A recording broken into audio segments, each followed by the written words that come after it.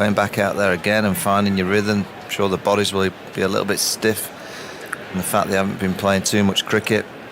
And this is a beautiful day for batting. It really is. It doesn't get any better than this at Leeds. And Broad bowling around the wicket. He comes up, Warner's there. Edges and he's caught at second slip. He's got him again.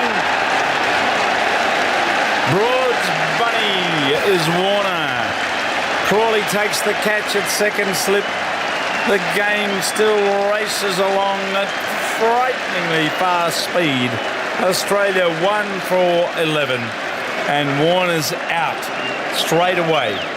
He got off the mark, but he only made one. And Alex is alongside me. What do you think about all this? Well, what do I think? Well, Warner walking off with a smile on his face, and it's not a smile of a man that's happy at all. It's a smile of, I cannot believe Broad has got me out again.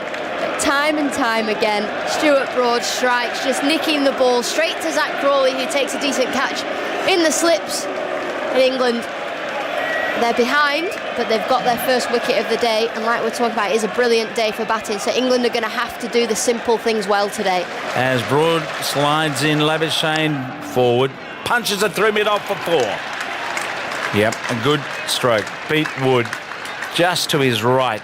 He's a little wide at mid-off, and away it went to the boundary. In comes Wokes, bowls to Khawaja, very fine deflection for 4.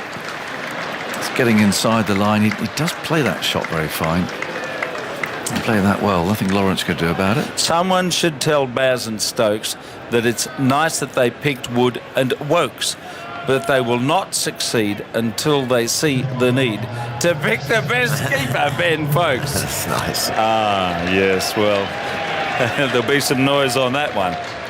You wonder if it's going to happen before the end of this series.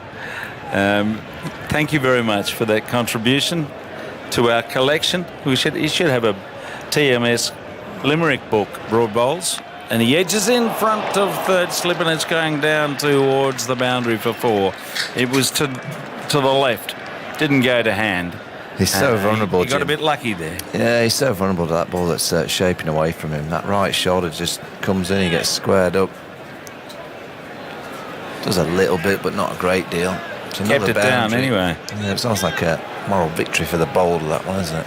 You haven't been in there? I've been in there a couple of times, yeah. Yeah. Oh, they get... Hey, Cobber! Yeah. What's going on with that best whole thing? You know, all this stuff. What was that? Where was that? Oh, I'm going to get out of here. What the hell was that? I'm going to get out of here. Simon Mann's going to come and join you. Was that a Leicestershire accent you were putting on there? Oh, I don't know what it was. It sounded like the blacksmith. Peter Norgrove. Yeah, we got another It's a one. limerick for Tuffers. Oh, good. I should be able to get through it. To Mark Wood over. Phil Tufnell could hardly believe how his bowling would often deceive. Have you watched Tuffers bowl, Peter? That's not nice. No, it wasn't, was it? Phil Tufnell could hardly believe how his bowling would often deceive, but with a bat, I'm sure he didn't get a big score. They were rarer than a Ben Duckett leave. Oh, very nice. Enjoyed that. Yes, 67 not out at Lord's. Thanks very much versus Worcester. Would round the wicket to Labuschagne, who is, he caught down the leg side. Is that a drop catch? Wood's on the ground. Bairstow didn't take it away to his left-hand side. What does this come off? Is that another one? It looked as if it came off the bat, but it may have been an optical illusion. Wood fell over. He was flat on his face on the pitch. Bairstow sprawled away to his left-hand side. Labuschagne went after a ball down the leg side. Oh, yeah, he's definitely got something on that. And Bairstow diving away to his left. Low, left glove, couldn't get underneath it. And that's a life for Labuschagne. Well, you want your keeper to hold on to that. It wasn't an absolutely straightforward catch. It was nowhere near as straightforward as the one he dropped in the first innings. But when you're struggling for wickets, you need that to go your way. Moeen now, right arm over to the right-handed Labuschagne, who slog sweeps is in the air. And he's caught. Yes. He's caught at deep mid-wicket. Labuschagne can't believe what he's done there. It was a lazy shot on the sweep, top edge. Catch taken by Harry Brook in the deep low down. Everyone just held their breath for a moment to see whether it was going to carry. It did just about. And Brook got onto it, caught it low down, and Australia are 68 for 2. Well, something finally goes England way. As you said, a lazy sort of slog sweep in front of square. Sort of middled it straight to Harry Brook, and that's a great tumbling catch moving forward. Could that be the spark that just gets something going? Fantastic to get rid of Labuschagne. He batted beautifully, looked in great nick. Just had that chance dropped down the leg side from Wood, and then again offers one up to Moeen Ali. He's got to go for 33, Marnus Labuschagne. Played nicely, but now we've got a new batsman coming in Smith. You've got to switch on. This is the chance. As Moeen's in again, and Smith flicks in the air, straight to mid-wicket, is gone! What has Stephen Smith done there? It's 200 test wickets for Moeen Ali, and it's the big one of Stephen Smith. And England are right back in this. He's just flicked across his front pad and picked out the fielder at mid-wicket. Australia have lost their third. They're 72 for 3. This is very unlike Steve Smith. He's taken a ball from outside the off stump and hit it to Ben Duckett at shortish mid-wicket at very catchable height, around about knee height. And Smith has to depart, and I'm sure he's thinking, what on earth have I just done? Well, 1 wicket brings 2, doesn't it? And you could say both the batsmen got themselves out. Well, I didn't think today would be about Moeen Ali spinning England back into the game, because it doesn't really feel like a pitch for him, but he's picked up the 2 wickets, and they're big ones, of Marnus Labuschagne and now Steve Smith. Moeen round the wicket, comes in, bowls, and that's driven hard, and between the close fielders, has played that well, you know. Gets 4 for that, because he's threaded it between Crawley and Duckett, who are on the drive for that shot, really, but he's drilled it between those 2 fielders and down to the extra cover boundary for 4. Woakes is bowling. He's beating the edge. He's nicked it. He's out. Khawaja's nicked it low to Bairstow. There's a big wicket. They've got the anchor man out. England well and truly in this game. And they've come back very well from Australia's beginning, and they've clutched 3 wickets in the last 45-50 minutes. And Australia lead, but England batting last. How many will be too many? At the moment, they've just seen Khawaja nick one on his crease, low down to Bairstow. He takes the catch, and Australia have got Mitch Marsh coming out again with Khawaja out for 43. Bairstow gives it the fist pump because he finally gets hold of one. He finally keeps hold of one. Chris Woakes angling across the left-hander, bowls the wobble ball. It just nips ever so slightly in the surface. Khawaja looking to defend. Thin edge through to Bairstow. Ben Stokes points at Bairstow, almost saying, you've finally done it. You've finally kept hold of one. England, they're getting themselves back in this game. This game is moving so rapidly. 24 wickets in less than 2 days play. And although the pitch looks a little better for batting, wickets keep falling. Marsh is 3. Broad bowls, and he leans and drives beautifully away through extra cover, wideish mid-off for 4. He waited on that, allowed it to come in, and then just took it away on the offside, sure of the bounce, and it was beautifully played.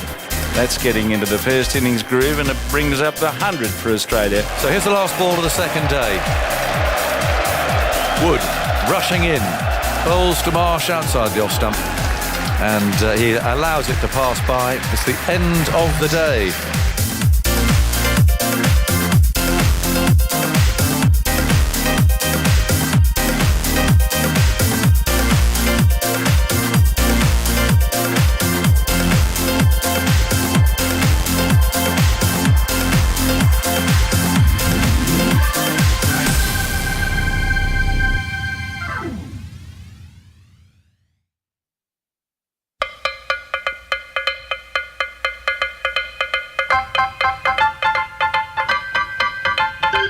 Stokes, he's just away into the leg side.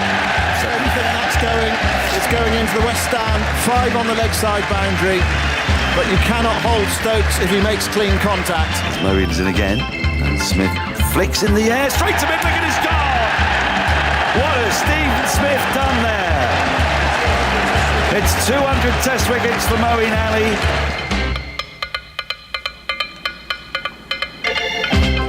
Hello, and welcome to the third day of the third Men's Ashes Test, live from Headingley. I'm Daniel Norcross, alongside me Alistair Cook, Glenn McGrath, Alex Hartley, Andy Zoltzman. A whole host of people will be coming hither and yon, to and fro through the course of today. But first of all, I have to tell you, we may have a bit of a delayed start. There is rain in the air and actually on the ground, and it's falling at quite a pace. We are expecting things to improve. We're expecting to get lots of play today, and we need to, because this game is so deliciously poised. With England having taken 4 of Australia's second innings wickets yesterday, Australia have a slender lead of just 142 in this must-win match for England if they're going to, well, keep any hopes alive of regaining the Ashes. We will be talking about England's prospects today, how the match has gone. We'll be looking at Ben Stokes and his remarkable 6-hitting prowess, and who better to talk about that than Sir Alistair Cook, a man who himself has hit a 6.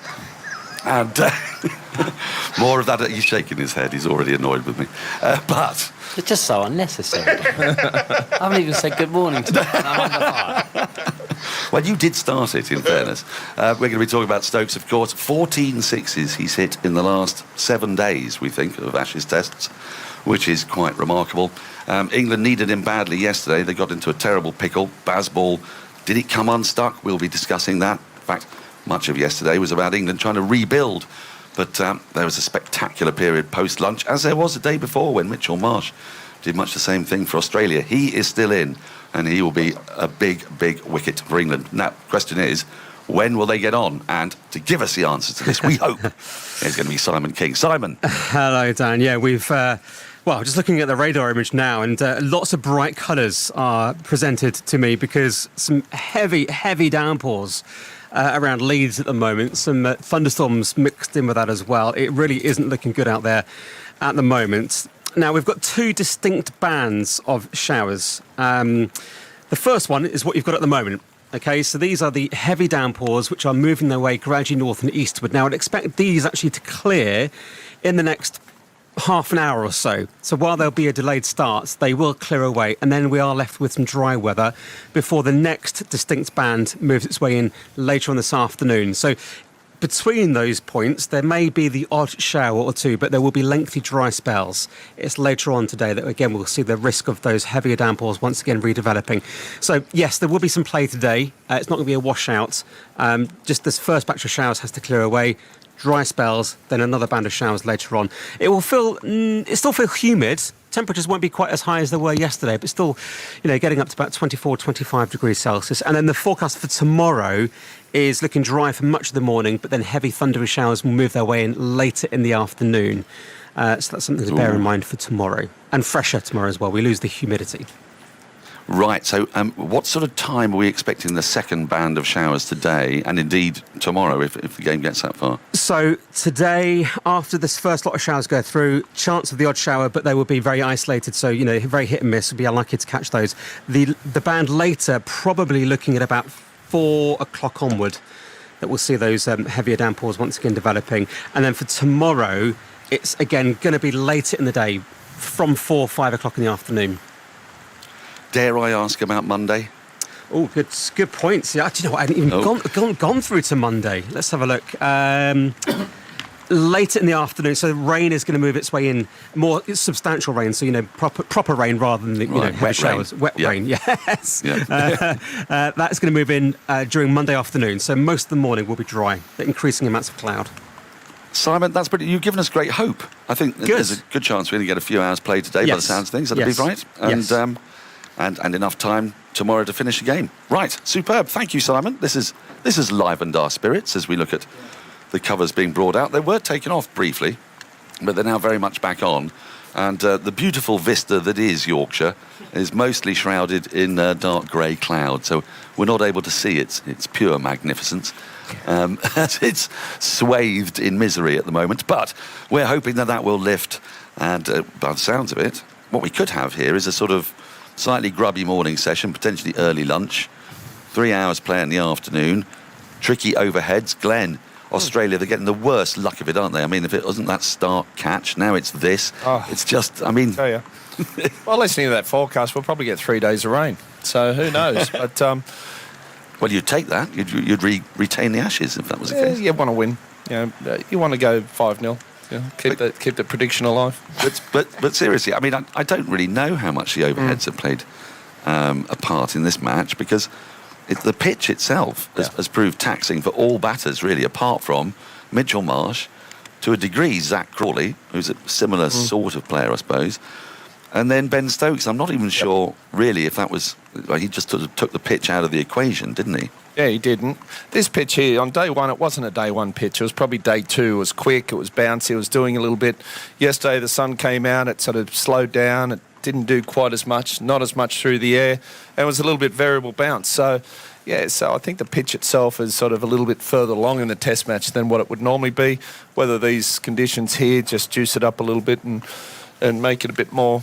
a bit more out of it, or whether the ball gets wet and does absolutely nothing. So, we'll see what happens once these covers come off and the rain stops. I mean, this helps England to a degree, doesn't it, Alistair? Because, for a start, the way England bat, Bazball, means that their bowlers, and let's face it, they're a creaking bowling unit of elderly men and people with back spasms and finger spinners without a finger, could do with as much time off as they can possibly get, couldn't they? So, actually having another session off makes it more likely Ollie Robinson might be able to take part. We'll be talking about him over the course of the next half an hour. This suits England, doesn't it? Absolutely, and the mental side of the game, when you are tired, the guys have put some serious shifts in, some serious time in the dirt over a very short space of time, and the intensity of Ashes cricket is so different to what you play. They'll know that they'll only have 2 or even possibly 3 hours play. And whatever we start, that's what we think, and actually, right, that's just 2 spells from Stuart Broad or 2 spells from Mark Wood. And when you know that when you start the day, I think it's such it kind of revitalises you. Because at the beginning of the day, when you're 11 o'clock and you think, we could be out here for all day, 90 overs, it could be a slog. But if they say start at 1 and you know on the radar there's some more rain coming at 3 o'clock or whatever, it does make it easier.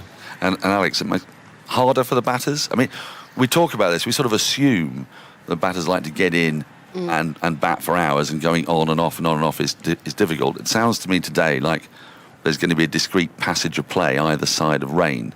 Yeah, it's just knowing that you have to switch on and off as well as a player. So when the rain comes, you go off, you sort of relax. Some batters will keep their pads on if you only know it's a short rain spell. Some take them off and just relax. But then you've got to switch back on. You've got to get yourself back in and get back out there, and it becomes quite a mental game from that side of things. But I think as a bowler, we much prefer. Well, I would always prefer to be on and off as a bowler than a batter. For England, Moeen Ali came to the fore yesterday, didn't he? He didn't get too much of a chance to do that at Birmingham because his finger split after bowling 29 overs in one day.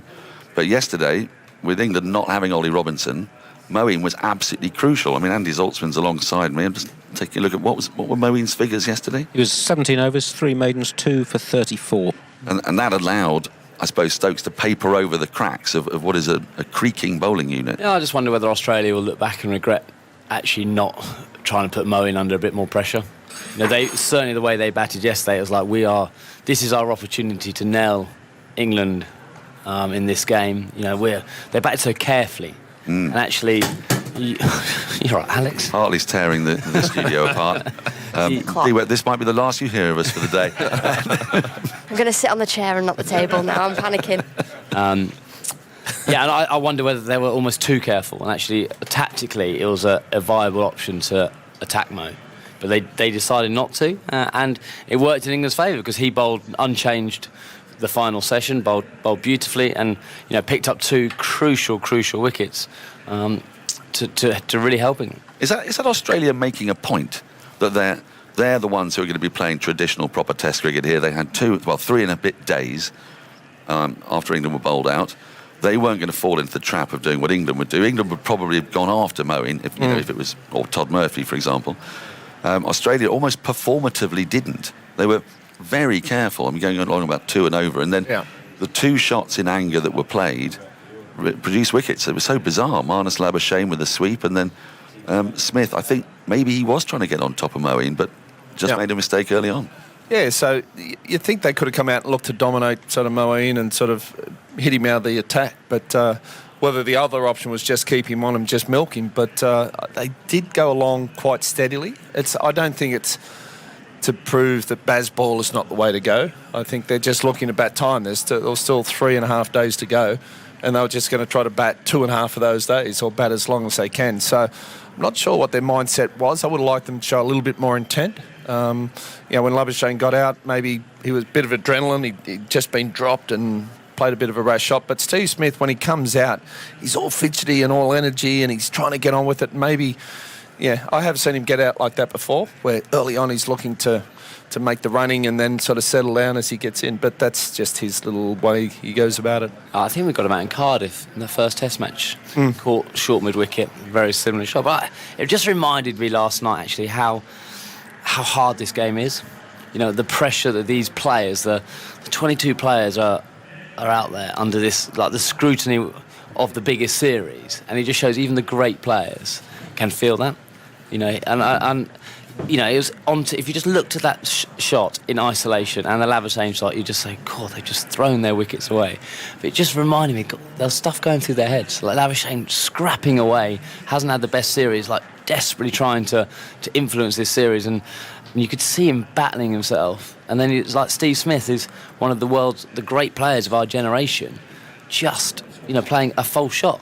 And I said, if it affects them, it's just a real reminder of me when I was thinking about it last night, that this game's quite hard, and we do have the easiest job just talking about it. Well, as a spinner, Alex, you must have been delighted to see Moeen come into the game. And his contribution wasn't just those 2 wickets. They're sort of a bit of a bonus. It was the fact that he could hold an end up for 17 overs, and it just meant that Woakes and Broad and Wood could have a bit of time off in between spells. Yeah, and that's what we've been crying out for, isn't it?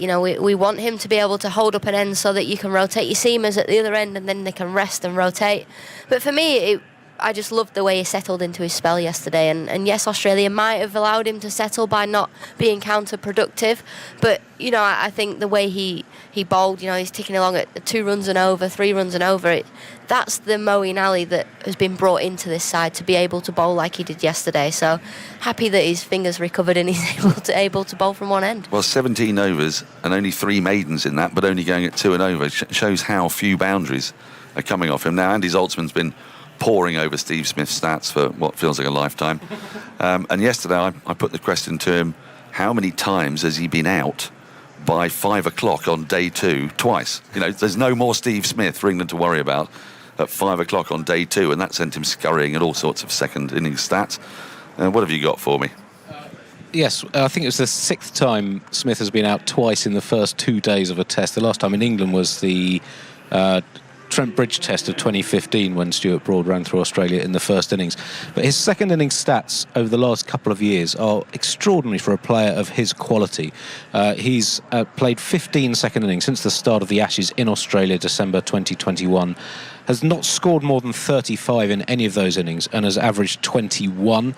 To put that in context, in world cricket, 48 players have batted 8 or more times in second innings in the last 2 years, and Smith has, in the top 6, Smith has the 38th best average of those 48 in second innings top 6 players since over the last 2 years. In first innings in that time, he's averaging a fraction under 64 with 500s and 6 other 50s in 23 innings. So it's throughout his career, he's had quite a big difference between first and second innings, which is fairly common. We talked about this with Ollie Pope. Both Pope and Smith are unusually extreme in the extent to which they're stronger in first innings than second. But recently, for whatever reason, Smith has been completely ineffective in Australia's second innings. I don't know if there might be a reason. It doesn't make a lot of sense. We talked about sleep deprivation and the fact that he struggles to sleep during matches. One sort of wonders why there isn't a solution to that. But that couldn't be the excuse yesterday. We're only on the second day. So, it's most unusual, really. But to England's glee and delight, they removed him and they removed Labuschagne. Just quickly on Labuschagne, is there just a little feeling of Ollie Pope in the Ashes in Australia? Remember how Ollie Pope kept on fidgeting with his technique and kept trying to move further and further outside the line of the off stump, and then found himself playing at wide balls and then getting bowled behind his legs. Does Labuschagne feel to you like a man who's just, trying too hard or thinking too hard? There's something not quite Labuschagne about him at the moment. Yeah, maybe. It's one of those things when you're not performing the way you feel you should, and there's a bit of outside sort of influence in the media that you're not performing. And he's the type of guy that cannot sit still. He's got that much energy. He's always buzzing. He's always doing something. So, yeah, I'm sure his brain ticks along at the same speed. So 100 mile an hour, thinking all these different things. But, But is he further over to you, outside off stump? I'm looking at him. He feels just a little bit further over outside of something than he has been in the past. I just wonder if he's trying to do that to negate movement in England or something like that. Well, maybe.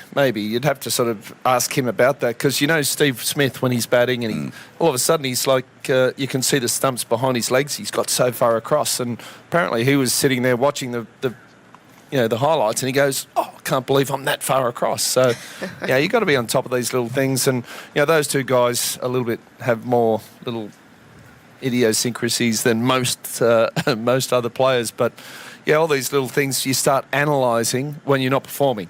When you're performing, no one really cares, do they? So you just go out there and do the business. But it's more the mental, psychological side of the game. Yeah, he's just searching, isn't he? He's just searching for it. Even in that second innings, you could see he was really thinking about everything. I wonder if these are a little bit actually more side on. I can't remember him quite being as side on as he is when he hits the bat on the ground, as if he's trying to work on being perfect. And it just shows, isn't it? The batting, it's all about the top 6 inches.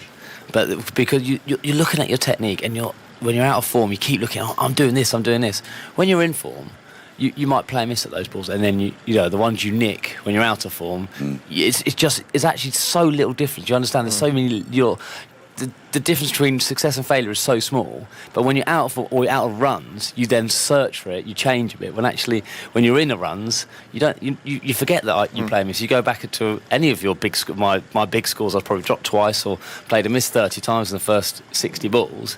But when I've scored, you don't then pour over that, do you? You don't look at that, do you? You just think, I'll go and have a beer, thank you, what a good day. You don't check over the drop. When you're out of form, you go and search, and then you start tinkering. And if the only thing that matters when the ball comes down is, are you then focusing on that ball? And the thing with cricket is we're very result orientated, but as players you've got to be process orientated. Just keep the process, be happy with it, confident, saying, yep, I'm bowling well, I'm batting well. The wickets will come. If they haven't come today, the runs will come if they don't come today, as long as I'm doing the process the way I want to. Easier said than done, though, isn't it? Because you're so desperate to do well. Keep it simple. It's a very simple sport that we overcomplicate all the time.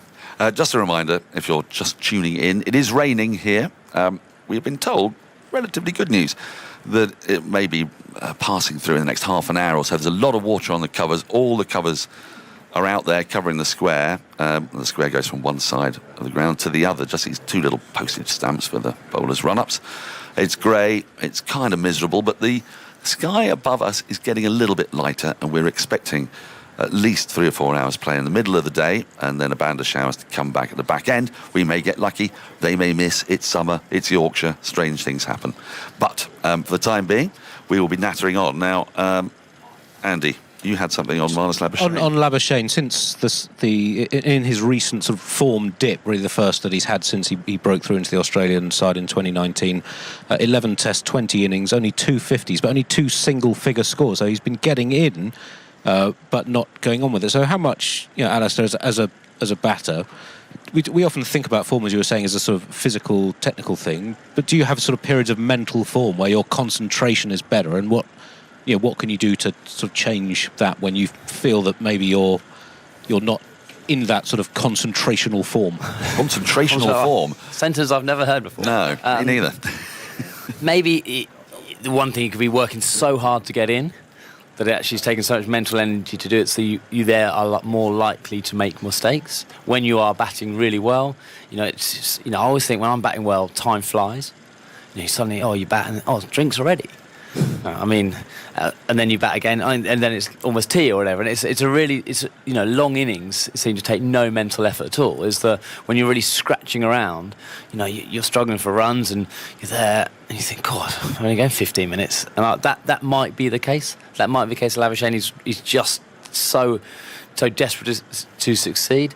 And also, probably the first time he's ever experienced this, as you said, in an international thing. And the game challenges you, doesn't it? It challenges you all the time in so many different ways, and if I was speaking to him, he'd be like, right, just try and relax a bit more. Just trust yourself. You're seriously a good player.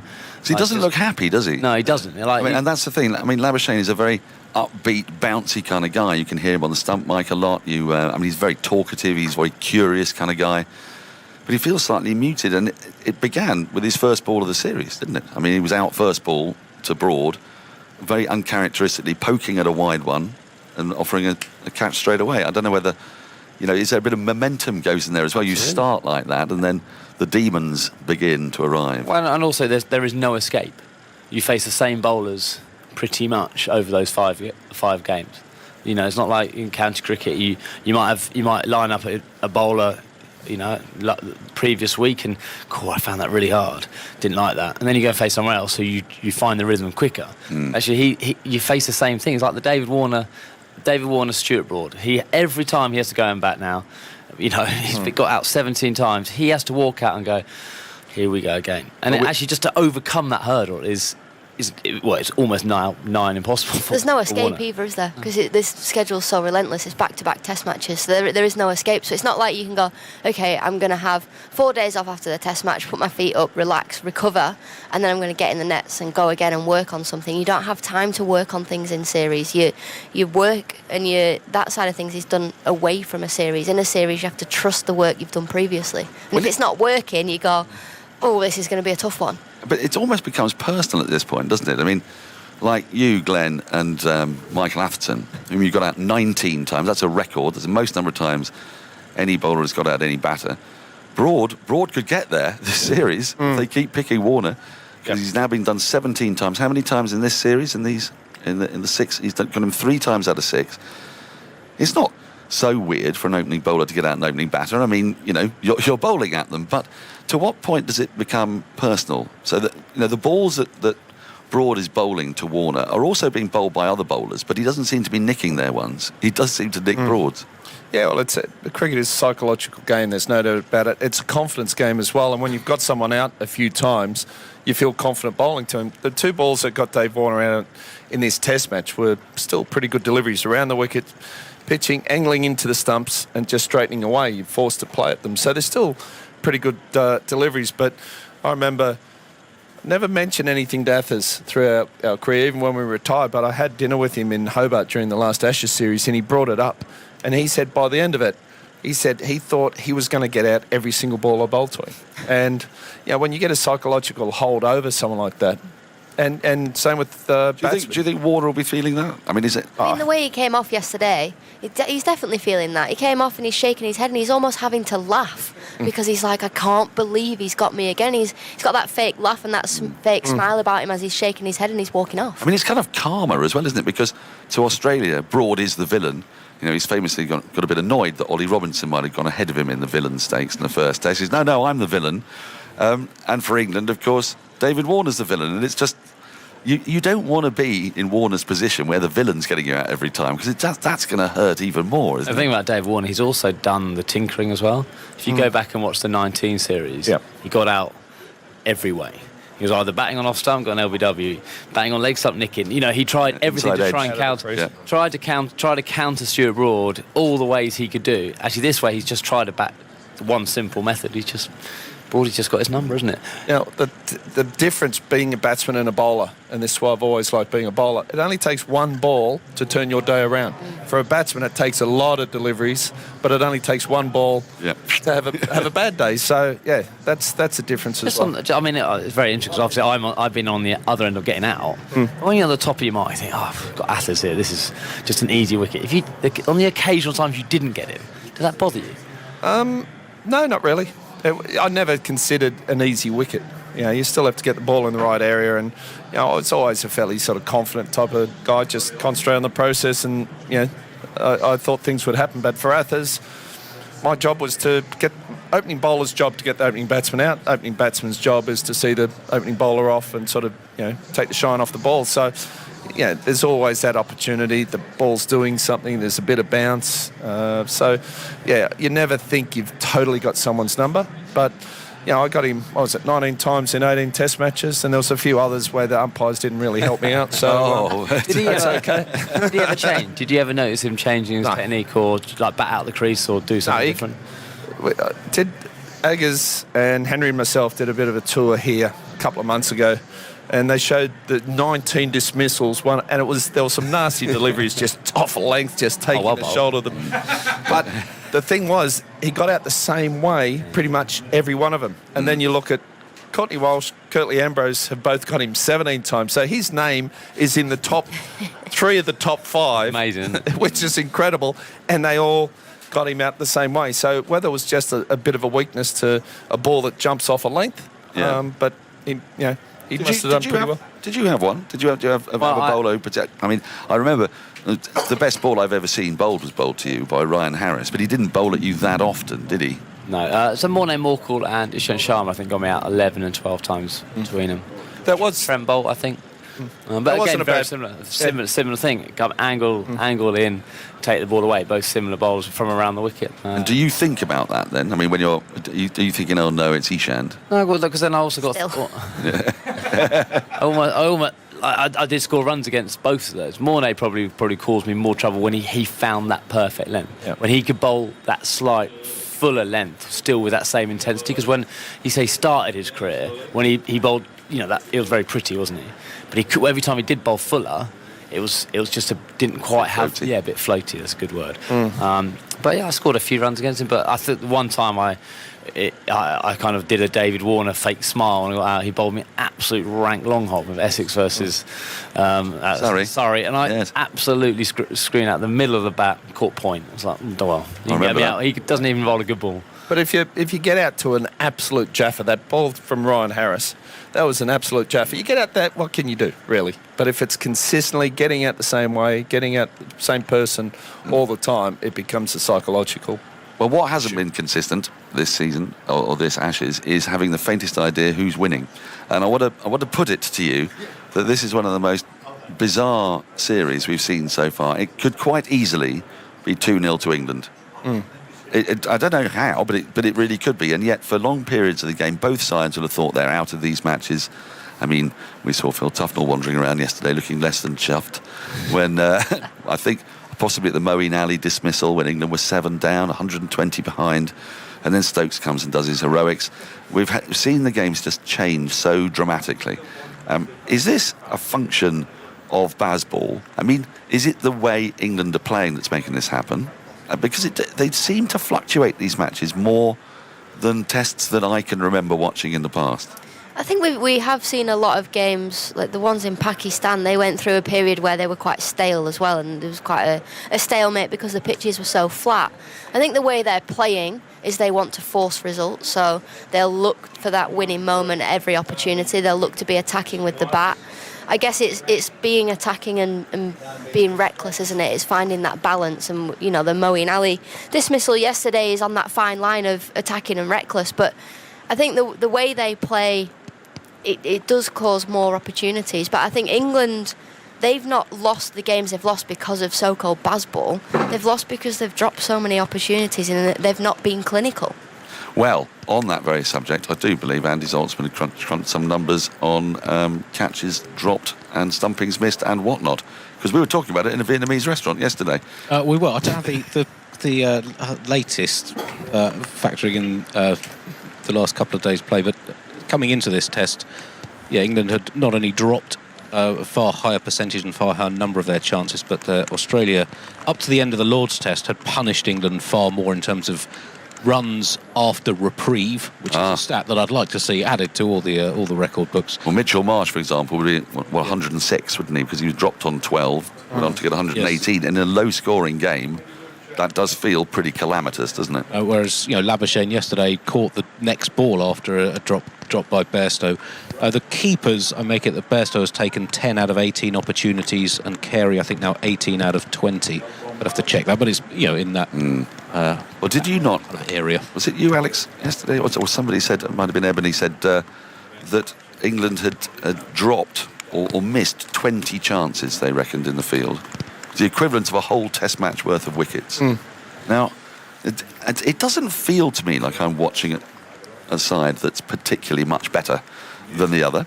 And by the way, if you're switching on for the first ball, there is no first ball yet. It is raining. It's raining quite steadily. The covers are on the field, and they will be there for a while yet, we think. There's a band of showers that's passing through. We're expecting it to pass in the next 15 to 20 minutes. There'll then be a mop-up operation. I don't know. We haven't heard yet, but I wouldn't be at all surprised if we have an early lunch by the looks of things. So it could be a sort of 12:30 lunch with the mop-up happening and starting at 1:10. But we're expecting the skies to clear and for there to be play this afternoon. So fear not, stay with us. We've got plenty more to discuss, plenty more to talk about, not least of which is this disparity between the two sides. What we're trying to find, what are the differences that make Australia 2-0 up? And it feels like those differences are in the field. Yep. And unfortunately, it's difficult to say, but the spotlight is going to be on Johnny Bairstow because Ben Foakes played a large part in this team's development all through last season. Harry Brook's come into the side. In order to get Harry Brook in and Johnny Bairstow back, Foakes has been deemed surplus to requirements. Are we seeing the value of a keeper, or is this just one of those things that happens? You know, in a couple of test matches, you'll drop a few. A couple of test matches later, he'll be taking them all. I was very much a Bairstow fan before the Ashes. I was thinking, great opportunity, great thinking that he fits in the dynamic of their team. I'm slowly starting to change my mind and see the importance of a proper wicket-keeper and having a specialist wicket-keeper. I think the Ben Stokes knee injury has definitely pushed Bairstow's claim because of his batting. You know, he's an all-rounder. His all-rounder, as you know, if Stokes was fully fit, which I don't think we're ever going to get again. I think unfortunately, not that I'm guessing, not I've ever spoken to him about it or anything. I'm guessing, unless he can find a new knee somewhere. I think he's always going to be now limited how many overs he can bowl. So yeah, I think Bairstow. I would have picked Bairstow at the beginning of the series. Did we underestimate how bad his leg injury was? No, obviously we knew how bad it was. How long it actually takes to get back up and running, to be keeping, to the standard needed. Because it's footwork, isn't it? We're talking about really. I mean, everyone sort of focuses on glove work, but actually, it's getting closer to the ball to make those catches easier, isn't it? And even the movement, the mobility, the strength you need to do it for 90 overs in one day, and then back it up the next day. I don't know. I'm guessing like his numbers of power in his legs will be lower now because of his injury than it was 2 years ago. I'm probably going to get a text from the strength and conditioning guy going and say, no, he's flying, he's more. But that's the kind of thing. Maybe we all underestimated how hard it is then to go from no cricket for 11 months to be back there. But I would have picked him. I would have picked him because of the Ben Stokes situation, because of what he could do with the bat. Obviously, when you're dropping catches with your keeping, it affects you mentally, and it has an effect on your batting as well. Yeah. I think you need a wicket-keeper first. It's one of the it's the most important position in the field. If he's putting catches down, doesn't matter how many runs you score, sometimes you're not going to make them up. So I think you pick a wicket-keeper first. What's happened in the past, you've got guys like Kumar Sangakkara and Adam Gilchrist. Now, those guys coming in, Kumar came in top of the order, Gilly came in number 7, and they could take the game away from the opposition with bat alone. So the fact that they're also the keepers and did a great job, so now everyone thinks, we need to have our wicket-keeper has to be an all-rounder. But wicket-keeper, most important part, more than the batting side. It's been a perennial debate. I mean, Jack Russell and Alex Stewart. I mean, this goes back 30 years. But Matt Pryor, when Matt Pryor came into the side, I don't think people thought he was the best gloveman, did they? There was James Foster, who was probably undeniably the best keeper in the country. Then, say, Chris Reed. But neither of them were getting a look in because Matt Pryor could average, 40-odd in Test cricket. And actually, with Johnny Bairstow, when he first came in, his keeping wasn't good enough. And then before his injury, when he did keep, it was, I think he went through a period of 18 months where his keeping was of international standard. And he worked incredibly hard to do it. Very similar to Matt Pryor. He came in as a keeper and then dropped a couple of chances in Sri Lanka, missed, then got dropped. Tim Ambrose came in. I think, and then they decided to go back to Matt Pryor, who'd gone away for 6-8 months, worked in his keeping, and towards the end of his career, his keeping wasn't noticed at all. Well, didn't notice him. So, it's been a real tough one, Johnny. It's been a tough. But while the series is still alive, while Sirius is still alive, he has the mentality and the ability, which I'm not sure Ben Foakes. His batting is maybe he's underrated. Maybe we're underrating Ben Foakes' batting, but he can't play the destructive impact innings which Ben Stokes wants as a captain, because that's what he goes on about: can players change games? Bairstow's a match winner, isn't he? With the bat. Yeah. With the bat. And also, Game changer. He's got a very flimsy tail, hasn't he, Alex? So you want somebody who can score their runs quite quickly, I'm guessing, because if numbers 8, 9, 10, 11 get blown away, if Johnny Bairstow faces only 40 balls, he might score 50 runs. Whereas if Ben Foakes faces 40 balls, he'll probably get 20 runs. Are we talking about Johnny Bairstow, the batter, when he doesn't keep? Are we now have we kind of merged the thing actually? When Johnny, are we thinking on selection when look at those hundreds he scored, he wasn't keeping? When was his last hundred as a keeper? Or is it when he's going to have that one day in the field, one day with the gloves on, and he goes unnoticed, which is what keepers should do, they go unnoticed, and then he comes out and then he scores runs, and he's just having that mental battle with himself. You could see when he took a catch yesterday just how much it meant to him. He threw the ball on the floor and he's just fist pumping himself. He's thinking, finally I've got one. Well, because he knows, doesn't he? I mean, it's frustrating to him as well as anyone else. It comes down to that old saying, catches win matches.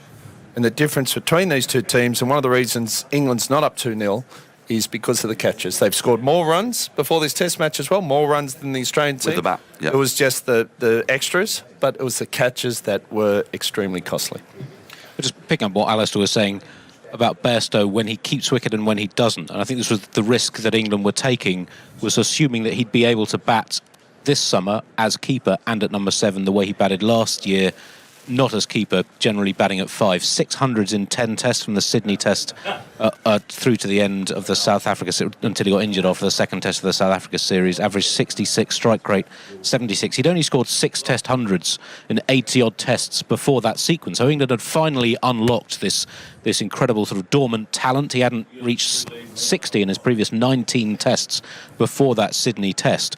As wicketkeeper, he hadn't scored 100 in 14 tests going back to in New Zealand March 2018. This was before he came in this came back as keeper this summer. He'd averaged 21 in that time, averaged 25 in his last 24 tests as keeper since... Kept getting bold, didn't he? Since August 2017. So he had, basically, Bairstow's had 2 golden periods in his test career as a batter. One was when he was keeping late 2015 through to the sort of middle of the 2017 summer, and then this period of sort of 8 months last year. And either side of that, he's sort of averaged mid to high 20. So to assume that he'd be able to replicate what he did last year as keeper, I think was a risk, and thus far it's not paid off. The one good innings he's had in the series so far was first innings batting first, and as we've often said, he doesn't have nearly such a good record as keeper in innings 2, 3 and 4 of a game. Ben Foakes, by contrast, averages 36 in innings 2, 3, 4, actually less productive first innings batting first. He's had 6 or 7 innings since the start of the Bazball era that have been useful to match changing. So, yeah, that was the risk England were taking. I don't think there was any question that Bairstow should play, but it was the question of, by giving him a different role, were they jeopardising the chances of him being as... Obviously, we'll never know what would have happened had he been batting at 5. Who knows the impact that injury has had on him. Also, last year was a very strange year. I mean, you weren't here, Glenn, but the batch of balls we got very soft very early. A lot of runs got scored by all sides, really, apart from South Africa, who struggled to bat. But we saw Mitchell and Blundell for New Zealand put on partnership after partnership for the 5th wicket. Once the ball was 35, 40 overs old, Johnny Bairstow was coming in at those sorts of times. I mean, it was here, wasn't it, when Jamie Overton and Jamie Overton should have been given out LBW and wasn't. He then went on to get 90-something on debut. They put on an absolute, 200-odd runs as that ball got softer. So should there be a sort of asterisk, in a way, next to last year's performances? I think it's slightly wrong to say that he came in around about 35th over. He was actually coming in a lot earlier than that. I think of his 600s last year, 5 of them were coming in with less than 60 runs on the board. It was an extraordinary sequence of innings bailing England out of trouble, and actually a lot of those innings he made quite a careful start. I think one of the 200s at Edgbaston against India, one of them he was 11 off 50 balls and then accelerated. So I don't think you can say that he was getting the easier to the conditions, certainly not at the start of his innings, and he was... Well, I suppose he was in when the ball had got soft. But he was being very productive in the second innings. So he prefers batting higher in the order? Yes, I'd probably better higher in the order. And recently, his batting stats as keeper have not been as good as they were in that period earlier in his career. In a few minutes' time, we're going to give you the opportunity to ask questions to Jim Maxwell. What's his favourite shipping forecast area, that sort of thing? Viking, Cromarty, Finisterre. I think he's a North at Sierra man looking at him. This year, he's celebrating his 50 years with ABC and 40 years on TMS. So if you'd like to ask questions to Jim, you can email us tms@bbc.co.uk or go via social media at BBC TMS on Twitter or at BBC Cricket on Instagram. Those are the varying different ways you can get hold of Jim Maxwell. We will be putting your searing questions to him and putting him under the spotlight as he reflects on 50 years of cricket commentary. Wow. 50 years. Do I have to email if I've got a question? I could sit and ask Jim questions all day. Email all or day. tweet through? I could do all of Twitter them. or Instagram? There's a new one called Threads now as well. You wouldn't be Facebook, though. But no, that's for your generation. Do you know? I don't even have Facebook. Well, I think I do, but I'm not sure. Do you know, Jim Maxwell, genuinely, you know when they do those games where you try to find a link back to the first test match by a player, and often using like Gooch and Wilf Rhodes in order to get there. So and so played with so and so who played with so and so, and you try to get back to the start I've never of had test. a cricket party game, so It's great fun. But I think you can get back to WG Grace or something, can't you, in about 6 removes, I think, of player. Well, Jim Maxwell can take you back virtually to the dawn of cricket commentary time via Alan McGilvray, because he worked with Alan McGilvray. And Alan McGilvray worked in the 1930s on the synthetic commentaries and whatnot, the cables that used to go into Sydney, and they would commentate from a basement in the middle of the night. And Alan McGilvray worked with the first person who ever commentated on radio back in 1920. Interesting how it all works, isn't it? My first test match, Alex wasn't even born. Wow. So, for real? Good grief. Now we're all feeling deeply old. That's dreadful. I just want to see what you would look after 50 years. Oh, you don't want to imagine that. you haven't had 50 years already? Not of commentary. No. I've been placed on this earth for more than 50 years, and I'm certainly feeling it. Before we get to Jim, Ben Stokes. Last thing I want to talk about. Yesterday, he did it again. He gaslighted his team. Here he is playing proper cricket, actually building an innings, doing the right things. And it's at the other end that madness happens. It's at the other end that Johnny Bairstow flings the ball at a wide one, and Moeen Ali is pulling one up in the air, and Chris Wokes, of all people, is flailing at the last ball before lunch. Whereas Ben Stokes is batting, Alex Hartley, like quite a traditional test match batter, and then having these splurges of extreme activity because he's running out of partners. But he's also taken a while to get to that point. If we think about this time last year, he was coming in and we were going, what are you doing? Like, why are you playing that cricket? Because he was coming in and he was saying to his team, I want everyone to be aggressive and positive and take the game on. And he was almost doing it in an extreme way this time last year. And we were all saying, you have to find that balance. Well, now, because England have found themselves in trouble, he's having to take a bit of pressure out of the game. He's found that balance perfectly in the last 2 games. And he's been brilliant for England. And he's actually, yesterday, got England up to more or less parity just on his own, playing in the way he did. Now for Stokes, it's about changing his game again, because as soon as he goes into that mode, you've got 10 fielders on the boundary, and then he finds it difficult, and that's when he's getting out. So it's then he's now going to have to adapt his game. Because he can't run the twos either, can he? So I mean, yesterday it was noticeable. They could put everyone right out deep, and it's a very long boundary out towards the opposite side of the Western Terrace, presumably the Eastern Terrace, and you can't really clear that. But you could have run 2, but he can't run 2. So he's hampered, and yet, I don't know. I mean, is he providing an example to some of the other batters, like Joe Root? It was great when he hit the first ball and tried to reverse ramp the first ball of the day. It was box office, but there was something inside you that just made you think, really? It's a bit like, walking past a nightclub and seeing your 84-year-old aunt having a dance on the floor. It's just not right. Because Joe Root can bat, and he can bat very productively at pace. Is Stokes setting a different example by the way he's batting at the moment from the one he set last year? Well, he was batting the way he did last year because, as Alex said, he was reinforcing his leadership. This is how I want my team to play, and if he wasn't prepared to bat like that, then he can't expect other players or or other players feel that they can express themselves how they want. He's like this Bazball. He's very clear on. I mean, he doesn't like Bazball. He's very clear. He just wants people to go and play the cricket the way they want to play it, with as much clarity as they can. So, the Moeen shot yesterday, he was annoyed that he didn't try and hit it for 6, because he's a better player hitting it for 6 than he's trying to keep it down. So he's angry at he's not angry at Mo, but Mo's like, oh, I should have tried to hit it for 6 because I'm better at that than trying to keep it down. That's the way he wants his players to think. That is leadership. That's his leadership, whether you agree with it, I agree with it, or anyone agrees with it. He's been given the opportunity to captain this England side, and he's doing it the way he thinks is best for him and his side. And one thing is, it's unbelievably entertaining, and it's brilliant to watch. Just on his batting, I don't know how. I was talking half an hour ago about people feeling pressure. Even Steve Smith feels pressure, plays shots like that. When the pressure is at its most, he delivers. With the bat as well, where you have one chance. Not with the ball, we have all the chances. When you have one chance at the bat, all his career, like the last 4 or 5 years, how he does it. Like that 80 yesterday, if he hadn't scored 80 there, we were done. Yeah.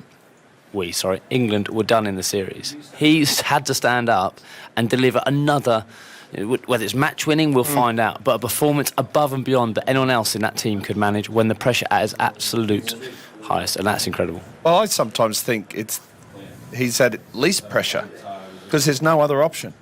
You only have that option to go. At that Test match last Ashes, England were gone. They were dead and buried.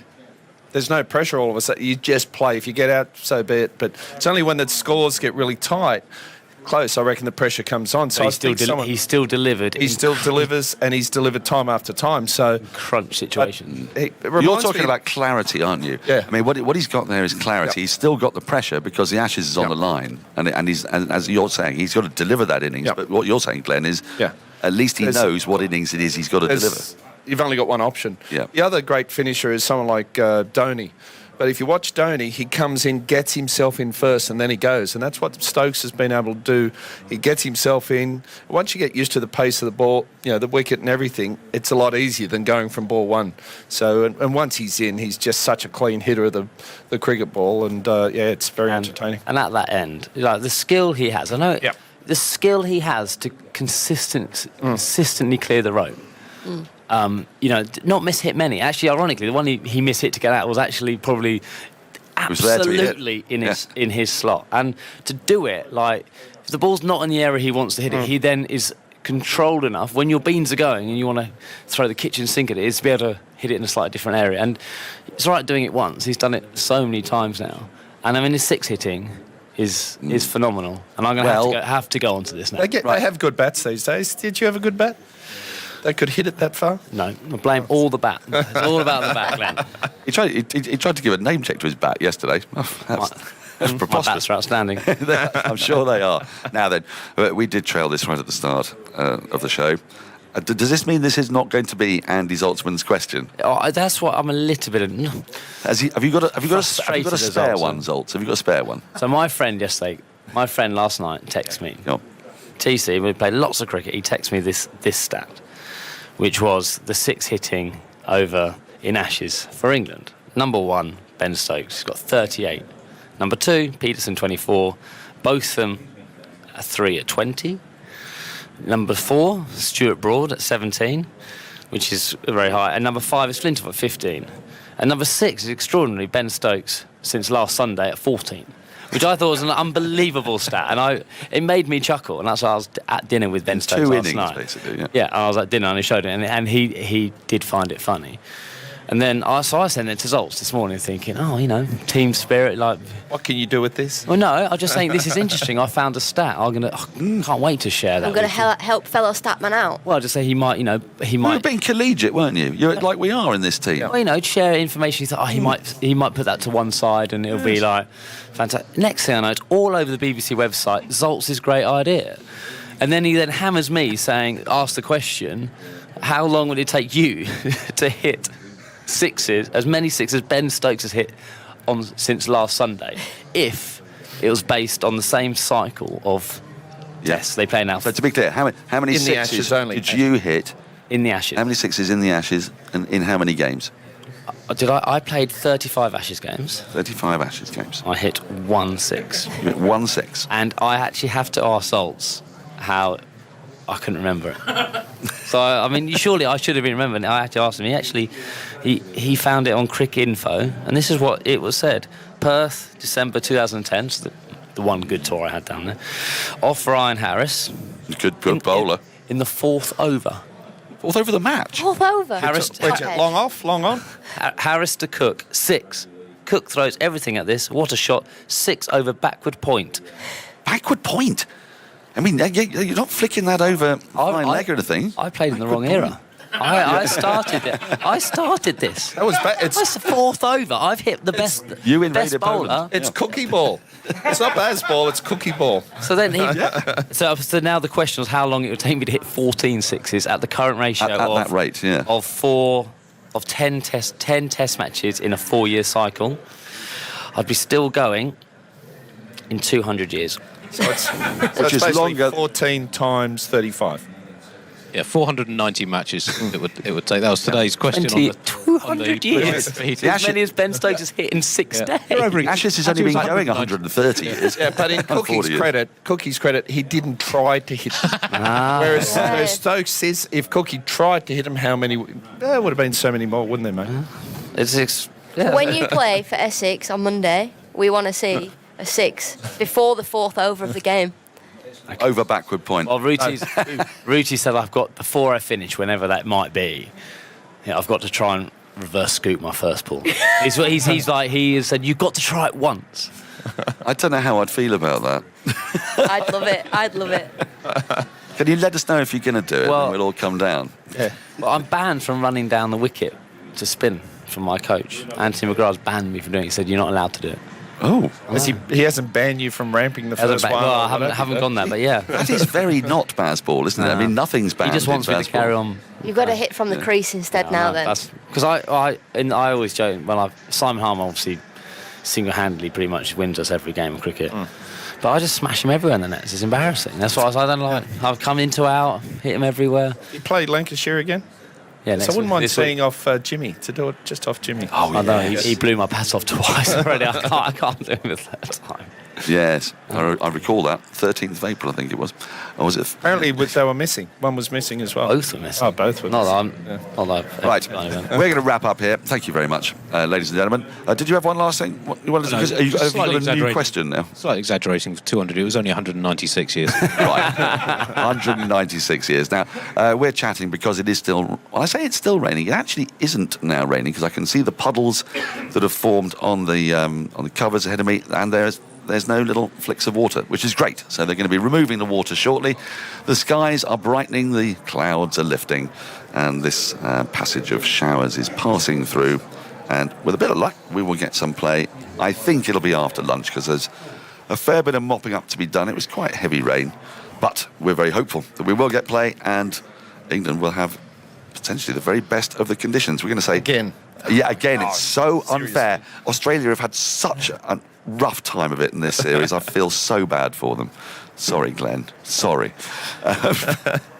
But Glenn's going to go, Alison's going to go, I'm going to go, and I'm going to bring Simon Mann in because it is now time for our feature, our opportunity to ask Jim Maxwell, the man who takes us with a thread back to the very dawn of broadcast time. And how does that make you feel, Jim? I'm getting out of the way. Well, how about that as a build-up? He's not that old.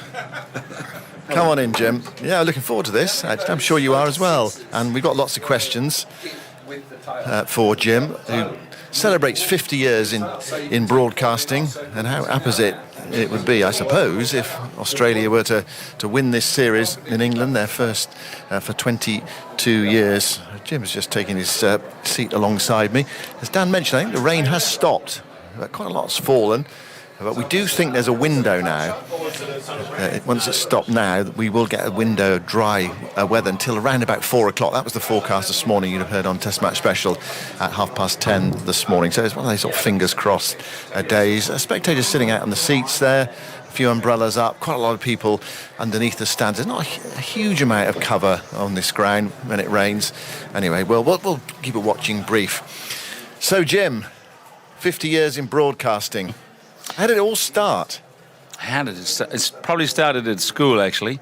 I always had a feel for doing what I'm doing now without ever really believing that it would happen. But one of my elder colleagues at the school I was at, Cranbrook School in Sydney, was named Peter Mears, and he applied for a job in the ABC as a trainee when I was in my second last year. So I thought I'll just throw my hat into the ring, see what they say. Well, I drew a blank and he got the job, and that sort of made me think, I might have another go, because these traineeships came up rarely. So I did 2 years later, and I missed out on that one. And then I did various things through university and working in insurance, and I actually came over here in 1972 with the Australian Old Collegians. We played actually 90 games in 3.5 months between Honolulu, America, Canada, Bermuda, England, and ended up in Geneva playing a game there. And I came back, as you probably know, and played at Hampstead a couple of games down there. And I went home and I rang my father from Perth and I said, Dad, I'm absolutely illiquid. I'm broke. And I need a fare on the Indian Pacific. And he paid the ticket, bang, I went home. And as soon as I got home, my mother said, I saved this from the paper. And it was an advertisement for a traineeship in the ABC. And without going through it all, 6 months later, I started working the ABC, having done an audition at a test match sitting in the back of the MA Noble stand, calling the Pakistan-Australia test match. And I think that got me over the line. So I found out a lot later. So I started there in April 1973 as a specialist trainee sport. And I was fortunate to be on the air doing cricket, Sheffield Shield, within 6 months, which I thought was all right. And I was lucky to have a bloke called Alan McGilvray, who I could watch the game of cricket through his eyes by being in the box and listening to how he used the language, the timing, all those sorts of things that are important in getting the message across. So, right time, right place, no doubt about it. I was very fortunate. So you were with Alan McGilvray, who was a familiar voice for older listeners at a Test Match Special. They'll remember Alan McGilvray. He was a big figure, wasn't he? Australian cricket voice of cricket. Yeah. Because he was there before television came. He and Vic Richardson and Arthur Gilligan, they were the three famous names for every Ashes tour in Australia. And McGilvray captained New South Wales in the 30s, started working on the ABC before the war, and then after the war, 46, 7, 48, of course, here. The ABC took every ball bowled in the series. It wasn't until 1957 that the BBC did every ball of a test match. So Australia has been out there in terms of ball-by-ball commentary since Bodyline in 1932-33, and McGilvray was a huge part of that for 50 years as the ABC cricket commentator. Was it? You were sitting alongside him, weren't you, at the start of your career?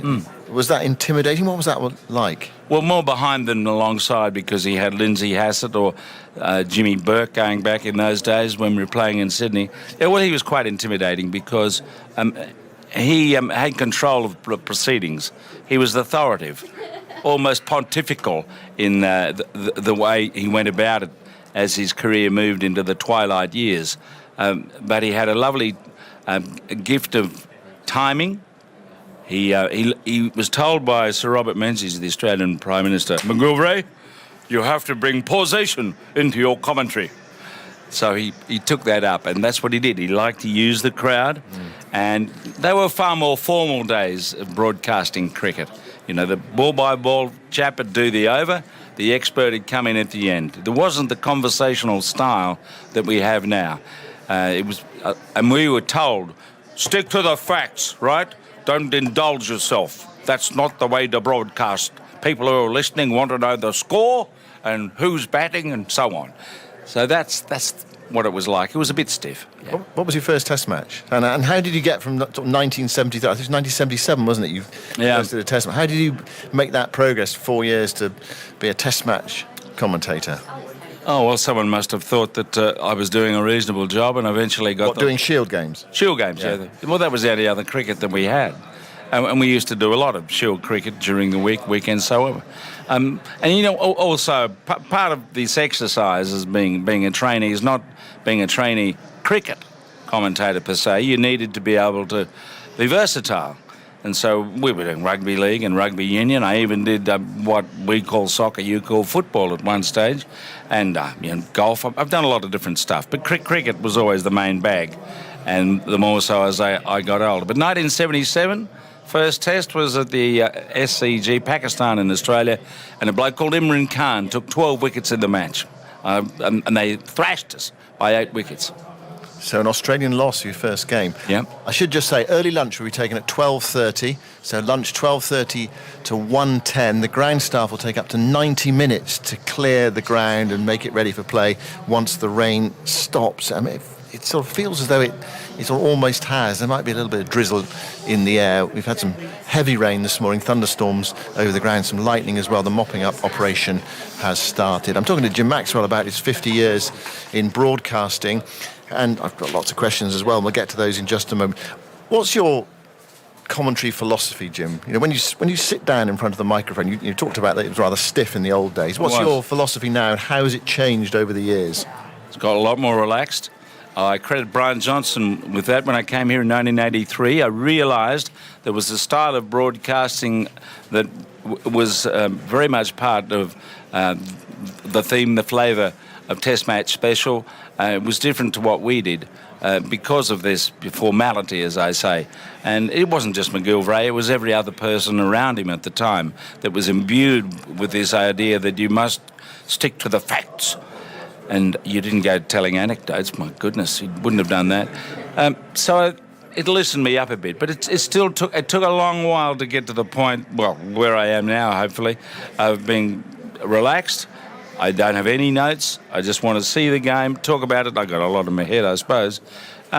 Give the score, give them an idea of what's going on between the batsman and the bowler, a bit of anticipation.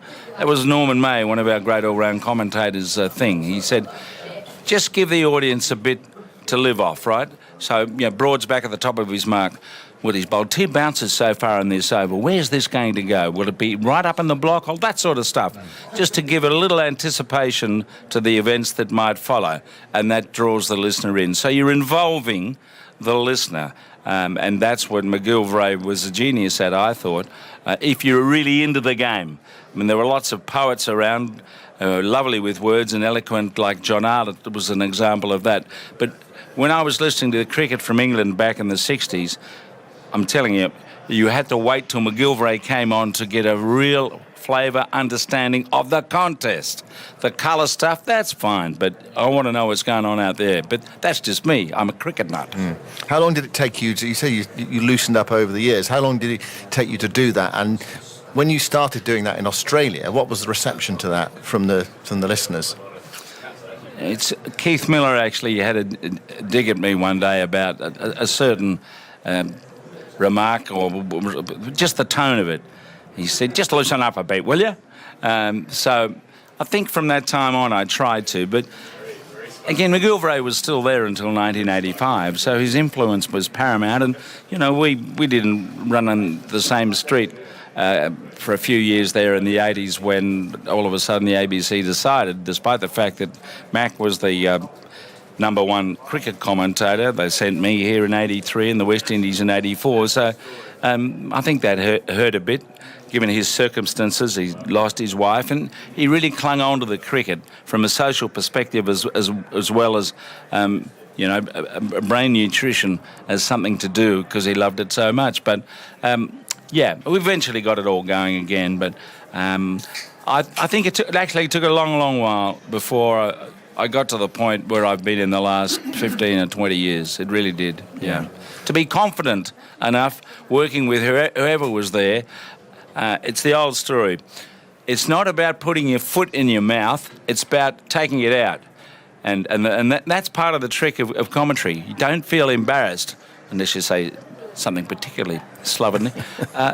Just get on with it. Because most of the people, when you do say something unusual, say, what did he just say? Did he say that? And you've moved on. It's not in print, you see, so they can't find it. Yeah.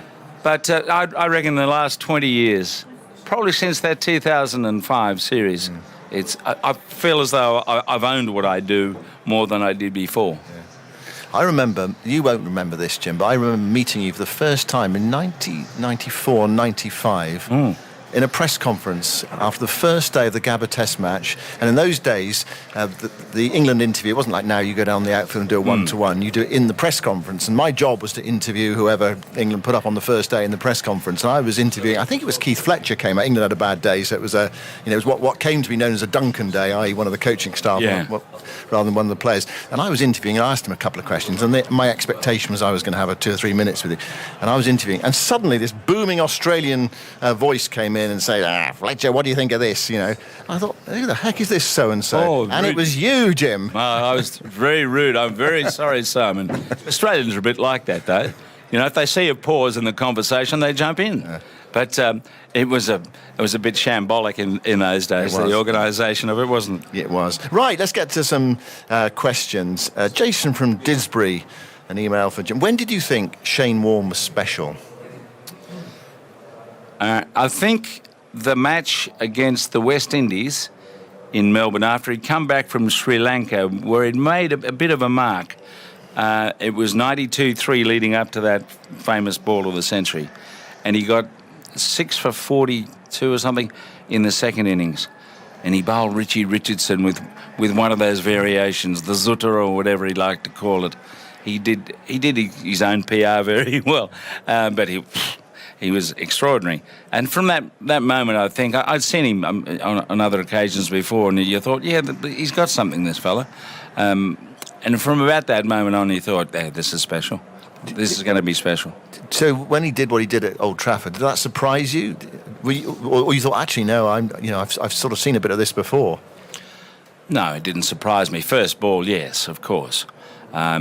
And I think most of the punditry thought he was just going to roll his arm over and get himself into the game. But he bowled a beautiful delivery that dipped and hit and turned, and just too good for a bloke a bit slow on his feet, I suppose. But it was an amazing first ball. But they had lined it up through the warm-ups. They'd kept him out of the game. I think there was a game at Worcester.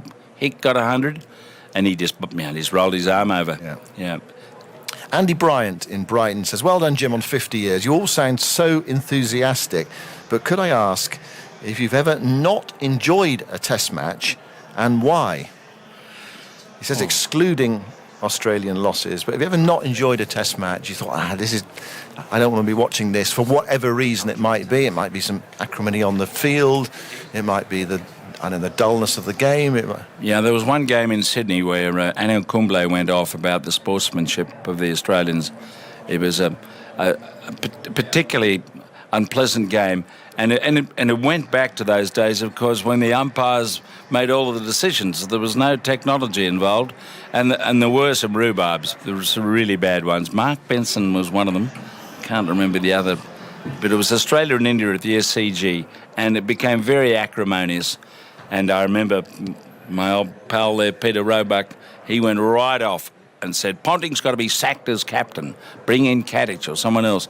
He really went for the captain in that series because of what he saw as this aggressive Australian behaviour that lacked the grace that was required of a leader. He went a bit hard, but I think at that time, he wrote for the Sydney Morning Herald, I think they had more responses than the old faxes and letters than they'd ever had on any other issue over that. So it just reminded you how important cricket was to most Australians, and we were reminded of that again, of course, with the Sandpaper Gate incident. But that's the one that stands out. That did leave a bad taste. Yeah. Richard Howett in Cambridge, he says, thank you for coming to England this summer and for your unique contribution to Test Match Special. He actually says, what's your memory of being a young commentator working with Alan McGilvray? And we've sort of touched on that. And he says, when and how did you know you had become regarded by the cricketing public as Australia's leading commentator in succession to McGilvray? It's worth explaining, Jim, what the sort of setup is in Australia, because you're sort of the local man, or you were the local man, aren't you? You're Sydney, someone else is Brisbane, someone else is West Australia, someone else is South Australia, and you do the match in your own patch. And it may not be that you do all the games around the whole of Australia, but presumably there was a time when that happened for you and you did become, you did every single game. It happened with McGilvray, actually, because the new head of sport who got me to come here and then the West Indies, he said, we're going to have a team, right? And the first team was, and this is interesting, Dennis Cometti, myself and McGilvray. Now, people in England probably don't know about Dennis Cometti. He's probably alongside Bruce McAvaney, the most famous Aussie rules commentator, and he was on commercial television for some time after that. So there were the three of us, and then it sort of grew around who was visiting, because there was usually a commentator from that country. But the idea was to have a team, right? A team of experts, same group for most of the series. And it went from there, and that's where I was every summer, well, ever since then.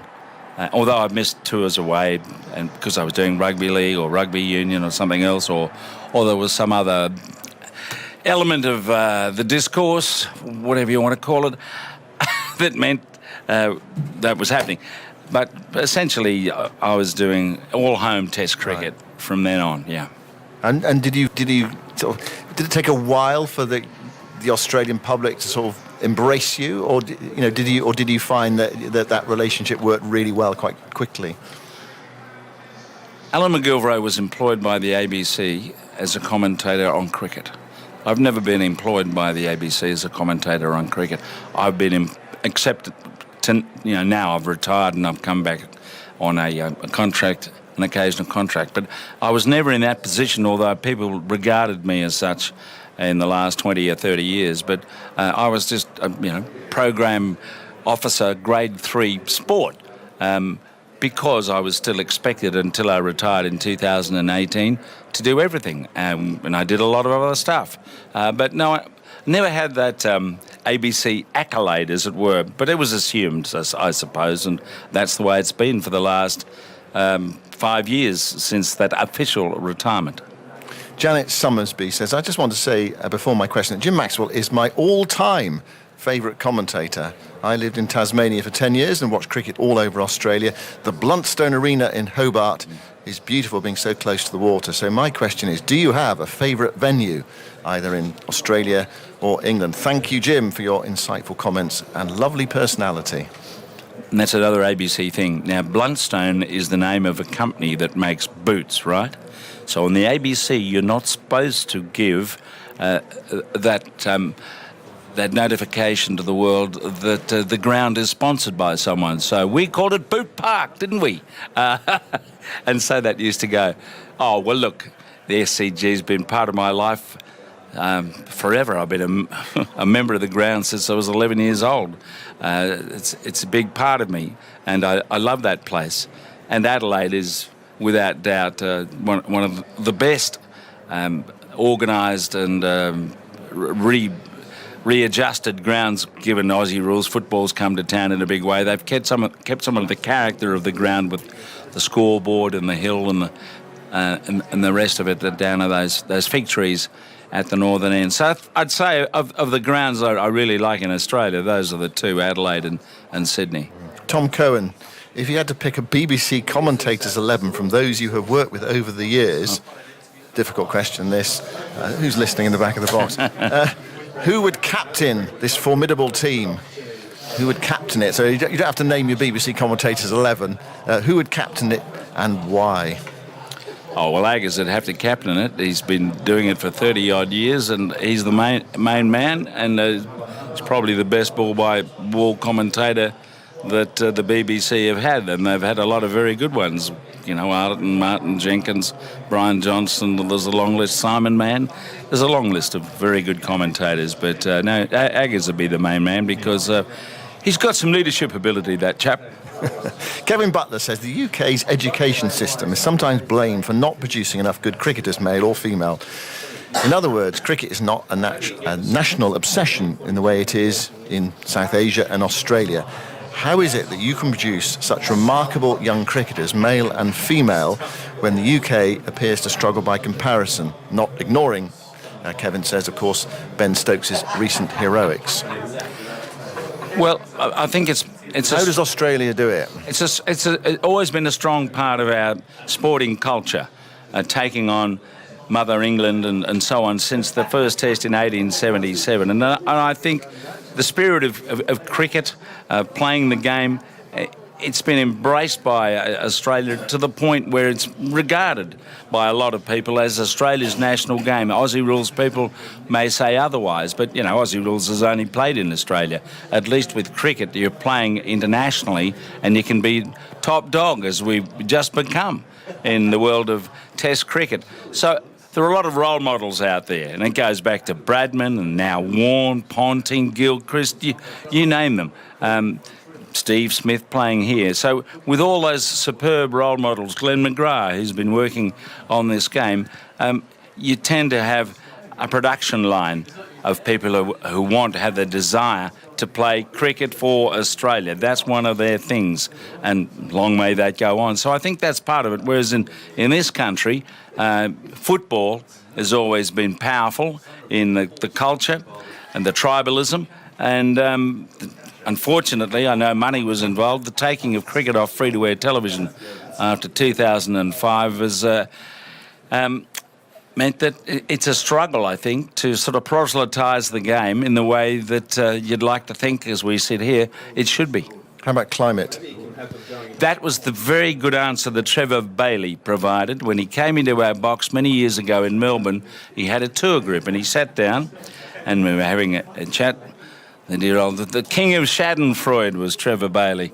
And he sat down and we started talking at some point about coaching. And I said, you know, what's the difference? Because we always feel that the MCC coaching book, they're all more formal the way they build their game than the Australians who are more hand-eye and have a crack. And he said, coaching? It's climate. You have climate, we don't have climate. So that was it. He got the message across. You remind me of another very good story about him at Chelmsford in 1983, sitting there in the box with the old Boyle, and Tom Hogan was the left-arm spinner. And I said to him, what do you think of Australia's new left-arm spinner, Tom Hogan, from Western Australia? And he puffed himself up and he said, Australia's been sending left-arm spinners here for years, and frankly, none of them can bowl. He was a man of very firm opinions, wasn't he? Very firm opinions. Yeah. He was very, very good fun. Yeah, just on climate, by the way, it is raining. Is it? Well, there's been a few drips and one or two umbrellas are up at the moment, so it hasn't stopped totally. And we've been told that we need 90 minutes from the time it stops to starting play, early lunch, 12:30 to 1:10. There are some umbrellas up around the ground. The covers are still on. It's barely anything at the moment, not the torrential rain that we had earlier. But as you always remind us, Jim, when we talk about climate, that Sydney has more rain than Manchester. It does, yeah. The difference being Manchester, an inch of rain falls over 2 days, and Sydney it'll fall in 5 minutes. So it's one of the wettest cities in Australia after Darwin and probably Brisbane. Remember Darwin's monsoonal, so they'll get a heap of rain. But you had the joy of being in Sydney, a bit of quarantine around COVID on the last MCC, there I go, last Ashes tour, and you're stuck at Coogee in your room because it was pouring every day. Yeah. Well, that year going into 2022 was the wettest year in Sydney since 1860. So we do get some rain every now and then, yes. That's true. They don't get stacks of rain in the UAE. Jagdish is listening there. Jim, what would be one great match or a great innings that you'd love to have commentated on but wasn't able to do so or missed out on? Oh, that's hard. I've actually done the commentary on a few of those. And Glenn will remember Brian Lara in 1999 in the West Indies at Jamaica, and then, oh my goodness, in Barbados when he won the game by 1 wicket. There have been so many that I've seen that have been remarkable. I suppose if you think about the game and what you've missed, it'd be Bradman's 254, wasn't it, at Lord's, when he really announced himself in 1930. I reckon to have done the commentary on that would have been special, yes. And you'd have loved to have commentated on Ian Botham scoring 149 out here, wouldn't you? And then another 100 at Old Trafford as well. I'm sure you'd have liked that in 1981. Luckily, I wasn't here, but I was watching, and I would put my hands on my head every time he sent one screaming down to third man or out of the ground over there, yes. Into the confectionery store and out again. You do confection very well here. In fact, you do food extremely well, as we've noticed today with the arrival of the piccalilli and the pork pies and the scratchings which are down there. Well, we won't keep you for much longer, Jim, before you can get to them. But Nick Keithley in Oxford says, I'd like to ask Jim, which is the best Australian team he has seen tour England? Seen tour England? Phew. It'd have to be in Glenn's time. You know, that era when McGrath and Warne were bowling suffocated the opposition. Even though they had the occasional bad day and didn't get a lot of runs, it didn't matter. Those two always kept Australia in the game. So I think that period, which culminated in Australia winning 16 consecutive matches at the end of the 1990s, somewhere around there, that's as close to as good a team as we've ever had. And there have been a few others besides. Australia does play powerful, consistent, winning cricket more than most. And they've done that with a bit of luck in this series. So, yeah, I'd say that's in the 90s, yeah. Mary has emailed, she's in Hove. Jim, I see you as an inspiration, especially coming back on air after your stroke. I had a stroke myself 5 years ago, and hearing your story gives me faith I can recover. I mean, what's that been like, Jim? It's all about attitude. You do, as I've said before, you don't want to get too philosophical about this, because we all have our own cross to bear and whatever, the way we go with whatever happens in life. So whenever I think, and you know, having a stroke does get you in a slightly depressed mood every now and then, and you do have to make sure you're taking your medication, unfortunately. So the thing to remember is, well, mate, could have been worse. You could be somewhere else watching from up in the sky. So I try to keep positive all the time, despite the fact that, you know, mobility and part of my brain's a bit stuffed, but somehow I can still talk, Simon, so I'm lucky, aren't I? You Very certainly lucky. can do. You've just got another 4 hours to go. The covers are coming off, aren't they? Not quite at the moment. Anyway, we've got a bit more time on this. I mean, was there a time when you thought, that's it, I'm not going to be able to broadcast again? Oh, there was in the 90s when my relationship with the ABC got a bit shaky, and I actually applied for a job with the Sydney Olympics. Someone else got it. I won't go there, but yeah, that was a bad period. Yeah, I just want to be out of the place. I just thought the management was poor and misdirected, but it got rectified within a few years, and so we moved on. Patience is the name of the game, and I got that from playing a lot of golf. That's the most important club in the bag. But after your stroke, though, did you think, actually, that's it, I'm not going to be able to come back and broadcast anymore? Initially, I was concerned, but I was soon in the hands of the speech therapist, who assured me that I'd be okay, because I did lose my voice for a little bit. But after that, yes, it was pleasing that part of my brain was not affected by the stroke. So I was able to get back into it, and thanks to the ABC at the time for encouraging me and bringing me back into the fold when I was less than mobile for quite a while. Well, there you go, Mary. Jim, just a great inspiration, able to come back from that and broadcast again on this Ashes series. Phil says, I'm listening from an overcast Exeter, and Jim is always a welcome voice throughout my house. Although my question could be answered by others as well as Jim, I'd be interested in his views on the long-term future of the Ashes, given the way that franchise and different forms of cricket are developing now at such a rate. There can't be many sports at this level played between just two countries.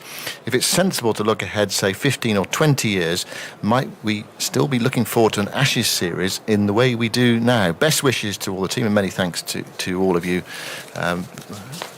Well, if we stop looking forward to Ashes series, Test cricket's in trouble, because it's still the main event in Test cricket, as we are seeing so obviously in this series. So it's very important if Test cricket's to survive, and I think the players are going to have a bit to do with that, perhaps more than the administrators, who are continually looking, it seems to me, as at another commercial opportunity in the game, vis-a-vis what you've got going on in this country in August, which is ludicrous. But there it is. That's what happens with some administrators who want to find a way to get more people to come and watch, whatever the reason there is. But you've got to have the support of the players, and I just hope the players all continue to believe that the primal form of the game is playing red ball test match cricket. And if that's the case, I think it'll go on for a fair while yet. Whether most of the other countries in the ICC will continue to play a lot of test cricket is another point, because it does come back to making a living from the game, as we see from the West Indies, South Africa now. How can they do that? They've got to become mercenaries. So, yeah. It's one of the great things about cricket. It can have three strong formats. Name me another sport that's got three strong formats. We've got 7s and 15s in rugby. Most sports they got one format, and that's that. But cricket, it's got three. Now, whether the one in the middle, the 50 over, will survive is a moot point. But the ICC makes so much money out of every World Cup, I think it'll go on for a while. What's your sense for this series? I mean, do you... It's anecdotal, obviously, but I mean, do you get a sense that in Australia people are absolutely captivated by this series? Oh yes, they're sitting out there, a lot of them. But those are the ones that are here, aren't they? Those are the diehards who turned up. But back in Australia, it's winter now. Presumably, I don't know what did the other sports, the other seasons. But the Aussie rules, a lot of focus on that. There's only a minor overlap in the evening, but once you're past 9, 10 at night, it's all cricket, and. I don't know what the numbers are. I'd be interested to know. But it's on Channel 9, which is free to air. It's also on Fox. It's on the ABC. It's on SEN. They're broadcasting this as well. So I'm getting the feeling that the reaction is very positive. People want to hear about the fate of their cricketers. And I've had a number of my friends listening and thinking, I better go to sleep. No, I'll keep listening for a bit longer. And it's been that sort of cricket. Yeah. You cannot turn the radio off. You're hooked because of the excitement of the contest. Because of Bazball, because it's so exciting, Jim. Bazball, yes. Ben Stokes occasionally plays Bazball, doesn't he? Trevor says, congratulations to Jim. He and I are the same age. I wonder if he remembers listening to the 1961 Ashes series, particularly Richie Benaud's bowling at Old Trafford when Australia snatched victory, says Trevor, from the jaws of defeat. Or in 64, Simpson, 311 at Old Trafford, and Fred Truman taking his 300th Test wicket at the Oval. So, there's broadcasting. There's also listening to broadcasting. And you talked about it there, actually, people staying up and listening through the night in Australia. Well, in those days, you didn't see anything on television until 24 hours later, when the film used to come in on the BOAC from London, and they'd stick on half an hour of highlights the next night. So you had to listen to the radio if you wanted to find out what was going on. And I partially remember 61. I was a bit young and less attentive to it than the next series in 64. Yes, an outrageous final day, and Benaud bowling into the footmarks on the advice of Ray Lindwall and getting May out bowled behind his legs. And then Brian Close almost won the game if he'd been there for another 10 or 15 minutes like Wood Carrigan yesterday. But he got caught by Norman O'Neill behind square. But England had it won for 154. And Dexter sailing along in the 70s. And he was caught grout, bowled Benaud. Yeah, another one of those great entries in the scorebook. A caught grout. What an Australian name that is. This is a bit of a left field question from David Groundwater. I'm not sure how far we'll get with this, but he says, "G'day. At least 20 years ago, I was driving goodness knows where in the outback. Listening to the cricket on the ABC, an extremely droll Aussie commentator recounted playing a game in Adelaide with a terrible hangover and, if memory serves me right, taking a hat-trick. Does Jim have any memory of that anecdote? Well, was that phlegm? No, well, he didn't get the hat trick because Warney dropped the catch. I don't recall that one. Okay, No. He may have got the occasions mixed up, Yeah, but yes. Well, I'd have go with that, David. As it was, I thought it was a bit left field, that question. Rob Cummins, I know Jim supports East in grade cricket back in Sydney. Why is that? And who was their best import? And you've had some decent players there, haven't you? Marshall, Jeffrey Jeffrey, Boycott. Tony Jeffrey. Gregg. And he says, did Broad play? No. Jason Roy is probably the most recent England player to play. There's been a long list of overseas players. Tony Gregg, without doubt, the most influential one of those when he came to Australia, and he agreed to come even though after he said yes, he was made England captain, but they weren't playing an away series in the off-season, and he came out, he took 75 wickets on pretty poor pitches, and when Waverley, as East was known then, won the premiership, and he had a very important role to play with the Australian team. Yes, David Warner, of course, spent most of his career there until he decided when he moved house to go over to Randwick. Not that he's played for them very much. At one stage we had Brad Haddon and Peter Neville playing in the 11. There's a long history of famous players going back to Sid Gregory many years ago, Jack Fingleton, and as I've mentioned on this broadcast, Hanson Carter, the wicketkeeper before and after the First World War, who was the first person to crouch behind the stumps. Jim, we've timed this so nicely. We really have. It's just past 12 o'clock. Commentary continues on 5 Sports Extra, BBC Sounds, and on ABC in Australia, but Radio 4 longwave listeners are leaving us briefly for the shipping forecast. There you go. There we go, off to the shipping forecast. The shipping forecast has only become really famous for those that aren't interested in it at all, and there'll be quite a few saying, oh, well, that's for someone else, because of what happened 4 years ago. And, you know, most of the lads on the team, dare I say it, Simon, maybe even yourself, are rather droll to just dismiss, the shipping forecast. So I thought, let's give it a bit of profile. It must be important to someone. Why the heck are we having it? So that's where it's all come from. And I'm sorry if I'm a bit overblown on it, but there it goes. It won't last for much longer because it's going to be come a dodo. That's right, yeah.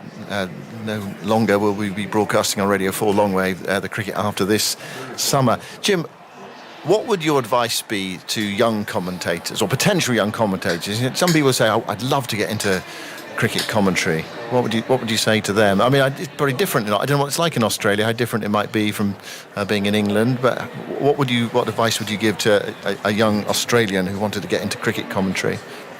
Be persistent, enthusiastic, persevere, put your foot in the door, send tapes, do anything you can to be noticed.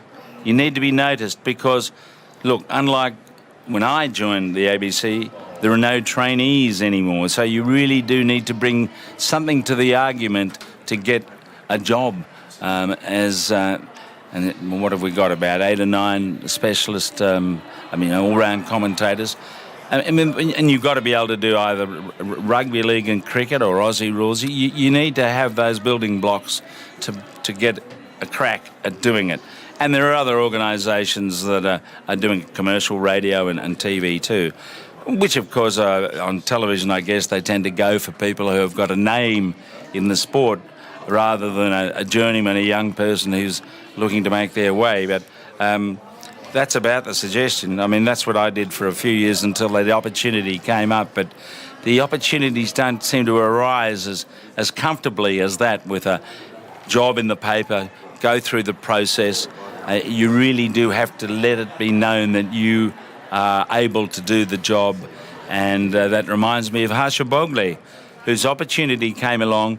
He sent tapes off to Alan Marks before the 1991 tour. Just to remind everyone who Alan Marks is. Alan Marks was the head of radio sport management, ran the Olympic Games, was a rugby league cricket commentator, a very good all-round commentator, but he got into the administration. In Australia? Yeah, and he was the producer of our cricket at the time in 91, 92. And Harsha sent him a tape following a letter asking if he could be part of the team as the Indian commentator. And Alan was impressed enough with what he heard and put Harsha on. And, the old cliche, the rest is history, folks. History. Yes. Yeah, I mean, he's one of the most famous commentators in India. He's on the IPL. If you go through security in India, you go through in the wake of Harsha Bhogle, and no one will touch you. No one will touch you if you go behind Harsha because of his fame. Yeah. So just one point there, Jim. Welcome back to our Radio for Long Wave listeners. You said try to get your foot in the door, be persistent. What does that mean to a youngster? You know, try to get your foot in the door. Do anything really. Make the tea, whatever. Make the biscuits, make the cakes. I don't know. Well, not necessarily that, but ring that silly old bugger Jim Maxwell or send him an email and say, look, I reckon I can do this. Listen to this. Give me some feedback, and so on. That seems to be about the way of it these days. If you're going to make an entree, and there are one or two people on the fringe who should be given a better opportunity in the ABC, but this is a bit of locked into who we've got, and we haven't really got to a point of identifying, it seems to me, someone who's doing what I'm doing in the next 10 years. So I'm probably kicking myself out of a job by saying that, but... Maxwell, you're sacked. Yeah. You've got someone else. You're too bloody old. Get out. Yeah. You're sacked now anyway, Jim. That's it. We've had enough. You're off. Thanks very much, Can I Jim. go now? Yeah, thanks very much indeed. Great to... It's a pleasure. Yeah, I hope everyone Pleasure to enjoyed chat, that. and thank you everyone for listening. And as I always say, it's a privilege to be sitting here talking about the cricket, and I hope that I haven't offended anyone more than once. Great, thanks very much. Jim talking about his 50 years in broadcasting. So what we're going to do is just shuffling the deck chairs here in the Test Match Special commentary box. Michael Vaughan is joining me, so too is Tuffers and Jeff Lemon as well. And we're just going to talk about the state of this game. We'll have our view from the boundary coming up at 12:30 with Jonathan. But we've got Tuffers and Michael and Jeff Lemon here until then. Hold on a second. Tuffers, good afternoon. And Michael, yes. Just sort ourselves out. Yeah. Where's this game going then, Tuffers? Well, I mean, the conditions are absolutely fallen in England's lap again, haven't they? They'll be absolutely chomping at the bit to get out there. We've got overcast skies. The rain's been falling, which would have just put a little bit more juice back into this Headingley pitch. They couldn't have asked for better conditions. They'll be wanting to get out, get a couple of quick wickets and get into this Australian tail. So, they'll be... I'm surprised they're not out there helping with the mopping up as we speak. Afternoon, everyone. The Bazball cult is that powerful that it can create its own weather. What do you mean by the Bazball cult? Well, I just think it has a following, and it's powerful. That you look at the whole series, England have won every toss. Yeah. Every time they've bowled, the clouds have rolled in. Every time they've batted, it's been bright skies, blue skies, beautiful for batting. They've made a few mistakes, plenty of them. But, I'm absolutely with Phil that even if England just get an hour today with the ball in hand, I'm sure they'll get a bit more than that, but even an hour in these conditions is absolutely perfect. The problem with that is I think the clouds are around tomorrow as well, so it might do a little bit for when Pat Cummins and Stark get the ball in hand. But you'd want to be bowling in these conditions. Yeah, definitely. Yeah, it feels like a really good day to bowl. Mind you, we said that a few times. It hasn't always worked out that well for England in this series. Yeah, I mean, you can bang on about conditions, but it is how you then go out and bowl. You can't just go out there and expect the conditions to do it for you. You've still got to be consistent. You've got to put pressure on the batters and what have you. But it doesn't half help. It just gives you that little bit of impetus. Lord's Day one, case in point. Yeah. You know, the way they bowled poorly in that first session and let Australia get away. So, but I remember the match here 4 years ago. We had such dark, cloudy skies on that first day, and the ball was doing all sorts when Jofra Archer was bowling and ended up with 6 for. So we could have as dramatic a finish. Who knows? Yeah. Oh, it's teed up for an absolute crackerjack again, isn't it? I mean, really. I mean, if England can get somewhere. Where do you have it, Phil? I mean, Winvers have England at 44%, Australia 56%. I would have it the other way round. Yeah, I think we've just got our noses in front. Of course, it's going to how we come out and bowl and what have you. But anything under 250, I fancy this England side to knock off. Yeah, it's the old 2 wickets. Add a couple. There's no reason why England couldn't go through Australia and keep the lead under 200 if they bowl well. It's been difficult for anybody to really get going on this pitch aside from Mitchell Marsh, who just it's funny, Jeff, isn't it? There's actually, I was saying last night in the podcast that number 6 has been a good position to bat. Yeah. Look at Ben Stokes, look at Mitchell Marsh, Ben with 80, Mitchell with a tremendous 100 in the first inning, and now in the second inning. They're the only 2 players really across both sides that have looked to time the ball consistently. Most players on this pitch, they've looked like they can get in, but they haven't been timing the ball like those 2 all-rounders have. So I think this pitch will get a little bit slower. It generally does over the course of the game. That kind of zip that we saw on day 1 and 2 potentially might go away, but it'll become the new ball pitch, and it's just whatever England chase, Bazball in their way to anything might be dangerous. They might just have to play with a bit of sense, even if they're only chasing 200. I think it's going to be difficult. I mean, chasing 220 on this, I think, will be a big challenge given what we've seen so far. Maybe they have what worked in their favour in 2019 as well, is that the match moves so quickly that the chase is on day 4, not on day 5. So you don't have the pitch is 24 hours younger than it might otherwise be. Well, talking to Pat Cummins last night in the post-match interview, I asked him, how many do you think you need? Obviously, he said, we'd like 600. Well, all captains want 600. But he actually did put a number on it. I mean, most captains sort of say, don't they, we'll just see how it goes and get as many as we can and take it from there. But he actually said, I think 300, is a good number to play with on this surface.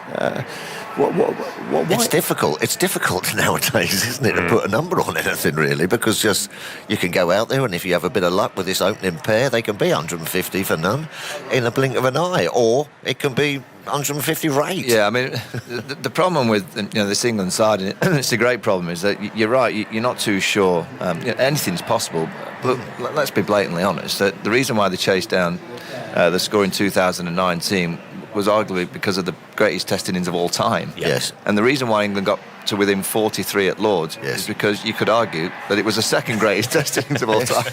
So whatever England chase in the last innings, I do think that they might have to ask the captain, Ben Stokes, to dip into his well once again to do something. So, we're in for an intriguing contest.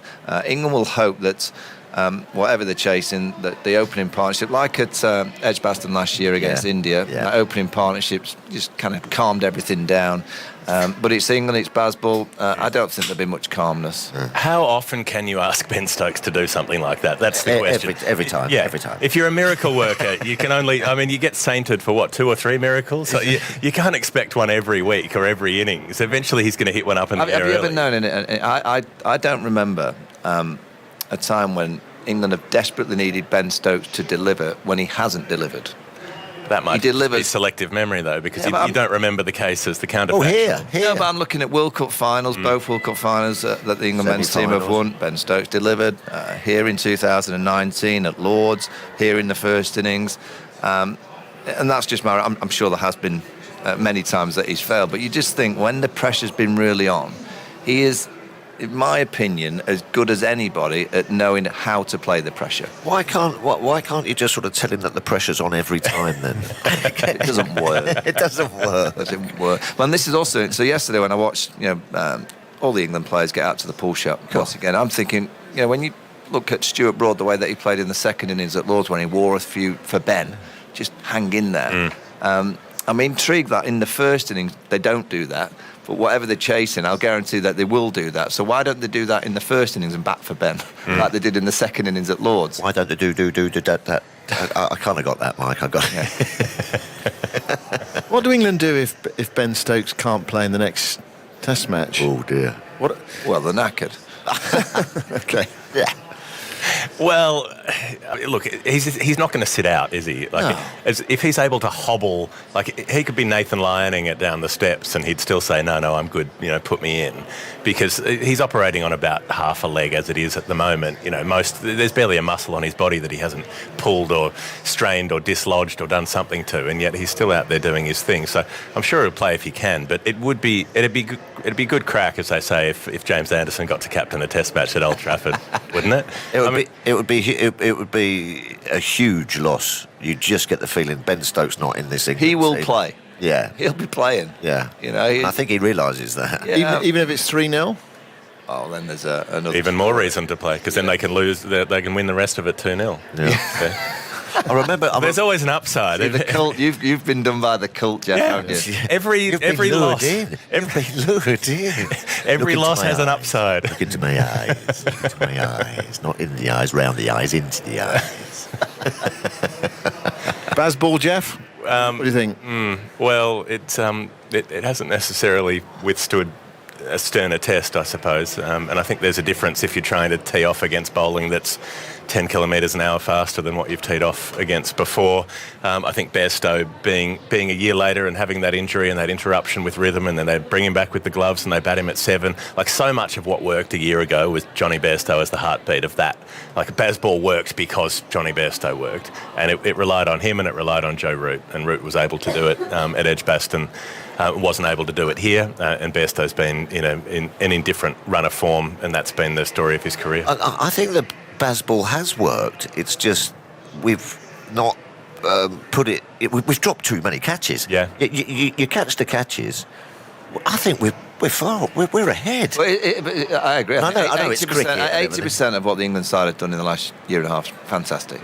But there's that 20% that's the difference. And at times they've just not played with smartness. But also, I mean, Bazball, or is it Stoke ball? Because Stoke ball. Ben Stokes is basically kind of just got them closer to Australia. Lords without Ben Stokes, they'd have been hammered. And in the first innings here, of course, you always need players to step up. But Ben Stokes is a phenomenal cricketer, person, leader. Yeah. It's great entertainment.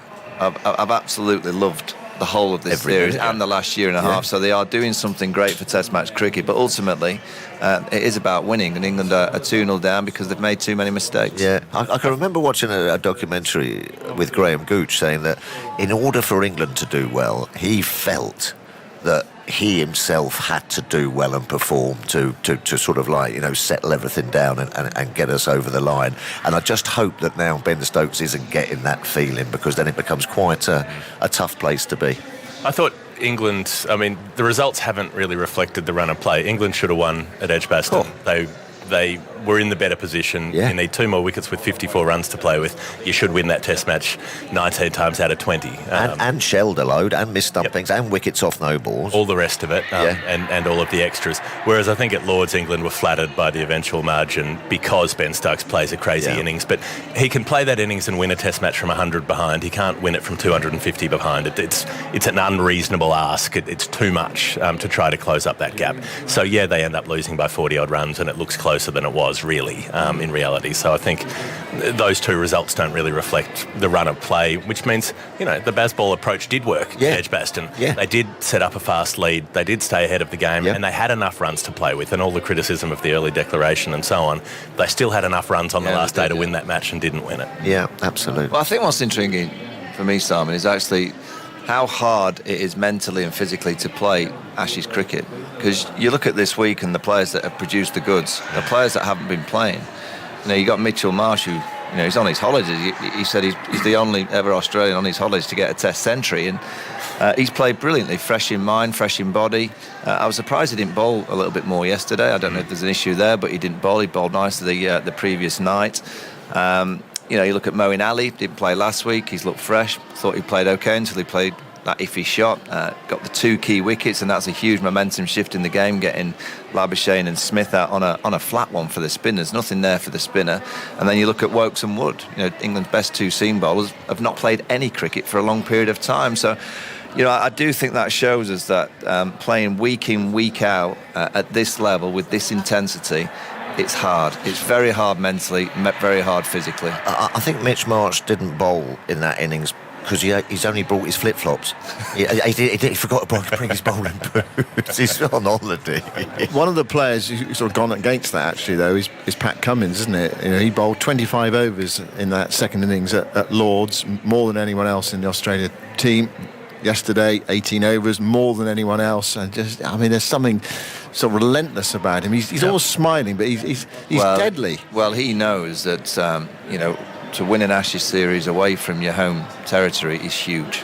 And for he to potentially lift the earn in a few weeks, and from a position of 2 or a few days. Yeah, well, potentially, yeah, it could be in the next. Well, he won't get that chance to lift it yet. He have to wait till the Oval, but he knows that it's close. He knows that.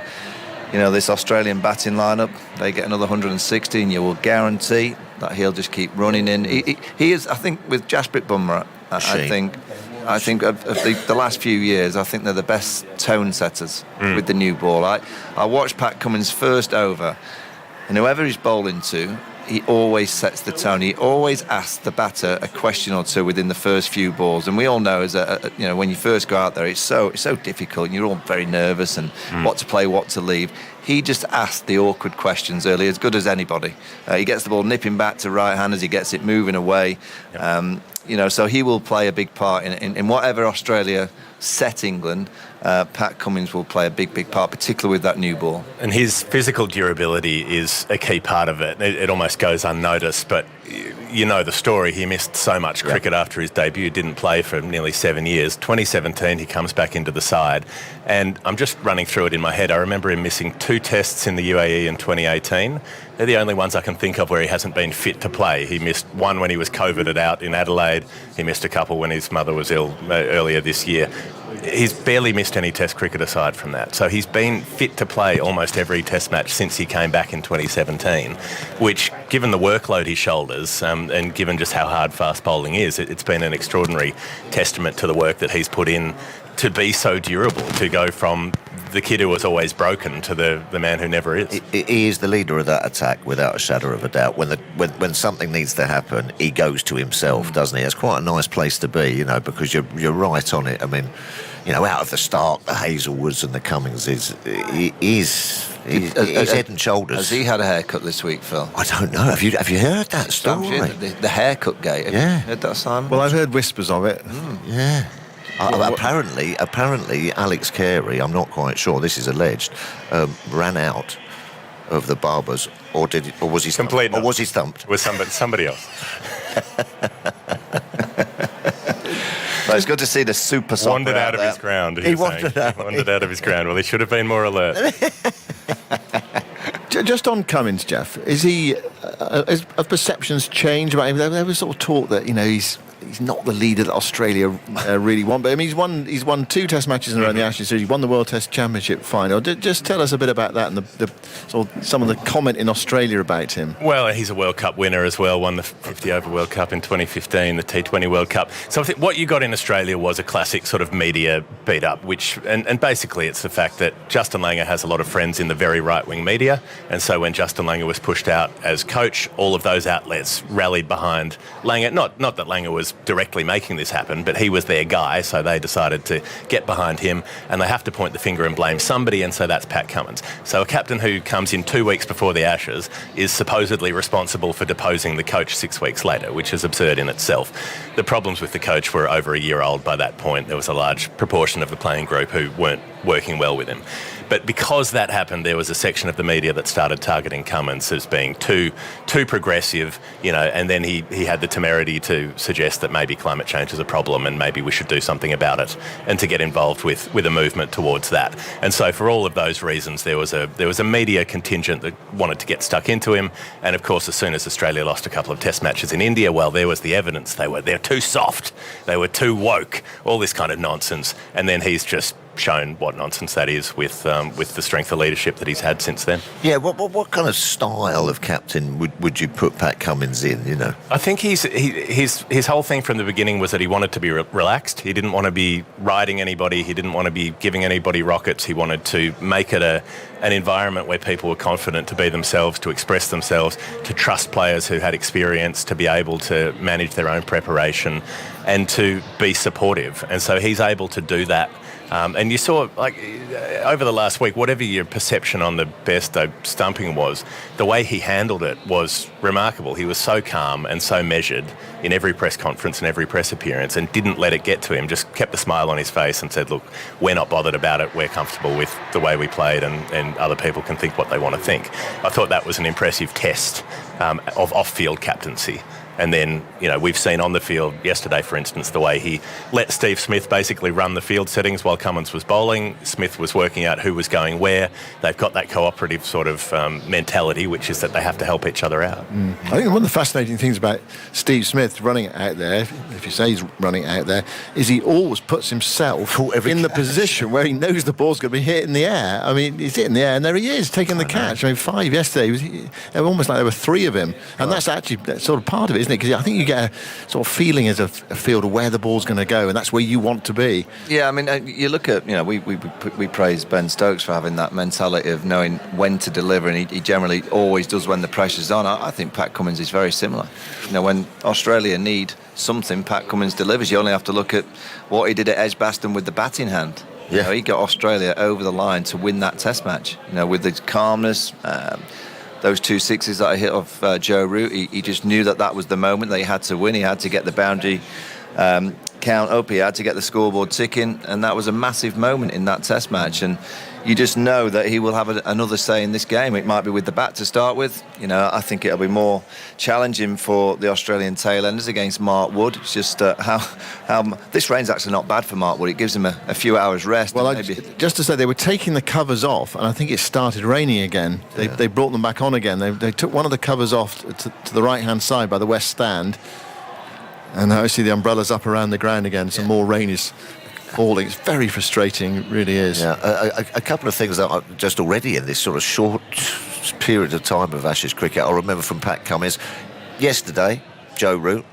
We were all saying in the morning, Joe Root is the key. Joe Root is the key. Second ball, Pat Cummins sorts him out, and that in-swinging Yorker to Ollie Pope at Edgbaston, absolutely key. You know, when something's needed, he's the bloke with the ball in his hand, and yeah, he's some cricketer. Yeah, you know, every time he gets the ball in hand, I think most, you know, you look at what England did to Boland at Edgbaston. I've never seen Scott Boland travel around like that. That's something new, but it's the England method. Pat Cummins really hasn't been got yet. The Baz bowlers haven't got him. Probably yesterday, I mean, he travelled a little bit, but he got 6 wickets. But they haven't. You take 6 for 91 every time they go out to bowl, wouldn't you? And they hit him at a decent rate. But up until then, you know, they haven't really got Cummins. And even on that turgid wicket in Birmingham, his economy was very, very good because he's just got the skill, he's got the pace, he's got the variations. And as I said, whatever Australia set England, he will fancy defending it because of the skill that he can produce. And it's how hard he hits the pitch as well. Like, even if he's getting nothing from it, he's always bashing the ball in there, and he just gets such subtle movement. I think that's always the thing that stands out, is that he's not jagging it miles off the seam. He just gets it to move, you know, a centimetre, and that's enough. You know, that's enough to get the edge, like with Joe Root yesterday. When you've got such a good player as Root, and then you've got an opposition bowler who brings his best against the best player for England, you know, it's an extraordinary contest, and Cummins has had the better of it over the years.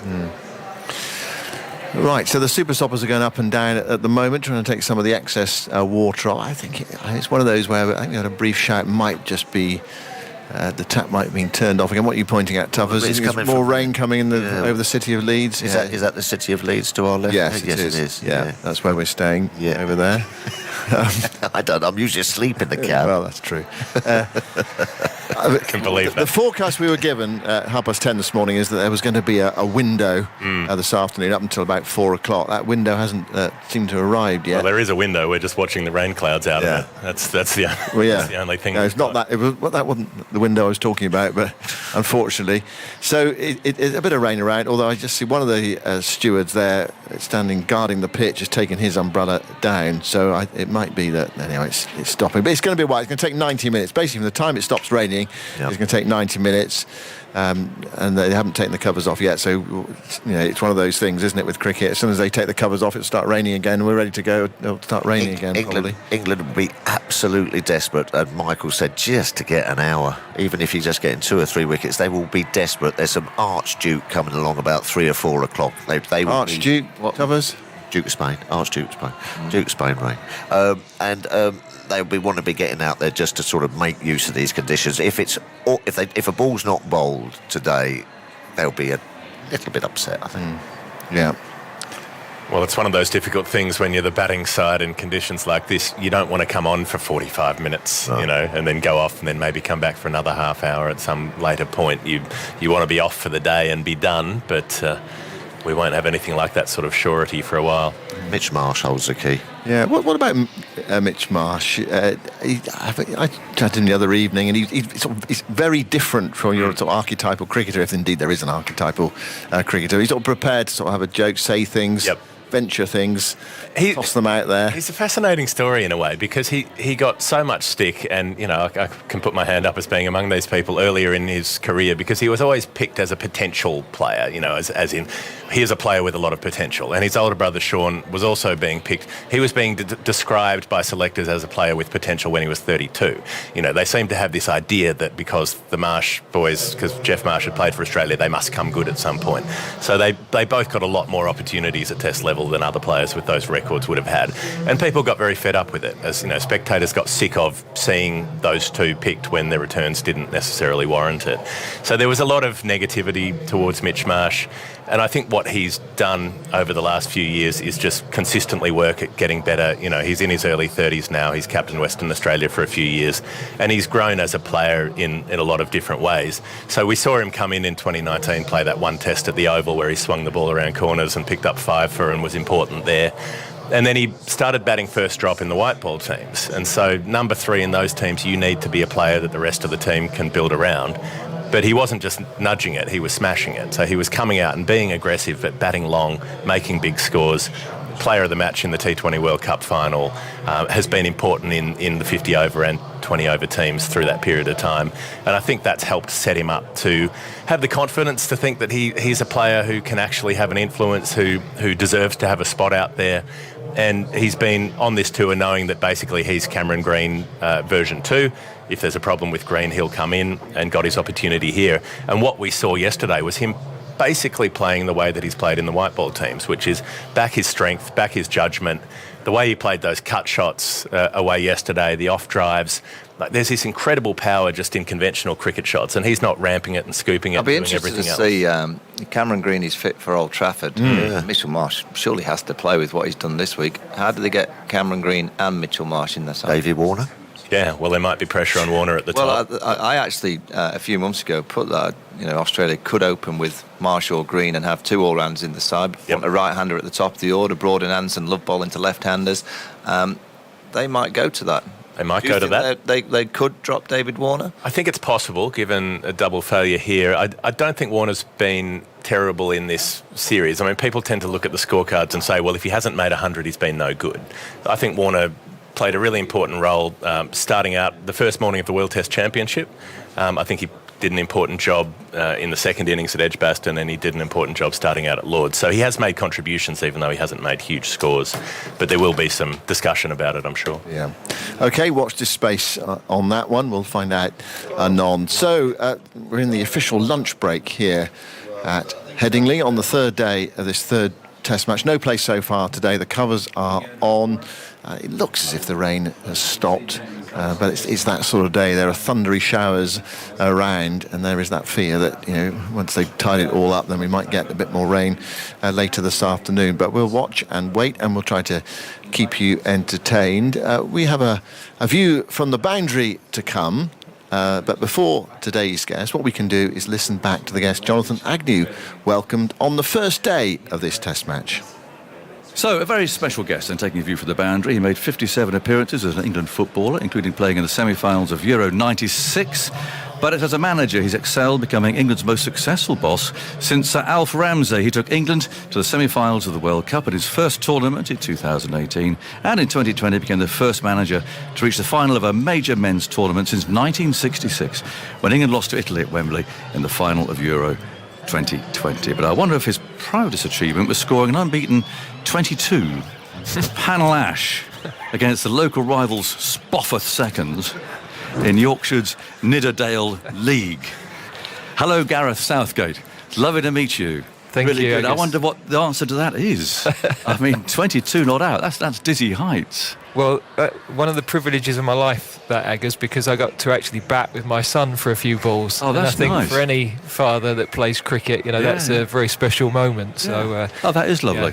I'm just going to take you to task, though. Look at the efforts I've gone to welcome you. I was walking through Leeds yesterday, and I thought, that chap Gareth Southgate, he's the bloke with the waistcoats. And there, in the window of an old shop in town, they had a sort of a rack of waistcoats in a sale. I'll be honest, I haven't gone overboard for you. This is 30 quid's worth, right? But at least where's yours? I thought, come on. Well, I've lived in Yorkshire for 20 years, and although I'm not born and bred, I know if I'd rocked up at Headingley in a waistcoat today, I'd have got plenty of stick walking in. So actually, I'll be honest with you, I got a bit, and I walked out. But would this fit the mould? I mean, would this be a Southgate? Very good. I'm classic? very impressed. Yeah. Very impressed. 30 quid. All right, good. Now, how have you enjoyed this morning? Because you've been sitting out on a balcony down there. You're getting the atmosphere. Oh, it's been brilliant. I mean, I've been virtually behind the bowler's arm, so to see England bowl and I was going to say field, to see them bowl as well as they have. Yeah. And of course, we knew today was going to have an edge with what happened at Lord's. So a brilliant day to be here. Yeah. Are you sensing that edge? I mean, it can be quite lively here anyway, to be honest, can't it? Yeah. Do you feel there is a bit of an undercurrent? Well, I think so. But as you say, the West Terrace is hard to tell any difference from normal, really. So you wouldn't expect as an Aussie to come here and be welcomed with open arms. But no, I mean, it's a brilliant morning's play for England. Yeah. And when you see Mark Wood bowling like that, and I mean, in any fast bowler to see 92, 93 miles an hour and stumps being ripped out the ground, I mean, that's kind of it's what Test cricket is. I think I know there's always this debate about Test cricket and where it sits now, but I mean, I grew up, sitting watching. I've just been talking. Well, Jeff's just been telling me downstairs who I should be picking, and that as usual. No. But, he's not down there, is he? But Boycott, is he down there? Yeah, he is. Oh, I'm sorry. But we tried to put him off. He'd be subjected to Jeffrey. But I'd say it was more subjected when I was watching him when I was a kid. But there we go. But that's very true. If I contrast that, watching him and Chris Tavare open to what we see now in terms of the speed of scoring, I mean, the game is just projected forward, isn't it? Yeah, it has. He does like his football, though. He does. I mean, I'm tongue-in-cheek. He's been very supportive, I have to say. But yeah. So you can remember those days, can you, of Jeffrey playing and so on? No, absolutely. Do you go back to that? Yeah. No, I mean, when I was growing up, it would have been Bob Willis and Botham and Mike Brealey's team, and then that great West Indies team, Greenwich, Haynes and Clive Lloyd, Viv Richards. So I used to love watching Test cricket all summer, and then listening to yourselves driving down to the West Country on holiday and having the radio on in the car all the way down. So they're great memories, really. Radio does it somehow, don't you think? I mean, TV. Obviously, what you do, you're on a lot, but I don't know. TV is sort of on a wall these days mainly, and it sort of talks to you. But radio somehow it's so communicative, I think. Without a doubt, and I know. Even with our own sport, as a kid, used to listen to matches in midweek on the radio because football wasn't on live as it is now. No. And of course, that description that was so vivid in your mind as a kid, and you're trying to picture. So it's it's essential part of people's lives. So take us back to this big game then for your 22 for Panel Ash. I mean, is that because I read somewhere actually that you're no mug at cricket. I mean, for all Mickey taking aside, I mean, you played a bit to a good standard. Not particularly. I mean, I wouldn't have been at the level that the Nevilles were, for example. Right. They were. I think Phil especially could have gone either way, couldn't he? With football or cricket. So I know my place. Right. But I could do a bit of everything, but not to an outstanding level. No, but what? Batting, bowling, what? Yeah, probably more of a bowler. Right. But I think when I was a kid, I was at school in Sussex, so now living in Yorkshire, the difference between the amount of cricket that's played up here and the number of junior clubs and how much it's played at school, it's no wonder that the county is so strong, because you're just surrounded by it. Yeah, and this team, looking it up again, so the Nidderdale League. Yep. I mean, just describe a typical sort of Saturday or Sunday. Was Saturday or Sunday you're playing, or this weekend? Well, that would have been my only appearance, really. Whether that says how well I played or whether that was just my availability, well, it was the I'm second. not sure. But I mean, it just sounds lovely. I mean, the Panel Ash against Spofforth, seconds. I mean, is it that's a lovely little sort of village grassy sort of... No, that's exactly it. Exactly it. And I mean, Beckwith Shaw is our local club, which was where we used to try and help out as well. So we used to run the tees there on a Saturday morning for a period when I was out of the game. So I've loved being involved in. It's nice to volunteer at times and just help sport generally, isn't it? Yeah. And as a cricket fan, I've loved watching my son play a bit, and to get a better feel of the game. Yeah. Does it? I mean, I don't. Does he play football, Flynn, as well, or is it a complete sort of sports change for him? So there's not the pressure of dad, which well, exactly. Well, also I coached him, so that put him off football for life. Right. But no, I mean, he's always preferred cricket, and I think it does help as well. Yes. Although I don't think you let too many people know who your dad is when you're just going into bat, because obviously now the ball would be flying around his head a bit more. Yeah. But you do see it, don't you? I mean, I'm thinking of in Botham family, for instance, and others who have to try and follow in the footsteps of a famous sporting father or mother, and it's tough. It's hard. Yeah. No, I think for those kids who have followed their parents into sport, I think that is hard. I mean, you can pass on some great lessons, but of course to try and find your own path is really important in life. And I'm happy my two are going to go in a different direction and make their own way. It's good for them. When I was playing, Gareth, I played with Chris Balderston, and there was Phil Neal, and there were others who, of course, were able to combine cricket with football, and that just seemed like a sort of a dream, really. I think Chris Balderston, I'll get the teams wrong, but he played for Leicestershire at Chesterfield in a very important game against Derbyshire towards the end of the season, and then he went up and he played for Doncaster or something like that, I think, Doncaster Rovers. I mean, that same day. It's like sort of Roy of the Rovers stuff, isn't it? I mean, what a chance. I mean, that's just impossible these days, I guess. Yeah, I think so. I think both sports are so professional, and both sports are almost 12 months of the year, aren't they? So it's I don't think it would work. I mean, when I was a kid, Ian Botham was playing at Scunthorpe, and I think Steve Ogrizovic had some games, didn't he, at county level? Absolutely. So, I mean, it would be wonderful if that was still possible, but I think it's I think we've gone past that time. Yeah. It's such a shame. What if you had to put your finger on sort of the sort of cricketing moment that the spark was lit for you? I'm trying to sort of work out your age, but Headingley, 81, the Botham Test match, and all. I mean, you remember those sorts of things? Definitely, and the World Cup final at Lords, West Indies. Oh yes, of course. Beating and the India game or England. Yeah, against England, I think. So.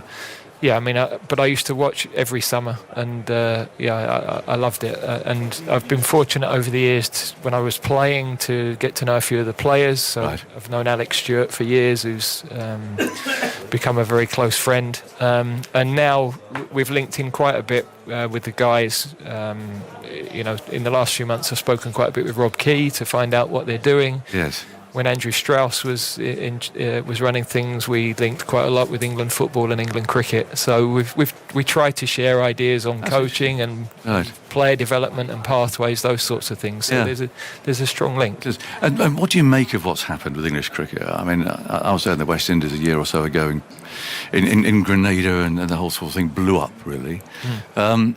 What have you made of the last year? This sort of complete revolution, really, in mindset, and obviously the way they've got out and played. Have you been watching that? Clearly? No, without a doubt, because I mean, the first thing was that people were telling us we should be doing the same. So, is it possible? That happens quite a lot to me, really. But can you in football take on what they've tried to do with it? Well, I think there is I think we have looked at what their approach to things has been. I've certainly looked back at the mindset shift, because when we took over our team 6-7 years ago, there was a lot of fear. Yes. And we've tried to reduce that fear, and now we've got a team that have far more belief going into games, but recognising the individual strengths and trying to get people to play to what they're most comfortable with. I mean, it would strike me that this England team with players like Harry Brook coming in,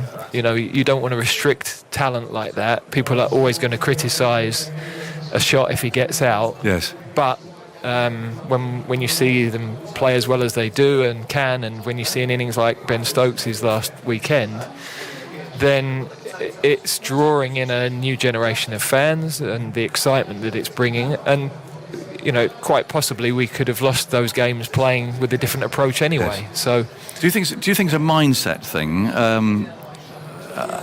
Just a complete change of approach and attitude, and really sort of, I think in cricket, sort of heaping the pressure back onto the opposition. It seems to be, and that would work for you, that sort of thing. Yeah. I think you try to find comparables, and of course these things you've got to assess over a longer period of time, because with any team you can have some short-term wins, and I think that's built confidence in this Test team. And then, for me, it's been fascinating how quickly the criticism has turned after these last two games. So in the end, results define people's reactions. But then you've got to perhaps adjust a little bit to what your thinking is. You're learning all the time as a coach or as a captain, and I don't think it's as straightforward as complete freedom. There's got to be some flexibility in how you play in any sport. Yes.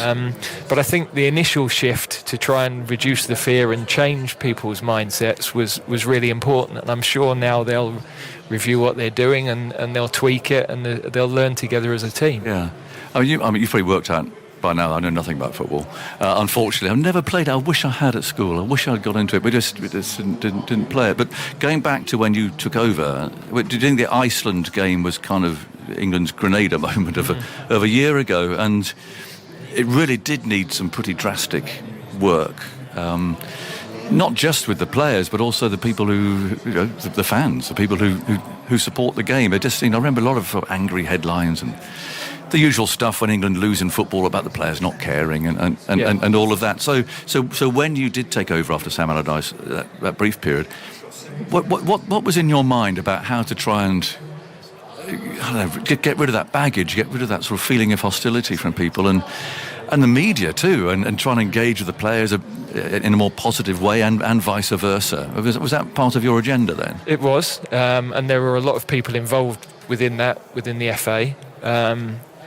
When you're trying to influence change, you've got to keep winning matches as a football manager especially. So we still needed to qualify for a World Cup, but as we were going through that process, what we were trying to do was be a bit more open. We recognised our relationship with the fans is generally created through the media.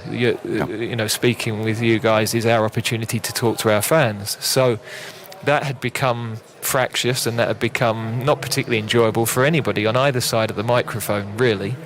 And we just tried to explain to our players that you can actually get more of your own messages out. You can control the message, not control the message, but let people see how much you care and the actual characters that we have in the team, because I don't think the players were showing the best side of themselves. And now people talk to me a lot about how good this young team are and how they like them. But I don't think that our guys are particularly different to the last generation. They've probably just been a little bit more open in how they are. Social media, of course, allows that as well. They can publish their own Instagram stories and they can connect with the fans in a different way. But then ultimately you've got to win football matches because none of that matters if you're not winning. So we've had to combine all of those things. But the biggest pleasure for me is that when I go to places like today, people have enjoyed watching the team and they feel a strong connection, because with the national team that's everything. Well, that's Gareth Southgate who was talking to me on the first day of this test match. You can catch the rest of that on BBC Sounds, of course, as a podcast. And we're playing that, or chose to play it just now, for two reasons. A, because they've taken an early lunch. And I should say there's some positive signs out there with the covers coming off. So you never know, we might get a start in half an hour or so. We shall keep an eye on that. But the second reason is because our guest, our view from the boundaries, had a bit of a nightmare on the trains this morning. And he's just come panting in. But it's lovely to meet him. He's a man... we had the Prime Minister last weekend, and this is a guest who many have said that they wish ruled the country, actually. He's a financial expert, TV radio presenter and campaigner who's been nicknamed the Dumbledore of debt. He created the website Money Saving Expert 20 years ago. He's become a household name and face ever since, especially in these difficult financial times. For many, I think you all know who it is by now, Martin Lewis, lovely to meet you. Thank you for having me. It's very exciting to be here. I'm just sorry that you haven't had a great journey up. No, two cancelled trains this morning on the way in. And yes, I do know about delay repay. I can claim my compensation, but it's still got me here late. But I'm at least, well, not at least for everybody else, but at least I haven't actually missed any cricket so far. No, because it's beautifully set up today. I mean, if we can just get cleared away and get playing, you are going to see, hopefully, a really good afternoon of cricket, because the match is beautifully poised. You can't not have excitement at the moment, the way this Ashes is going. I mean, it's absolutely incredible. The people I feel really sorry for at the moment are the programmers of WimViz.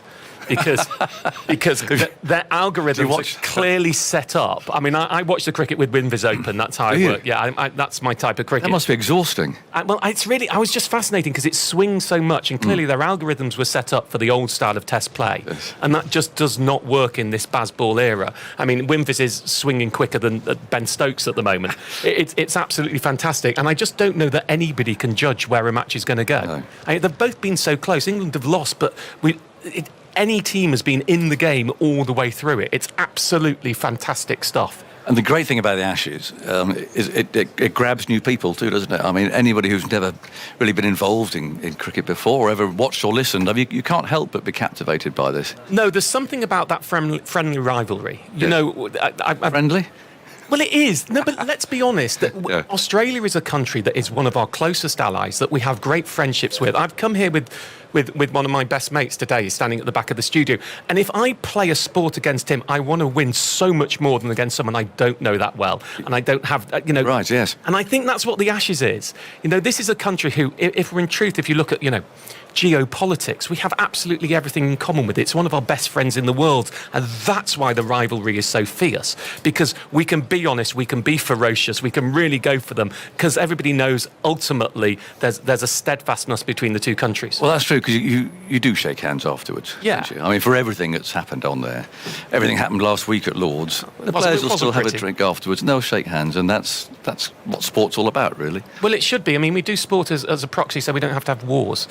It's a much better way to work it. Now, if you want to fight each other, let's do it on the cricket pitch, but with the bats and the balls in our hands. So I think it's quite cathartic in that way. You get to cheer, have a bit of jingoism for your nation, but then we all need to remember afterwards. And you come here, and what's wonderful about this compared to some other sports is it doesn't matter if you're sitting next to somebody from the opposing nation.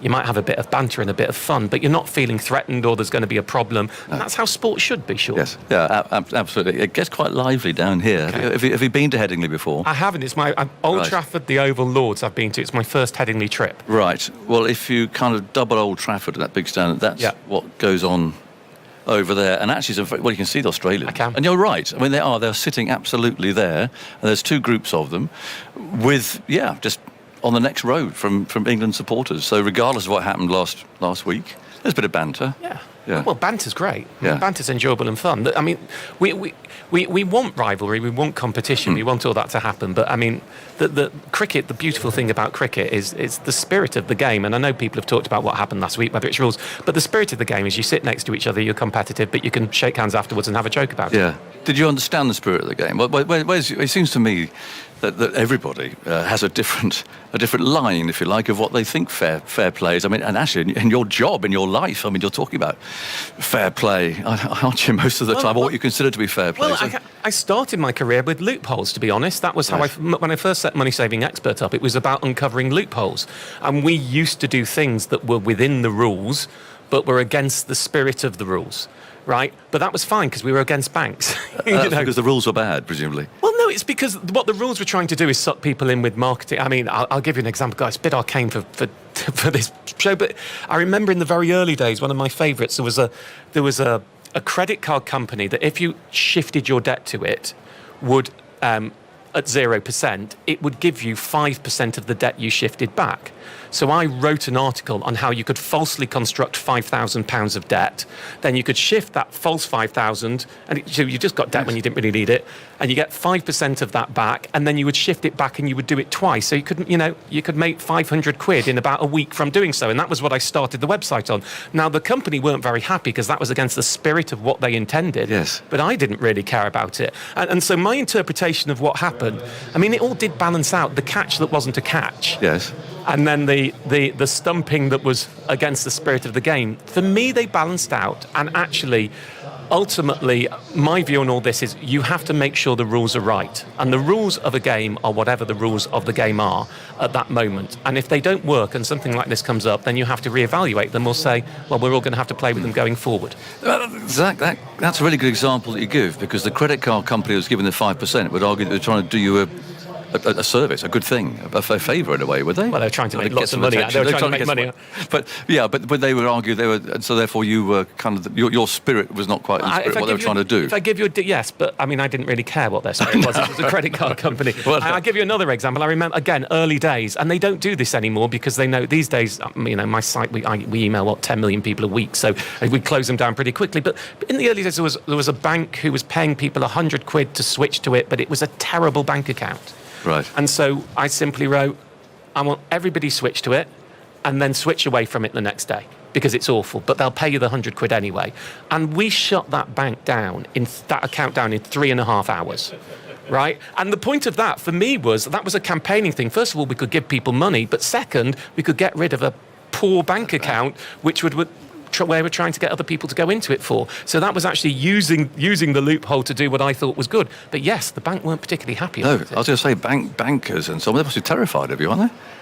Well, I suppose the other way round is if we're recommending something, or me and my site, because it's the best on the market, we shift more traffic to it than anyone else. So if you've got the best deal on the market and it's good, right? Now, there are 4 bank accounts paying you over 150 quid to switch to them at the moment. I always say to people, unless your bank's tickling your back and it's making you so wonderfully happy, and gives you a massage that you love it, why not go and pay 200 quid to switch to another one? And the banks are offering the 200 quid because they're effectively trying to legally bribe in new customers. Well, they like it because we shine a huge light of publicity on the idea that you can move across. So it's a love-hate relationship is probably how I describe it. Yeah, good. I just hearing, by the way, play's going to start here at 1:30. So that's great. So that's half an hour, and if you're listening in Australia, half an hour from the current time, obviously, as long as there's no more rain. And I'm just looking out and I can see some light drizzle falling at the moment, and the ground staff are tugging away at those plastic sheets and bringing them back on. But at least they've done the hard work. And so as long as the playing area remains protected, then even if there is some more rain, we shouldn't be too far away from that. So let's just hope, and we'll keep an eye on all of that going on while I continue chatting to Martin Lewis. So how did cricket start for you then, Martin? So I was trying to remember this on the way up, as yes. you would do. My dad took me to an Ashes match at Old Trafford, because I grew up in Cheshire. Yes. I can't remember if it was 83 or 85. It was definitely Gatting and Gooch and Lamb era, and they were batting. I think it probably 1985. Possibly 1985. It would have been. It could have been 83. Okay. There was an amazing 2 not out scored in that match. Do you recall that or not? No, I'm starting to work out who it was, though. Well, it was an amazing innings that it helped clinch the Ashes. As I say, I really remember Gatting and Gooch and Lamb in that match. Right, yeah. They were the ones who really spring to mind as a 13-year-old watching. This 2 not out. It was the main feature. It actually made the highlights. Did it? And was it done in 2 singles, or was it? It was done in 2 singles, and actually one of them, and I was reminded of this the other day, actually was off the bat. It hit the middle stump very hard.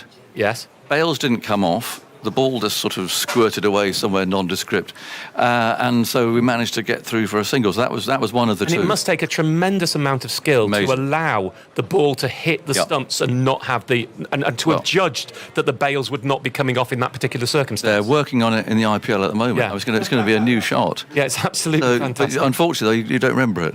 I don't remember it. No, I probably wasn't there on that day. We only went for one day. That's. But I remember at the Ashes, and I remember, the crowd chanting "Skippy, Skippy, the bush kangaroo" at the time and all that. And as a 13-year-old boy, it was just absolutely wonderful. The atmosphere was fantastic. Getting engaged with the crowd, following the scores on the score sheet, and I had a little pad and I was noting down everything that went on. And as I mentioned, that's my. When it comes to cricketing Lewis's, I'm not a Chris Lewis, I'm a Duckworth Lewis. That's sort of the way that I tend to like my cricket. It's a wonderful statistic sports, and I'm a numbers geek. So that's you where do I like the enjoy it data. from. I love the data. I mean, you'll see some of Andy's in a minute.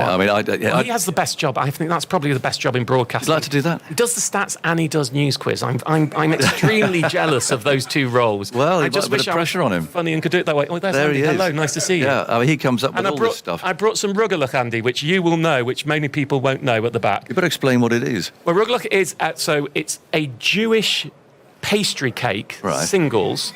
But so imagine a croissant, and it comes from the same root as a croissant. Take a croissant, make it a lot dirtier, gooier, with a lot more chocolate and a lot more calories, much stodgier and single. And we don't that's need a Rugalach. this. We don't need it. It's very good, but it's so richer than Elon Musk. Right. We'll come on to him in a minute. So I mean, they're heavy. They are heavy. It was going well. I'm looking at the bat. Yeah. It's good. Well, Andy's no doubt had it already. So it is that is remarkable. Right. Well, thank you very much. Rugalach, is it? Yeah. Well, listen. As anything which is a sort of transliteration, there's about 1,700 ways to say it, and especially as it's a Jewish thing, that means you put two Jews in the room and they'll have at least 3 different ways and argue about which one is right. We've got fair enough. So that game you were talking about, actually, because I did play that game, and I'd worked that out. Yeah, and it wasn't a great match because it rained a lot and was very windy. I don't know if you remember that or not, and it was quite a dull draw. The day we were there, I don't think it'd be an inspirational game, is what I'm saying. But if you were there for, you had a dry day. For me, it was very exciting. We grew up, I grew up in the middle of the Cheshire countryside. Right. And so, I mean, we're coming into Manchester. That's exciting in its own right. The ground was packed. We're at a sporting event, which is not something that I'd particularly done. Just to be there and to be there with my dad, I still remember it. And it was. I wanted my dad to come here today. Unfortunately, he's not that. Travelling's a bit more difficult for him, so he couldn't make it, to sort of reverse that way. But in spirit, he's here today, and as my way of getting him to come back. So he was a degree. I mean, it usually tends to be, doesn't it, that one or both parents are into a sport, whichever it may be, and that gets handed down to the child. I think, we always watched most sports. And that came across. The 3 sports I like, and I like watching. I like my cricket. I like my golf. Oh yes. And athletics, which was always the other one for me. I'm not really that into the football. I support my football team and I check whether they win or lose, but I don't go that often. But the cricket is something that I have on the radio or have on the telly, certainly whenever England are playing and playing in the right time zone, whenever I can. Did you play then? Did your dad encourage you? Were you in the garden playing with a tennis ball? I have. Sporting skills and me, they do not go that well together. Oh. And that ball's very hard. And I'm a physical coward. So it was never going to be. I mean, you hit the odd ball, tennis ball out there and sat there and pretended to do all that. But I never played cricket properly at school or anything. Yeah. It doesn't really matter though, does it? As you mentioned, because something like a sport like cricket does have so many other things going for it, like the data, like being a scorer, like being an umpire, like just sitting quietly in a stand and just enjoying what's going on. I mean, you can love cricket without actually playing it yourself. And I think that the huge range of modern versions of the game, from the 100 up to a test match, they all offer you something slightly different depending on the mood that you're in. I mean, we have this weird thing now where a test match has become like 100, which is, fantastic and activating to watch. But still, the old strategic chess game of the test match, that still has a sort of magic that we just as we're walking from the station, there was an Italian guy who was there with his South African friend, and he didn't know what cricket was, and we were walking next to them trying to explain what Where do you cricket was start? to him. Where do you start? Yeah. I mean, and ultimately, it's a bat and ball game where you don't want to hit the 3 wooden things at the back, and if you get caught out, you're out, and you've got to run. And which is, so there's a baseball element to it that you can enjoy. But actually, this type of test for somebody who's never seen cricket before will be great. Yes. You know, far more than the old chess match version. But it all works. It all works, and it depends on your mood, and it can change your mood when you're watching. And what I love about cricket is that you can introduce kids to just the notion of hitting a ball with a bat. Yeah. That's all it takes, and you run. I mean, it's such a simple thing. People are alarmed about how complicated cricket can be, but actually the basics of it are so simple.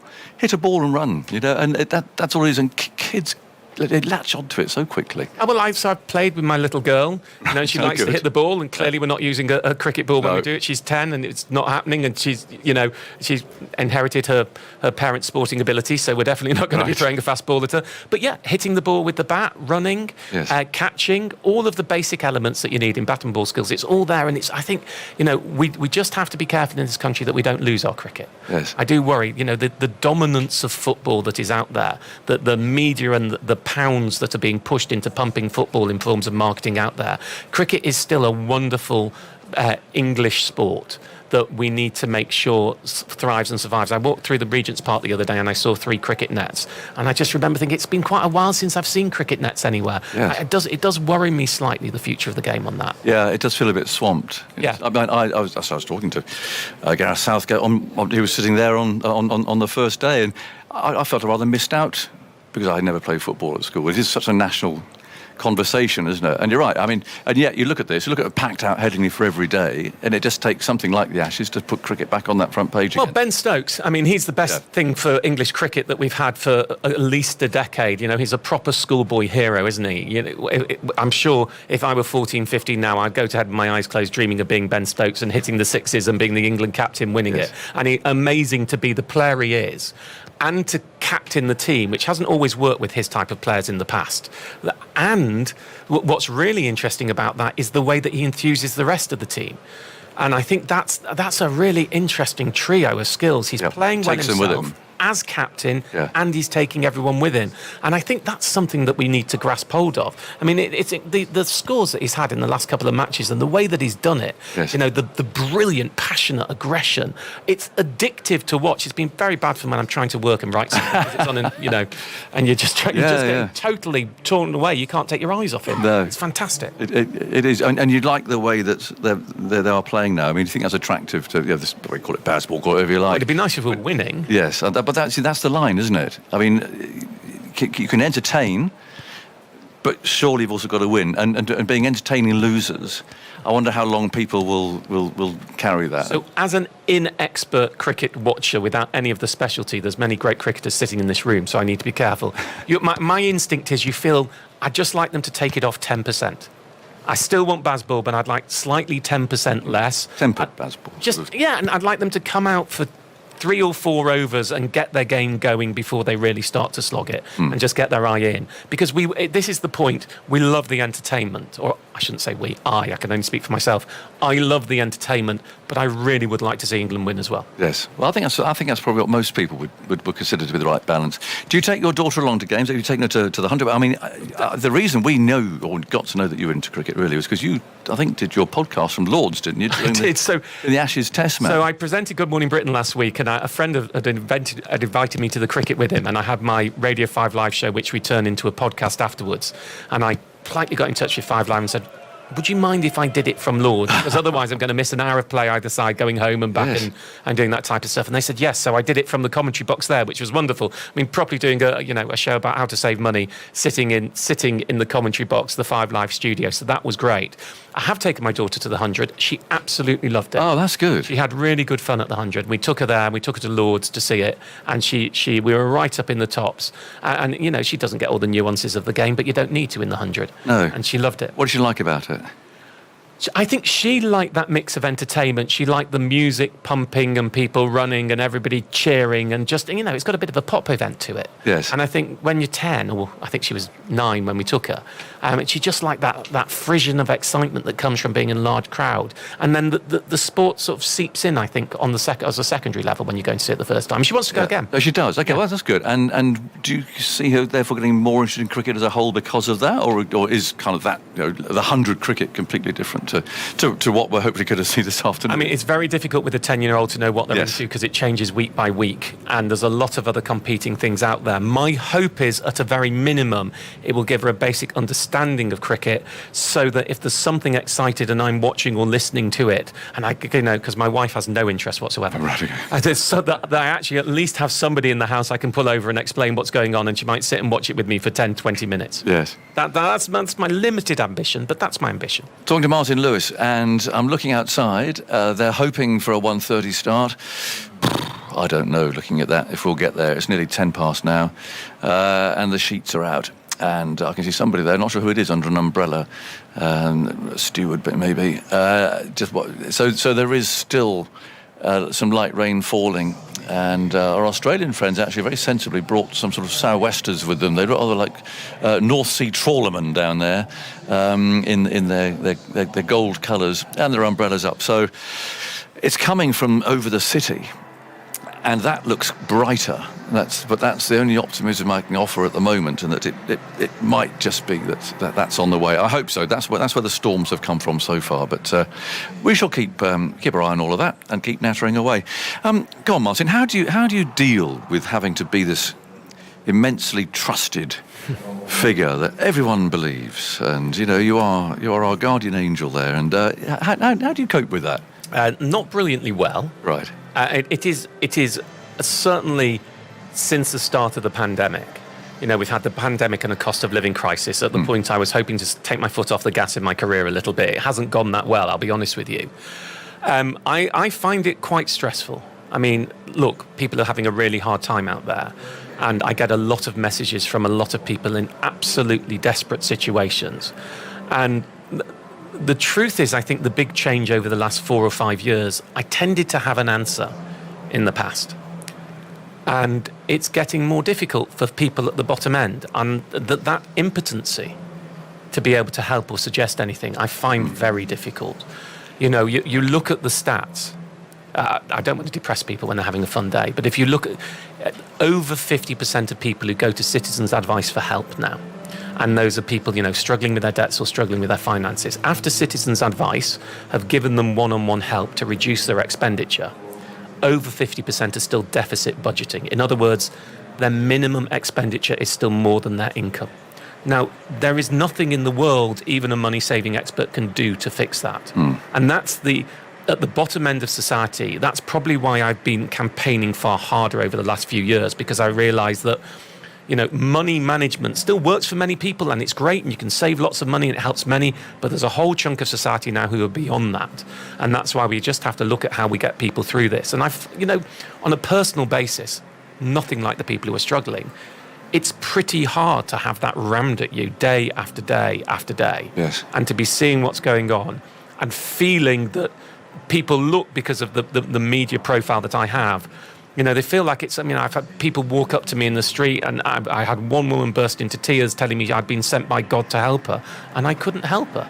And that's quite a distressing thing to deal with, if I'm really honest with you. Because you feel like she thought it was all going to be magically okay, because by coincidence we happened to be in the same place at the same time. But it isn't that easy, and there isn't a magic one. It's really quite traumatic, isn't it? It is quite traumatic. And, we go on at the moment, and we've got the mortgage crisis going on right now, which is very difficult for a relatively small part of society. And the reason I say that is because, if you look at it, if we're honest, we put interest rates up to squeeze borrowers. It's not an accident that borrowers are being squeezed right now. It's not some byproduct. It is the deliberate policy. That's what the Bank of England is putting interest rates up to do. Well, a third of the country own outright, and a third of the country rent, although they are hit by this. A third of the country have mortgages. Of the third of the country have mortgages, many are on long-term fixed rates. So if you actually look at the number of people that policy has to squeeze in order for it to work on the economy, you have to squeeze them until the pips come out. And those people are hurting. But that is a deliberate policy. And this is on the back of the energy crisis, where energy bills are still double what they were a year ago. And this is on the back of the pandemic, where many people catastrophised their finances and were caught out without any of the financial help there.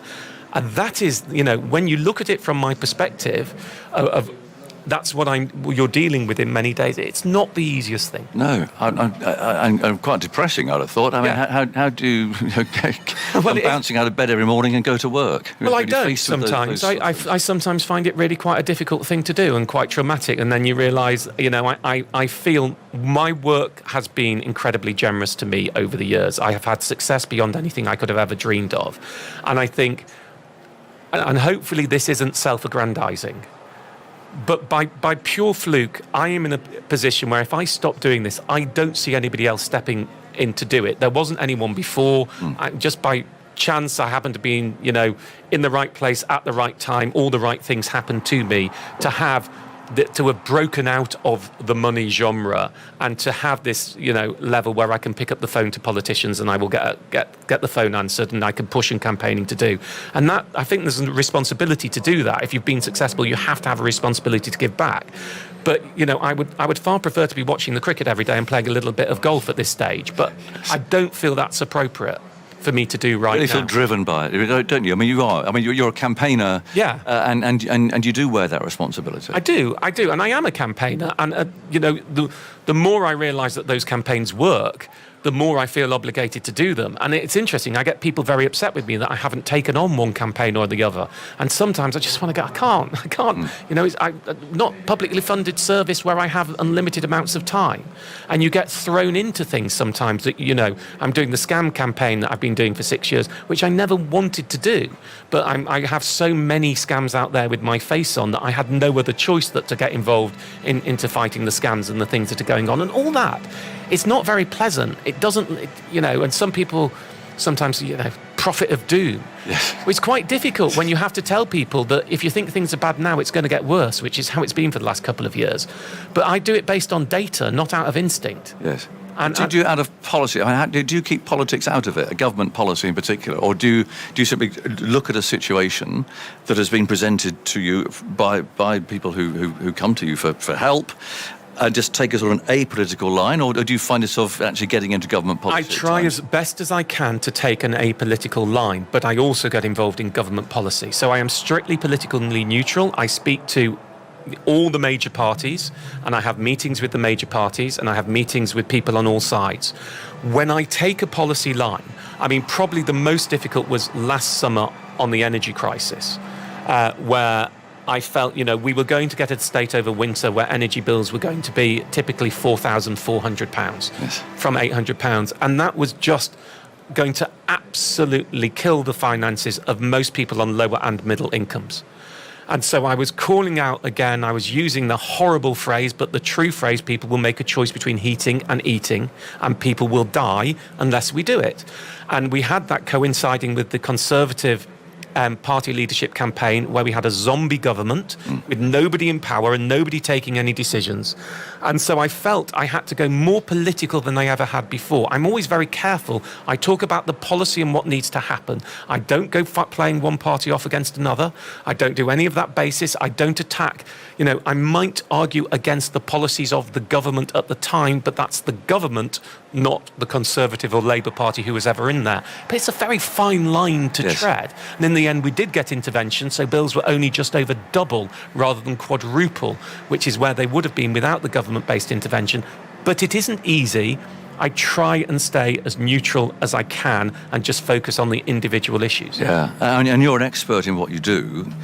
Do you encounter, I don't know, very influential politicians in the Exchequer or maybe who actually perhaps aren't as knowledgeable and experienced as you are, and they're the ones who are actually handling the policy? Treasury tends to be pretty good, and people in Treasury ministers tend to know what they're talking about, certainly, and they do tend to listen. And as a campaigner, it's always funny because people get annoyed with you when you campaign hard for something and then they do it, and then what I always do then is I say thank you. Yep. And then you get attacked for people saying, how can you thank them when they do? And well, because if you're campaigning and asking someone to do something and it does it, and you don't give them a little bit of reward when they do it, you don't get another one. No. You don't get a win again.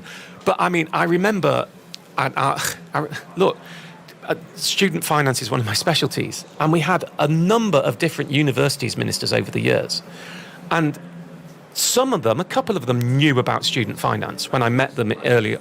A couple of them didn't and tried to pretend they do when you're in a private meeting with them, and you're sitting there in your head going, you haven't got a clue how this works. And then better than that, I remember one who I got in the meeting, and he or she had been in power for not very long, and they said, look, why don't we pretend I don't know anything, and would you explain to me how it works from your perspective? That's a good way of phrasing it. And I did. Yes. And I thought, you know what, if you don't know anything, at least you're asking. And because student finance doesn't work the way most people think it doesn't work like a debt, it's more like a form of taxation, and you have to start understanding that before it works. But I mean, it's pretty depressing. Our form of, government is adversarial, which I always find really difficult. We have a political system that pits people a bit like a cricket match, opposite each other in the Commons. And so when one party takes up the other party's suggestions, the party who came up with it in the first place doesn't say, great, we're all working together and we all agree on this. They attack them for it. Stealing ideas. When a party does a U-turn, now, look, as I run a website, I run a charity. Sometimes we try stuff, it doesn't work, and we say, let's not do it anymore. It was a worthwhile experiment. But in politics, you do a U-turn, you've done the worst thing ever. That stops innovation. That stops people trying to do stuff. And so we have this adversarial system where you can't change your mind. You have party unity that means politicians are by definition liars, because even if they disagree in cabinet, they then have to come out and say what they don't believe in it. So of course they're lies in the first place. And then as soon as someone starts to understand what they're doing in a department, they get shifted and moved. So they never build any expertise, and people wonder why we have such poor government. Could it change? I mean, what would it take for you to have a sort of a system that would work? Well, I mean, I personally will never get involved in politics. My mental health isn't robust enough. I'd not do it to my family. So and I know people often say, why don't you? I wouldn't do it, and I won't be doing it. I won't get involved in party politics anyway. It's very difficult because there is no perfect system of government. I was disappointed that the coalition wasn't more popular, not because of the parties involved in the coalition, but because I actually thought in some ways to have two parties who would have to go into a room and sit there together to negotiate something they both agreed on to make it work was far better than throwing brickbats at each other in Commons to make things go that forward. So a broader debate, basically. Well, a broader debate. I mean, look, if you take some of the most important issues in our society right now, sorry, I hope this isn't too boring, but... Not at all, fascinating. If you take social care...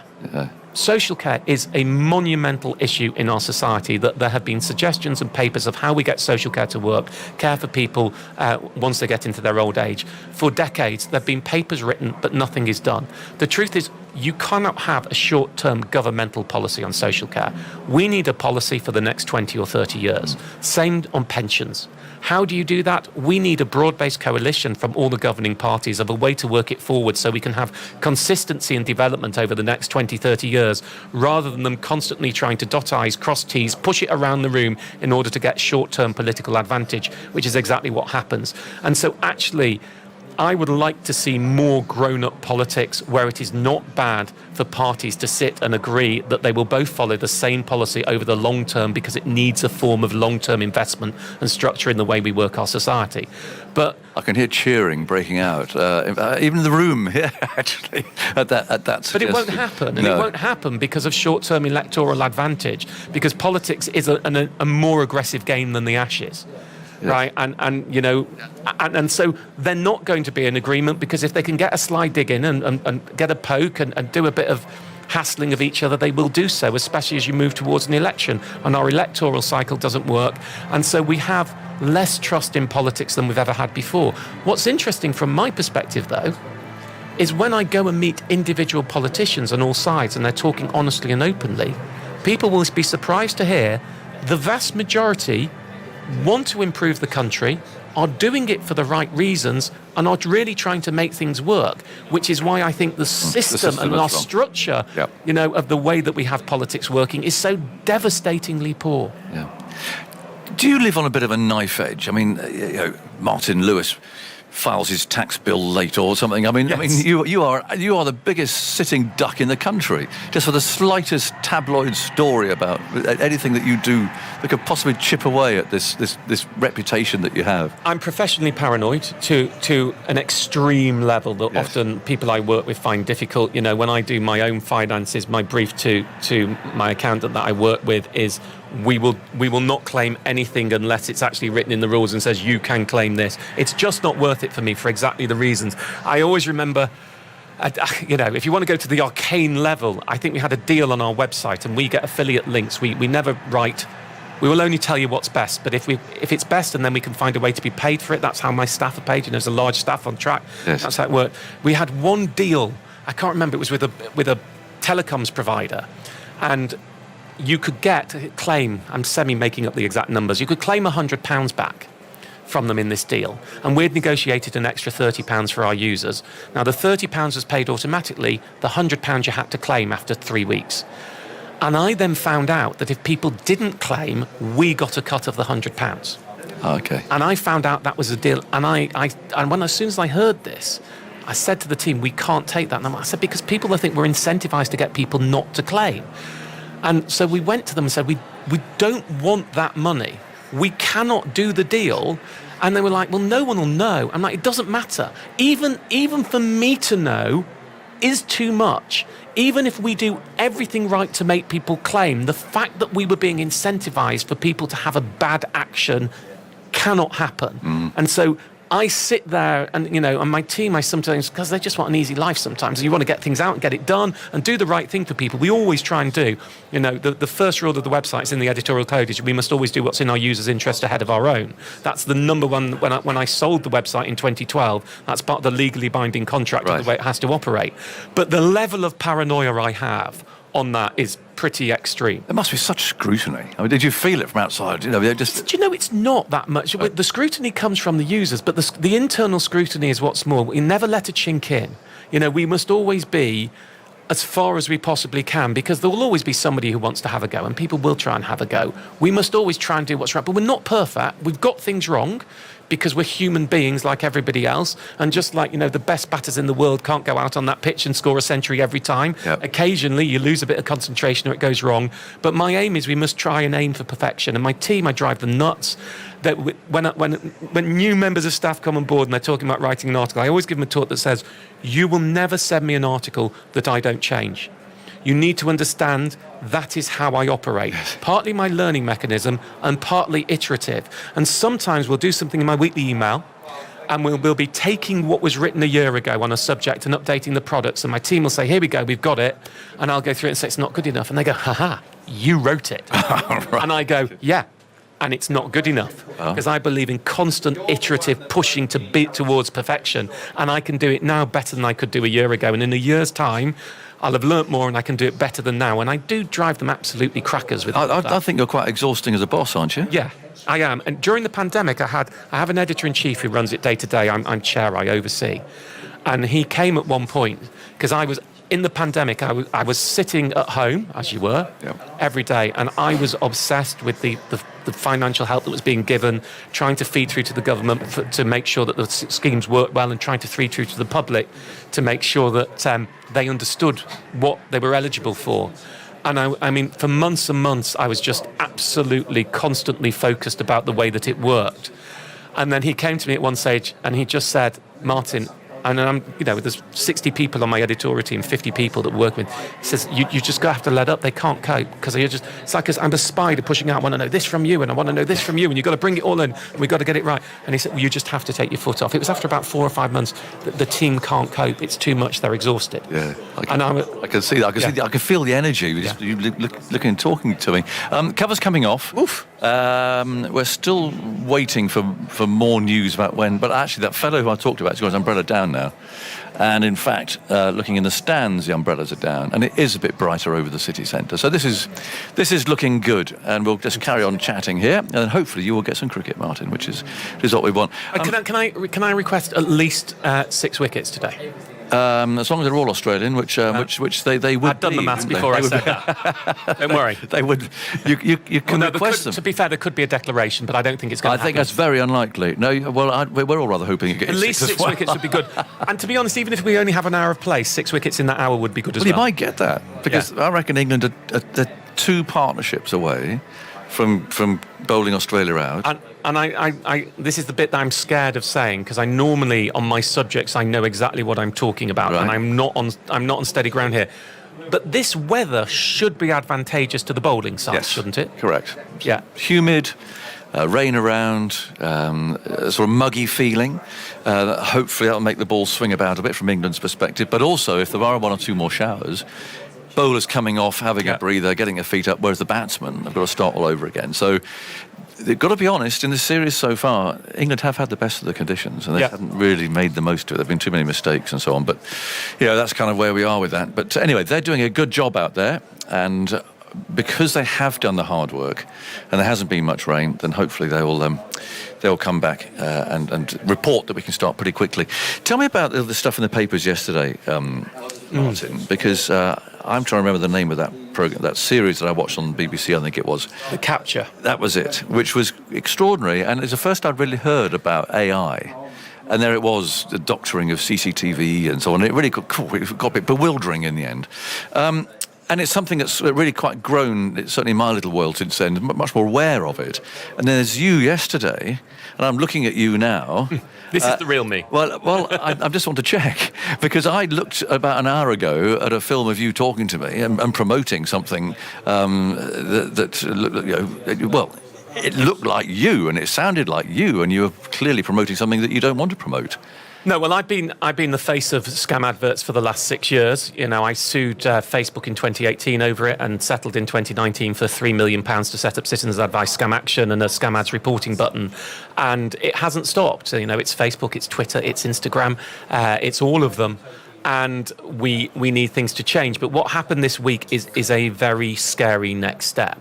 So the adverts in the past have always been static images with a slogan, and then they'd lead you to a fake BBC or a fake Daily Mirror website.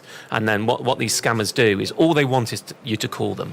And when they call them, it's very subtle. They say, we want a £250 investment from you, so you invest £250 with me.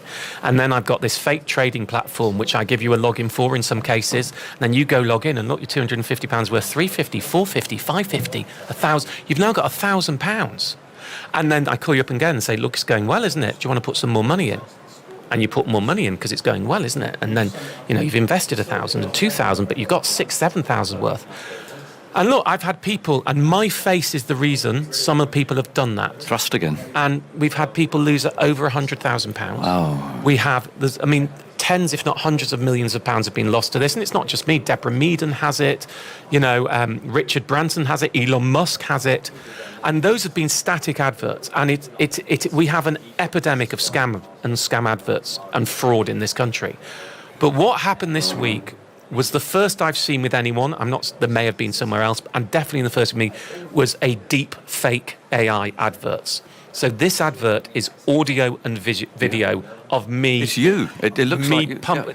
The lips are slightly out of sync, but you have it on Zoom sometime. As my friend said to me on the way in, he said, it's a little bit posher than you. You'll probably be there in 20 years. Right? And I think it is a tiny bit posher. I think people who were looking for this would know that it was a deep fake and would understand that it was a deep fake, but the public wouldn't. So and it will not be long before the conversation that we are having, we are a year away, that this conversation and a perfect replica of this conversation under AI would be us talking about an investment scheme that everybody had to get involved in. That in a second. I must just welcome back our listeners to the ABC. You've been at the AFL. I hope you enjoyed it. I've got some pretty good news here from Headingley in that, the covers are still on, but they're due to be coming off any moment.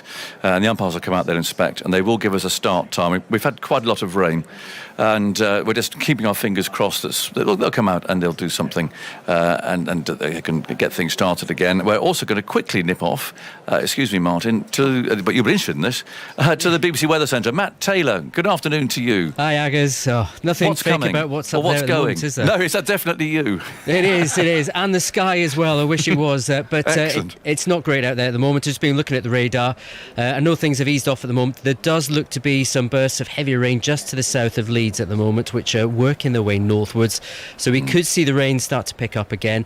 There will be another gap after that, but there is yet more rain gathering in the East Midlands at the moment. So I think for the rest of this afternoon, any play will be fairly short, if any at all. The best chance of some longer spells of dry weather will be late afternoon, evening at this rate, but there is more rain coming. All right, Matt. Well, look, thanks for that. It's not great news, obviously, but thank you very much indeed for coming our way. I think we would have preferred a fate report. Well, we would. I should explain to our ABC listeners, I'm talking to Martin Lewis. Are you big in Not Australia? At all. No one will have a clue who I am. MoneySavingExpert.com. He's a champion here of so many financial causes here in UK. Very well-known figure on radio, television, and indeed everywhere, and indeed on fake adverts, which is what we were talking about. And where this... How have they done it then? How am I looking at that screen today thinking that's you promoting something that you weren't? We don't know the technology, but we presume it's AI. And it's AI that will be doing this, And listen, AI could have lots of good uses. You never know. In the future, we might see an AI cricket match between Stokes' England and Don Bradman's Australia, and we'll be able to watch that, and that would be entertaining. But the problem is, we need to make sure that this is regulated and moved in the right way. And unfortunately, even though it's been 6 years that I've been shouting about these scam adverts that are, and it's worth remembering with scams. And especially for elderly and vulnerable people, when they are scammed, it isn't just their financial lives they lose. Their self-esteem is absolutely destroyed. It has a huge impact on people's mental health, and a really big impact on people's mental health. It isn't just a financial crime. And we have had for years, there's no one policing it effectively. The number of arrests for fraud, even when you know who it is, it's trivial. The social media companies, they are paid to promote these adverts, and their policing of it has been derisory. I've been involved in calling. We finally got the government to agree to put it into this new online safety bill, which means that scam adverts will be part of that. But that's now delayed generally because of long discussions over, whether WhatsApp should be encrypted or not encrypted, because what we really wanted is just a scam advert bill, and there's an online advertising program that's meant to happen, but we still don't know when that's coming out. And so for 6 years, we've effectively had an anarchic system on our internet where big tech is paid to promote scams. Vulnerable and non-vulnerable people, and clever, really solicitors, accountants, people have all been scammed by these type of frauds over the last 6 years, are losing money with an absolutely unpoliced anarchic system. Yeah. And it shouldn't have happened. Do you see yesterday's being a bit of a landmark? Yes. I mean, the fact that there has now been a fully functioning video of you looking at us and apparently talking to us. I mean, is that going to be a bit of a watershed moment? Yeah, well, listen, my wife's a tech journalist, and one of her specialties is AI, and we've sat there discussing it. I've been waiting for this in a way because we knew that it would come at some point. We knew that deepfakes happen in other areas. They happen in pornography, which is a really a dangerous area for some people to come forward. And this is now happening in the financial world, but that technology is improving at such a pace. It is going to be very difficult to be able to distinguish it. They're talking about putting watermarks on tech so you'd be able to know it. But ultimately, the problem that we have is the big tech firms make money from having easy advertising. I wouldn't say they make money specifically from having scams, but they do get paid to do scams. But their whole platform is anyone can advertise, and anyone can advertise with ease. And that simply, you can't do that. Television and newspaper can't have that. They're pre-vetting. And when I have to be very careful because of legal positions, I remember meeting one big technology company, very, very big technology company, right? And I sat in a room in a private meeting where they had an hour-long presentation prepared for me to explain why it was technologically difficult for them to stop scam adverts. Any scam adverts, but scam adverts with my face in. And do remember, I don't ever do advertising. So my answer is, if there's an advert with me in, it's a fake. It's pretty binary. Yeah. And they had this hour-long presentation, and after 2 or 3 minutes, I said, "Can you stop?" And I said, "Stop." And they said, "Stop? Why?" I said, "Because you have framed this as there needs to be a technological solution. I need there to be a solution. If all you're going to do is tell me for the next hour why, because they're using Cyrillic A's in my name, you might not spot it's my name, I don't give a monkey's. All this is a functionality of your profits. And if you cannot police your adverts and you cannot protect vulnerable people from being scammed, then pre-vet them and pay human beings to pre-vet them. Do not frame this as technology, and I'm not interested in hearing any more about the technological problems. Because ultimately, scam adverts are a function of profitability, and so they may have to lose money by policing them properly. But when you are a multi-billion-pound international company, you can afford to do that, and you have a social responsibility to your user base. So that's what we're facing, and unfortunately, I think we haven't necessarily stood up to big tech enough about how we regulate it. I met one politician, and again, I'll be very careful, a senior politician who was relevant for this when I was suing Facebook, who said in a private meeting, I'm very glad you're suing Facebook because it's a lot easier for you to do that than for us to bring in regulations. And I said, why am I having to get regulations based in my name? It's your job to do it. Yes. And so, there are problems. But we all get spam emails. Yeah. Martin, don't we? I mean, but what would your just most basic advice be to people? I get emails from my dad saying, "Oh, this is that." It's something. He's 94, but we get confused by spam emails too. What just the most basic advice that you'd give? Anybody who has contacted you that you are not expecting to contact you, you should assume is a fraud. Any advert online, unless you have checked on a secondary source, you should assume is a fraud. Anybody who calls you up and you were not expecting them to call you, you should assume is a fraud. You should then independently go to their website or their telephone number, and you should find that out and you should contact them. You never take anything that is a cold call. And it goes more. I mean, we could take this to the extreme. I'll give you a test. Are you ready? Here you go. You'll pass it in the first level. So you get a phone call from someone who says it's your bank. Yeah. Yeah. And you're not sure, you weren't expecting a call from your bank. What would you do?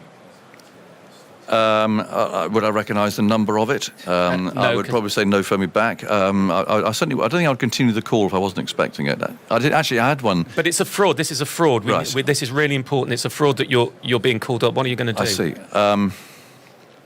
It's a very good question, because I actually had one from a credit card company last week, and actually I cut off the call because I didn't believe it, and they didn't call me back. Okay, so doesn't help anything because scammers will call you back again. So your card is being used in a fraud, Mr. Agnew. I mean, the obvious thing is to cancel the card, isn't it? But then, well, the first step is, which people might say, you might say, I will go and call you. I will go onto the internet and I will find your number and I will call you. Right. Which is fine. But and in most cases that would work. But if you have a very sophisticated scammer, then I have to tell you, I need you to call them on a different phone. Because I may have left that phone open so that when you pick up, I am faking a dialing code, and then you call up your bank and I say it is your bank and it is the same people on the phone. So I would prefer you to find the number independently and use a different phone, or at least give it half an hour before you call back. That would be the textbook way to do it. That is the level of complexity that we are moving into now. It's so time consuming as well, isn't it? It's horrendous. Yeah. I mean, it's absolutely horrendous, and we need to police it. If we started putting people in prison who were committing these frauds and scams, we would have less of them. But to be honest, for the last 5 years, we have had a scammers charter where they can make money with impunity from doing so, and therefore they do. Now, I've spoken to Number 10 about this, and they now have a new fraud policy in place and a new fraud czar. I haven't seen anything practically from that, but they are saying they're going to improve the way that they do things, and we need to do so. But if you are called by HMRC, if you're called by Microsoft saying that there's something on your computer, these companies don't call you. We have to act and make the assumption it is a fraud and do your checks. Do not take away the idea that human nature is good, and if someone's calling me, it's probably legitimate, unless you were expecting it or you have a secondary way to check it. And I hate the fact that I have to say so you start with suspicion. You bias towards it always being a scam. If you do that, that's the best possible defence, and therefore always do your checks. Certainly before you're giving anybody any financial information or any personal information. Sad, isn't it? Yeah. It's horrendously sad. You know, well, look, from a personal, I've spent 6 years fighting this when I've never wanted to. I've had to employ staff, and I got very annoyed in the early days where these companies say, we'll always take it down if you report it. Well, why is the obligation on me to police your website when you're making money from publishing these adverts and I am not being paid to take them down? And I had a full-time member of staff whose only job was to report these adverts at one point, or they had one in other parts of their job as well, but this was their main job. I mean, it just seemed to me absolutely ludicrous. And then when, of course, a very senior member of government says, well, it's great you're doing this, you know, you can imagine it wasn't quite an umpiring signal of somebody being out I wanted to give them, but it was pretty close. A different finger, maybe. Yeah. Now, let's look out here, Martin, before we wrap this up, because you need some lunch. You've been on the train, so we need to do something about that. And you've been getting on for, 50 minutes, which is more than we normally expect. Sure, everyone's fed up with it now. No, not at all. I think they'll be fascinated by it, I think, and interested to actually, take a lot from this chat, I hope. But the bad news is out there that the umbrellas are up again. And it wasn't a terribly positive weather forecast, was it, from Matt Taylor, unfortunately? But you can just see it in the It's just trees. Muggy and misty everywhere, isn't it? The sky is so grey. Yeah. Well, I do hope you get to see... Me too. See. So you saw Johnny Bairstow somewhere, didn't you? Did you see Johnny Bairstow after the World Cup or something in a taxi with his medal on or something? I did. I was walking past Lord's and I saw a guy with... I know who that is. And it was Johnny Bairstow just getting into a taxi, and I was unreasonably excited. But it's funny, because in my world, obviously, you meet a lot of famous people, but I do, sports Something about stars. sport. Well, Johnny Bairstow after the World Cup, Michael Johnson, the athlete, is always one for me. Yeah. Whoever I've ever been in a room with Michael Johnson, I'm a bit like, I don't know what I'd say to Michael Johnson. It's Michael Johnson. What would I possibly say? So, I mean, there's something, for me, it's sports stars, especially sports. Bigger as well, bigger than what you think. I mean, So much bigger. Glenn McGrath silenced my pub when he came at Easter because they all thought Glenn McGrath was 6'2" or something. He came in sort of bent over. I mean, I think sportsmen are. I think the professionals. I went to the tennis once and I saw Maria Sharapova, and she was so much bigger. I mean, Glenn looks quite similar, really, in many ways. I wouldn't put him and Maria So Sharapova in the same sentence, if I'm honest. Good stuff. Thank you for having me. Look, thanks for coming, and thanks for making such an effort, and for bringing your lovely cake, which we're going to have. We'll tuck into that. But thanks for coming. It's just real energy there as well, which is something I shall certainly take away from that chat. Cheers. Thanks. Martin Lewis. I just hope he gets to see some cricket, because I hope we all get to see some cricket, frankly. But it just looks misty and murky over the city again now. It's just coming in waves, basically. And as soon as there's an effort made to clear it all up, then unfortunately they have to put the covers back on again because it's spitting with rain. So Simon Mann's here. Anyway, I'll take Martin off for lunch, and I'll leave it in your capables, Simon. Thank you. Good, Aggers. Enjoy it. Down on the 4th floor there. We're going to talk, going back to sort of focusing more intensely on cricket in the next 20 minutes or so, because we are going to talk about a book published about the England cricket team. It's called The Tour, the story of the England cricket team overseas, 1877 to 2023, and it was written by Simon Wilde, who's the cricket correspondent of the Sunday Times, and he was, you'll remember this, the author of England, the biography, the story of the England cricket team. But this is the England cricket team overseas, Simon. We go back a long time. Australia are touring here, but this has been going on for so long now. It goes right back to the 19th century. It's a fascinating book, actually, with loads of anecdotes, loads of little stories that just make you smile, shock you sometimes as well, surprise you. Let's go back right to the 19th century. But why did teams start touring? How did it come about? I think it was an entrepreneurial idea, really. People thought they could make money out of it, and particularly the professional players. There were a lot of guys from Nottinghamshire. George Parr was one of the early captains. They went over to, well, first of all, North America, strangely, and then they went to Australia. I think the American Civil War got in the way of the idea of England playing in America, because that was the 1860s. The first tour set off in 1859. So they went to Australia after that. But the idea was always to make money, a small group of professionals, and then later we had some amateur teams as well. But the idea was that they could make money, and the money was made out of gate receipts. There was obviously no TV, radio, anything like that. So it was simply a matter of getting people through the gate, really. And a lot of the early tours, some lovely stories about when they went to New Zealand and they'd find that the ground that had been proposed for this match didn't have a fence around it. So, of course, they couldn't charge. People could just wander up and watch. And they were saying, well, we need to stop them coming in until they've paid. But they couldn't really do that. So there's actually no point staging the game, really, for them, unless they could charge people. Exactly, yes. And it was a hit and miss thing. And so the early tours, they played so many matches. You know, it was... The itinerary had almost been made up as they went along. It wasn't fixed like it would be now, where you know exactly what's happening every day. They would go to Australia, go to New Zealand, and talk to a local sort of ground agent almost, and they'd devise a schedule as they went along. But yes, it was all about could they find a place where there were a lot of people and they had some spare cash to come through the gate, and that's what it was all about, really. So this was England professionals, or professionals in England, getting together at 1850s, 1860s, whatever, and saying, we need to make some money in the winter. Could we play a bit, make some money in the summer. We need to make some money in the winter. That's how it all started. Yes, and quite quickly they realised that the Australians were quite good, and the Australians would come to England, so the early England-Australia series, they were happening every 2 years. They're sort of every 4 years. The cycle's 4 years now, isn't it, really? But then it was every 2 years. And often you'd even get the case of England playing in Australia in the winter, and then the following summer in England, the Australians would be here. So it was almost never-ending. But again, the point was money. Just get as much cash as you can. And the early professionals did make good money out of it. So this wasn't really England against Australia. It was just a sort of group of professionals who happened to be English going over to play a group of professionals who happened to be Australia. I mean, presumably, that's how sort of the representative game started as a result of that. Did you play a few games and people say, actually, we need to play against the best team in Australia or the best 11 in Australia? Exactly. I mean, a lot of the early matches also would be odds matches. So, what do you mean by an odds match? Well, an England team would go to Australia and they would maybe play an up-country team in Victoria. They'd be farmers or whatever, miners or something.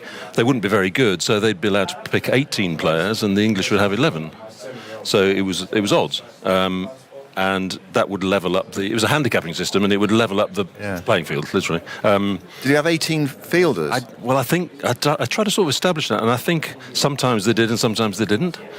Or maybe you had 13, but I mean, obviously it'd be chaotic if you had 18 or even 24. They once played 24 of Bowral, actually, where Don Bradman came from, and still managed to bowl them out for sort of 15 or something, even though there's 24 of them. But I can't imagine you'd have 24 fielders in a situation like that. It'd be... Well, Bazball better deal with it. Well, just hit him over. Stokes would have some fantastic fields, wouldn't he? I mean, 18 slips. So odds matches. It was all about generating cash. But yes, your point about test matches, ultimately, say England go to Australia, so the Australians say, well, let's pick our best 11 players and we will have a match that isn't odds. It'll be 11 v 11 and see how we go. And of course, quite soon, in fact, Australia won the first 2 test matches that were played in Australia. It was clear that Australia's best 11 could take on England's best 11. And so that's there we had test cricket very quickly. Yeah. Was it the best 11 from England, or was it just whoever was available that winter to go? No, I mean, a big thing about touring, and this was the case right up to, really quite recently, even in the 1950s, if you had players who were amateurs, they weren't paid cricketers, they were playing for nothing, theoretically. It was whether they were available for a whole winter. It was only when the money started to become better and the distinction between amateurs and professionals was scrapped in the 60s that we then managed to get the best players going and representing England. Before then, it was quite ad hoc, and often England would be missing some of their best players. Yeah. So you go to Australia, of course, and that would take you the whole winter. You want to make the most of it financially, so you play all these games, and you've also got the travel issue as well. And which is why somebody, unless they were being paid, could not really give up 6 months or 5 months or whatever it was to go into Australia, South Africa, wherever. One of the fascinating things in the book is that on the early tours, these days you think about, we take a squad of 16, take a squad of 17 in case of injuries. But in those days, I mean, some of the squads that left had 11 or 12 in them, and I think there was one where they took 12, and that was actually too many, wasn't it? They felt it was too many. That was actually an amateur team where Lord Harris was the captain. He was quite a significant figure in the early days of English cricket, and he took 12, and he said afterwards that he regretted it because whichever player was left out made such a fuss that he really couldn't tolerate it. So he wished he'd taken 11. But obviously, the smaller the group, the more money they could share between them. If you were taking 18, your cut would be reduced. And I guess, I mean, look, it wasn't the bowlers weren't sort of putting them. They weren't bowling fast in the way, but they bowl now, so maybe the bodies could withstand the rigours of the tour a bit better than you would do now. So really, until up to the First World War, a touring party of 14 would be quite normal, really. 13, 14 would be deemed sufficient. And what happens if you had injuries? Well, they'd either then just have to put out the 11 they'd got, or they'd rope in locals, which happened. I mean, there was some early England players who got Test caps abroad. They would just happen to be living in Melbourne, and they'd get a telegram or whatever it was, and asked if they could play. So when do you think was the first time that England sent their best team, their best 11 to an overseas tour? Yeah, I think probably the mid-1920s, and I reckon that was possibly a consequence of the fact that straight after the First World War, they went to Australia, lost 5-0. First time that had happened. Unfortunately, we've experienced it more recently. But that was the first time, and I think then English cricket realised we've got to send our best players, because otherwise we're going to just get hammered. So mid-1920s, there was a bit of a sort of kerfuffle with Jack Hobbs whether he'd go, and they persuaded him to go in the end. I think they allowed his wife to go with him, which was quite unusual in those days. So they made an extra effort to get the best players there. And England, although they lost 4-1, they were actually quite competitive throughout the series. So I would date it from the mid-20s. Yeah. And I think after that, I mean, the Jardine team that went in 33 was very strong. So after that, they were nearer to the fully representative team. Yeah, and it changed as well, didn't it? Because you mentioned the 19th century. It was the players got together and how much money can we make out of this? But then the MCC took over. Explain what happened there. Well, the MCC took over because it was you'd get a sort of maybe a group of Nottinghamshire professionals saying we want to take a team, or you get an amateur like Archie McLaren saying I want to take a team, and the Australian they weren't quite sure who they were dealing with.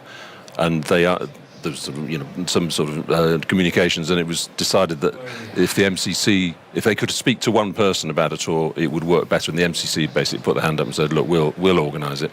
And then from 1903 right through to the late 1960s, MCC, a private cricket club, effectively ran all England tours overseas. And I mean, in the book, I'm quite critical of the way MCC ran these tours. I mean, they did run them, but they didn't run them that well, and gradually I think the sort of overarching message of that period was that they didn't pay the players enough. They wanted to balance the books and bring in some money which they distributed to the counties, which is still sort of what happens now. But they didn't. The top players weren't being paid very well, and that directly leads into the Kerry Packer thing in the 70s, where the players are going, well, we are not being paid enough here. So when Kerry Packer comes along, they happily take his money because they've had generations of poor pay. Yeah. So they've had enough. So the MCC took their eye off the ball, I'd say, in that respect. They ran the tours, but they weren't looking after the players. I think a lot of younger listeners, older listeners would probably know this and remember it happening, would find it strange that when England toured, so they were England in England, but when they played abroad, officially they were the MCC, weren't they? It was MCC against Australia. Yeah. Well, I think there's a sort of sense of the MCC wanting to control things, and they like to present themselves as the MCC rather than England, as though they owned English cricket. But really, it was, that's not really the case. But they administratively they ran it, and it was there's quite a bit of grumbles about whether that was really what they should be doing. But it took a lot of time to wrest control from the MCC, because the MCC had a lot of influential figures like Gubby Allen, Pelham Warner, people like this, who, like I say, didn't do a particularly good job. They didn't always pick the best players. I mean, there's a famous case of Gubby Allen blocking John Snow's selection to Australia in the mid-70s, which was a controversial thing to do. Snow had helped win the Ashes under Ray Illingworth in 1970-71. 4 years later, they don't take John Snow, and Gubby Allen is rumoured to be the man who's blocked his selection and said he's not going. Based on? Well, Snow was quite a controversial character. He had a couple of run-ins with, where he had an incident with Sunil Gavaskar at Lords where he clashed, he sort of barged him to one side. That went down badly. He also, I think, was unhappy about playing in a test trial match, which is something we don't have now, at Worcester. And the pitch was so flat, Snow bowled it over of underarms, and I think that pretty much finished him as far as Gubby Allen was concerned. That's not in the spirit of cricket, is it? Well, underarms? Oh dear, oh dear. Well, of course, you can't do that now. It's been outlawed. So you talk about some of the criticisms of the MCC. What were some of the other ones that, in that sort of 30s to 60s period? Well, the other problem with MCC was, of course, it was as a club, it was politically, it was conservative. It was close to a lot of conservative governments. There were a lot of people in powerful positions at the MCC were conservative politicians, and they came out on the wrong side of the South African issue. They tacitly supported apartheid South Africa through the 40s, 50s, 60s.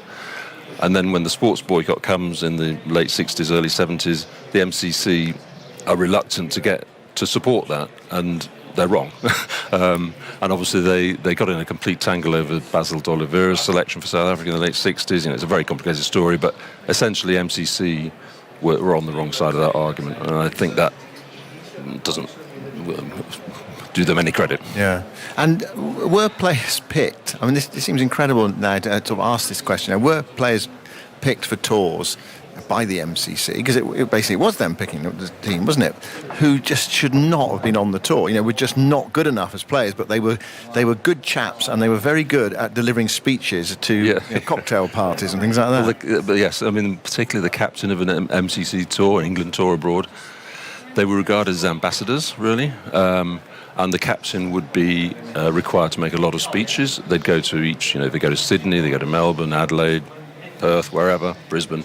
He would be required to make 2 or 3 speeches at various functions. That was part of his job. And if you weren't the right sort of type, you couldn't do that. You could be the best cricketer in the world, but if you couldn't do that job, then you probably weren't going to be made captain. And in fact, there's a nice story about a guy in the 20s. For Derbyshire, Guy Jackson, I think his name was, and he was selected to lead a tour to South Africa. And then about 10 days before the tour began, he pulled out because he said, I can't do the public speaking. So he withdrew. He never played for England. They picked another chap, Reginald Staniforth, who's a sort of army cricketer, an MCC cricketer. Funnily enough, he could make a speech, and he did a very good job. So he of the speeches? Of the speeches. He played, I think, 4 of the 5 tests, but dropped himself towards the end. So yeah, he did, in the MCC's eyes, he would have done a good job, but he wasn't really up to it as a cricketer. And there's a lot of stories like that, really, about the captains particularly not being really quite good enough, but they had this ambassadorial role. Yeah. And I guess in those days, people, the royal family didn't go to Australia in the days of boats before airplane travel was a possibility. You didn't get many dignitaries going to Australia from Britain, so an England cricket captain was sort of like the biggest cheese you could send in a way. So you can see why that role had an extra importance, and also that all the players had to be reliable. You didn't want them sort of falling over drunk in the middle of the street, sort of thing. They had to be able to behave themselves. So that was a big part of selection. It seems bizarre now. Yeah, but presumably they did fall over in the street drunk. Well, funnily enough, yes, I think they did a few times. Yeah. How different is touring now? I mean, it's so far away from what it was, wasn't it, when it first started, and even in that period we were talking about it now. Tours are just they're just about international cricket basically. And 50 years ago, you would play all the states. If you went to Australia, wouldn't you? Play up country matches. Now it's just sort of, I mean, it's still really about money, isn't it? Yeah. The money is still the driving factor, but it's about TV media rights revenue rather than gate receipts. Although obviously, a sellout at the MCG still brings in a lot of money, and as it would here. But it's about TV money, and that's why we can now have why we get these tours. Australia here are playing 6 matches on this tour, 1 World Test Championship final, 5 Ashes Tests. That is the tour. They don't go and play Worcestershire or Yorkshire or Derbyshire. There's no money in that stuff, and they don't need to do it. And also the calendar's so full of other stuff. They just want to do the Test matches, and that's what England did in Australia 2 winters ago. They just went and played the Test matches. So it's been stripped down. So the tour, I mean, it bears no relation to what, when I started covering tours in the mid-90s, like you. There were lots of side matches, weren't there? Yeah. Not anymore. Yeah. What about, I mean, that's a sort of like the administrative side of touring and how it all still works. What about for the players? Because it's quite a demanding thing, isn't it? And it's no surprise that a team's record is worse overseas than is at home. It's much worse overseas than it is at home, isn't it? Because you're familiar, you can go home to your family in the evening. What about that? What does it mean like for the players? What are some of the stories that think the players have had to go through over the years? Well, I think it's tough. I mean, you've got the challenge on the pitch, as you say. It's alien conditions. You're not as comfortable on an Australian pitch or an Indian turning pitch as you would be at home. You've learnt to play the game in English conditions. The challenge of going on tour is that you're playing in conditions you're not so familiar with. That's the test, and it's great. I mean, if pitches around the world were all the same, it'd be a fairly boring game. So that's great, but that is the challenge. And as we know, if you start a series badly overseas, it's hard to regain ground, so you do have to start well. So that's one challenge. I think also just the being away for a long time can be quite hard. I spoke to Andrew Strauss for this book, and he said you don't have your support network around you. You don't have your family. I mean, obviously families do come out for a short period on a tour, but you don't have your families. You can't, at the end of a test match, you can't go home for a few days, see your children, maybe see your mates, have a beer or play golf or whatever it is.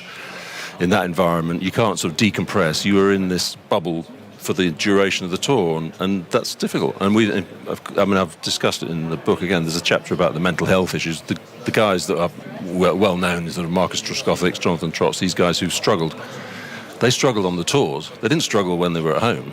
It was on a tour, and that's not a coincidence. I think the touring is tough. It's tough technically on the pitch, and it's tough mentally coping with just the sheer sort of slog. Yeah, there'll be people listening who say, well, it can't be that bad. You go to Sydney in the winter, Cape Town in the winter, or whatever. It's grim and cold in England in the middle of the winter, and these players are off touring in the sunshine and all that sort of thing. What do you say about that? Well, yeah, and that is said a lot, and I think it's lovely sunsets in Sri Lanka and whatever. It's or the West Indies. It's fantastic, but I think probably for the players, it's. You're still ultimately judged by the runs and wickets you make on the pitch. That's if you're not scoring runs, it doesn't matter how the sunset looks, does it? No. You're losing or winning in a different environment.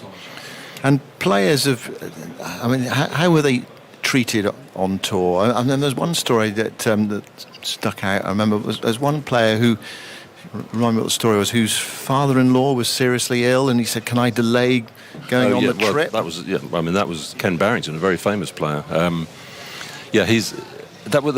goes back to the MCC business where they ran the tours very rigorously, and basically Ken Barrington's father-in-law was ill. Barrington asked if he could set off for Australia slightly later than the rest of the team because. His father-in-law was in a bad way, and he said, "I think he's going to die soon. Can I not just come a bit later?" Went down to Lords to see Billy Griffiths, the MCC secretary, and was told, "No, you can't. The team is leaving, next Wednesday, and you have to come with us." And he duly, sure enough, got to Australia and got a telegram saying his father-in-law had died. So that was how regimented it was. Now, of course, these days the sort of holistic care of the players is far better. They can go home for a paternity leave, all that sort of stuff. The families are brought out partly at the cost of the ECB. So the ECB do a lot more to look after the players. I think they appreciate the strains they're under, and also the schedule's never ending. So they want to look after them as best they can. But in the old days, there was no compromise really. And obviously, if you were away and you travelled by boat, there was no way you could go home if your first child was about to be born, you missed it, So it was quite a sort of brutal system, but that was just the way it was, and nothing could be done. Yeah, so there must have been loads of players who had children born while they were playing, and for months didn't see their children. But I mean that still happened quite recently. I remember Steve Harmison saying that he didn't see his daughter. He was in Australia, long tour, World Cup after the Ashes. Didn't see his daughter for her first 3 months. He was away. So it does still happen, but it's just the nature of the business, to be honest. And what happens if you were homesick away from home? Could you request to leave the tour? Who was the player that was in Australia and said, "I don't want to get"? England went on to New Zealand afterwards. Yes, and that was in '74. He said, "I want to go home." It was Brian Luckhurst, I think. Yeah, in Australia, and he was out of the team, and they were playing a couple of. Yeah, there was a couple of tests in New Zealand. He thought, "I'm not going to get picked for these. Can I not go home?" And they said, "No, you can't." And in fact, they picked him for a couple of ODIs after that, early ODIs. I think he got sort of 0 and 1, But he was kept on for an extra month just for a couple of ODIs, really. But yeah, any request to go home early would dealt with fairly harshly, really. There was no compromise. A team, I think in those, not so much now, but in the old days, a team would leave on the same day and they'd get home on the same day, and there was no toing and froing. Now, good luck keeping up with who's actually still on the tour, because you have white ball players, red ball players, they come and go, injuries, etc. It's very hard. I mean, the whole thing's sort of fragmented now, isn't it? What changed it? Presumably aircraft travel. Did that change things a lot? Air travel, but also I think in the mid-90s, after the famously bad World Cup for England in the subcontinent in 1996, when England got some sort of basball by teams like Sri Lanka, who were much more attacking those, I think English cricket realised that we are going to have to start picking white ball specialists now. We can't. England would take a team on a tour and they'd have, Neil Fairbrother be there for the whole tour, but really he was only picked because of the one-dayers. Then they started specialising, and they'd say, right, okay, this is the test match chunk of the tour, and at the end of that, some of them will stay, some of them will go home, and we'll bring in some white ball specialists. That didn't really happen until about 1997, which is really quite recent, isn't it? Since then, we've had far more sort of toing and froing, and obviously we've now got separate coaching staffs, haven't we? White ball coach, red ball coach. The whole thing's been different captains. Another thing that changed around that time, actually shortly after that time, was rooming with people. Because I was thinking, if I went abroad and you had to share a room with someone for 6 months, that would be awful. People like their own. Some people like their own space, don't they? And they like being on their own time.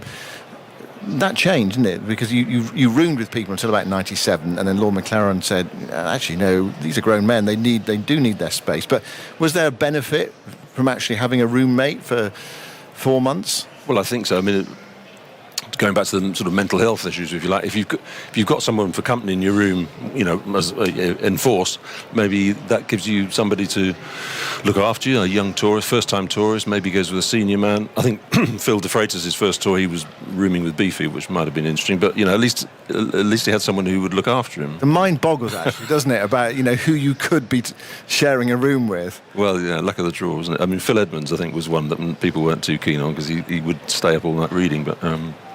You had to get the chemistry right. The chemistry of a touring party is a very tricky thing, I reckon. Yeah, I was doing a thing with Alex Stewart and Jack Russell a week or so ago, and they roomed, and people think they didn't get on because they were sort of vying for that one spot as a wicketkeeper in the team, and then Alex sort of eventually got it because of the problems elsewhere in the England team, and so people thought they didn't get on, but he said they really did get on, and they would room, but of course Jack was so untidy and Alec was super tidy. He said what he did was he actually got like a strip of tape and demarcation, literally, and across the room, put it down from one end of the room to the other, and that was Jack's side, and if he could be as scruffy and as dirty as he wanted or whatever on one, I don't mean dirty, I mean put all his clothes, messy, that's the word I was looking for, on one side of the room. Said but he was nothing was allowed to come into his side, and Alec's side was absolutely pristine. Yeah. I think Chris Lewis couldn't smell, so they put the smokers with him because it didn't make any difference.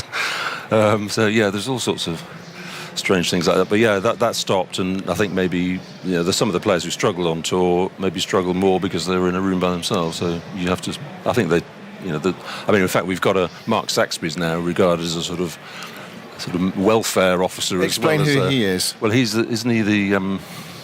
He used to be the masseur. Masseur, exactly. That was his original role. But in fact, I think he became a sort of confidant to a lot of players, and he's now got a sort of broader role, which includes the sort of welfare of the players. So I think it's his job as much as anyone's to make sure that everyone is happy and that they're not struggling. I mean, obviously, we had a couple of COVID tours, didn't we, which must have been really grim, where you couldn't leave your room. I mean, that's sort of why we've got baseball now, isn't it? Because they were so miserable during those years. They decided to have some fun again. Yeah. The covers are coming back on. I think they were trying to take them off for a while, but it's filled in again here at Headingley. It's raining quite steadily again. We have had no play today. What is it, 10 past 2? So we're an hour past the lunch interval today, which was brought forward to 12:30. The game is set up beautifully, but I'm afraid if you've got a ticket for Leeds today, it's not looking very good at the moment. We can play until 7:30 tonight, in theory, so it won't be a question of calling a play-off just yet, even if we can get in a couple of hours later on, and especially with the weather forecast as it is for the next few days. England, of course, desperate to get out there. They need to win this game to get themselves back in the Ashes. I'm talking to Simon Wilde, the cricket correspondent of the Sunday Times, who's written this book, The Tour, the story of the England cricket team overseas, 1877 to 2023. It's just as well you only work on Sundays, Simon, isn't it? Because you've also produced England, the biography as well, and that the Tour is, it's a pretty healthy tome, isn't it, in terms of pages? I don't know how many. Not quite as big as the first one, yeah. I do work during the week, but I was only teasing you. I know you were. Yes. Anyway, no more in the pipeline for the moment. Yeah. What's the future of touring? Well, what's the future of bilateral cricket, international cricket? That's the tricky one. I mean, the T20 leagues, as we know, are everywhere. The IPL never stops. It's buying up teams all around the world. And the bilateral cricket, England v New Zealand, Sri Lanka, West Indies, South Africa, Australia, is under threat from those leagues. The calendar's not got enough space in it. I mean, as this has been said many times, but there's a sort of sense that England will continue to be playing Australia and India, and the big teams will play each other. But is there any future in England playing 2 tests against Sri Lanka? I mean, next summer we've got that sort of summer, where it's not the big boys. West Indies and Sri Lanka next summer. So they're 2 teams that are not really test match powerhouses, and they don't have the money that England, Australia, and India do. So that I try not to be too pessimistic about it, but I do feel that 10 years from now, where will we be? When it comes to that sort of thing. I mean, just to explain, you said it all started with money, and it is all about money. So how does a modern tour make money for whoever is involved in it? I'm thinking, say England go to Sri Lanka, how is money made on that tour? I know some England supporters go along and well, it's not. I mean, it's not gate receipts. It's TV rights. And they're not just.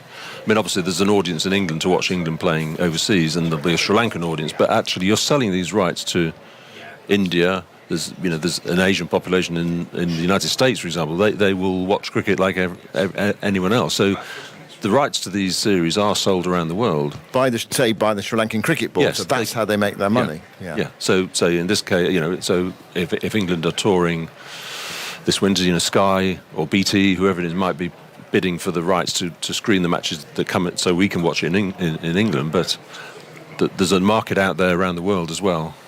So, but it is TV, radio, streaming, whatever you want to call it, digital stuff that generates the cash rather than gate receipts. Yeah. I mean, it does seem a perilous situation, and of course, but do the leagues make money as well? I mean, how are they making their money through the same avenue? Are they through TV rights? Yeah. I mean, the IPL deal is beyond. That's obvious, isn't it? I mean, you can see how that works as a financial model. Yeah.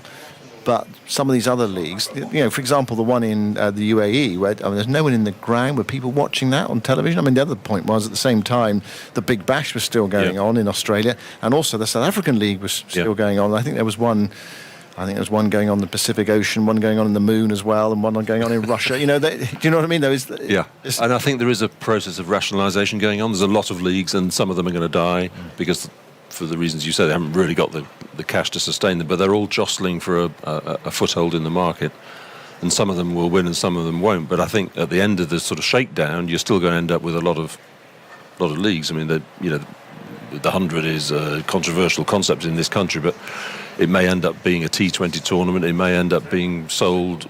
Stakes in teams may be sold, and that could end up being worth a lot of money. We talked about some of the issues, the problems around touring. Do you think players loved a tour, or do you think it's all weighed heavily on the Alistair Cook? Actually, it's just on your right shoulder, and whether he loved touring, whether it was, he says he does. He loved it. But I would say that it's a life adventure, isn't it? Would you go to the West Indies, all the Caribbean islands? Would you go to Australia, New Zealand? Otherwise, probably not. It's a fantastic adventure. Maybe when you're on your 4th tour of Australia and you've lost the first 3, you're not thinking it's quite so much fun. But as an experience, it's second to none, I would have thought. What were some of the touring scrapes that you you came across. I mean, I did touch on the fact that there would have been people who did fall down drunk from time to time. What were some of the touring scrapes over the last 150 years? Well, there were. The threat was always, if you behaved really badly, you'd be sent home. But that almost never happened. It was just like a threat that was there. I think Geoffrey Boycott leaving India in 1981 too was possibly the nearest we got to that. I think he left by mutual consent in the end. It'd be the usual: drinking too much, staying up too late. There were quite a few car crashes in the early days. I think people didn't know about drink driving. They'd go out for a few drinks and then try and drive back to the hotel and hit a lamppost. There was quite a few of those sort of things going on. Anyone arrested? Well, there was on the very first tour of Australia, there was a betting scam, and Ted Pooley was arrested, put in jail in Christchurch, and was kept there so long that when they went on to Australia to play the first 2 test matches, as they are now regarded, he wasn't there. So England lost a small tour party that we're talking about. England had lost their only specialist wicketkeeper. So Harry Jupp of Surrey had to be commandeered as a keeper, and he kept, even though he had an eye problem at the time, and he kept in his place, and Ted Pooley never played Test cricket. He was allowed out in the end of jail, but never played Test cricket. So. And how did people follow the tours back home? I mean, we know how they follow them now: radio, television, newspapers. Almost saturation coverage now. But how do they follow? How do they follow them back in the 20s or 30s? Well, the newspapers would take, even for an Ashes tour, you'd have like telegraphs. So they'd send dispatches back. Newspapers didn't really send correspondence as such till the 30s. I think probably the body line was a tipping point, because that was such a big deal, the story of what happened, that for the next tour, more newspapers sent more correspondence. I mean, famously for that tour, there's only about 3 or 4 journalists covering it, English journalists.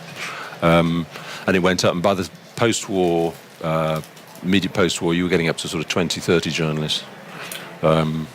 So you had there's a lot of interest after the war. It also became cheaper cheaper to send people and cheaper to transmit the copy. So that made it economics. It became feasible for newspapers to send people. Well, it's a fascinating subject, and there are loads of anecdotes in the book. The tour, the story of the England cricket team overseas, 1877 to 2023. Can I add one thing? My favourite injury on tour is Johnny Wardle in South Africa. He sprained his elbow playing billiards and was ruled out of the 5th Test match, which I think England needed to win, and they'd lost it. And had he not played billiards, England might have won that series. But I think it was a 2-2 draw. So a billiards injury. Yeah, so he injured himself playing billiards. And CB Fry fell off a horse once and broke his ankle, missed the final test in South Africa. Did Blowers nearly play a Test match as well? He often says, he was on that tour of India where he said, I nearly got to play. Yeah, well, some of the best stories are about team. Obviously, you've only got a finite number of players. If there's illness in the camp or injuries, can you get 11 people on the pitch? Well, there's quite a few cases of them really struggling. And in the tour of India, 1964, England camp were ravaged by illness, and they really were struggling, and they scouted around, and Henry Blofeld was covering the tour as a journalist, obviously had played to a reasonable level in England, and he was well up for it. I think he was disgusted, but Mickey Stewart, who was ill, suddenly decided he wasn't that ill and said, I think if you're talking about Blowers, I think I'm fit, and he played. And of course, last winter in Rawalpindi, we nearly had the Test match delayed. Well, that's England, right. England was so ill. The England camp was so ill, and then Ben Foakes couldn't play. But they could put out a team. But on the morning of the match, we were told it might be delayed 24 hours if they weren't well enough. Yeah. And that was I think that was unprecedented, wasn't it, to delay a Test match because everyone was ill. I couldn't. No, I've not heard that of a precedent for that. No. Yeah, and well, if you haven't heard about it, then probably no one's heard about it. As you're the expert on the England cricket team, home and away, over the last 150 years. That's Simon Wilde, who's the cricket correspondent of the Sunday Times, who goes back to his one-day job now. Thank you very much for coming up to the Test Match Special box, Simon. So it's raining here at Headingley. Steady rain, covers are on, no play so far today. So we've been talking about England tours, and while we await news of a possible restart here, we're going to take you back to an Ashes tour that didn't go very well for England, particularly because of one fast bowler. Here is How to Win the Ashes, Mitchell Johnson, presented by Jonathan Agnew. It's November 2013. England have won 3 consecutive series and are favourites heading into that winter's Ashes. After being destroyed in the last series down under and not even being selected for the 2013 Summer Ashes, Mitchell Johnson is out for redemption. He'll go on to terrify English batsmen with one of the most devastating displays of fast bowling ever seen in an Ashes series. Mitchell Johnson won the 13-14 Ashes series, taking 37 wickets, and I absolutely loved it. Johnson bowls to Anderson, he's edged it, and now he is caught. Caught at second slip. Here's Johnson. Bowls. Bairstow drives, nicks. Caught behind. He gets wickets. He's a fast bowler.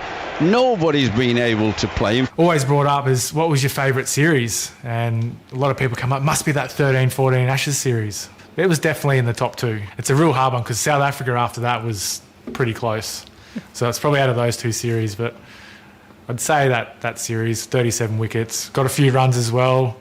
And probably the way I went about the game was very, very much old school, that intimidating style of cricket. A gully, forward short leg, and an angry looking Johnson who runs in round the wicket, bowls to Broad, a nasty one down the leg side, they're appealing for a catch, he's out. I bowled in short spells, I didn't bowl too many long spells, I wasn't there to try and bowl dot balls, it was bowl my short ball, intimidate the batsman, work with your partner at the other end, they'll get it up there and swing it, if it was Ryan Harris or if it was Peter Siddle, Nathan Lyon bowling his spin, so it was good fun. Strauss now to face the last ball. This good over from Johnson. He buzzed him short, and Strauss is going to be caught at slip. He is off the handle of the bat, high up on it. And Johnson has suddenly got into this tour with a 93 mph short ball. Yeah, well, the 2010-11 Ashes wasn't my greatest, but it was a great learning curve at the same time. In comes Johnson, and Peterson drives him smoothly and beautifully through extra cover for 4. Over beach, full toss rubbish. Johnson's in his 3rd over. He hasn't taken a wicket so far. And he's pacing in again. Up he comes, slings that down outside the off stump. He's cut for 4. He's short and wide. I remember the first test just getting absolutely smashed all over the park, and the frustrating thing was that you're part of a team. It's not an individual sport, so although individually you have to be at your best, it is a team game, and unfortunately at that time I was, struggling probably mentally, but a little bit physically as well with certain things. Just playing the game for a few years at that point. I think I started in 2007 and sort of was continuously playing for Australia, so it sort of built up over time. Yeah, I just remember struggling. I couldn't bowl the ball where I wanted to bowl it. I was just struggling with everything. I was trying to make excuses in my head. Just everything was going on. In comes Johnson, bowls on the leg stump again, and Cook taps it away, and this will go for 4. He's timed that perfectly and bisected fine leg and square leg, and that was not a very good over from Mitchell Johnson. Peterson clips him through mid-wicket. He falls over in the process. The ball may well go all the way to the boundary. It really is a poor ball by Johnson. It's straight on Kevin Peterson's pads, exactly where he wants him to bowl. And then I think I was dropped for the next test in Adelaide, and I ended up working with Dennis Lilly and our strength and conditioning fitness coach at the time, Stu Karpinen. And I worked on a couple of things before the Perth test, and then I got picked to play that Perth test and had a great game. I remember just swinging the ball and it just came out really well. But even then, I still thought in the back of my mind that I didn't quite have it. I still was mentally struggling with a few things. Came the next test and I did struggle a little bit. I was a bit up and down, and that was sort of the start of my career, really. It was that up and down sort of roller coaster ride for me. Johnson, no wickets, no runs, drop catches. He can't bat, can't bowl, can't field of this tour. So, yeah, it was a really difficult series, but also a really positive one that I was able to learn from it. And I've always looked at it that way throughout my career. Maybe not at the time, I may not be thinking the positive side of it, but when I look at it and think of all the things that I worked on, there was a lot of positives that came from it. So it was tough, but it was just the way it was. Andrew Strauss joins his teammates. He gets a warm shake of the hand from Michael Vaughan, who hands over the Waterford crystal urn, and there they go. Those are the pictures that you'll see on your back pages, possibly as early as tomorrow. And I'm being smothered by glittery stuff that's just exploded into the air. It's like a blizzard here. I was pretty flat.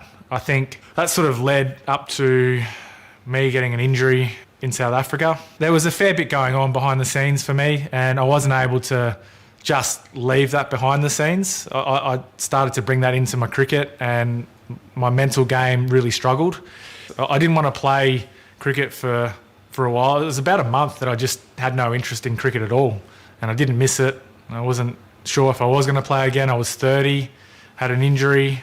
A lot of people saying that I was down the pecking order in the bowling ranks. And then I started to get that desire back, and I had a plan. I made a plan to work myself back into the team, get myself another chance, or give myself another chance. And the process was a long process. I sourced out some guys in Perth, the Mill Gym, ex-run SAS guys, and just learnt a lot of discipline and a lot of hard work. And that was a real good starter for me, and actually something I stick to these days just outside of cricket. So they helped me with a lot of things, but ultimately it all came down to me and having the belief. Johnson starts a new over. He slings it wide of off stump. Bell a top edge on the cut, and he's caught. Caught by Tate at third man, 4 metres in from the boundary rope. The other thing is just enjoying the game. I think I lost the love and enjoyment of the game. And when you're in that bubble for so long, you do tend to miss that and forget about the enjoyment side of it, because we all play it. We all started playing it because we enjoyed it. So, yeah, I was able to go back in, had the belief. I had done all the mental, the physical stuff outside of that. And, yeah, I just got myself into a really good place and to really enjoy the game again. Australians, all their hearts rejoice, for we are young and free. Ahead of the 13-14 Ashes series, it was pretty nerve-wracking, to be honest. I was really unsure of how I was going to go. I'd missed out on the series before that in England. Didn't get in the squad. And at first I was a little bit upset, but also relieved at the same time, because I was really nervous about getting back into Test cricket, and especially back into Test cricket playing an Ashes series, which is, it's the top for us.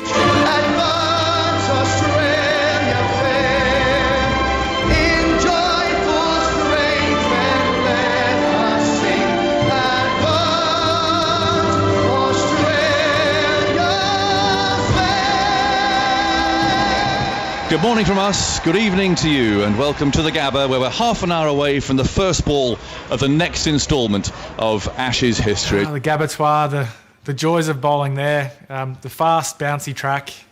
It's quite a big ground as well, so like square boundaries are quite big, so you can use a short ball quite effectively there as a wicket-taking delivery. It's a gorgeous day here in Brisbane, just some puffy white clouds around blue sky. It's hot, and there's a real buzz around Brisbane and around this very special cricket ground at the moment. Coming to that 13-14 series, I was still pretty nervous because I hadn't tested myself at Test cricket. Here we go, the first ball of the Ashes series. Anderson runs in bowls. Oh, he tries to take the bat out of the way there, I reckon. Rogers, he plays it down into the gully. A late decision, waiting for some in-swing. It didn't happen. I remember the first 2 overs bowling to Alistair Cook. I couldn't actually breathe. I was physically struggling to breathe because I was so nervous. Johnson moves in once more to bowl to Cook. It's short, and Cook goes after it and swats that away out towards the deep forward square leg boundary. I can see the ball there bobbling tantalisingly towards the rope in the distance. Has just enough on it. And he got a pull shot away from me early on, and I felt like it was a good ball, and it was one of my strengths, bowling the short ball. And he got it away, and I was a bit sort of gutted. And I thought, not again. And then I went back to fine leg, and I just sort of composed myself and got myself back into a good space. And I came back for a second spell and got my first wicket. And that sort of just set me on my way. And yeah, I felt pretty good throughout the whole series. Johnson bowls to Trott. It's down the leg side. He tries to flick it away. He's a bit of a catch, and he's out. Australia have made a breakthrough just before lunch. Johnson's on his way, he's there and he bowls. That's a full length, he's edged it and caught it slip, and that is brilliant cricket by the Australians. Johnson comes up and bowls to Trott. Trott goes back and he hits the ball in the air, he's out! He's caught behind square. When you come up against Mitchell Johnson, he's in that kind of form, he can really rough you over. In he goes and he bowls to Anderson. Down the leg side, he's going to be caught. He's been caught by Johnson himself. Caught and bowled. It's all over. And Australia win by 381 runs. Mitchell Johnson finishes with 5 wickets, 9 in the match. Man of the match, surely. Yeah, there was a pretty clear game plan, and the game plan was to, I wouldn't say be nasty, but just not interact with the England team at all when we saw them around the ground. Outside the ground, yeah, say hello, but don't engage too much. So we made a real effort to, I guess, not say anything to them at all. I heard that they found that was quite nasty. We may have even been called some nasty names by them, but that was a clear game plan for us. That was the one thing that I was really, really happy about, is that we stuck to our game plans throughout the whole series, and we never let up.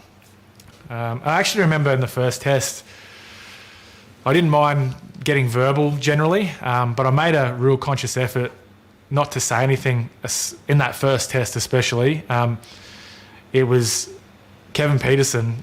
I think he got off a single, and he came down towards me and started chirping at me, and I had covered my mouth to not say anything because I was worried I was going to blurt something out, and so I didn't say anything, and it was a first for me. And I think he actually wrote about that in his book as well. He was a bit surprised, and he thought, this is a different Mitchell Johnson. So yeah, I definitely was pretty proud of that moment, to hold my tongue. Here we are, 11 days and thousands of miles via Alice Springs later in Adelaide, the city of churches, where England desperately need to win and to level this series. The sun's shining at the moment. We've had some passing showers. It's that sort of day today. They're blowing through on a strong breeze. I think for me individually, I was trying to go from Brisbane to Adelaide and perform well there as well, because I'd felt like I'd never had that consistency through my career. It was that roller coaster ride that I had. Whereas I just wanted to have that consistency, like Glenn McGrath used to say, you want to bring your good performances and bad performances closer together. And in goes Anderson to bowl the first ball. It swings into the left-hander. No real pace there, I must say, and pushed out to Carberry at point, and we're underway. Here he is again, bowls, and he's bowled him! Cook it out, and he looked all at sea. And Alistair Cook is bowled by Mitchell Johnson. Here comes Lyon, and Root swings it in the air. It's going out behind square. He could be caught. He's out. He's caught. That's a poor shot. He's caught by Rogers in the deep. There is more brains in a chocolate mouse. Comes Johnson again, bowls, edged, and it's out, I think, caught behind. Fantastic bowling by Mitchell Johnson. It just carried to Brad Haddin. Pryor walks rather sadly off. Johnson goes in looking to finish it off. Bowls to Panesar. He has finished it off. He's bowled him. England are all out. Bowled out for 172. A terrible day of batting for them, apart from Ian Bell, who's 72 not out. And England are 398 runs behind on first innings. So I guess when we got to Adelaide and I was able to perform there, I sort of felt like even the team was starting to really get up and about, really have that confidence and that belief as well. Because you can never get too far ahead of yourself in the game, because it will come back to bite you. And we knew that England were a great side. Australia have declared on their overnight score of 132 for 3. They are going to waste no more time to get at England. Johnson bowls short. Cook goes to hook it. Down to long leg it comes, and Harris takes the catch. What an appalling start. Not sure I believe I've seen that. Alistair Cook has hooked Mitchell Johnson to long leg. Harris takes the catch, and England are 1 for 1. Harris bowls, and Panesar's caught, and it's all over. A sorrowful performance by England is all you can say, as they've lost this second test match, and they go 2-0 down. We got that win in Adelaide, and we had a bit of confidence going into Perth. We knew that we were close. How very different it is now, with England absolutely on the back foot, and Australia widely expected to win this match and to win the Ashes. But we weren't sure until that very final ball. We had to be on it the whole time. So we just had this incredible focus throughout the whole series, where we never thought for one moment at the start we were going to win 5-0. Obviously, you want to win the best that you can, but we just took one game at a time. It was as cliched as that, and we had every bit of focus on each game. Warner just turns that with his wrist neatly past short leg and goes for the single that brings him to 50. Anderson goes in, that's swung away, and that's gone for 4. That was a magnificent shot. Swung away off the back foot by Smith. And the score goes up to 236 for 5. Present again. Oh, and then he's gone. He's gone. Siddle nibbled at that and was taken behind the wicket. And the innings is over for 385. Johnson again past Billy Bowden is there. He bowls the Yorker. Appeal flag before wicket. I'm giving it out from here. He's gone. Absolutely plumb. Not even Stuart Broad's going to review that. Siddle again. Starting in now, up to the wicket, bells now to Anderson there, and he's gone there. He played that away. He was caught that short leg, fended away off his body. Bailey took the catch, and that is the end. Anderson is out. England all out for 251. Anderson in again, bowls down leg side. Watson flicks, he celebrates. A leg glance for Watson, he salutes the sky, takes his helmet off now. Well played, Shane Watson. Terrific 100 here at the Wacker. Warner, 97, waits for Swan. Cuts, and he's going to get 4, I think, here. This is going to be his 100. Yes, the ball's gone behind square on the offside.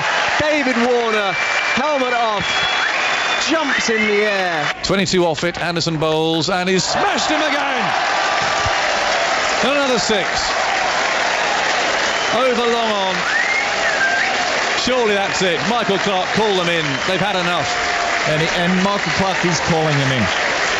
Well, what a way to finish. 28 off that Anderson over. And that's 504 runs. So 504 to win. Clarke was looking at that 500 mark before he pulled them in.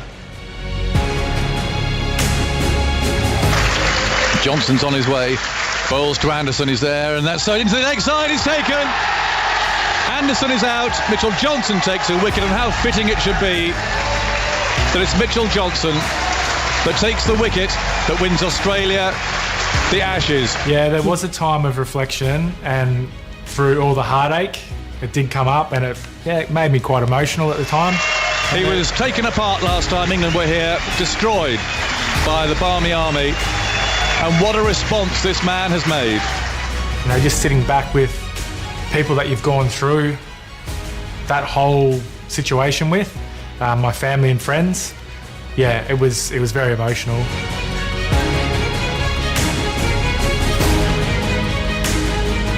Those achievements, it actually probably goes back to the 3rd test after winning it, where I really felt that joy, because we won an Ashes series, hadn't won one before, and been involved in a few. And yeah, it probably was that 3rd test where I remember standing with my arms out, and I felt like a bit of a goose actually, but I was in the moment and I just really felt like I'd achieved something.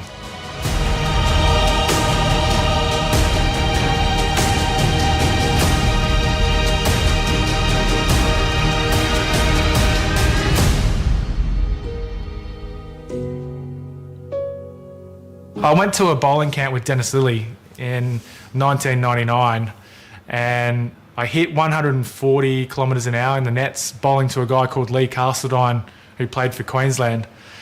And I guess at that point, I sort of thought that was pretty quick. But it wasn't until I spoke to Dennis Lillee and he spoke to me about, you know, your left armour, you've got that extra bit of pace, you've got this, you've got that. And then it started to sink in a little bit after that. But it took me a while to know exactly how to harness all that speed that you have and to have it, use that in control, use that aggression as well. So all those things took a little while, but yeah, it was probably in early 20s that I really realised that, I had some pace. And in goes Johnson, bowls short. Oh, now what's he done here? He's going to be caught. Flintoff's going to be caught at short 3rd man. It was good bowling from Johnson. Short ball aimed at the body. I actually wanted to play tennis. So it wasn't even cricket, but I wanted to be like Pete Sampras. He was my idol, and Stefan Edberg. But as I got a little bit older and cricket became, a bit more prominent for me, I wanted to be like Curtly Ambrose. Comes in and bowls on the stump. It's caught at first slip by Lara. Classic fast bowling by Curtly Ambrose. I remember watching Curtly Ambrose in a one-day series, and I was at my best friend's house, and we'd go in the backyard and I'd bowl like him, the same action, but obviously I was a left arm version. And what I absolutely loved about him was the way he went about the game. He bowled fast, but he had that aggressive nature to him. He just had that stare, which I really loved, and it always stuck with me. And then as I started to get into my cricket a bit more, I think it was like Brett Lee. I remember saying in an article that I wanted to bowl as fast as Brett Lee, if not faster. So he was probably another hero of mine, and I got to play with him over a few years as well. So that was pretty exciting. Hello everyone, good morning and happy Christmas. Hope you're having a great day and preparing for the long haul through the night. I think judging by what's happened so far, you might need a couple of stiff ones to get you through, but here we are at the MCG, this vast concrete stadium with the crowd piling in. A Boxing Day test match is very special, but an Ashes one is even more special. Here is the first ball of the Boxing Day test. When you've got 85,000 plus fans there, nothing beats it. There's Ryan Harris who bowls and Cook comes prodding forward, a little uncertainly if I'm honest, and there's no run. So we're underway. It's what you play sport for. Well, that's the ultimate really, like it's out there playing in front of huge crowds and showcasing your talent. We're heading up towards, it's only 80,000, they're hoping here for 90. It's Mitchell Johnson bowling to Bresnan, and he goes and bowls short, it's fended away, and he's out first ball. Running back, a very good catch there by Bailey at short leg. Johnson bowl. Owen Broad is trapped. Is that in front? Yes, he's LBW. He's LBW. And Broad has gone. LBW to Johnson, who's got his 5th wicket. As if they're bullying England now, really. It's a little bit unkind. Root comes forward driving and gets a run down there to Johnson at mid-off. He tries at the stumps, and I think he's hit them, and that could be out. The Australians are certain it is out. Well, what a cricketer he is. Goodness me. He's scored runs, he's done things like that in the field, and look at his wickets. Panesar on his way, moves in bowls to Watson, who hits it away over the leg side, and that's it. He's celebrating before the ball goes into the boundary, which it surely will. And Australia have hammered England here. They've hammered them in the series, they've hammered them in this match. By 8 wickets here, by 4-0 in the series. I still get goosebumps to the 13-14 series, and I get a lot of people come up and talk to me about that one. And I think just having an impact on an Ashes series, I'll never lose that, and I'm always going to be proud of it. The Australians there, led by Michael Clarke, actually telling the crowd to make a noise. In comes Harris, and he bowls to Rankin, who's brilliantly caught by Michael Clarke at second slip. And that it is, it's 5-0 to Australia. A crushing defeat by 281 runs. And the players are in a little knot, congratulating each other. They've absolutely blown England away. I got the opportunity to play an Ashes series in a few, and I was able to win one. So I'm happy. I'm just happy that I was able to play with good people, play against great opposition, the best players in the world. The Australian Ashes team winning the series. Okay, right they'll now. come onto the podium. This is the moment that the Australians here have all been waiting for. Shane Warne has handed that crystal urn to Michael Clarke. He's leaving the stage. There'll be fireworks, there'll be all sorts going off now. And Michael Clarke has the little replica. Up it all goes. Green and gold is the bunting. Being fired out of these cannons on either side. The man of the series is Mitchell Johnson. Well, I actually don't remember lifting the urn, to be honest. I just remember being so exhausted. I honestly felt so tired. So we'd had the presentations and you're still bubbling and everything's going. You're absolutely loving it. It's great. And then we're walking off the field. I think we did a bit of signing and some photos and things like that. And you're still in that moment. It was pretty amazing, pretty special. And then I remember walking into the change room, and I stood in a corner next to a slushy machine that we had. Someone had poured vodka and stuff like that into it. So that was my first drink. And I just remember standing in the corner, having this slushy vodka and just wanting to fall asleep. And my wife had come in, and we had like heaps of people in the dressing room at the time celebrating with us. And all I wanted to do was go to sleep. I was done. I was exhausted. And yeah, a couple more vodkas later, then I was okay.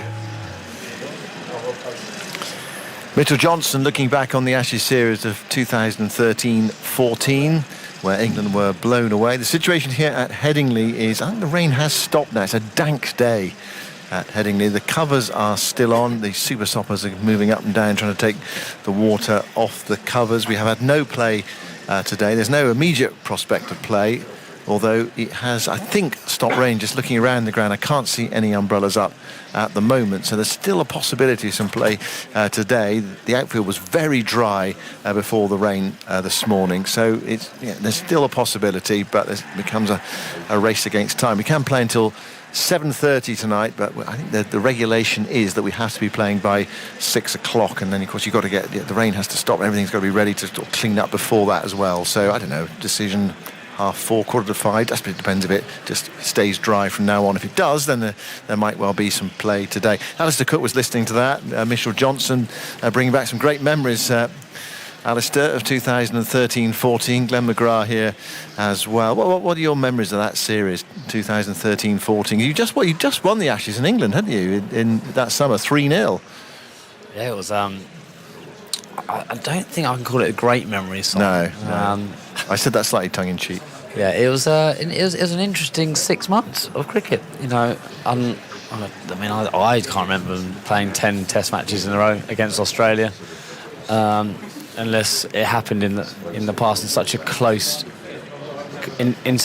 proximity. Look, it was tough. You know, we played okay in England in 13 and won the series, and we were confident of going down there. It was a tough ask, wasn't it, to do that. Actually, Ashes cricket takes a lot out of you. Heard Mitchell Johnson at the end saying how tired he felt, and he'd been bowled as well as anyone could bowl in an Ashes series, and it's amazing what he does to you. Look, we got blown off the park and we weren't good enough to cope with it. What was he like to face? Okay, you settled over your bat, he's at the top of his mark. Did the start of the series, do you think he could possibly do that to you or not? No, not to, we saw a bit of a glimpse in the one-day series after the Ashes at home. I didn't play in the one-day series, but the lad said he was bowling quick on. I'd actually got quite a good record against Mitchell Johnson before that series, so yes, he bowled quick, yes, he could be awkward, but I always felt that he gave you scoring options, and I definitely preferred a bowler who bowled quicker but was slightly more erratic, and played the short ball okay in general. So I wasn't standing there at Brisbane thinking, okay, it's going to be quick, or I wasn't bothered really. I was thinking, okay, I quite like facing Mitchell Johnson in general, but he went up a different level. I think Michael Clarke captained him very well. Just if you go back to the beginning of that series, he was under the pressure in terms of, he wasn't the Mitchell Johnson that we now know he was in that series. He was the guy who last time played an Ashes series, really, really struggled. So Mitchell Clarke, he didn't have 3 slips in the gully for Mitchell Johnson. He had spread field. It was almost a bit more Bazball-like field in terms of third man, deep backward square leg, 2 men on the hook, short leg, and possibly a deep point at some stage, because he was like, I just want you to bowl as fast as you can. And it's amazing what happened. He did bowl fast. He got some wickets, so he got confident, and then everything clicked. And remember, he was, I don't know how many wickets he had before that series. I think it would have been close, probably well over 200 by that stage. It wasn't like this guy who was come from nothing. He had the ability always, because he bowled so quick with that unusual action to blow sides away at certain times. He just hadn't done it for as consistently as he found that rhythm in those 5 games. At what point in the series, or perhaps even that first Test match, do you think, oh, hold on, this is something a bit different? This could be a real handful. Well, I'm not sure. My memory on all these things are all a bit strange, but I thought he bowled the first 2 overs from over the wicket at me and Carbs, and it was quick, but nothing untoward. And then he, out of nowhere, decided to come around the wicket to Carberry. And this could be wrong, but I think he came around the wicket. And imagine how low his left arm was. So that angle he came from around the wicket, left arm to a left-hander, you'd never have faced that ever. And he bowled when it whistled past Carbs' nose from that angle, straight past it, quick. And then I was like, okay, this is different. This is different.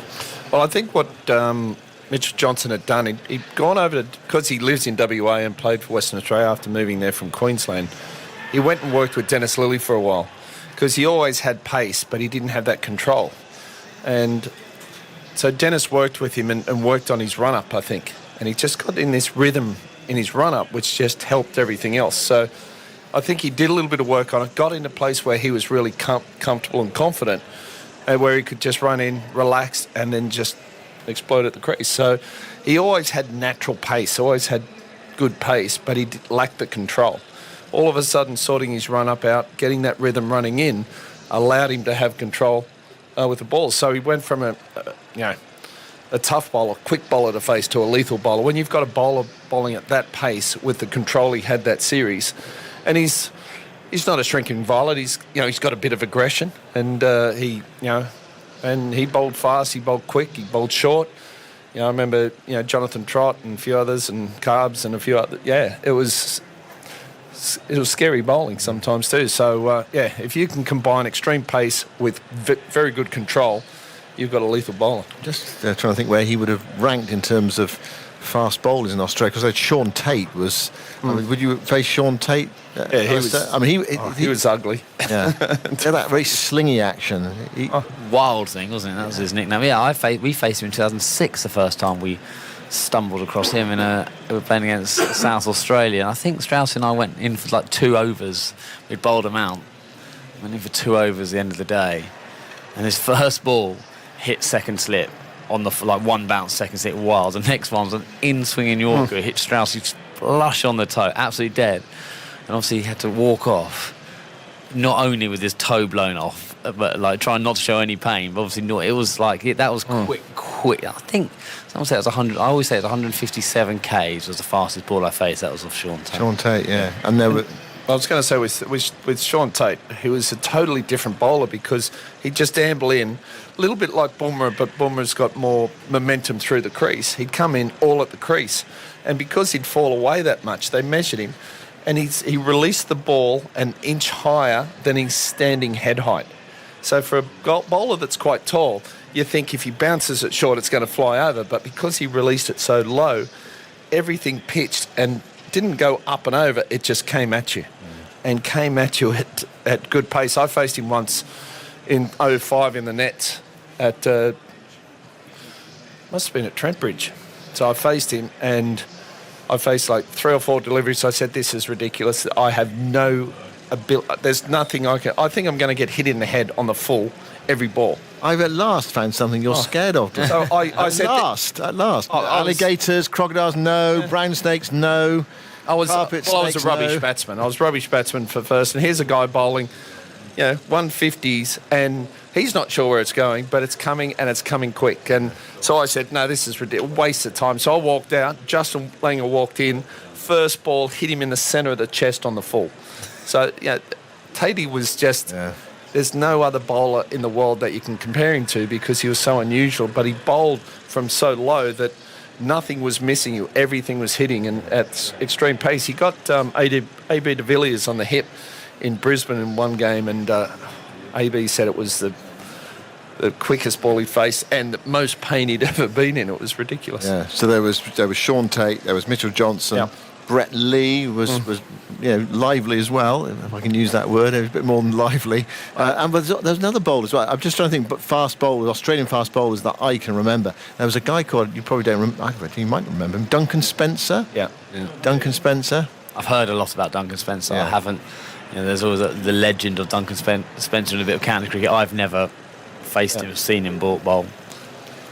Yeah, no, I'd say a little bit, but not a huge amount. So, yeah, there was a lot of raps, but unfortunately didn't sort of fulfil the potential. Well, Brett Lee was clearly, on the actual speedometer, was the fastest Australian bowler I played against in terms of consistent speed. Yes, Sean Tate bowled that one quickly, but he was often about 91, 90. But Brett Lee could, for quite long spells, bowl 94, 95, 96 miles an hour.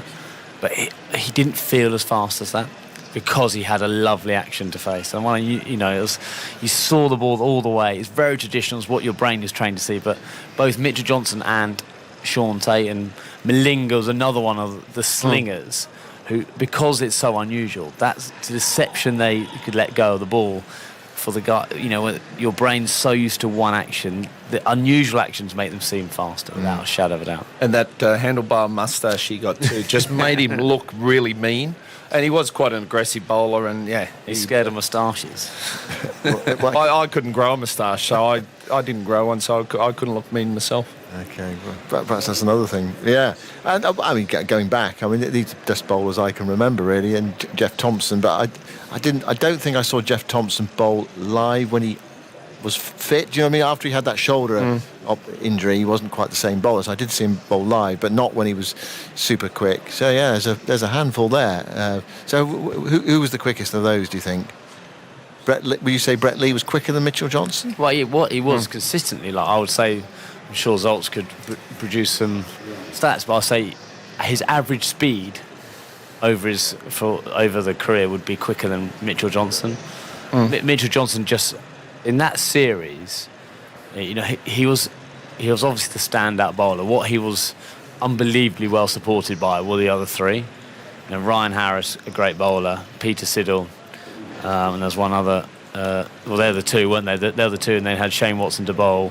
Shane Watson to bowl a little bit of seam as well, with obviously line. But you know, Johnson, you know, Siddle will bowl quite a lot of the donkey overs at certain times. But as soon as then there's a wicket, Clark could come on, turn to Johnson, and say, "Give you 3 overs of genuine pace," and it was, it was awkward pace. What was it like in the dressing room? Did you discuss him? Was it, or did people sort of keep quiet about it? I mean, I look back on that, and there is that element after Brisbane. What do you do? Like, do you bring the elephant in the room out? Do you say, right, lads, what's happening here? We're facing this ball and thunderbolts. Do you address the issue, or do you just trust them? This side was quite an experienced batting lineup. You trust people that they know what they're doing and had played fast bowling pretty well before. So we didn't do it after Brisbane, and then the conversation started. But as you know. Like trying to change things mid-series or trying to react. I mean, we did talk about it, whether we were as brave and open as we should have been, because it's an interesting conversation. Like, are you scared, or how are you playing fast bowling? All that kind of, you know, you're testing nerve, aren't you? You're testing a nerve of the psychology. You've got to put your ego aside as well. Can I just say, we're going to say goodbye to some of our ABC listeners now. If there is any play, you will be back with us here at Headingley, but we're going to say goodbye to you for now from Headingley. We're going to continue on with the chat. We're going to look back at another series in just a moment. The other thing I remember about that series, Australia were in trouble quite a few times, but a partnership between Brad Haddin and Mitchell Johnson sort of turn the ship, and it's funny when bowlers of someone like Mitchell Johnson, who also is a fairly handy batsman, if he's performing with the bat, it's amazing the confidence that gives you when you go out and bowl. And I think that also had a big impact on Mitchell Johnson that career as well. That Brisbane game, they were 130 for 5, 140 for 5. Haddin and Johnson, and actually Johnson, just talking, he said that 50 gave him so much confidence that took him to his bowl. Yep. We're going to hear about a successful England Ashes series in just a moment. But just one final point, Alistair. You sort of alluded to it at the start of this little chat. When you went to Australia, after winning 3-0, when you went to Australia for that series, did you think, we're going to win this series again? Because you'd won there last time, you won there in the English summer, and it was really weird actually playing those two series back to back, because you didn't have a chance to really enjoy it, did you? If you win an Ashes series, you want to really relish it for a year or two in a way, don't you? Absolutely. And you didn't have the chance to do that. Absolutely. I think it's not that you want to bask in your glory, but it did ask a lot of those players, and it's the same Australian players. But when you're at home, it's a slightly different. And perhaps with a point to prove as well. I don't know. I think they thought they were a little bit hard done by the 3-0 actual scoreline in that series, because it was a lot closer than that series. There was some moments we did win the crucial moments in that 13 series rather than. I think that was the series where Australia had the leading wicket takers and leading run scorers, but we won 3-0. Maybe not Ian Bell, but do you know what I mean? So it was they did have one. Well, they nearly won at Nottingham, and they were in with a chance of winning at Chester Street as well. No one near won at Nottingham if the third umpire had given Agar out stump. Well, that's true. Yeah, that's true. I mean, it's quite clearly out. take the good with the bad, don't you? Okay. Well, like the catch, like that Mitchell I Stark have catch. to. That's Like that Mitchell Stark catch. That's like the Bairstow dismissal. So yeah, so you take the good with the bad. Children, just hold on. Right, pending no further rain, there will be a pitch inspection in 45 minutes. So there we go. Did they take an early tea? Did I see early tea was taken at irrelevant, but I think 3:10 officially. Well, yes. Well, hopefully they'll park the tea interval. It'll be great, wouldn't it? We'll have 20 minutes play, then we'll be off for tea. Perfect, yeah. I think that's the sort of thing we used to do, but I don't think we do it anymore. There's a bit of common sense around now. Anyway, so they're tidying up out there. It looks as though they're moving towards the possibility of taking the covers off, and the key will be, are we going to get any more rain? That's going to scupper the prospects of play. I think, if we had another big downpour, then I think we'd be struggling. But if it's dry from now, then there's a possibility of some more play in this test match, and perhaps, I don't know, a couple of hours cricket this evening in really dank, overcast, humid conditions as well. Good luck to the batters. Well, the ball gets wet and it does a lot less, and it just comes on nicely, Simon. Well, we shall see. OK, so we've been talking about an Ashes series that didn't go to plan for England. It's only fair that we talk about a series that did go well. Here's Jonathan Agnew again. Let's go back to 2010, where Andrew Strauss is attempting to lead his team to victory in Australia for the first time in nearly a quarter of a century. Key to that will be the form of his fellow opener, Alistair Cook. But the Essex man had struggled against the Australians with only one century in his 2 Ashes series so far. All that, though, was about to change. The Ashes is a great way of seeing you as an Australian to come into the English conditions and play with a different ball. You can get the Dukes and the Kookaburra ball, very different behaviours. So what you've been brought up on is not what you've got to play in the bigger series. The pitches, so in England with the weather, those variables. And then you go to Australia, and I suppose historically, and it's probably not quite the same now with the drop in wickets, but you go to Australia and every one of those 5 test matches, the pitches are different. And that's what it's a test of, is your team good enough to be able to adapt to all those changing conditions, and as a player, are you good enough, as again I keep going back to, under the heightened stresses and strains of it, are you good enough to cope with it? Taylor passes umpire held both from very close to the stumps, and he's caught, I think, at the second attempt. Cook is out for a duck. So Amir scurries in. Bowles, he's bowled him! Alistair Cook is out. He's lost his middle stump. I fear for Alistair Cook because he's clearly not playing well. He's been, if you like, found out. The tour wasn't on my radar because I was batting so badly. I changed my technique. So I was in 2009. After sitting there, I was like, twice now played in Australia, the best side in the world, and I hadn't, I'd averaged 30. Was my technique good enough against the real pinnacle of Test cricket? So I then did a lot of work after 2009, straight away after that series, went with Gucci and we sat down and we kind of thrashed out, and I changed my technique. Cook needs runs. He's in desperate case of runs now, because you can see that he's just not in the kind of form, and his persona's kind of changing. I did my pre-trigger move, a bit like Jack Callis, like be very still at the crease, backlift, I did have a double one, but try and keep it more tucked in and more precise. And actually, I think I scored 200s in the one-day games for Essex at the end of that season. Then went to Bangladesh and South Africa and scored 100 in Durban and 200s in Bangladesh. But then as soon as the ball started moving back around back in England, that rigid technique just wouldn't get me out of trouble. Like, if the ball nipped, I wouldn't just somehow get an inside edge on it and survive. I'd got out. And also I was hitting a lot of balls straight at fielders. I got very stuck. I had a terrible summer against Bangladesh and Pakistan I think I was averaging single figures. Here goes Rahul Riaz. It's down the leg side. The appeal for catch by, and he's got him.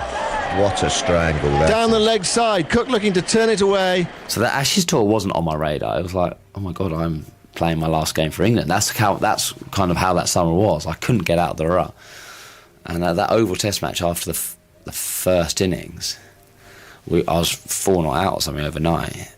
I wasn't in any great frame of mind to be socialising or anything. I just went down to the bar and just was not drinking, but I was eating dinner and had a couple of drinks on my own. Because like sometimes you just do. You don't want to talk to anyone. And the sports psychologist came up to me. Obviously a bit of a warning sign, isn't it? Like, a bloke who's obviously struggling with his form, sitting on his own, and he's like, are you all right? And I said, well, not really. I'm about to go and finish my last innings for England. That's my exact words. And he said, can I help? I said, well, what are you going to do? Bat for me? Like, pretty much just, I'm quite happy to be on my own. I just made a pact to myself that night, it might be my last innings, but don't get out defending.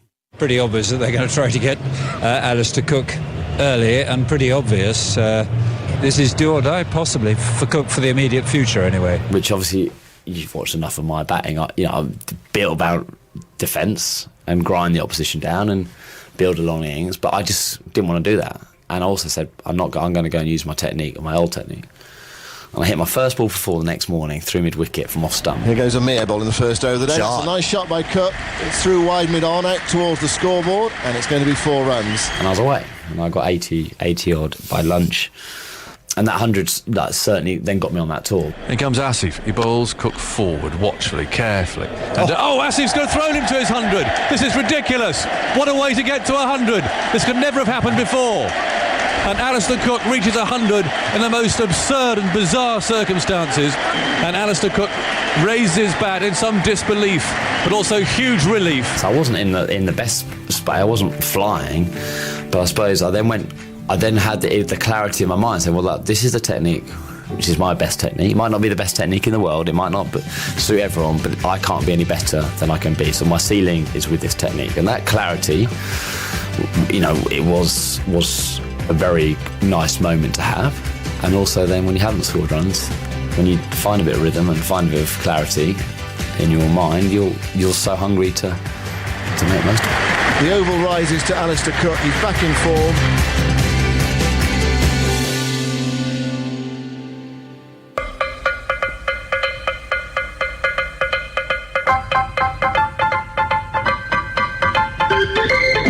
Well, this is the morning we've all been waiting for months, the first day of this Ashes series. Good morning to you from Brisbane, where it's a cloudy, rather sultry morning with a full house of 40,000 people pouring into the Gabba, hoping to savour another unforgettable moment in the history of the Ashes. The Gabba is an intimidating ground to play at. And also, because of this date is in your mind for quite a long time, when the fixtures are out and the tour's announced, and you get on the plane, and certainly as an opening batsman, there's a good chance that I could be facing the first ball in the Ashes.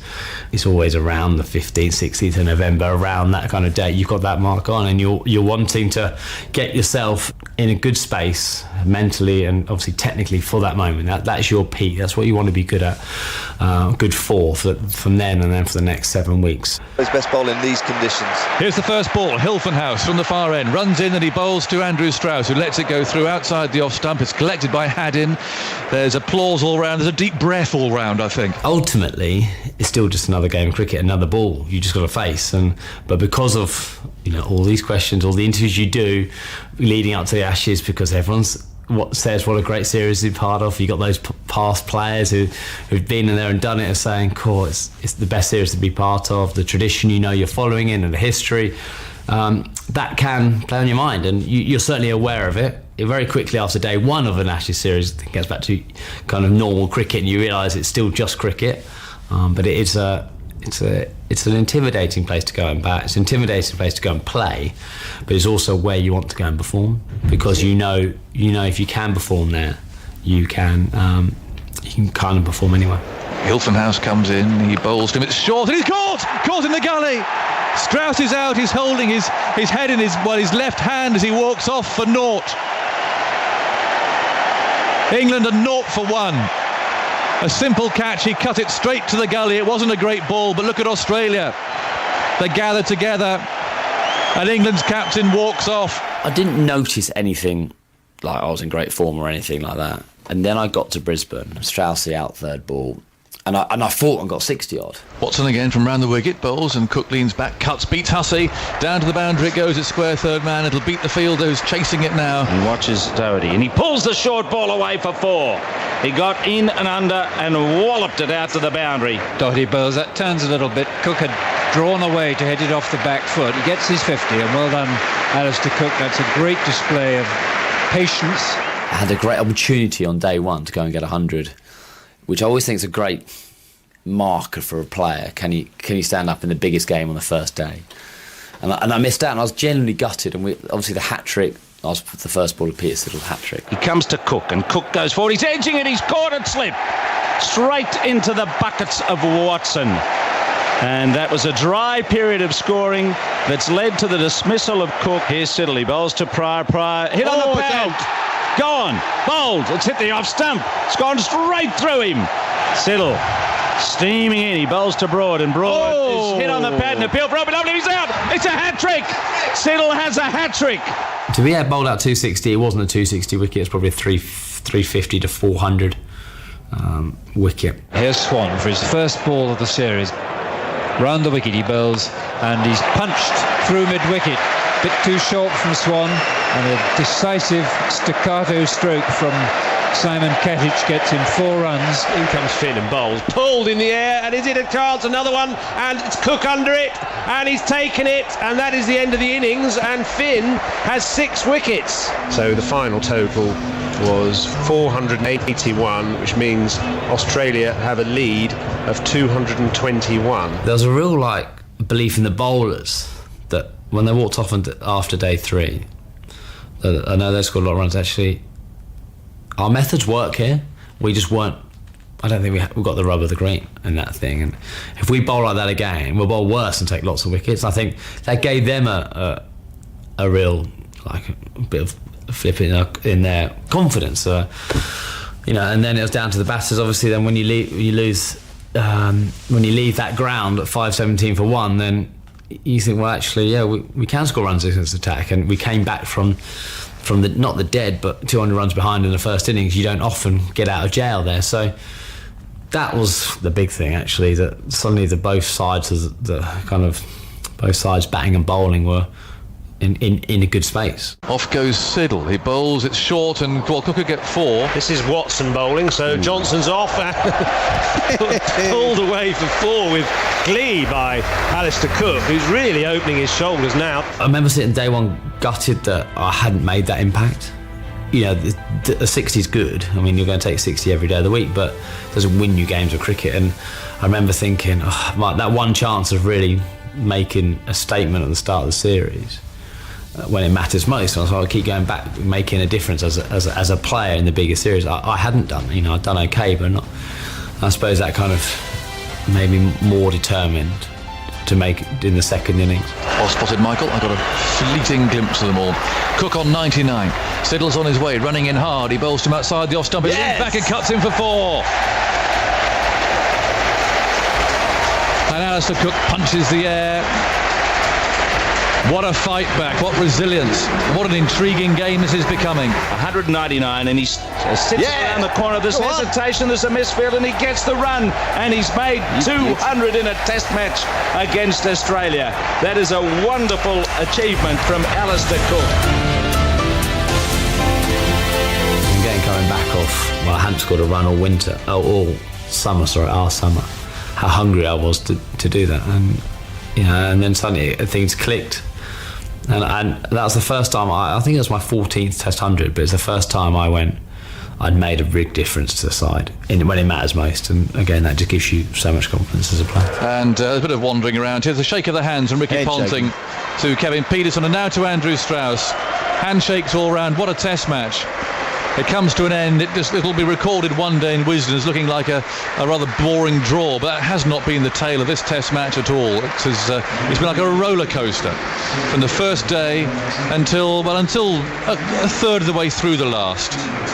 And in between, so much tension and drama as excitement, and really befitting this Test match that we've all looked forward to so much as a prelude, really, the first match of this Ashes series. To walk out of there with a draw when we were behind gave us as a side huge amount of confidence, and without a doubt would have dented Australia's confidence, because they're so used to being 1-0 up in an Ashes series. To not be 1-0 up, when we went to Adelaide, we were behind obviously in that Brisbane game, and then fought back in the second innings. It gave us a huge belief that actually this is untrodden water in one sense for us as a side, because most sides are 1-0 down, they're even, and they're thinking, God, is this different? Is this the time? And you kind of see it. You could see it then. The toss, a little reminder, Australia won it, and Ricky Ponting chose to bat first. Pretty easy one. I think most of them are pretty easy when you come to Adelaide. It's a beautiful day. The wicket looks good. There's a little bit of grass cover on it, as you can see.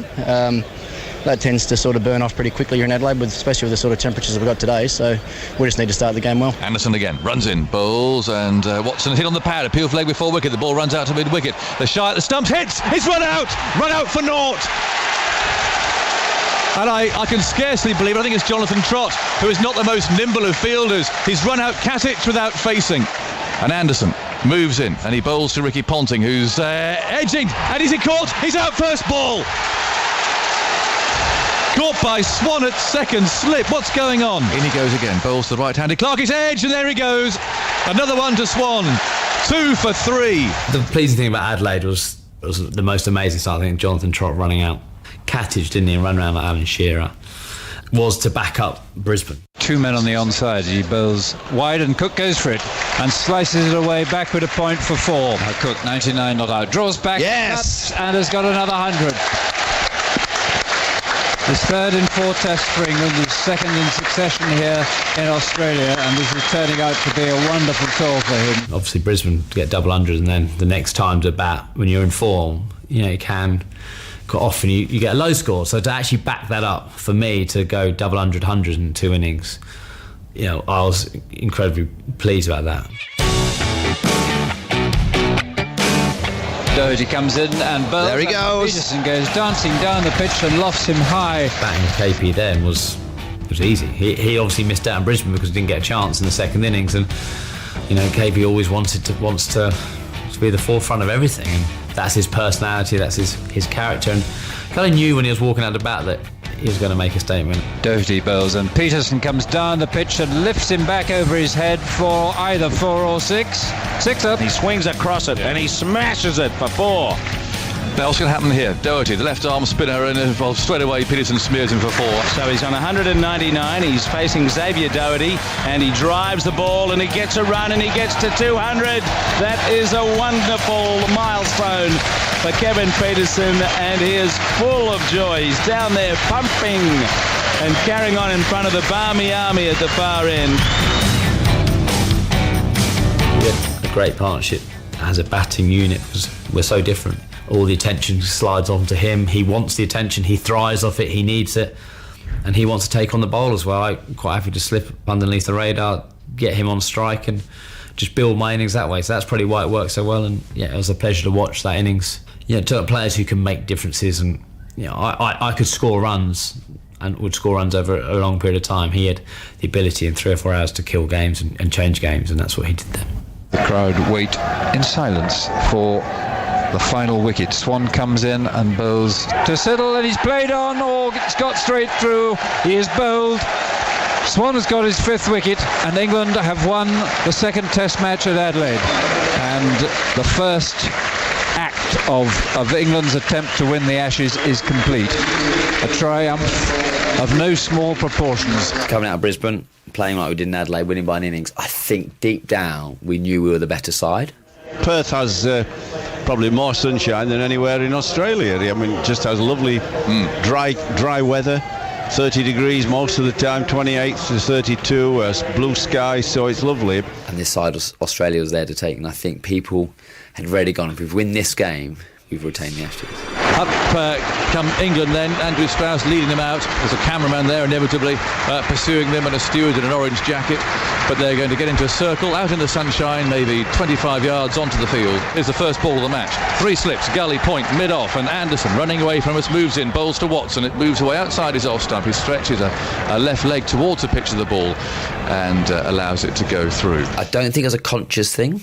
I don't think it was like, we said all the right things, but I reckon deep down, subconsciously, I reckon we started looking at the winning post. Haddon on 37 and digging in, waits as Finn moves in, bowls short, he guides that away for 4, he's played that really well. Around the wicket, here's Finn, short ball, uppercut, and that's travelling down towards the backward point line for 4. A sure, safe shot, and it brings up an excellent half-century to Michael Hussey. Go back to that side in 2010-11. Hussey, Ponting, Katic, Watson, Johnson, Haddon, Clark. if you're not on it, you're going to lose. Here's Harris bowling outside the off stump, but Strauss is out. Caught behind. Johnson comes in towards him. Anderson goes back. He's caught and slipped by Watson. And the innings is over. All out for 187. There were some world-class generational players. So just to turn up, and I think we operated at 95% in terms of, until it was too late. Harris in again, he bowls to Finn. Finn goes back, he edges, he's caught at third slip by Smith. The game is over. And Australia have triumphed here by 267 runs. Flower actually had a meeting that day after, and I said, I remember being part of it, I think it's a wrong decision. I thought it was wrong. I thought, let the dust lie and let's get unemotional about it. But I think he wanted the emotion. He wanted people to be emotional. It wasn't a clear the air, it was just, we're hitting this nail on the head now. Why did we play like that? Ultimately, he was right. You know, what I go back there from the transition from Perth to Melbourne. You know, suddenly this Australian side we're going to go back and winning. Ricky Ponting was all over the papers, Christmas Eve, and then obviously on the next day, I think he was front page again. Just I think actually the headline was loser, which there's a bloke who wasn't a loser. But what made me laugh was, you know, him on the family on Christmas Eve, dog the next day. You know, anything they could find. Figure of Ricky Ponting there, and then just obviously 90 overs later. Tremlett on his way, bowls short, and that's fended away, and he's going to be caught in the gully, and Watson is out. It's the third opportunity that he's given. In goes Bresnan, then bowls, and Hughes is caught in the gully. Tremlett comes in, bowls, it's edged dead, and he's caught. What a wonderful catch at second slip, and Ponting can barely drag himself away, but he's got to go. He's forward and he's almost caught. He is out. He's nicked it. He's out. Anderson gets a huge wicket. Hussey caught. Pryor edged and caught behind. Superb delivery from Jimmy Anderson, and Steve Smith hangs his head in dismay. Good delivery and edged and caught. Clark is out. It's edged and it's caught. Strauss takes it at first slip. And that's excellent bowling by Bresnan and not great batting by Haddin. Anderson with 3 slips and the gully. The lights are on and they're not for Johnson. He's nicked one. He's pushed down the line. He's out. There's Tremlett again. Oh, and his edge is caught behind. There goes the 9th wicket. Siddle caught behind. Here comes Tremlett and bowls. It doesn't need to do much, and that's the end of the innings. And it was the ball just nipping away from Hilton House. The lowest score ever made by Australia on this ground against England in a test match. Johnson, who runs in, bowls outside the off stump, and Cook cuts in for 4. And he reaches another half-century. Alistair Cook in this remarkable series. Then comes Smith and is driven to a deep set mid on Hilton House, and that is Andrew Strauss's 50. It's been a day of extraordinary domination by England. It was just the greatest day, I suppose. Kind of can only be unrivaled with probably when we bowled out for 60 in 15 in terms of days of cricket. And also because we'd lost at Perth and we were 1-1 in the series, and Australia were back, they were going to roll through us then, and to respond like we did with the ball, phenomenal. Jimmy, Tim Bresnan and Chris Tremlett were just outstanding. And then Strauss and I to kind of not let that opportunity slip and be 150 for naught at the end of the day, and the day one. That is as good as it gets, isn't it? I mean, we kind of killed the test match by day one. That just doesn't happen very often. So Johnson starts his work for the day, and he bowls to Trott, who takes him away through the onside. Another good clip from the line of the stumps, and they should collect 3 here as it's chased out by Siddle. And that is a 150 for Jonathan Trott. Bresnan studies the ball. It's still the old ball, not the new. And in goes Bresnan, bowls to Hilton House, and he's caught behind. He is out. And England have won, and they've retained the Ashes. We retained the Ashes at Melbourne, but there's that determination not to let this slip. This is a once in a lifetime opportunity, and as it pans out for me, once in a lifetime opportunity to win away. I think it would have been a bit of a disservice or an injustice if we hadn't won that series 3-1. We were the better side, we were playing better cricket, but we had to finish the job. It's this one driven gloriously by Cook, 4 runs through the covers. Cook on 99, Beer bowls to him, and he turns into the onside, and there it is. This time it's wide of mid-wicket. Cook punches the air at the far end. His magnificent series continues. Smith goes into Bolton, Bell's back, forcing into the offside. He finds the gap, there it is. The ball's going out towards the boundary, it won't be 4. Bell punches the air at the far end and punches gloves with Pryor as well as he comes back for 2. Bell's done it at last. A test match century against Australia. He's waited a long time. That's a triumph for him. He's come back a new player. He's reinvented himself and he gets a hug from Pryor. Bell 101 not out. Here goes into Bolton again. That's wide, hit uppishly through the offside. It's into the gap, it's out to the boundary. Pryor's celebrating already. It's 4 runs. He's run to the non-strikers and he's heading off towards the Barmy Army. Salutes them first. Milton House bowl to Tremler, who's forward. Is he caught behind? Yes, he is. Up goes the finger from Aleem Dar. And England finally, in the 178th over of their innings, are all out for 644, which means Australia trail on first innings by 364. During the game, that Mitchell Johnson song when he walked out to hit that song, he bowls to left, and then he gets first ball. I remember I was at mid-off, and we were closing in. The atmosphere was incredible. Well, Johnson is out there, half century in the first innings. Tremlett just really steaming in this spell just before the close. And Chris Tremlett just said to me, I'm just going to bowl this as fast as I can. I've got no idea where it's going. He bowled an absolute jaff, didn't he? Full. Swung in, nipped around. Tremlett goes in to bowl to Johnson. Oh, he's the LBW. He's bowled him. He's bowled him. And Tremlett's on a hat-trick. Johnson's on his way. And England could wrap this up tonight. And the noise that Barmy Army made there, obviously then serenaded Mitchell Johnson off as well. Just changed the word bowling to batting. That moment really, that was proper. I was there moment. In comes Tremlett. Beer waits for him. He's there and he bowls and he's played into his wicket. It's all over. He's bowled by Tremlett, and England have won their first series in Australia for 24 years. So Andrew Strauss joins his teammates. He gets a warm shake of the hand from Michael Vaughan, who hands over the Waterford crystal urn, and there they go. And are being smothered by glittery stuff that's just exploded into the air. It's like a blizzard here. You can't get over the feeling we had when we won at Sydney. When that moment, when Chris Tremlett got that wicket, all the anxiety of the last 7 weeks, which you feel you don't feel it unless you're playing. Like, you sit here and as a commentator or whatever in the crowd, there's this there's a barrier of no anxiety. Like we're dominating games of cricket, and yet that maybe just the way I was bred or the way I operated. There's always that. Oh, they could get back in this game. We could be chasing 100, even though they're like 350 behind on day. Like the Sydney, they might get under 450, and we've got to chase 100. And you can't. I just could not help that. That's what kept me on the edge. So when that final wicket, all gone, sat on the outfield, drinking away, just talking as a group, and that was the moment. I was like, that's a job well done. And I remember flying home from Australia. I didn't play in the one-day series, didn't have the World Cup to go to, which is probably a blessing in disguise in one sense. Like, I got to really enjoy the fact that I sat on that plane and we won the Ashes and I scored as many runs as I did. And often get ultimate satisfaction, do you? There's nothing more I could have done on that tour, which is about the only tour I've ever had that experience, or a series where you couldn't have done any more. So I did enjoy that 24 hours, just that pure and utter relaxation.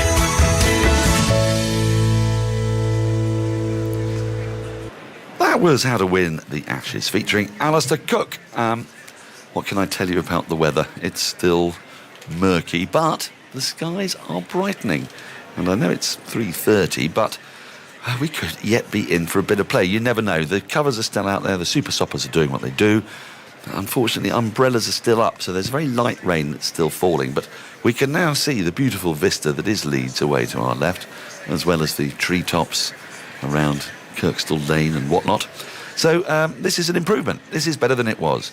And we may, you never know, get some play. We think it'll take about an hour and a half to clear up or so. Once the rain stops, it might be a little bit less than that, because they're working on the covers all the time with the super soppers.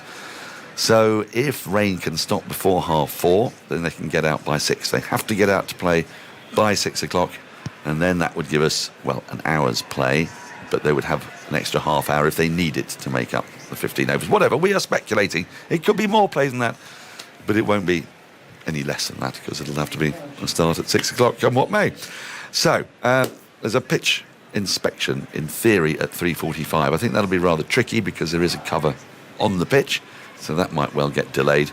But the ground staff are doing all they can, and there's still there's still a reasonable crowd here that's hopeful that they're going to get some play. And hopefully, though, we'll have some live cricket to bring you at 6:30 p.m. either way, with the third T20 in the Women's Ashes. And leading our team will be Alex Hartley and Henry Moran. All set then for another must-win game for England in this Women's Ashes series, but they are still alive in the series thanks to that win at the Oval a few days ago. Brilliant evening, 20,000 people there. We expect a similar crowd at Lord's tonight. And Alex Hartley, it's one of those games where England, now they've got over the hump, if you like, of beating Australia. You just feel another win, and they've got to win them all, let's not forget, or potentially a rained-off game. They could then win the rest of them, and they could win the Ashes. But they've got that little bit of momentum, perhaps. Yeah, I think they do. They've always had the belief that they could beat Australia. They've had the belief that they're a better side than they have been previously, and the gap is getting smaller and smaller. It used to be a huge gulf between the two sides, or it has been for the last 5 or 6 years or so. But yeah, the girls will be feeling confident after their second win, or the second game, their first win of the series. It was do or die for England, wasn't it? You know, you lose that T20 game and Australia, they retain the Ashes and it's all over. So England, they've kept themselves alive. It would take something remarkable. It would be a remarkable turnaround for England to win the Ashes. T20 cricket, anything can happen. But the way England played that second T20 compared to the first was played with, they were tentative. They weren't aggressive, and then the second T20 they played like they play against every other team in the world. It's just Australia have that psychological advantage over England. So if England can go out tonight and play in the same way they did at the Oval, they have a huge chance of equaling, then the point, would be 6-4 and going into the ODIs. And the way that it works, the Women's Ashes series, is the Test match is worth 4 points. Each of the white ball games is worth 2 points. Australia won the Test match, and then they won the first T20 as well. That meant that they only needed to win one more game left in the series, so it was do or die for England. But they played well in the Test. They played well in the first T20 at Edgbaston as well, and it's felt like England have been pretty close until they then got that win to really prove that they are. Yeah, it's been much like the men's Ashes, hasn't it, where the results could quite easily be flipped the other way. The result of the Test match, if you're just looking at the result, it looks like a heavy defeat, but it didn't feel like that. England felt close. And then that second T20, England didn't get enough. First T20, England didn't get enough runs on the board, but they fought with the ball. And then the second one was just a brilliant game of cricket, and England managed to get over the line. So they'll be feeling confident. The one thing I don't want them to do is get giddy. I don't want them to get complacent. Australia are an incredibly strong side. They are the best white ball team in the world. They don't lose games of cricket. So Australia, they will bounce back and they'll come back hard. England just have to be proactive. You know this England side well, of course you do, and a lot of friends in that team. Do you sense there's a little bit of giddiness? Is that something that worries you? No, I don't think so. I think the way they've handled themselves throughout this Ashes series, I think, has been, it's been brilliant. The way they've lost, and they've then gone, this is the style of cricket we want to play. We're getting there. We're rebuilding. It's typical. We've been saying it for years, but give this England side one more year and they'll be so much better than they are now. I would hope they're not going to get giddy, because I think Captain Heather Knight knows how strong Australia are. But it's the younger girls that haven't experienced Australia time and time again, beating them time and time again. They could have that sense of, it's not that bad. Maybe we can beat Australia, which actually could be a good thing. They've just got to be very aware of the fact that Australia are expected to win this Ashes series, and not to let, I suppose, that the potential, that spectre of not winning it, be too much for them, because there have been England sides in the past where it's felt that losing the Ashes has been utterly crushing. But I haven't quite got that vibe. It's almost been like, well, we know they're really, really good, and we're going to absolutely fight, and we know that we may get beaten. Yeah, they've got a new head coach, and they've got this new style of cricket. They want to be entertaining, they want to be aggressive, and they want to take the game forward, which is what we've seen throughout this Ashes series so far. Results, they matter. Of course they matter, but when you're playing against Australia, you have to concentrate on yourselves and not them. So if England don't win the Ashes, which probably will happen, I think they'll look at certain games that they've played in certain situations and look at how much they've improved compared to previous years. How important is it that they win more than one game? Because the last Ashes series, 2019 in England, they won the final T20 match, and that was seen as a little bit of a consolation. But to win a game mid-series, it has a little bit of a different narrative. Yeah, it really does, because like we talk about that momentum. So England will take that winning momentum into tonight's T20, and then if they win tonight, they then have the momentum and they have the self-belief going into the ODIs. The ODIs are a different beast when it comes to Australia. You know, they're so good. They've got every World Cup, the Commonwealth Games medal, but you have to take it game by game. You can't look too far forward. So the England girls, they'll be concentrating on tonight and concentrating on themselves. If they play the exact same cricket as they did in that second T20 at the Oval, I have no doubt in my mind they'll win tonight. Do you genuinely think England are favourites if they play that similar standard? Yeah, I really do. I think it takes one good knock, one other person to get runs alongside Danny Wyatt, who had a brilliant knock in that game at the Oval, and then you've got 200 on the board, and then Australia are under pressure. Australia won the toss, they elected to field. I think runs on the board in T20 can also be a demon in itself, because you've got the runs and you know what you're defending. So it's one of those, isn't it? But I do honestly believe England play that style of cricket that they played the other night, then they have the upper hand going into this T20, even though when you look down that Australia lineup, they are relentless. You've got Beth Mooney averaging, I think it's 50 against England in T20 cricket, opening the batting. England haven't quite found a way of getting her out yet. She hauled out to deep mid-wicket, and England, obviously, it's a little bonus for them. And then you've got the likes of Ash Gardner and Grace Harris, the power hitters coming in the middle. But they're the sort of players that, if they come off, it's brilliant, but they're more likely to get out than they are to come off. So, yeah, I think, you know, we're in for a thriller tonight, whatever happens, if the weather stays away. But, yeah, I do believe England can win. And what about this Australian side, then? We saw Elise Perry almost win it. She needed 3 sixes from the final 3 balls. First one she didn't get hold of, then she hit 2 sixes, just to sort of underline Australia's strength. They are relentless. And it's almost a sort of thought process of, yes, wickets are important, but also economy in a T20 game is so vital. Yeah, of course it is, especially when you're defending 190. You know, you've got to get that run rate up and above 10 and 11 as soon as possible, because we know in women's cricket you can probably go at 10 runs and over for 8 overs, but when it's more like 12 overs, it becomes daunting. So then you have to reassess and I guess being aggressive will often bring opportunities. So yeah, England, if they bat first, they've got to try and get up and around 200 if they can. If they get 150 on the board like that first T20, they're going to rely so much on your likes of Sophie Ecclestone, the best bowler in the world, to be economical and take wickets.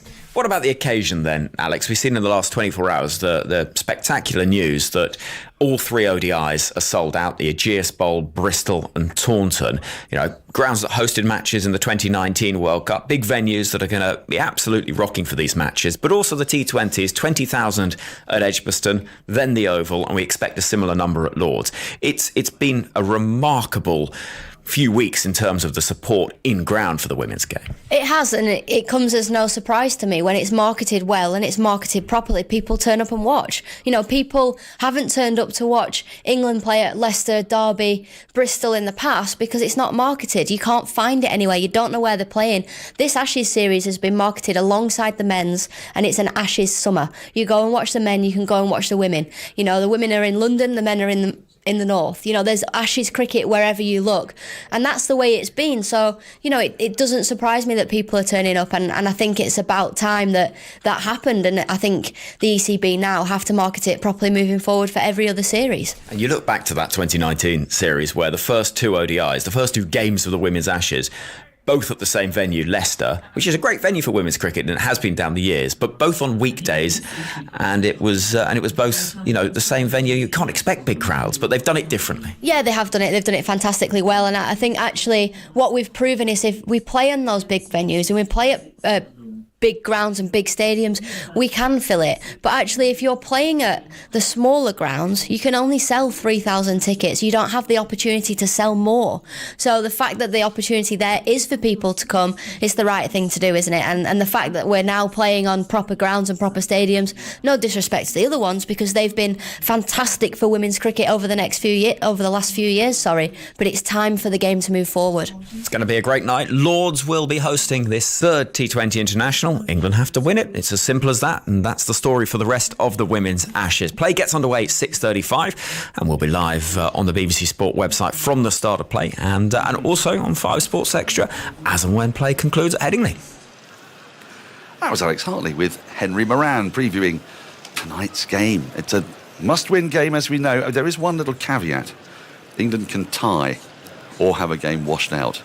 And looking at all this rain, a washout's not impossible at some point over the next couple of weeks or so, because if they get that tie, that'd be that crucial 1 point. They'd have to win all the others. So what they can't afford to do is lose. But they've put in some stirring performances in this year's Ashes so far. I saw them in the Test match, and they were really close to pulling off a famous victory there.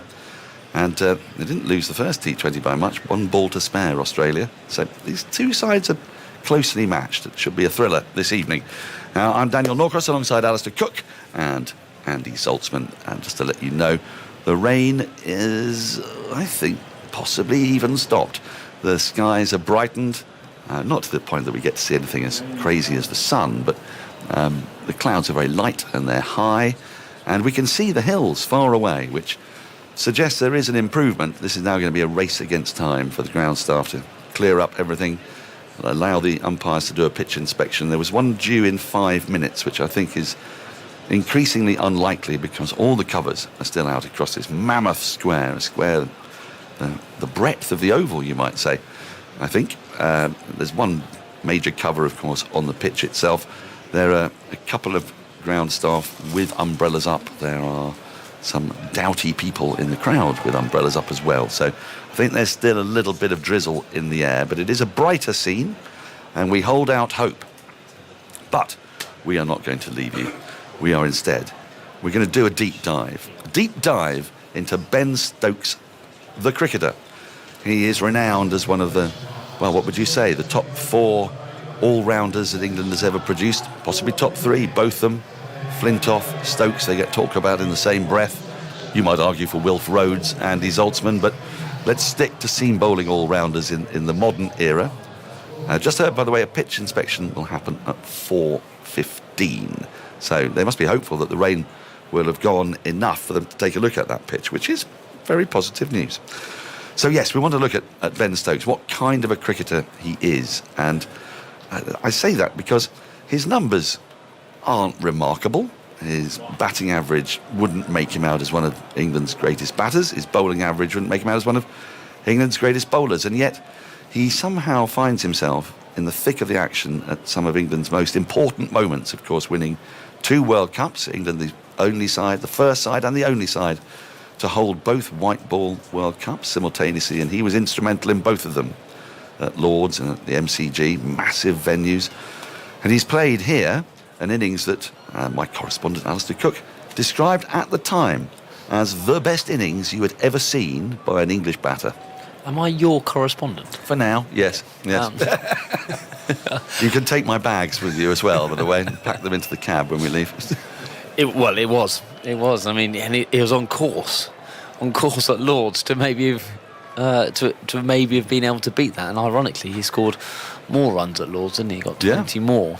But just the way he played there, I was in awe of that innings at the time.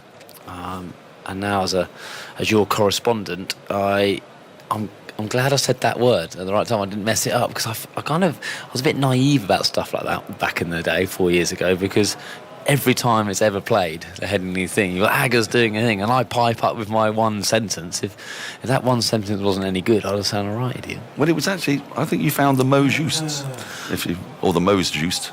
Well, I did. I was just that innings for me had everything from walking out the night before, and we'll forget how many overs he bowled non-stop, and it was from up the hill, wasn't it? Was it up the hill? He bowled, I'm going to say 14, 15 overs on the bounce pretty much, and then he came back in the morning and carried on bowling, and then to do all that, to bat in that evening where he 3 not out of 60 balls. I mean, it was a real grind over my dead body stuff. I'm not getting out, because if we are going to win this game, because Joe Root and Joe Denny had played really well, hadn't they? Yep. And Denny got out towards the endish of the day with an hour or so to go, and he just recognised that the only chance of England winning this game was if he was there in the morning. And that's the thing that I'm fascinated by. It's that he plays the situation so well. If we look at the other 2 great all-rounders, Andy Zaltzman will be able to illustrate this in numbers. Both of them started stratospherically and then went on a steady decline to the end of his career. And there's occasional moments, the 1992 World Cup when he burst back into life against Australia, but he was bowling sort of 65 mile per hour dob, Andrew Flintoff had 2 years when he was exceptional, possibly the best all-round cricketer in the world. But with Stokes, it doesn't feel like that. It feels like he just crops up at these moments. It's a bit like, you know, Forrest Gump or Zelig. He's just there when history is made.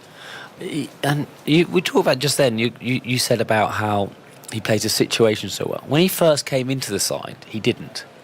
He batted Ben Stokes' way, the one way of playing. Which was aggressive. And probably without a method, if we're being crude about it, when he first came in. Well, so let's say when that was. That's Perth?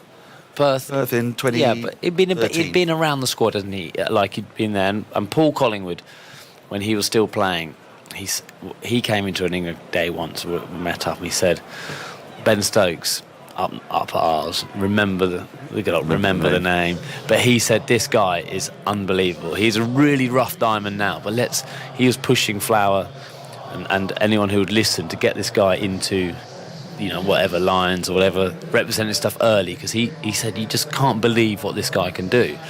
And he stumbled, and obviously he had a little bit of a. Didn't Flower send him home from a tour? He punched a locker. He punched a locker and a thing, and actually, like stuff like in the nets, he would get out in the nets and he would just turn around and whack the stumps down in his early days of playing for England, like. And actually, like Andy and I said, well, that's not really what you want to see. Like, you get out, you see one of your, like in England, perhaps, say like a kid was watching like Ben Stokes practice and just sees his temper go and he'll just smash the stumps down. So that was kind of where he was then, to where he's got to now is extraordinary, and it's down to one person, and that is just him. What was it that first attracted? Because of course he bats and he bowls. So was it that he was an all-round package, or was it the batting that really sort of sparked the excitement? Well, I reckon, as most of the all-rounders who do, but it's his bowling which got him in the team first. His ability to take wickets as the fourth seam, and probably had more impact, I reckon, early on in his career with the ball, while he then found his method with the bat as he grew into Ben Stokes. The thing which, when he first turned up, he hit the ball unbelievably hard, timed the ball unbelievably hard, great clean striker. His bowling was quick. He had good skills, more skills than actually people appreciated. Like with his own slightly unusual action, he did manage to get the ball to shape away from the right-hander, slightly over the perpendicular, isn't he, when he lets go of it. So he creates a natural angle, and with some swing. And I mean, 2015 was a great example. The fifer he got in 2015 when we were down a bowler. You know, I think it was Edgbaston. It was either Edgbaston or Trent Bridge. I think it might have been Edgbaston where he got fifer and bowled beautiful swing, like proper hooped it both ways. But there you go. There's another example. You're down a bowler, and suddenly the mind is sharpened, isn't it? Yeah, he's not one of four bowlers. He's now one of three, and he has to perform. I think that when 2015 he wasn't the player. Like he wasn't that situational player. Right. Like he wasn't there. He hadn't done anything to really like. To gain that reputation. I don't think at that stage, that spell there was outstanding. That's what I'm saying. The ball was what kind of dominated his success at that stage, and it wasn't consistent success, was it? It was fleeting, but you stuck with him because, not stuck with him, you just thought, right, this guy's got to be in the England side. He's an absolute winner. He hates losing. I'm saying hates losing at absolutely everything. Table tennis, golf. Someone hits it further than him, he's so angry, which is then really surprising when he goes into his leadership and he's openly said, the result doesn't bother me as much as how we play, which is really strange because I've just have him in my head as probably the most competitive person I've ever met. It's extraordinary, isn't it? And when you think back to 2015, where you started there talking about it, bowling.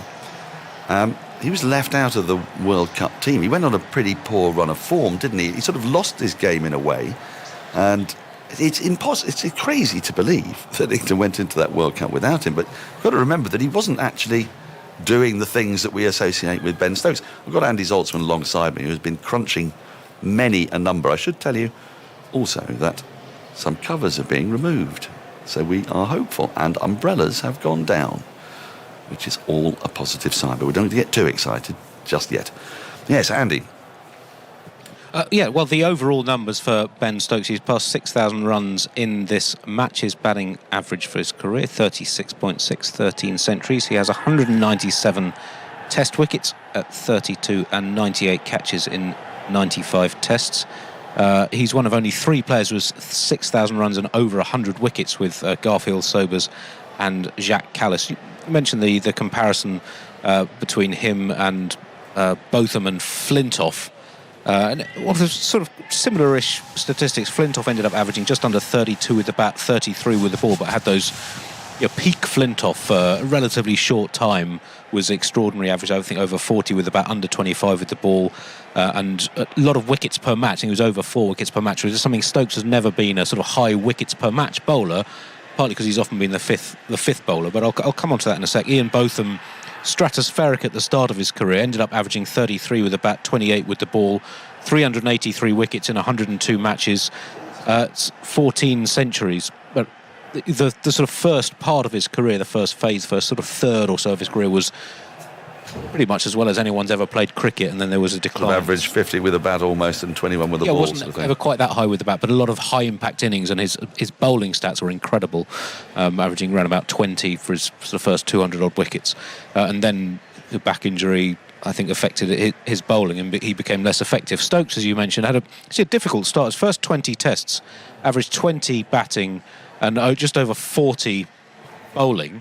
And has that in common with Broad and Anderson, both averaged around about 40 in their first 20 tests. So it's interesting that 3 of England's major players and major bowlers in recent years have had difficult starts to their careers and improved through that. Then his next 19 tests, 44 with the bat, 27 with the ball, and he's been, apart from a slight dip with the bat after he missed that period of cricket after the incident in Bristol in 2017. He's been pretty consistent ever since.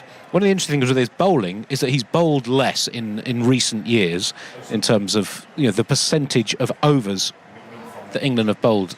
He for the first sort of half of his career, they bowled 14% of England's overs. Since then, 10% this year, a lot less. But his bowling stats have got better. His average has come down.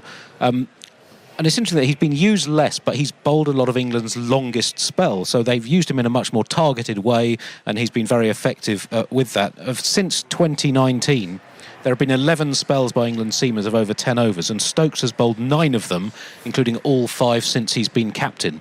So he has these he sort of picks his moments now as a bowler. And as a batter, you talk about his situational play.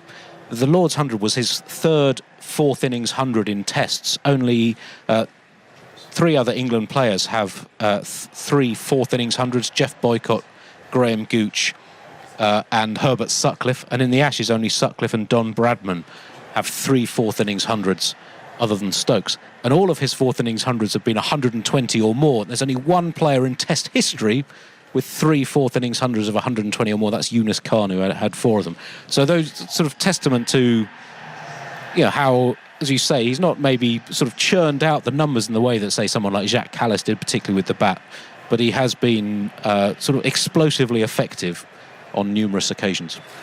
It's an incredibly fine quality to have.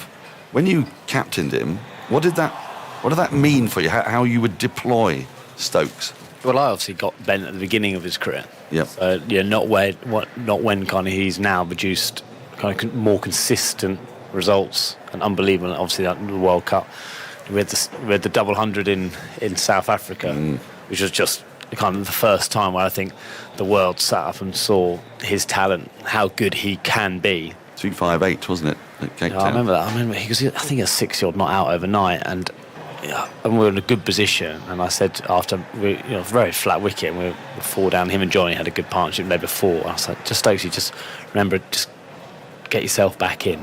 Don't expect it to be quite so easy. Trying to guide him a bit. Anyway, so I went to the toilet for the first 2 balls. I heard this cheer. I was like, oh no. I heard another cheer. I was like, oh god, we haven't lost 2 wickets, right? He just hit his first 2 balls for 4. It was like, he's playing himself in. Yeah, cheers. Thanks for listening. Well, where were we going with this before I started? It's about so how I mean, you deploy him. I tried to, because we could see him, we just tried to, along with Andy Flower and Peter Moores, I tried to shape his practice a little bit more like, without saying disciplined, a little bit more structure to his practice. Because when I say I've never seen a person work harder in training than Ben Stokes. Because he'd catch for the longest, throw for the longest, bowl for the longest, and bat for the longest. Obviously, I'll do my batting. That's the only thing I did, and a bit of catching. But all the other stuff, he did that on top of, because he was trying to be the best all-round cricketer. He worked. I've kind of seen all the work he did kind of when I was captain and probably the beginning of Joe Root, and he kind of got all the rewards later on from it. And it's just a good reminder of me that yes, he might be unbelievably talented, and he is. He's a freak in terms of his natural ability of cricket and sportsmanship and natural ability, but he had to work so hard, or did work so hard to do it.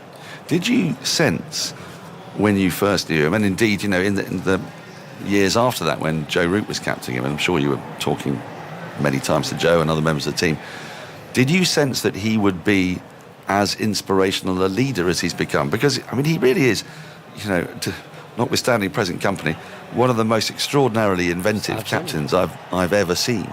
And he led in the dressing room because of his personality, in terms of, and people do, don't they? People get drawn to those kind of characters, the alpha male, the person who wants to be in everything. He has a big fear of missing out on anything. He wants to know what's going on. But what surprised me about his leadership is how he's adapted his method. He's evolved. He's evolved himself. Like, he sent me the thing about the Chinese farmer, about luck, because I said, "Oh, good luck." He said, "Oh, it's nothing." I said, "Bad luck." He said, "Oh, it's nothing. No such thing as bad luck." And he sent me the Chinese farmer thing, and it just shows he's intelligent. That's the way he wants to operate. Whether you believe in it or you don't believe in what Ben Stokes is trying to do, he's been given the authority of being England captain. Rob Key said, "I want you to be England captain." He's gone in there and done it his way, the way he wants to do it. So when he hands the cap back, which at some stage you'll have to hand the cap back, it doesn't last forever. He'll sit down and go, "I have absolutely zero regrets about it." And I was talking at dinner with him last night. We get on to a bit of captaincy stuff, and you're kind of drawn into him. You're drawn into his thing, and we disagreed about things, and there's not like we weren't arguing or something, and it's just people with different opinions. People can lead in very, very different ways, and I think just talking to the lads, how emotionally intelligent he is with people has surprised me. From the guy he was brash, but he was. He'd get angry, he'll get frustrated, and whack the stumps when he got out, to a bloke now who's really understands the emotional side and the mental side of the game. And that's to do with all his other experiences off the field throughout his career.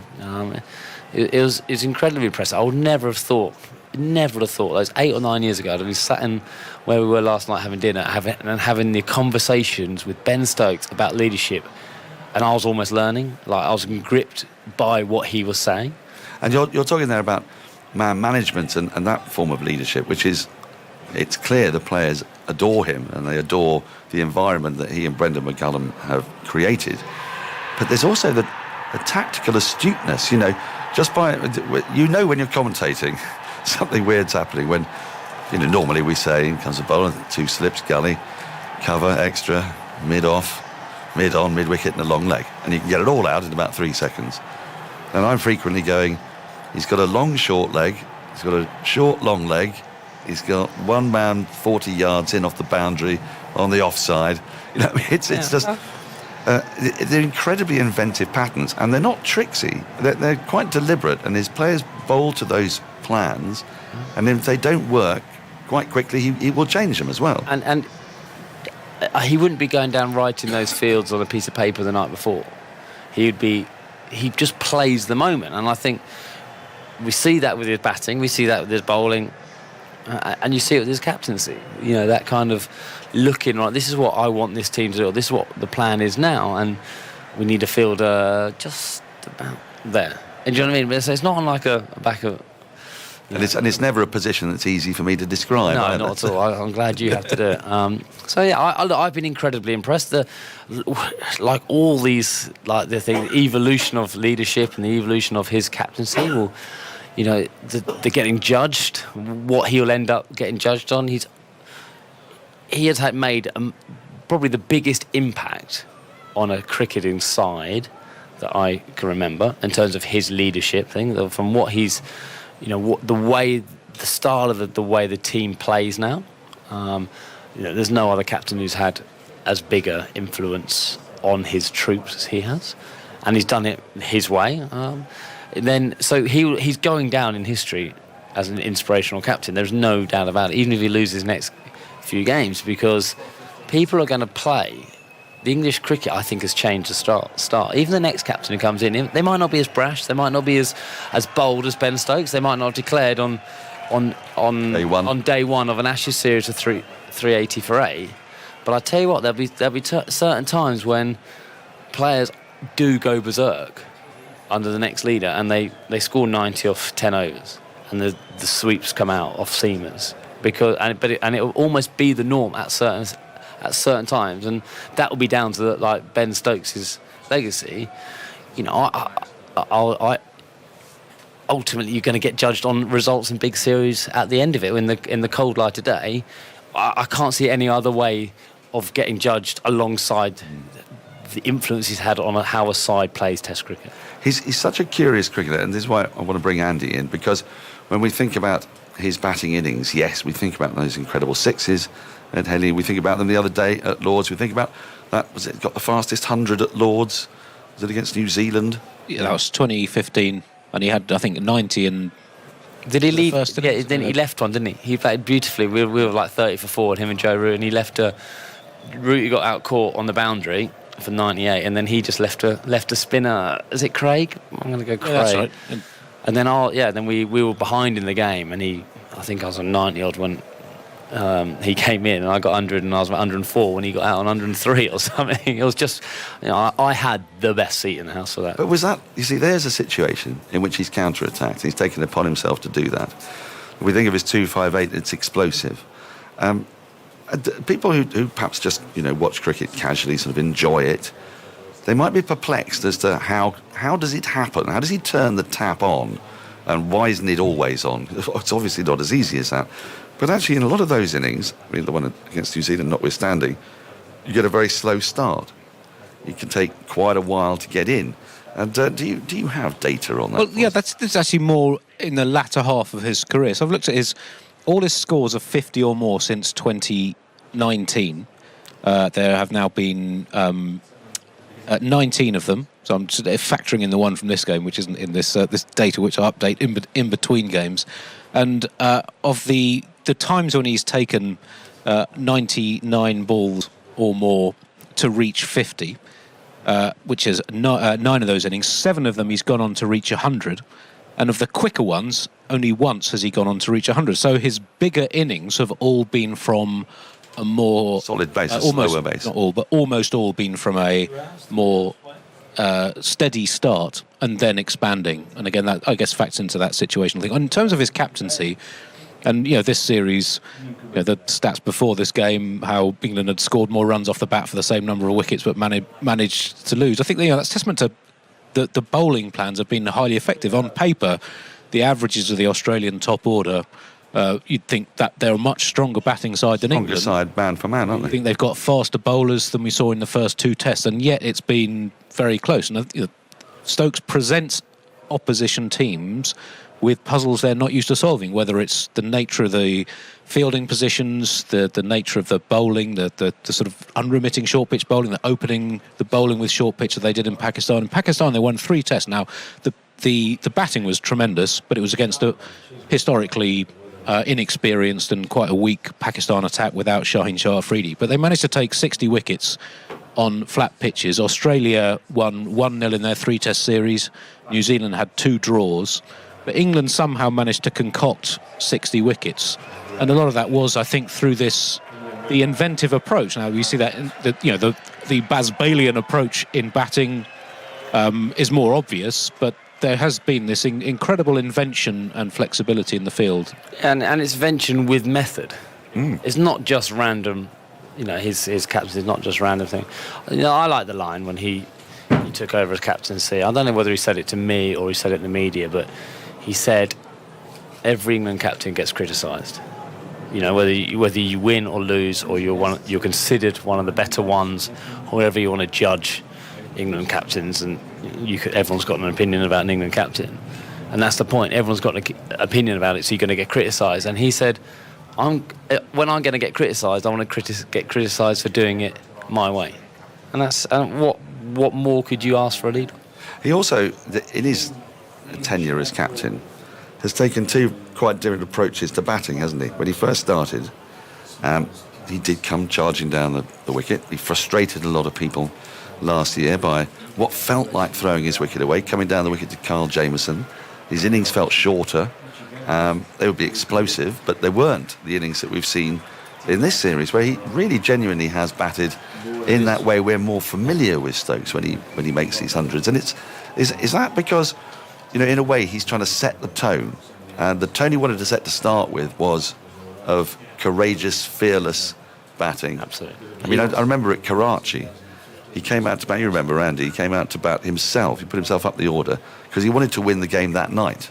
Now, the laws of physics were going to make it almost impossible because the sun was setting. There were only going to be about 20 overs, but he was going to have a dart at whatever that target was, about 170, 180.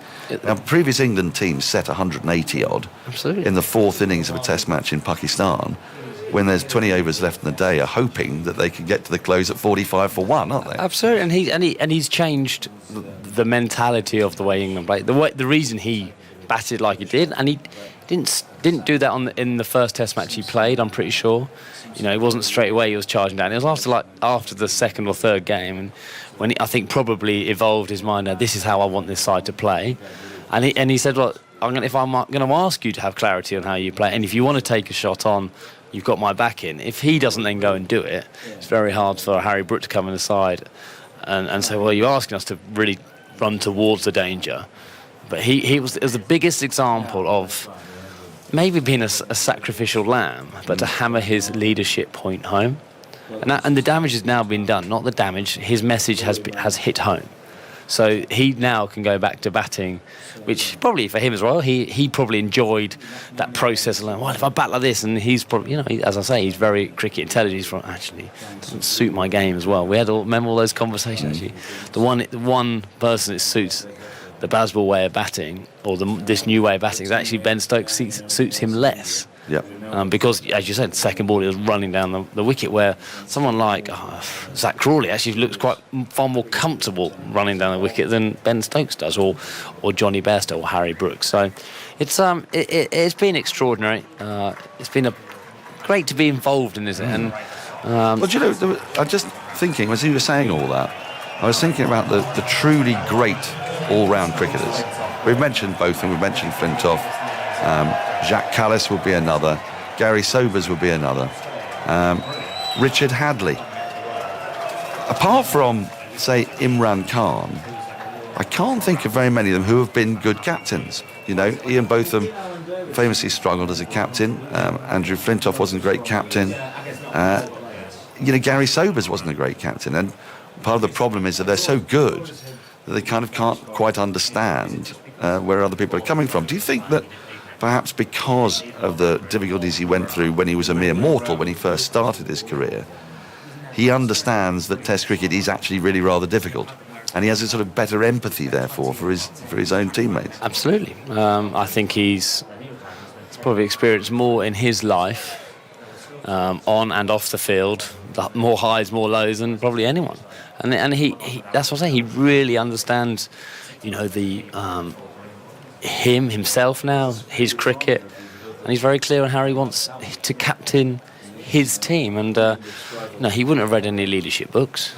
He wouldn't have sat in any of those sports psychology meetings as a team when you talk about leadership and have any interest in it. But you know, he finds interest in something and then he grabs it. I've been, you know, I'll lax. I think him as a cricketer, he is.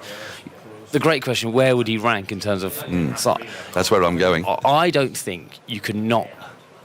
Clearly, I'm very going to be biased to him. I don't know how you cannot have a Ben Stokes in one of your all-time 11s, just for the fact how he can change a game and influence a game.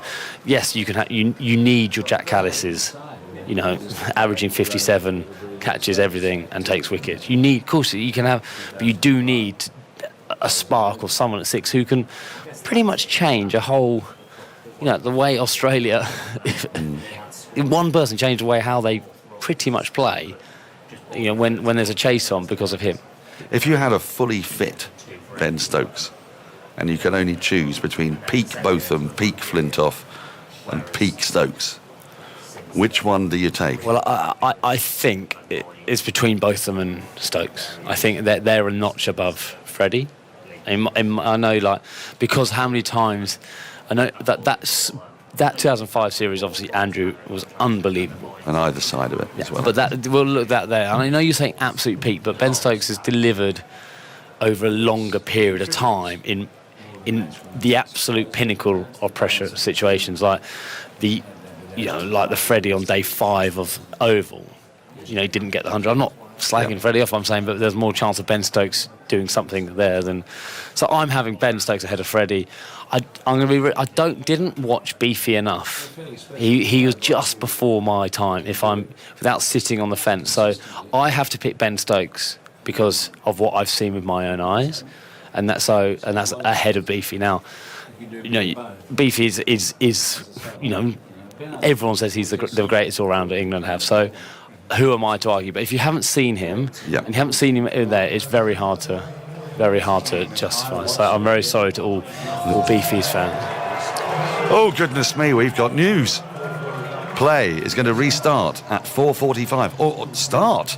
And they will have taken tea, I'm sure, which means, by my calculations, they'll have 2.25 hours worth of overs that they will be able to play, which will be roughly 34. It'll be something like that, 33, 34 overs. And we can go on until 7:30 to make that up. This is providing there's no rain, no further rain, of course. The one good thing now, if they get out there and it then drizzles a little bit, they can start again, can't they? They can start again at 6:30. Do you know what I mean? Oh, yes, do you know what I mean? So actually, if they get out there for one little bit, because I do think there's a little bit more rain around. I've just had a quick look at the radar when you asked that question between Beefy and Stokes. And there's just a little bit more coming, just a smidgen, I think, and then we might be okay. Right. Andy, you were about to bring us something when the good news of the weather so rudely interrupted you. Oh, I just got a message on the WhatsApp group saying that we're going to start at 4:40. Oh, I see. So I was trying to point out to you. But right, well, I can't see it from there. Now, do you have any other numbers that illustrate the unique qualities of Stokes? Because I guess what I'm constantly baffled by with him... I also hope he's not listening to this. What's 34? 34 overs. It is going to be 34 overs. Quite pleased about that. Sorry. I hope he's not listening to this as we speak, because his ego, his head won't get to the room, all the nice things I've been saying about him. Well, how can you not? Let's face it, he's brought such incredible joy with some of those innings and some of those moments with the ball as well. Lest we forget, I'm slightly concerned that when you talk to me about what a hard trainer he is, you put miles in your legs when you train, don't you? So I suppose, you don't get to be the player you are without putting in the training, but maybe we're living with the legacy of that now. Yeah, I think we probably are.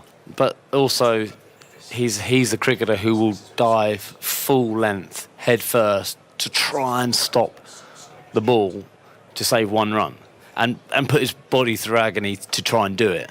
And that's how he's played. There's no point, Ben, in doing anything else. That's not how he operates as a cricketer. And if he didn't, he wouldn't have been the player he is. Yes, now he might have to, as we saw yesterday when he's something wrong with his glute or his buttock, as you like to call it.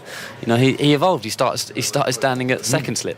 We might have to see a little bit more of that. He's extraordinarily adaptable. But also temperamentally, you can tell a lot from the way he I don't think he likes DRS. I think he is actually fine with an umpire giving a decision that he doesn't want. So how's that? Not out.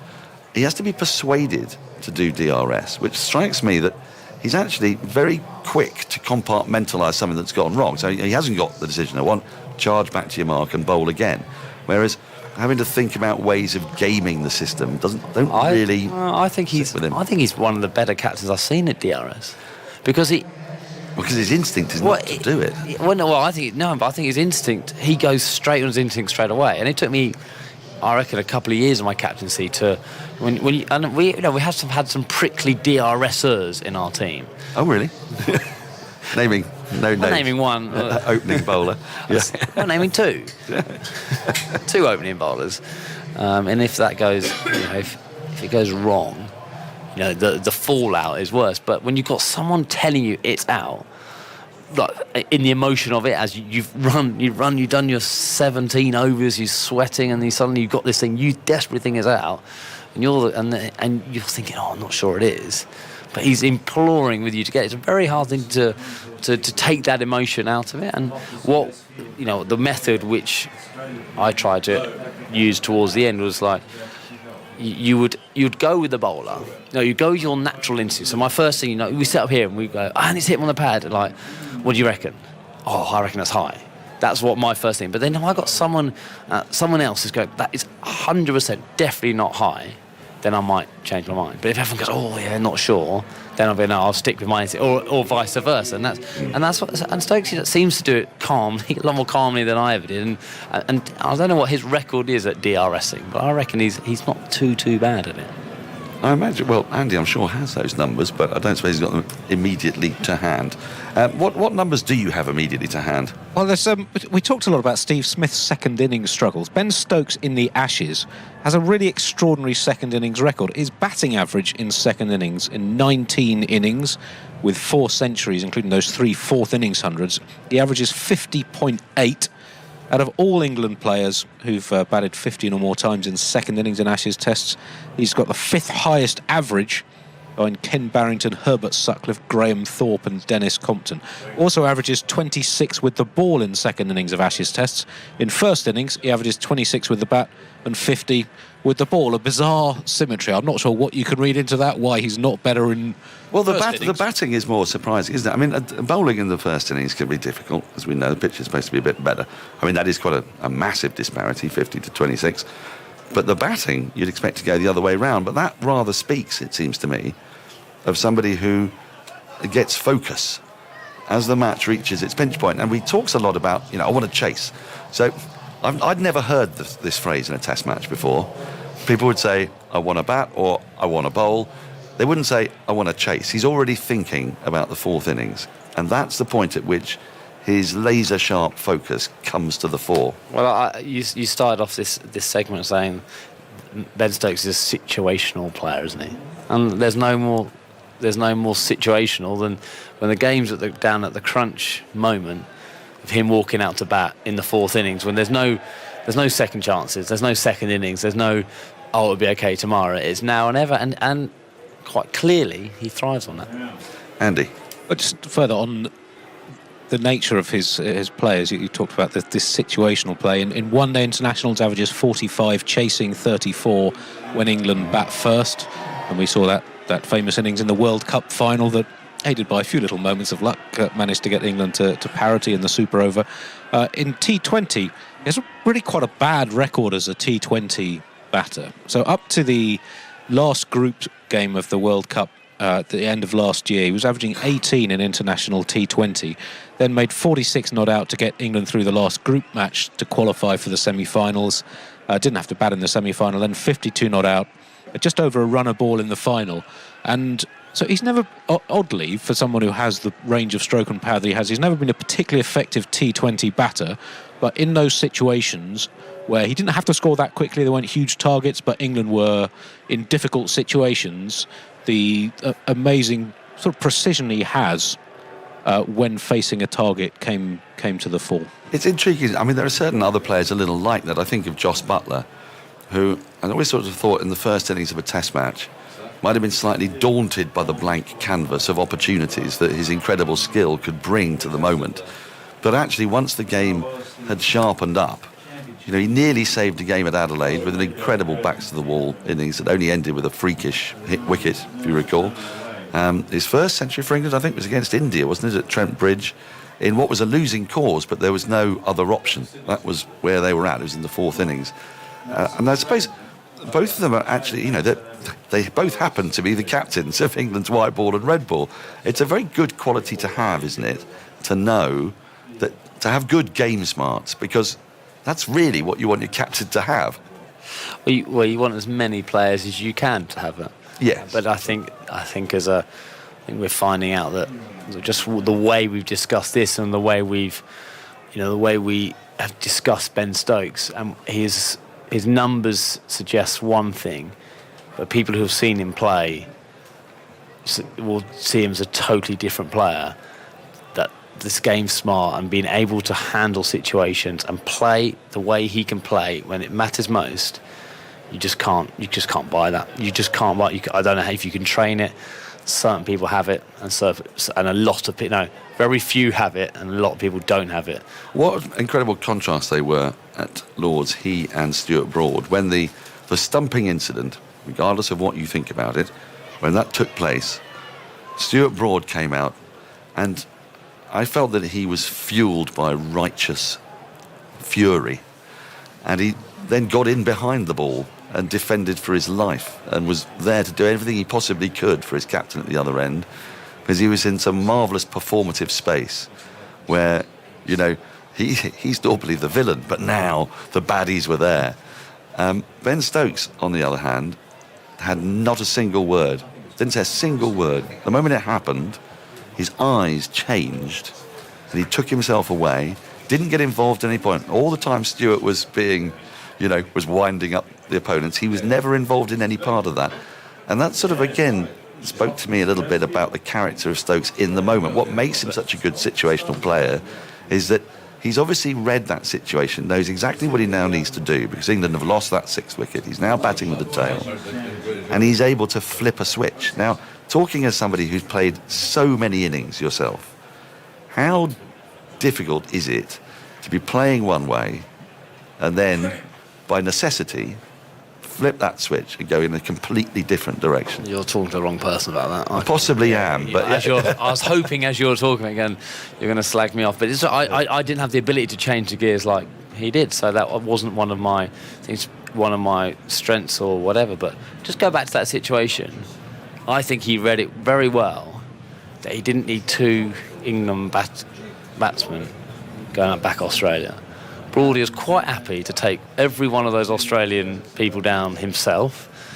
And Stokes said, well, he can do that. He'll drag the attention. I'll just do what I do. Get into my bubble. But there's other times when the side needs, a scrap to get into, metaphorically, on a cricket field.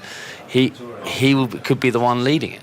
So that's why he reads, in my opinion, he reads the situation as well as anyone does. He didn't need to get involved with Stuart Broad. Stuart Broad was off. He was there. And once Ben Stokes probably realised that he was getting in behind and doing his job unbelievably well, he could just leave Broadie and get on and focus on himself. How much longer do you think we've got of Ben Stokes? I know this is speculation, and I don't want you to betray any confidences, but when we watch him in this part of his career, it's marvellous theatre, but it brings a wince to your face. You see, just bending down to get a ball and a knee jars, and then talking about his glute yesterday.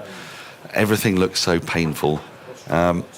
Assuming that he doesn't play ODI cricket for England, he's not retired from T20s, but assuming he doesn't play ODIs, England don't play another Test series until February in India after this, so he could, in theory, hang up his boots for 6 months, try and get fitter, rested.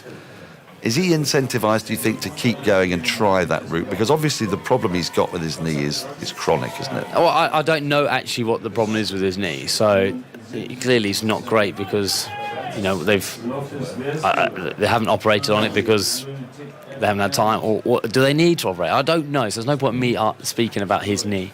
What I do know, this isn't the end. Whatever happens in this series isn't the end of Ben Stokes and his captaining where he wants to take this team for. For all the other riches around the world he could go and earn, he loves playing Test cricket for England and leading this team. And he knows it's not going to last forever. But I think he's around. I think he's more unfinished business with this team. So it's not. I don't think it's in the near future. Well, he's transformed the side. And he's made an incredibly exciting product, as they say these days. But he's got a whole load of players behind him who are who are just following his lead, and it is absolutely marvellous to watch. It can be frustrating and bewildering. Sometimes you wonder what on earth is going off out there, as Fred Truman used to say. But you can't deny that he's taken a side that won 1 match out of 17, and they're now going toe-to-toe with the best team in the world. And, well, wouldn't it be marvellous if they could get this game, win this game, and keep the Ashes alive? We're going to have some play, I'm delighted to say, in theory, as long as it doesn't rain. The lights are on. In about 21 minutes' time, we're due to have, 34 overs of play commencing, which would be marvellous. So I'm going to get out of the way. Jonathan Agnews going to come in. He's going to be joined by Phil Tufnell and Glenn McGrath. Indeed, thank you, Dan. But it does look positive. There's still some rain around, and if we're lucky, we'll get some play. If we're not lucky, we won't get very much. But the players are at least getting themselves ready and warming up and kicking a football around in some cases and so on. The floodlights are on, which has just made everywhere look a little bit more cheerful. We can see Leeds, which today has not necessarily been the case. But it seems to be shrouded in mist or low cloud and rain and that sort of thing. But at least we can see the city centre quite clearly now from our position up here. So that is how we want it to be. Quick mention, I've had a message from Tim Rice, our old friend, of course. Tonight, the Heartaches Cricket Club, which he founded. Have you played the Heartaches Toughers? No, I don't. Celebrate their 50th anniversary. 750 games they've played. Lots of long gripping speeches, he says. All good with that. He said, give us a mention. I haven't played yet this season, he says.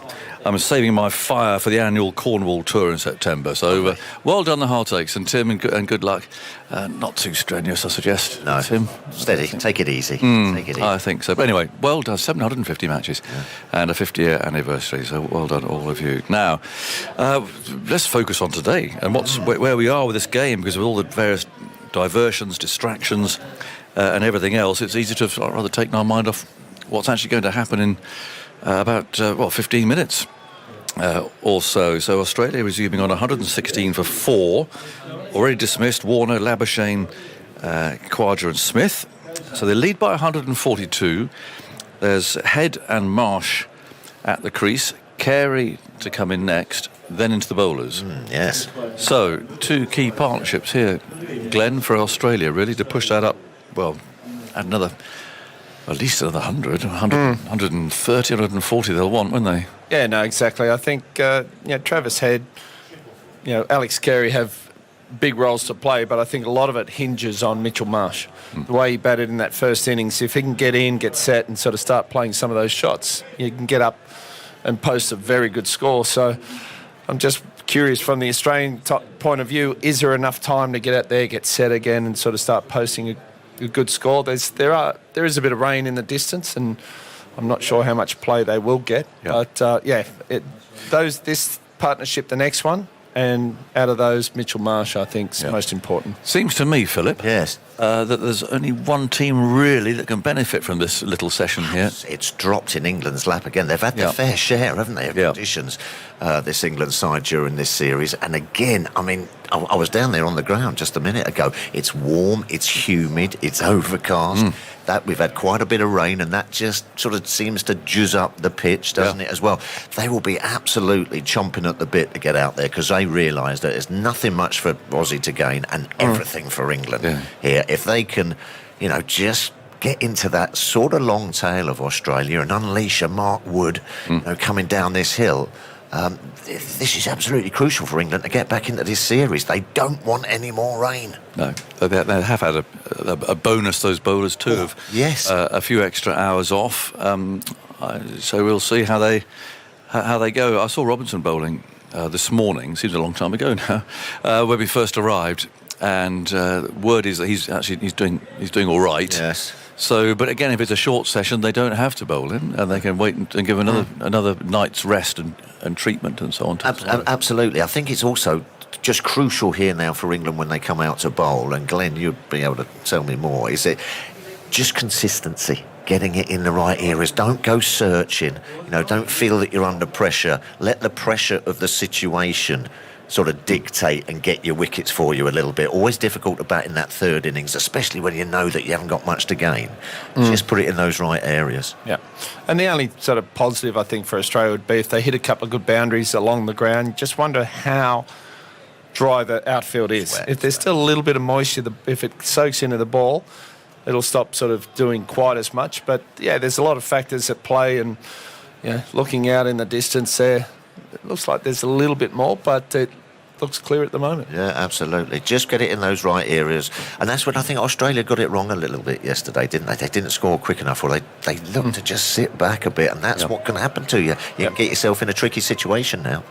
It's interesting, it's not Ashes cricket, but very soon we'll be having this Ashes football competition, because the Australians have actually they've taken over, or learnt at least, this English football game. They don't play football anymore because there have been too many injuries. But sort of keepy-uppy, involving feet and heads. And the Australians haven't been playing this until the start of the series.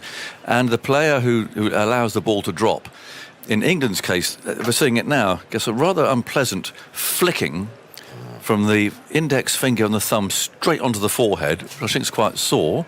That's happening over there now. Poor old David Saker, the bowling coach, he just got that. And then over here, I haven't seen what the Australian forfeit is yet, but they're playing exactly the same game.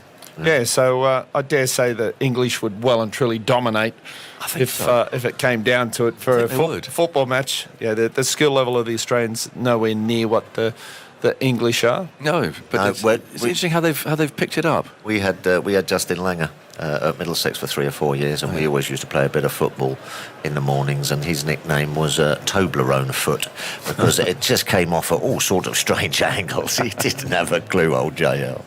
So that's what's happening below us, and they got the old Aussie rules footy out as well. Yes, that's rugby. That's the alternative version there that some are throwing around. It's interesting, isn't it? You've got 2 professional cricket teams here with the Ashes at stake, and none of them are actually playing cricket or warming up. And when I trod on that ball at Edgbaston, it was just passing the ball around like this. And I went to get it and trod on the ball. So you never know. You've got to be careful. Lovely accurate underarm throw that from the boundary, wasn't it? You're taking credit. I've been working on that for some months. I just got the range right. I reckon I've met about 75 people that said they've claimed that ball roll out there, or what have you. You were like Tony Alcock out there. Lining it up. Yeah, get the bias right. But anyway, so that's what's happening there. And the umpires, meanwhile, the main 2, if you like, have disappeared. 4th umpire's just making sure that everything proceeds as you'd like out there. Now, I saw Dickie Bird this morning. Yes, I did. And he was flabbergasted at the use of the heavy roller. I mean, it wasn't even time for good morning, Dickie, or how are you doing? It's a heavy roller, using heavy roller. They must be mad. He had me out here by the stand. So Dickie, relax. It's only 9:10. Yeah. And he was there. He was all lathered up that the use of the heavy roller is going to get uneven. He said they shouldn't use the heavy roller. Oh, right. Okay. Yeah. I mean, I've never really quite got all the rollers. I mean, the heavy roller usually just sort of takes the sting out for about half an hour, 3/4 of an hour, doesn't it? Yeah, but if he's right, and you're right, then the Australians are right in putting a heavy roller on now, which seems to be the case. It's ready to go, and it gets quite tricky when there's been rain around, because they have to dry the rollers as well, don't they? So make sure they don't bring any damp on. So they lay out these towels. Hessian, are they? I presume so. Yes. Quite an intricate operation, so that the roller then rolls over the towels, dries itself as it goes down, and then proceeds to roll the rest of the pitch. But dear old Dickie, I said, no, Dickie, you're 90. He shouldn't be worried about the use of the heavy roller. He looked in good nick when I saw him. He's still switched on. He knows the game, doesn't he? But there are more important things at 9 in the morning. Where's that? Yes, there is. Yeah, like a good breakfast or a cup of coffee. Where's that huge roller? The huge yellow roller? Is it Durban? Well, there's a story about it. I don't think there's a story of a roller in Durban, I can tell you. Yes. You might be playing in the game. Yes. We were playing a test match at Durban, and the main roller broke down. That's right. So it might have been the yellow one. Yeah, the big huge. Yeah. Hansi Cronje was captain of South Africa, and what he did, he somehow, there were some roadworks going on a couple of streets down, and I remember the whole place shaking. Yeah. I thought, what's that? And this massive roller suddenly came driving in through the gates. Yeah, that's right. With sort of tar falling off it and everything else, and on it came. And the umpires, because you can't bring one of those on, a huge thing, and it made quite good pace actually out towards the middle, pursued by the umpires, and they had to see it off. So that was taken off again, and I do. Did it make a track on the outfield? It was a beautiful roadway went in. It was massive. It was a huge thing. It was a purple. Blokes with hard hats on and everything. It was. So I think you're right. The other one had broken down, but they finally got it going. Oh, I don't like the look of this. Oh no. Oh, because the heavy roller is off. Oh, it's perfect. And the covers are coming on. And I must say, you get these alerts these days, and just as the announcement was made, the play was going to start at 4:45, which was half an hour, I got an alert from one of these apps saying rain will start in 40 minutes. So rain at 4:44. Yeah, more or less. Aussie are looking chipper. England are looking a little bit disgruntled. They'll be disappointed with that, won't they? I mean, yes. This is, the Australians do not want to bat. Another quick sort of, if we get... the Australians get another 50, 60 runs overnight, up over 200, no more wickets down, probably in a better position too. I'm offering you, Glenn, the possibility of there being no more play today, and you can come back tomorrow and start again, or you can go out and bat on that. Are you offering me no more wickets for the day? I'm not offering you any more than that. I'm offering you the possibility of going out there and batting in this, or coming back tomorrow instead. Yeah, tough decision. No, it's not. Okay, I'll come back tomorrow. I thought you might. Fourth umpire's on his way, and he's going to go and talk to the head groundsman there, who from that range and angle looks rather like Jack Leach. But he's looking at the skies. The nut. And no, he said get them off. Coming off again. He said get them off. Oh, if we get 2 minutes, we'll get something. Well, no one knows quite what's going on, but there's a steward there who's been out there all day. He's got a beard and an umbrella, and he's got his umbrella down again. And that's the reaction from those in the stands. Poor old Martin Lewis. And thank him very much indeed for coming, if you're listening, Martin. He missed 2 trains this morning. They were cancelled. He's come all the way up here from London to do a lovely view for the boundary. Thanks for that. He's good with his cash. He is good with his cash. Yeah, no, I've taken some very good hints off him. Taken some notes. Yes, I have. There you go. Well, that was what it's all about. But I think he's on his way back now, having not seen a ball, which is a great shame. So now, so the wheeled covers have been taken off again. Now we have the process with the roller. So you can probably hear it in the distance. It's chugging in. I know, it is a bit crazy, isn't it? They could have been playing 10 minutes ago. Yeah, so those 2 ground stuff, they look a bit like Walter Raleigh. They're laying out these towels so the roller doesn't get his feet wet. They're laying it out very, very gently in front of it and very precisely. And the roller now has to line itself up with those, which it's doing. It's got to miss the stumps that are lying on the ground beside it. There's a lot going on there for that groundsman. It's got an enormous brute of a roller to try and steer anyway. It's going backwards, which can't help. Anyway, on it comes, and that's a good sign. Pat Cummins, meanwhile, is going to go and talk to the fourth umpire. Wow. I suspect to say we're really going to start at 2:45 because is it 7 minutes of rolling and have it something? It's something as precise as that, I think. Why don't they just? Well, we've still got 8 minutes before. That would take 8 minutes. Yeah. So maybe he's just checking that by the time the roller has done its bit, that actually play will start because the batsmen are going to get ready and get themselves focused. And it's not easy, is it, when you're sitting around all day, you play a bit of cards or watch a bit. Perhaps we don't do that these days.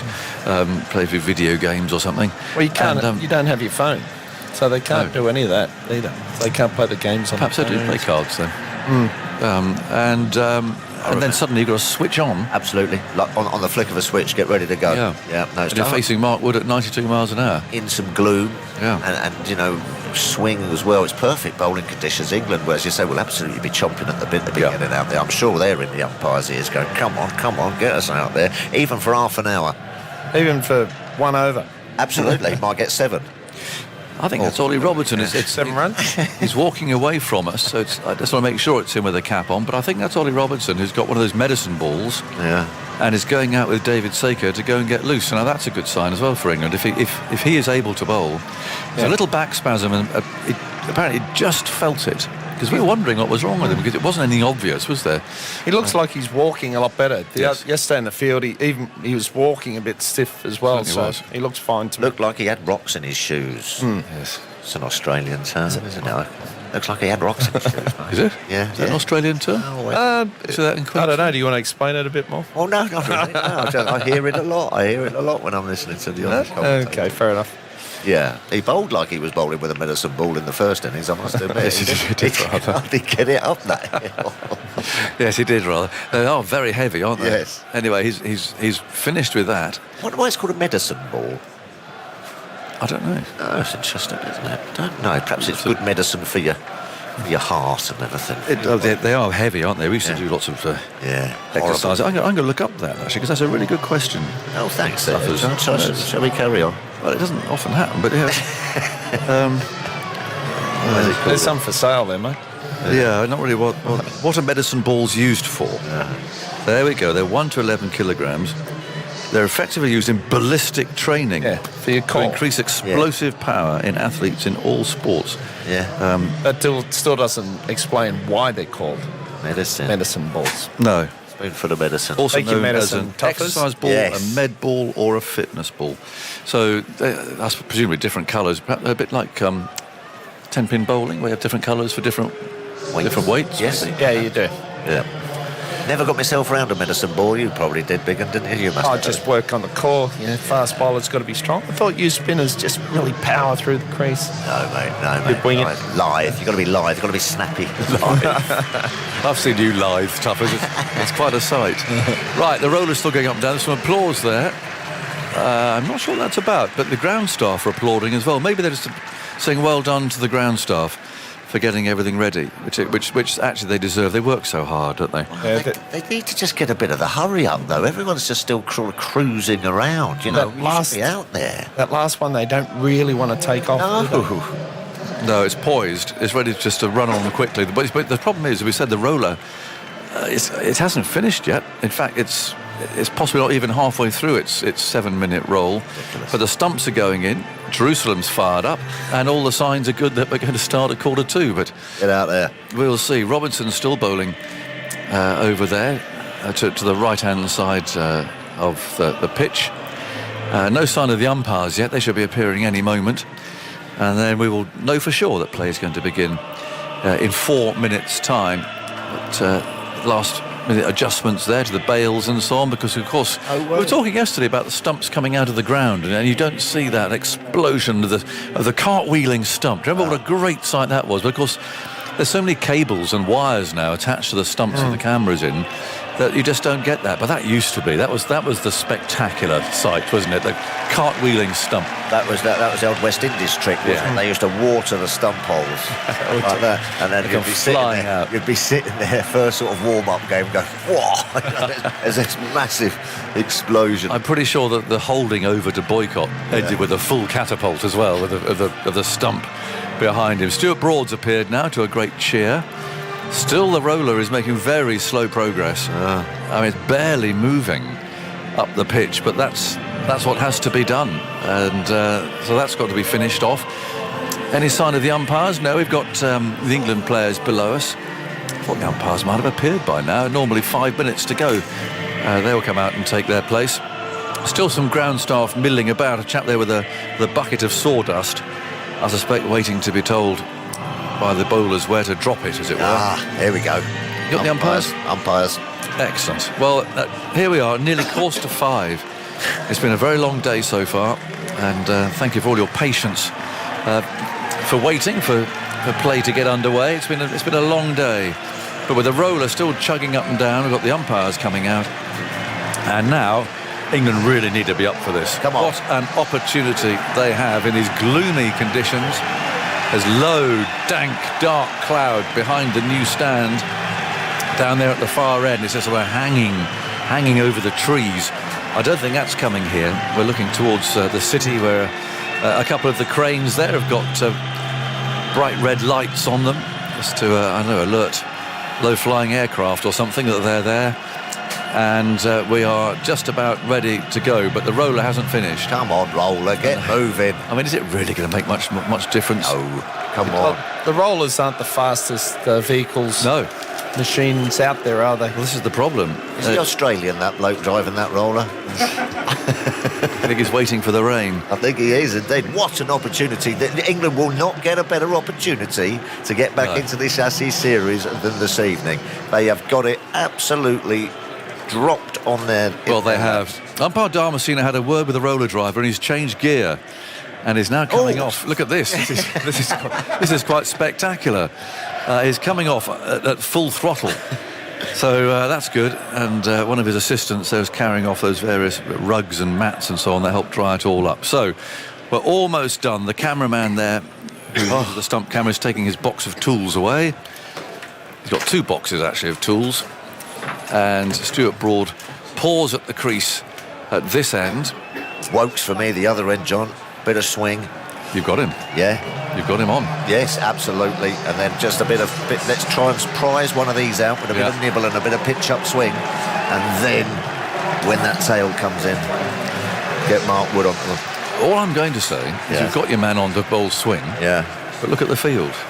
Oh, dear, don't do that. Even to Travis Head, I think they've gone a bit carried away with it. You've got perfect swing and seam bowling. Yeah, at least have a look. At least have a look. Pitch a few up, nick him off, hit him on the pad. No, but they've got Wokes bowling bouncers here, I think, looking at this field. Oh, come on. Is that right, John? Well, I don't think it's right, but there you go. You cannot get better bowling conditions than this. You're going to have bouncers, get Mark Wood on.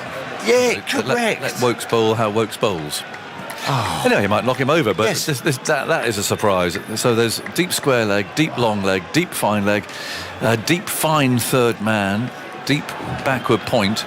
So Johnny Bairstow's basically standing by himself. There's about a 5th slip. And regardless of all of that, here's the first ball of the day coming up at 4:45 in the afternoon. Many of the crowd still here as Wokes comes in, bowls short and heads up on his toes, playing into the leg side. It's a bit bizarre. I mean, we've spent the last half an hour talking about the conditions and how perfect they are to bowl swing bowling. I say, Travis Head might have a brainstorm and hit one in the air, but... Well, it doesn't matter about conditions if you're slinging it in halfway down. No, it doesn't. It's just like we don't need conditions to bowl. I think that's a bit... I don't know. Anyway, come on. Here's Wokes. Floodlights are on. He bowls a very high bouncer. There's the swing. Did get one that swung at him when it was halfway between the batsman and him, and it went a long way. Actually, he did well to catch that, but it was an 80-mile-an-hour bouncer from Chris Wokes, who's such a good bowler, pitching it up, swinging the ball, but that swung off well past the batsman actually. And Bairstow had to dive full length to his left to gather it. 116 for 4. Don't take your Birdley thinking about this. He was bad enough with the heavy roller. There's Wokes again, short. He's pulled round the corner to the long leg. Don't stick it in short of this fella, because he will bop you straight out the ground. He sits there and he's a strong fella and he can just pull and hook you to death. This is better now. They're looking to pitch it up to Mitchell Marsh. Good tactics at last. Well, we don't know what Head's body language is up there. Does he look as if he's really struggling against it? You know, maybe England have seen something that... I mean, we know he doesn't play the short ball very well. John. I'm just trying to be fair. If you were bowling in these conditions, you would be in your element, mate. Well, look who's in the crowd. I've not seen him for years. Mr. Blobby? Mr. Blobby's in. Yes, Blobby. Isn't that's lovely to see him. Well done. He hasn't come for years. 117 for 4. He used to be a regular, didn't he, on fancy dress days? It's getting darker. That is. But still bright over the city. Yeah. Dark in the distance. Can't see any rain. Marsh on strike. There's 2 slips. Gully is fine. 2 out on the leg side. As Wokes runs in now, bowls, and Marsh is forward. A good length ball. He gets a single from that, pushing out to Cover's left hand.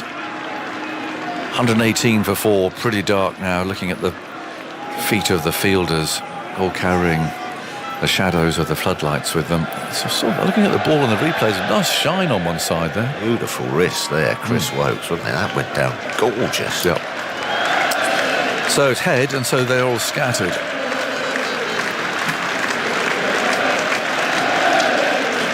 Here's Wokes. Coming up the hill, bowls short, and head turns that into the leg side, fielded by Wood at mid-on. Give it to Stewart. Would you give it to Wood coming down the hill? Well, if they get a bowl short, they might as well give it to Wood. Yeah, absolutely. Do you know, I now know why Fred Truman sounded so grumpy all the time. Do you know what I mean? We sounded a bit grumpy. Well, it's just a different game, isn't it? Yeah, perhaps. We will soon be saying, I don't know what's going off out there. Yeah. When that happens, you tap me on the shoulder. Yes. I will walk out and close the door. I will do. But there are still some sort of rules to Test cricket, you know what I mean? I know. 118 for 4.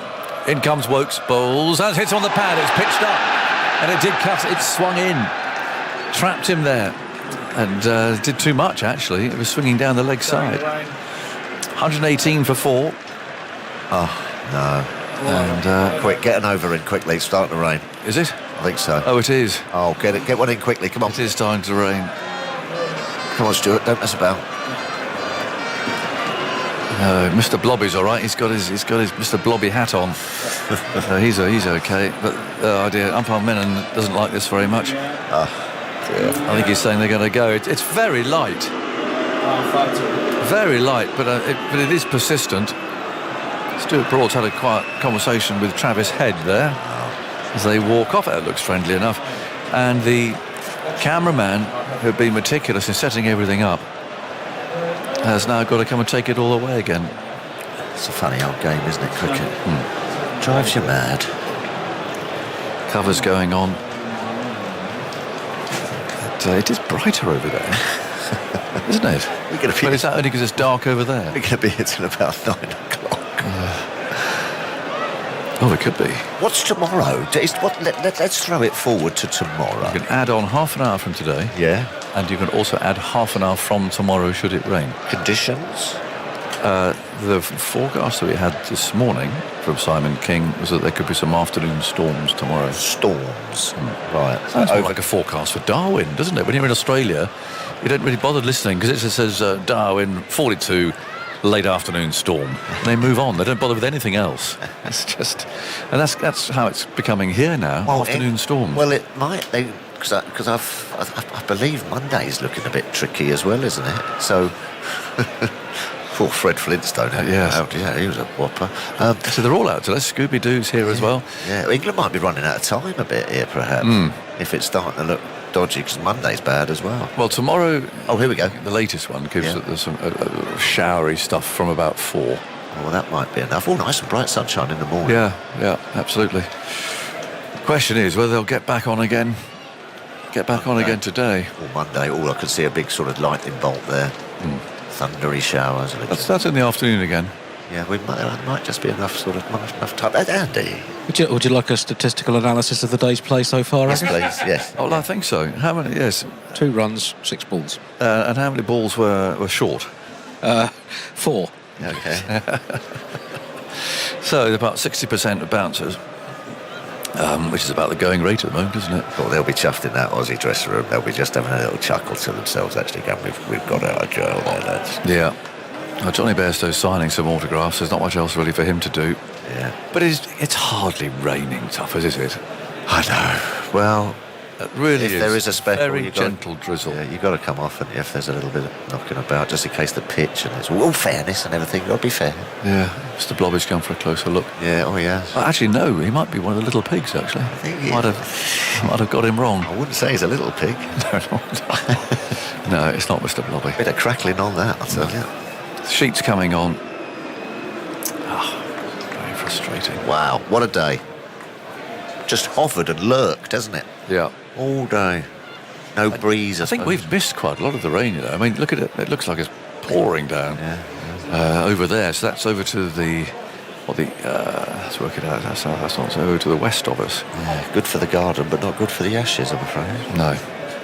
And for the crowd. I mean, they will... It's not really much of a celebratory fact. They will get their money back.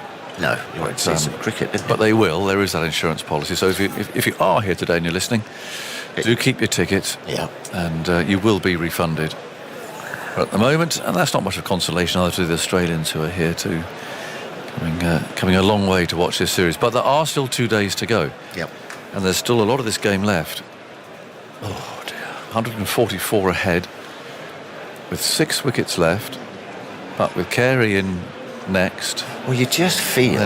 Then Mitchell Starc. Yeah, you just feel that there's a Mitchell Starc scored some very valuable runs for Australia. And Pat Cummins, crikey, you don't necessarily call him a sort of a real genuine tail ender. There's some decent guys there, but you just get the feeling that there could be a wobble in that tail, a wibbly wobble tail.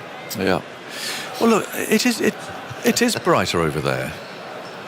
There's no doubt about that. These clouds are moving. Is it bright rain though? No, I think it's almost sunshine in the context of today. Yeah, something. What's the highlights going to? What's the highlights show?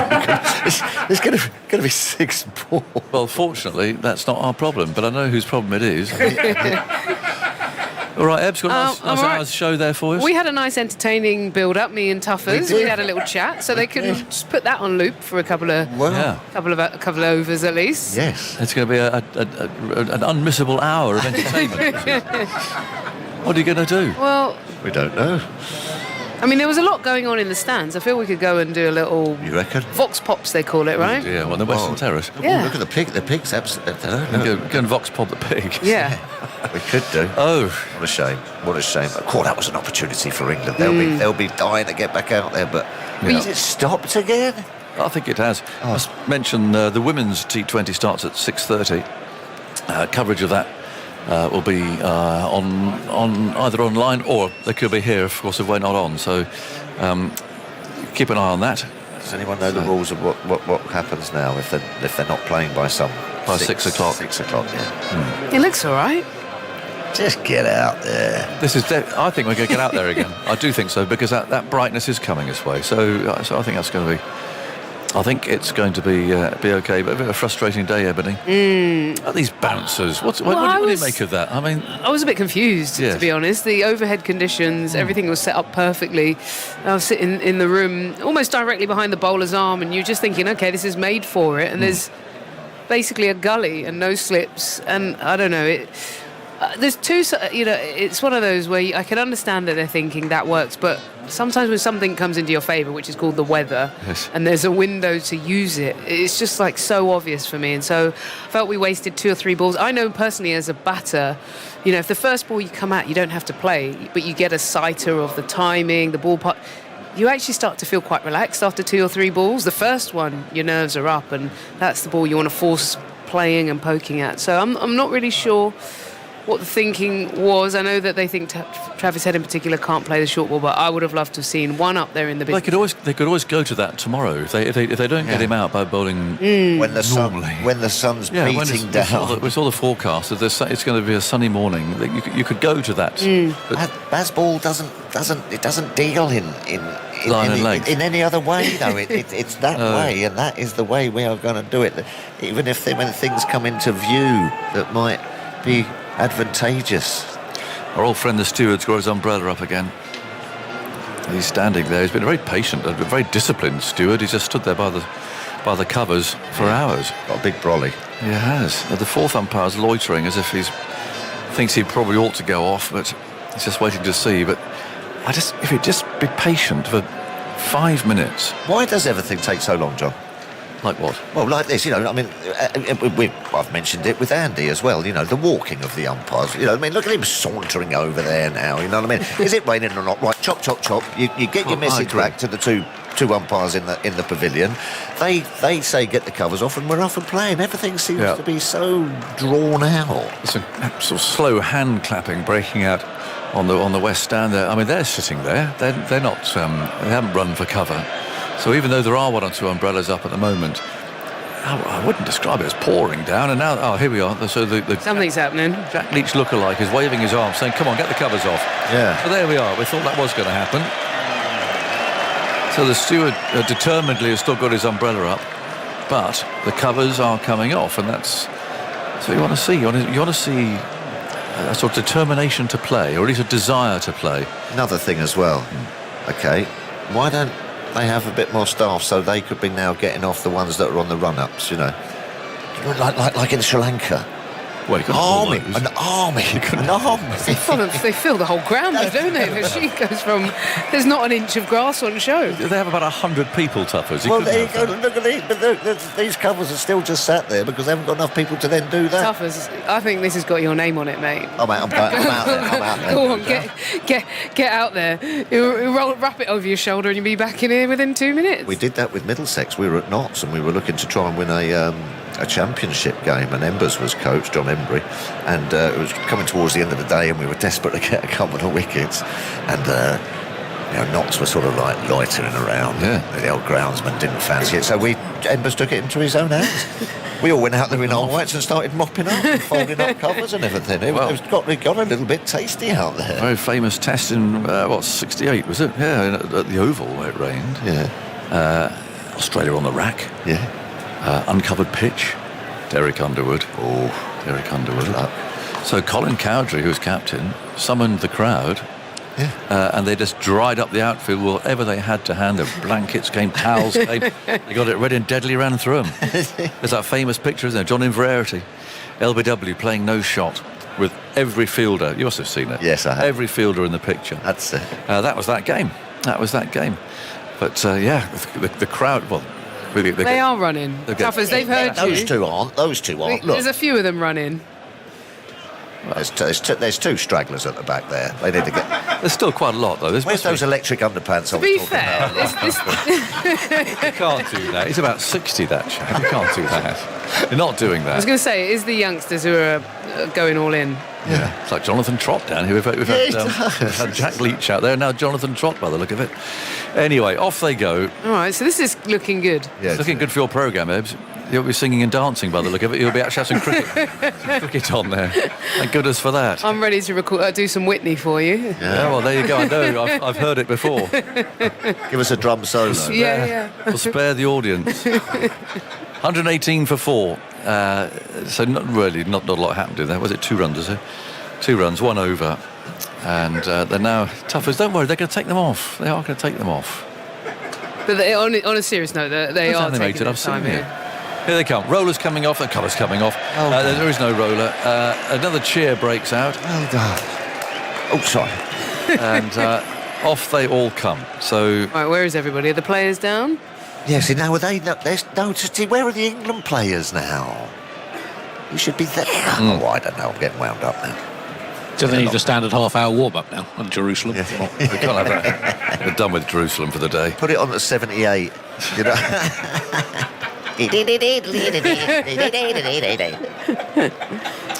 Well, we're just about ready. I mean, I suspect they're going to try and aim for a 5-past start. So the cover's now broken up into 3. The umpires are on their way. Tuffers' heart rate's coming down. I'm just going slightly balmy. I don't know. It's been a long day. It's a long day for us up here as well, isn't it, John? You know, we're all sort of... I saw you in the old pork pies and the cakes, though, Tuffers. Well, that's really... And sandwiches. And sandwiches. Everywhere. You've been up and down those stairs. Where's Jim? Because he's coming in here to start us up. Because he's next on the roster. Stewards are still there, awaiting us in case anyone comes running on. And the ground staff are making their way off. And let's see if we can stay on for a while. It does look brighter now over there towards Leeds. So some thoughts from you two, and Jim's coming in here. Over to you, Tuffers. Well, no. Thankfully, we're going to have another go at it. The umpires have got themselves out there pretty sharpish. The stumps and the bails are back up. England are waiting for this opportunity, real opportunity, to put a dent in this Australians' second innings, and they've got a fantastic opportunity to do it. Jimbo, how are you, mate? Australia might slap a few 4s and 6s just to put you in your box. Well, there you go. Oh, he's coming strong, isn't he, Jim? Now, Australia have got to get a bit pumped here because this is the on and off cricket that's very annoying for everyone. Yeah, it is. So what's the weather situation? Are we going to get a half hour or more of play now? Well, I reckon it keeps coming in bands, but right, there should be a little window, a sucker's gap, as they call it. A sucker's gap? Yeah. That's good. good. Gets Yeah, you all yeah. excited and then wallop. But England will be happy with anything. Just 3/4 of an hour. Try and get a couple of quickies.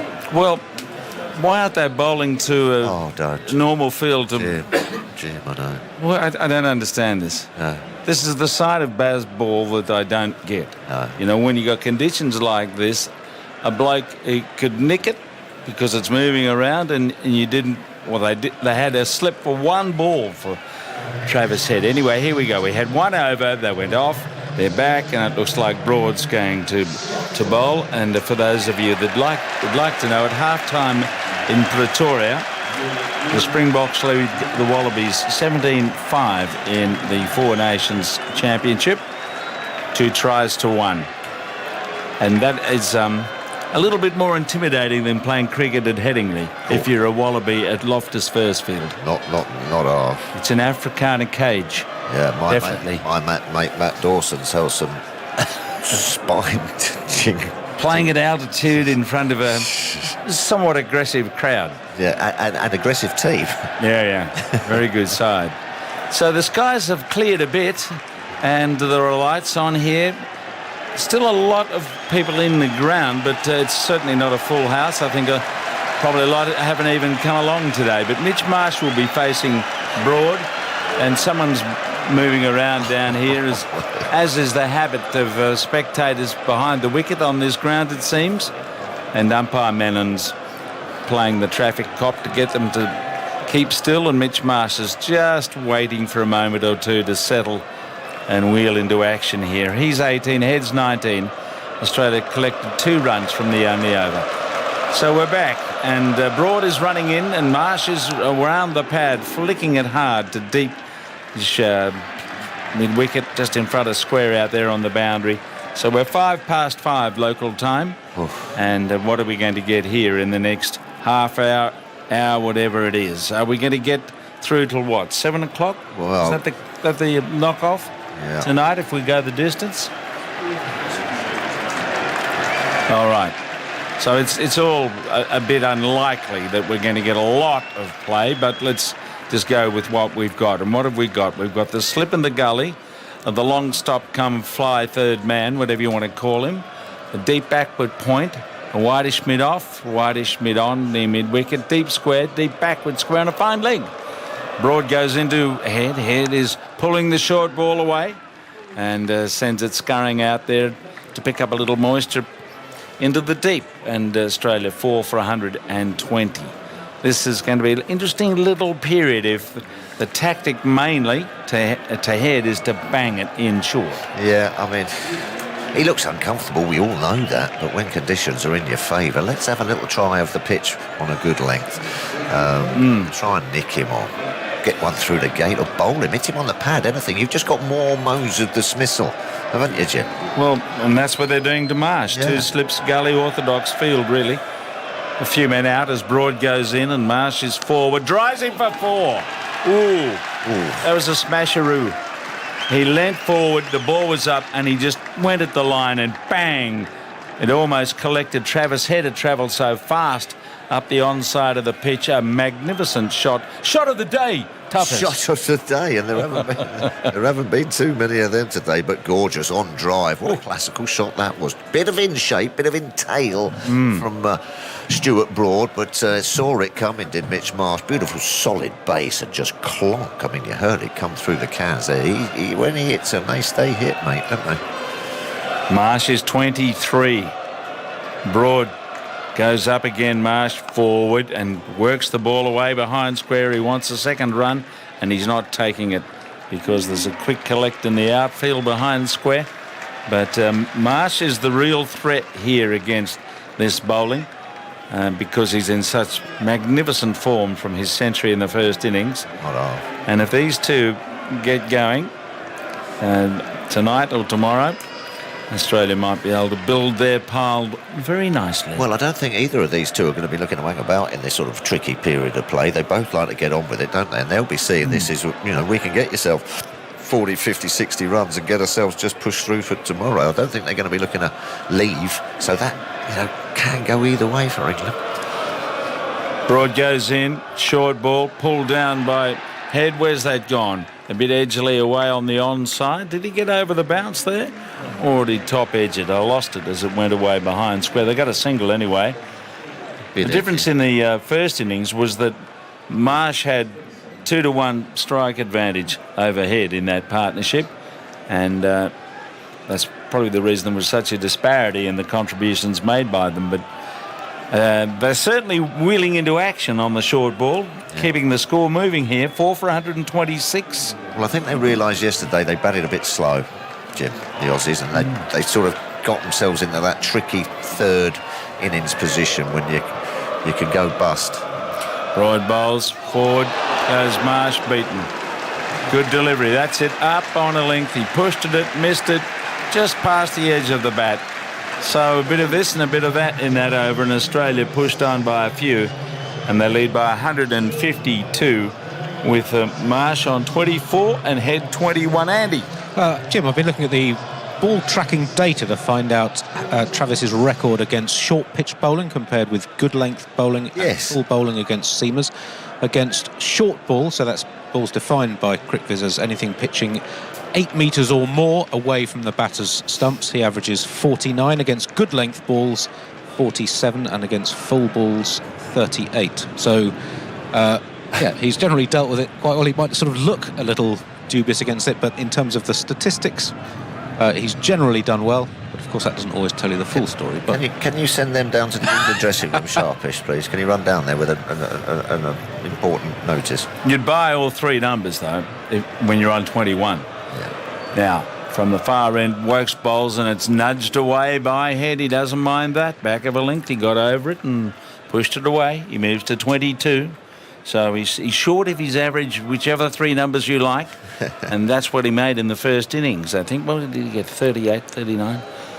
So the thing is, with the field out and batsmen back at the crease of the bowlers just trying to get it right, there's lots of gaps.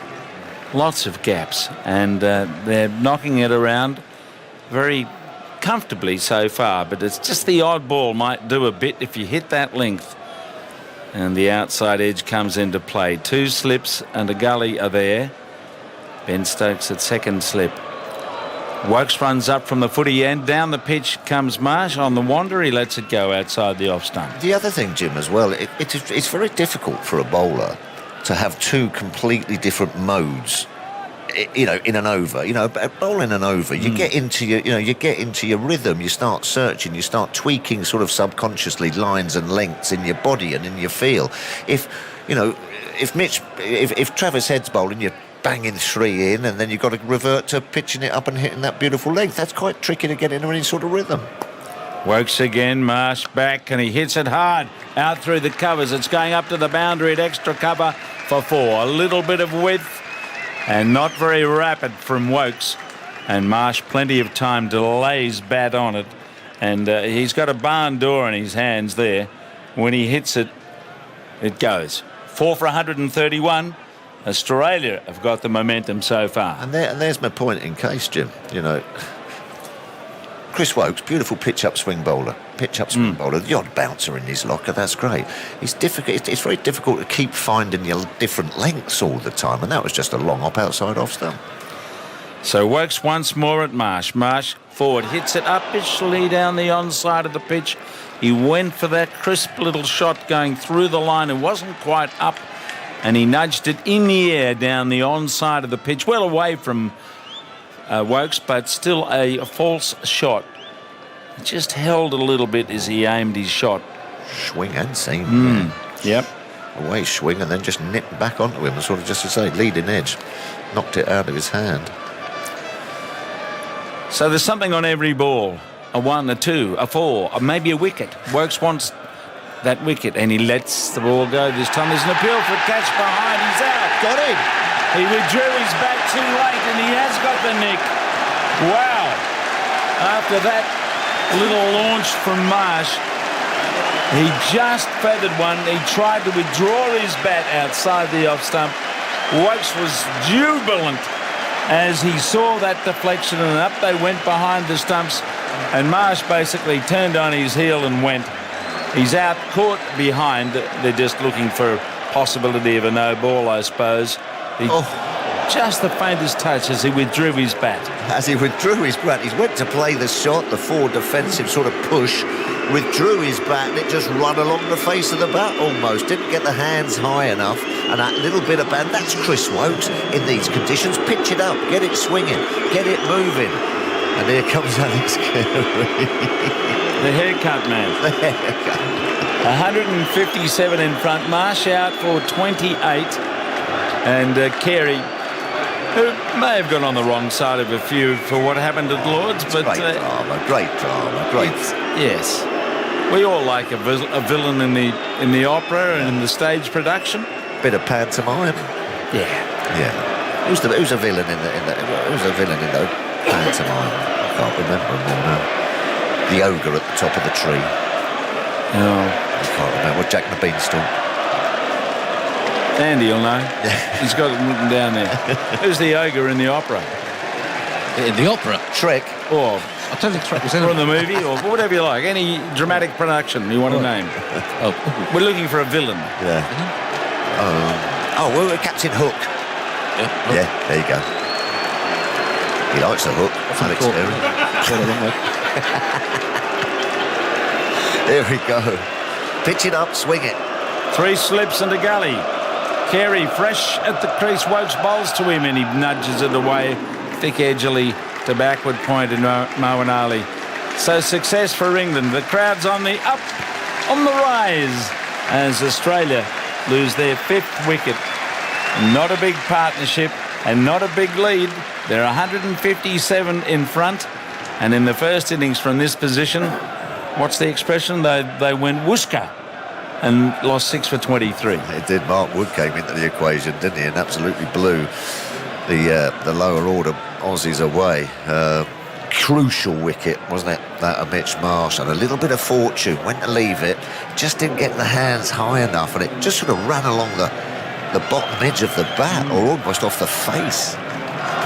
Yeah. See a replay here as he lifted his bat. Well. Yeah. Just flicked on the glove and maybe the bat anyway. There was a touch, no doubt. He knew it and he was on his bike. So we're back with Travis Head with this spread field, just a gully and the keeper nearby. And Broad bowling from the Kirkstall lane end. He goes in and it's back on the jumping push as he got over the bounce and played it down to Woakes, who's out there on the offside.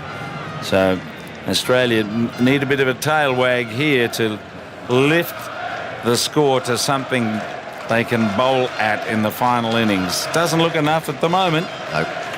You must get at least over 200, sure. Well, you'd want to be chasing 2. Australia would want another 100, 120 somewhere. Somewhere, yes. He bowls again at short and it's swung away on the onside onto the ground in front of Whitish mid-off. Down there, Robinson getting his hands around it. He's wringing his right hand as he fielded that. It didn't seem to be whacked out of the meat. It was dragged around to him as again Travis Head was left foot back. I know what you're going to do. You're going to bowl one short. I'm ready. So let's see if he does a bluff and bowls a Yorker or something a little different than the bounce ball. Here's Broad. He bowls that short and wide outside the off stump. And Travis Head's not playing any uppercut. There's a bloke down there ready to catch him. He just lets it go through to the keeper.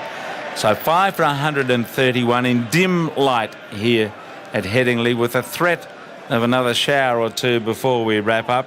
But potentially another hour and a half, 2 hours of play if the light and the weather hold off. Broad with shadows from where he stands because of all these lights that are on, and he's on his way. He comes up, Head gets the short ball, pulls it down around the corner to deep backward square, takes the single. Happy with that. No issue with that shot. He's keeping control with the true bounce of this pitch. I'll tell you something, if I was Travis Head, I'd come out with no pads on. I'm getting a bit bored. We just keep playing these balls. Or maybe those little fielding pads on. Yeah. Go on. Can you just pitch one up to me just for something different to do, please? Because he just comes out, he knows that every ball from this England side is going to be round his ear holes. See, why not do to head what he's about to do to Kerry Bowl around the wicket with 3 slips in the gully. Well, and just, I mean, you reckon you're more likely in these conditions nick off. to get a nick off, yes, as they just did. Yeah, or seam one back and hit him on the pad. Yep. More modes of dismissal, Jim, pitching it up in conditions like this. So Carey is there. Around the wicket goes Broad, and Carey forward, nibbles it down into the gully, and Duckett's there to enthusiastically grab the ball. So we're coming up to 20 past 5 local time. We had 1 over at 1:45, and then a little shower, and they went off. They came back, knocked a few around until Marsh was out in the previous over for 28. Australia lead by just 158. How tantalising is all of this for England and the supporters out there? I think there are a few at the ground. Yeah. As Broad goes around the wicket and Kerry's leaving a ball wide outside the off stump. That is the end of the over. We'll have a change here alongside Tuffus. It's going to be Simon Mann. The collapse you mentioned in the first innings, the last 6 wickets falling for 23, was Australia's lowest score for the fall of their last 6 wickets against England since the MCG test in December 1998, when Dean Headley skittled the Australian tail to bowling into a famous victory aided by Darren Gough. The last time Australia lost their last 6 for fewer runs in England was the Edgbaston test of 1981, when Ian Botham ran through their tail, and the last 6 wickets fell for just 16 runs, and England won by 29, I think. Simon? Sounds about right to me. Evening, Simon. It is evening, isn't it? Yeah. Feels like it. The lights are on. It's gloomy. Excellent bowling conditions. England have got everyone back. For Travis Head, he's 23 not out. Wokes bowls. Just short of a length that time. He's up on his toes, playing defensively back up the onside of the pitch, and Wokes picks up, and there's no run. Question to you. Go on then. If Jimmy Anderson was playing in these conditions, would he be bowling off trackers? They've been saying, Jimmy, use your skills. Come on, you've got 700 test wickets. Chris Wokes, fabulous at pitch-up swing bowler. Yeah. I don't know, just beggars belief in my book, but hey, hopefully he'll still go straight up. Wokes tries again and bowls. It's a short ball. It's pulled away by Head towards deep backward square leg. There's some relay fielding out there. And they're through for a single. Root threw it in. And it's stopped by Crawley away to his left-hand side. England with 3 fielders back on that leg side boundary. So one more, 133 for 5. Now the field comes up for Carey. You'd thought for Travis Head at least have a look to start with by pitching it up. 2 or 3 for us in these conditions anyway. Couldn't agree more. Do you think Wood could have a blast in this light, or do you think they'd perhaps contemplate taking them off? You're asking so many good questions. Well, I've had nothing to do all day. They've all been building up in my tiny little suite. Well, I presume so, but I mean, yeah, it's you can see the shadows being cast by the players. It's that gloomy. 133 for 5. Fields up now for Carey. Wokes bowls. Carey's forward, thick edging that along the ground towards points. Fumbled by Moeen Ali, but no damage done. It only goes 2 or 3 yards away to his left-hand side.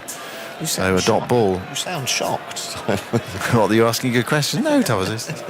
Just can't deal with them all. There's so many good ones. Sorry. Jimmy, I have seen Jimmy Anderson bowl short, but not particularly enthusiastically, I would say. Not in this. In Pakistan he did it, I remember. I don't It's think a bit different, yeah. A bit different. There wasn't so much cloud cover. No. Can't see a bit of blue sky. Wokes bowls. Carey turns that way into the onside for a single. That's his first run. He's off the mark. Goes out towards deep mid-wicket. Carey will know that it won't be long before Mark Wood is cranked up. And Wood managed to get him out in the first innings, hit him on the helmet, and then next ball, Carey making room and hitting that through the offside straight to Wokes at deep cover. So the field goes out again. Oh, they've left the slip in. Might just be a slight change attack. There is a slip there. Yeah. Still 3 men on the leg side boundary. There's a fine third on the boundary, Broad beneath us, and Moeen Ali's at deep backward point. So 5 on the boundary, 2 up catching. Wokes bowls, and Carey defends into the offside. A ball fuller in length. And it goes up to Robinson at mid-off. And there's no run. Robinson was doing some loosening up before play started at 4:45. So we might well seeing ball. I'm just wondering whether he served all his time. It's so confusing under the regulations. I had a look at them at the back of the box, and I was perplexed. Well, not that much wiser. Is there something? 120 minutes, I think he's got to serve. Right. On the field, short and pulled away by Head. Doesn't time that, goes to square leg. And there is no run. That's the first short ball he's got that he's tried to take on that he's not really timed. That was an under edge, hard into the surface. And it bobbled out towards square leg. So that's the end of Wokes' over. Australia's lead is 160. Who's gone off the field there? Someone's gone off the field. It's like watching people at Clapham Junction on and off. Chris Wokes match figures of 5 for 110 in an impressive return to the England side. It's only the second time in his 13 Ashes tests that he's taken 5 in the match. The other was the day-night game at Adelaide in December 2017, and also just the second time in his career that he's taken 5 wickets in a test that have been top 6 players. He had 6 top 6 Pakistan batters out in a match. He took 11 wickets in at Lords in 2016. Yeah, one of the freshmen really coming into the side. Wood, another one who's also had a good game taking wickets. 134 for 5. It's going to be Broad to continue. Broad's had a good series. Talk of him not playing every test match, but he's bowled well, and there's a week between this game and Old Trafford. Moves in now, bowls to Carey, and he goes past the outside edge of Carey's bat. A lovely ball angling in, leaving him very difficult for the batter there. Plays for me, Stuart. He's been magnificent with bat and ball. For me during this test match, that's an absolute corker. That angle in and that sort of reverse swing as it pitches and leaves the left-hander, he's got that down to an absolute art form now. It was a beautiful delivery. Carey had to play, had no choice. If he'd nicked that, you just go back to the dressing room and say, well, it was a good ball, nothing I could do really. Tough cookie. Yeah, it's just one of those things. You hoped to miss it, and Carey did. In fact, you'd probably like to miss it. It was such a good ball. It was too good in a way. Broad bowls full outside the off stump. Carey leans forward a bit wider that time from Broad. It seemed to have a bit more on it as well. Zipped through. Only 83, but it just seemed to have a bit more on it from Broad. Carey allowed it to go through to Bairstow. Well, yeah, I mean, let's get through this game first, but throwing it forward to Old Trafford, I mean, Josh Tongue, if it's hard and bouncy and they're looking to bowl short, I think Robinson's obviously going to have a bit of a blow. I'd keep Stewart. He's just an Ashes man for me. Obviously, you have a chat with him. Have you got enough fuel in the tank? Broad bowls, another beauty. The Carey goes past the outside edge, almost surprises Bairstow. Took it low. It's a fine delivery from Broad. You can hear what the crowd think of it. Not every seat taken here at Headingley. People have probably made their mind up earlier to go home or stay away with the rain this morning. But those that have stayed are making a real din out there. And that went again off the seam. Fantastic delivery from Broad. That's 2 this over. Well, I don't think you can get closer to the outside edge without getting an outside edge. There are 3 slips waiting for the edge. Crawl is quite close at second slip. Broad bowls. Carey's right forward, covering that one. Plays it up towards mid-off. And there is no run. Just need a bit of luck, England. Just need one of those just to get a feather to Johnny Bairstow. Get that tail in. I suppose you might say, Tubbs, they've had a little bit of luck already in that Mitch Marsh is trying to leave his and it flicked the glove on the way through. You want more luck? I want more. Fielder going back from mid-wicket to deep mid-wicket. Now they want to bowl at Carey and also deep backward point as well. What was his name? Oliver, wasn't it? Can I have some more? Yeah. 134 for 5. The lead is 160. Game right in the balance. Broad goes in to bowl to Carey. It's full. He's forward driving. Goes straight to Mark Wood, fielding at extra cover. There's no run there. Still 1 ball left in this over. The field going back for the last 2 balls. You can see what's on Ben Stokes' mind. He doesn't want to let Carey get a boundary, get the ball away. He wants to bowl at Carey at the next over as well. So there's some gaps there. So in a way, he thinks that's an odd tactic for a number 7. He's a very accomplished player, but Head has so far played well. Broad bowls. Carey stretches right forward. Good carry through to Bairstow. Carey lining that one up, and there is no run. End of the over is good over from Broad. He looks right on it and a threat. 134 for 5. The lead 160. Toughest has gone, and Glenn McGrath's here. Yeah, g'day Simon, g'day everyone. Really good over there from Stuart Broad. It shows that these overhead conditions, it's not cold out there. There's still quite a little bit of warmth, whether it's a bit muggy, movement in the air off the pitch, and you wonder batsmen how they can. Some they hit in the middle, then all of a sudden they'll play and miss. I'm always surprised. You hit in the middle, the next one you miss it that far that it misses the bat, but just past the edge there. That's because you bowlers are so good at making it move. But it's all about the length. If they're playing missing, you think, okay, I'm just fractionally short. But those couple of deliveries from Stuart Broad, especially the second one, was perfect length. So, Australia are doing a little bit tough out there. England have to make the play now. They have to get a few wickets. If they want to get back in this series, they have to knock Australia over. OK, now we're getting a change of approach from England. The field is up now for Travis Head. There are 2 men back on the leg side. There are 2 slips in the gully now and 3 saving 1. Wokes bowls. Head nudges that away into the offside towards cover. And there's no run. And this is the sort of field, something like this, I thought England might have started with against Travis Head. Just have a look for 2 or 3, 4 overs, and then, if that doesn't work and he knocks you away for a couple of boundaries because you're pitching it up a bit more, then go back to the short pitch bowling. But yeah, no, exactly right, Simon. So they've worked it out. In these conditions, you want to get the ball up there, give it a chance to move around. Swinging balls is always so much tougher for the batsman. Wokes bowls to Head. Head nudges it off his hip down towards fine leg. England have cover there. And Mark Wood, who I presume we're going to see fairly soon, although the way Broad's bowling at this Kirkstall Lane end, you certainly want to give him another over or 2. England have had pretty much a full day's rest, which has helped them when you consider they were a bowler down. And I think for them yesterday, being a bowler down, it was a big plus to have Australia 116 for 4 at the close of play. Bonus wickets for Moeen Ali. Even he said yesterday evening they were gifts. They were, really. He was happy to accept them. 200 test wickets. Carey on strike. Wokes bowls. That's edge for 4 along the ground between second slip and gully. Soft hands. It was a genuine edge, but Carey happy enough with those. And Australia too. 165 the lead now. Score 139 for 5, and Carey goes to 5. He wasn't playing it there, but sort of half playing it. I don't know, but sort of pushing out at it. Ball, an angle, I suppose. It hit it and went away, and it went down. It looks like they're just trying to close the gap. Yeah, the horse is on its way up the hill.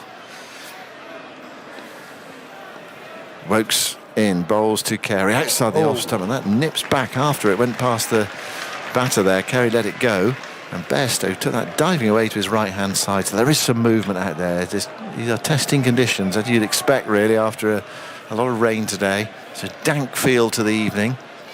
Some brightness away to our right hand side out to the west. Almost see the sun, but not quite. Away to the left, it's pretty uniformly grey. Just the conditions England want, really, in this situation. 139 for 5. Wokes bowls. Oh, he's bowled in! Played on! He tried to leave it. There's another one he's tried to leave it. And Carey's played on to Wokes. He's picked up 2 wickets. Carey's out for 5. And Australia 139 for 6. The lead 165. Carey's not had a great match with the bat. And he's walking back to the pavilion now. The ball outside the off stump. And he tried to leave it. I think that came off the glove as well, onto the stumps. Yeah. So there's a little bit of variable bounce in this pitch, and that one there, I think, bounced more than what Carey was expecting. We saw Mitchell Marsh get out, and that one bounced a lot more than what he expected as well. So there is variable bounce out there. Every run that Australia gets here will be valuable for them, with only a lead of 165. But England, they've got their tail up now. They're trying to make hay while the sun's not shining, I guess you could say. But they're right in this game now. You'd say they've got the edge, but those last 2 wickets came from variable bounce, and I wonder how much of an impact that'll play when England get a bat. If and when. See what tomorrow offers, or later today. Yeah, it's been a low-scoring game. 263 v 237. 139 for 6. All right, Mitchell Starc in at number 8 for Australia. Has a quick chat with Travis Head, who's watching the mayhem from the non-striker's end. He's 25 not out. It's fair to say he hasn't really looked like getting out so far, has he, Travis Head? He's been secure. Mind you, England have only bowled short at him. They haven't tested him around the off-stump. Mitchell Starc, who was sorted out by Mark Wood in the first innings. I wonder whether it's in Ben Stokes' mind to unleash Mark Wood now. Although Woakes has picked up 2 wickets, Broad's bowling well. See how this works for a bit, and then you've got that as a plan B. Right, here is Woakes. 2 slips and a gully. Woakes bowls to Starc, and Starc is forward nicely, confidently away towards extra cover. And there is no run. Big draw for Chris Woakes. 6 wickets in the match now. And his figures 3 for 42 in this second innings, and 2 of them today. It's a 100th wicket in home tests for Chris Woakes, averages 22.4 in England, and now his best match against Australia in terms of wickets taken, 6 wickets. Just having another look at that. Carey dismissal. Oh yeah, that really bounced off a length. Saw Mitchell Marsh's one bounce more than the previous 2, which were actually shorter, but that one too, Carey, really bounced off a length. So there is a little bit of pace, or a little bit up and down, a little bit bouncing more, some of them, and others going through. But we've had a good sort of cheer. I think that was for Mark Wood coming on. You know, I thought Stuart Broad was bowling very well. Unlucky not to pick up a wicket himself. But with the tail coming in and what he did in the first innings, Mark Wood just blew them away. They're hoping for something similar, especially in these conditions. Yeah, Broad bowled well. He only bowled 3 overs. So, OK, if this doesn't work with Wood, you can go back to Broad. And that's the sort of bonus here for England, is that you can have a real go at it for however long, hour or so, hour and a half. Have a burst after, and also a long rest as well. The whole point of the conditions sort of playing in their favour really today. Didn't have to come out this morning. Right, here's Wood's first ball. Oh, and the head nearly plays on there. Inside edge onto the pad. The ball goes away into the offside, and there is no run. Now Wood's field, well, he's got a leg slip and a slip.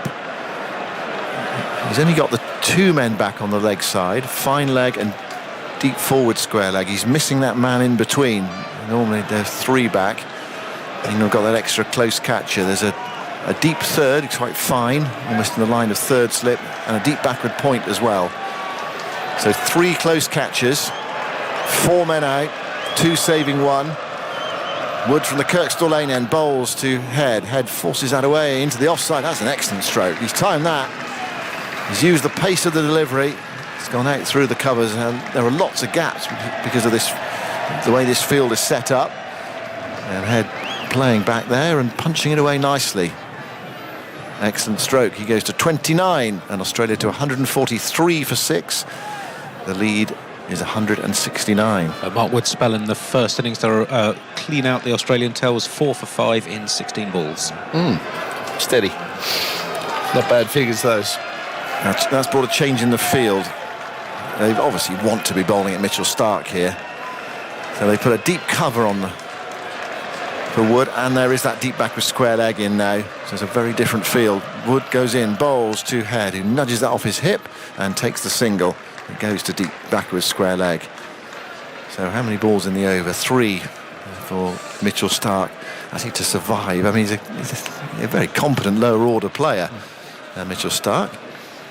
But he was sorted out in that first innings. The extra pace from Mark Wood. What have his paces been so far in this? Yeah, not bad. His first ball was 91 mile an hour, so roughly around that. That first innings he was bowling on average 91 to up to 95, but there was a bit of movement in the air. Those first 3 deliveries we've seen from Mark Wood, he hasn't really moved a great deal in the air. he got that one to swing back a little bit in the first innings to knock Mitchell Starc over. The catches are in now. Wood bowls to Starc. It's full outside the off stump. Starc leans on it, pushes it away, gets one. Are they going to come back for the second? They are. Broad sun hat falls off as he escorts it out towards a deep extra cover boundary, and Starc is off the mark with 2. 146 for 6. Australia's lead up to 172. So Cummins to come.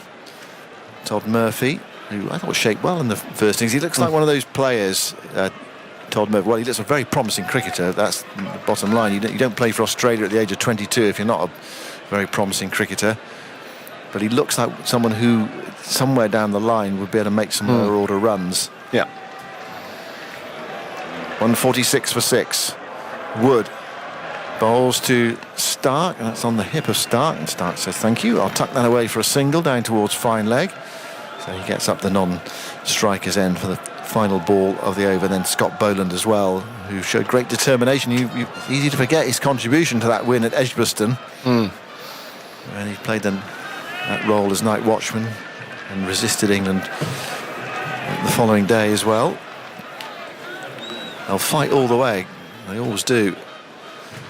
But at the moment, the lead is a skinny one, 173, although you can never quite... Runs on the board. Yeah. See what this pitch is going to play like, overhead conditions. All these things will come into factor. Last ball of the over. Wood bowls to Head. He's up on his toes and drops it into the onside, and Wood steps forward and picks up. And there is no run. That was 89, that short ball from Wood, if you're looking at his speeds. 147 for 6 then. The lead is 173. More from Glenn, and then it will be Daniel Norcross. Yeah, Chris Woakes to continue. He's picked up the 2 wickets today. He's got good movement in the air, but the two wickets he's got was from extra bounce, just on a good length, a full good length. So England would dearly love to pick up another few tonight.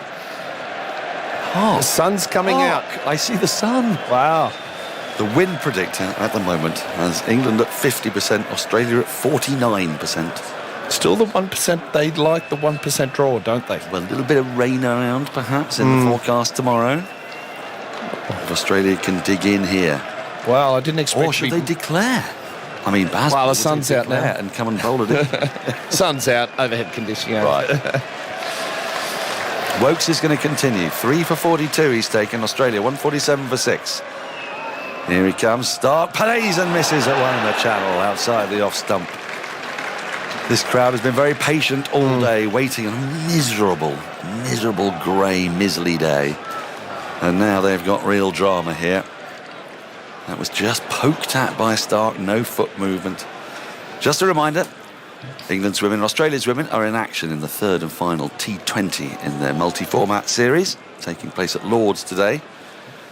And if we've finished here by 6:30, then you'll be able to hear that on 5 Sports Extra. Otherwise, you can hear it online, and then we'll go to that game the moment we've finished up at Headingley. Woakes in. Starc defends on the front foot solidly up to mid-off, and there's no run. Yeah, and a good crowd, isn't it, considering it's now 5:40 and it rained most of the day. So they're keen to see England get back on, especially in these conditions. They've already seen 2 wickets fall. They've been quite vocal at certain periods as well. So are you detecting more bounce, Glenn? I mean, those 2 wickets both came off the glove, didn't they? Yeah, they extra bounce for both of those. Woakes into Starc, who defends. The back of a length delivery, just pushes it up to mid-off. Along the ground, there's no run.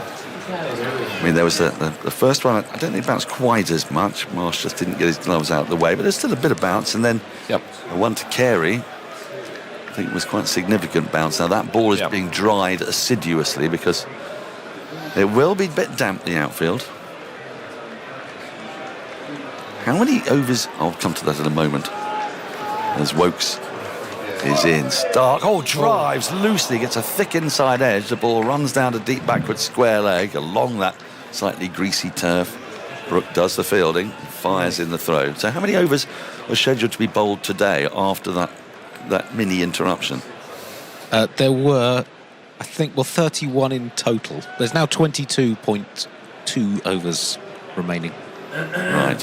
What have they bowled so far today? 8.4. 4. So still 31 they're 31 looking to on get the day. through. From an England point of view, they would absolutely love to bowl Australia out at the end of the 29th of those 31 overs. You fancy? You don't want to come in for a nasty little 5 overs? I don't think they 2 or 3 do. down? No, I mean, I'm not going to speak for them, Glenn. I mean, they're very positive men. One slip in place, head on strike, short, played off the back foot into big space through point for a single, which will bring Stark back onto strike. 149 for 6, the lead 175. I imagine they wouldn't really fancy that. Well, they forecast a few more showers today, but be nice just to get through, wouldn't it?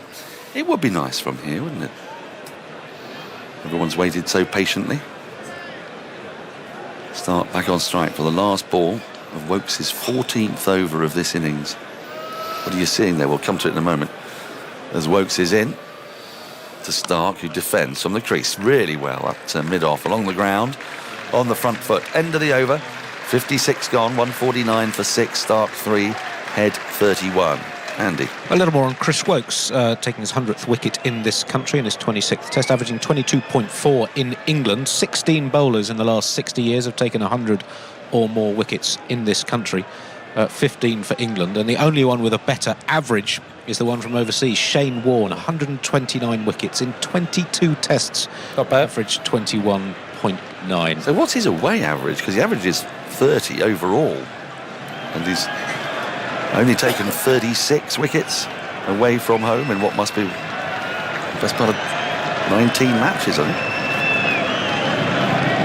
Now then, Wood in the attack. He's going to be bowling to Travis Head at the start of this next over. Chris Wokes away from home, 33 wickets at 51.8, so there's been a huge difference. We expanded that stat to bowlers with 75 wickets.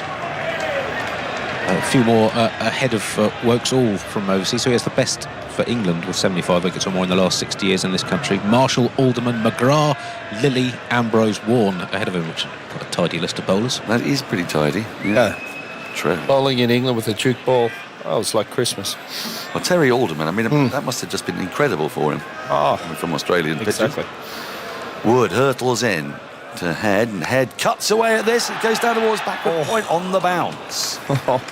Fielded by Wokes in front of the Western Terrace. He got a lot of elevation on that. It went pretty square, just backward of square, in the air for quite a while.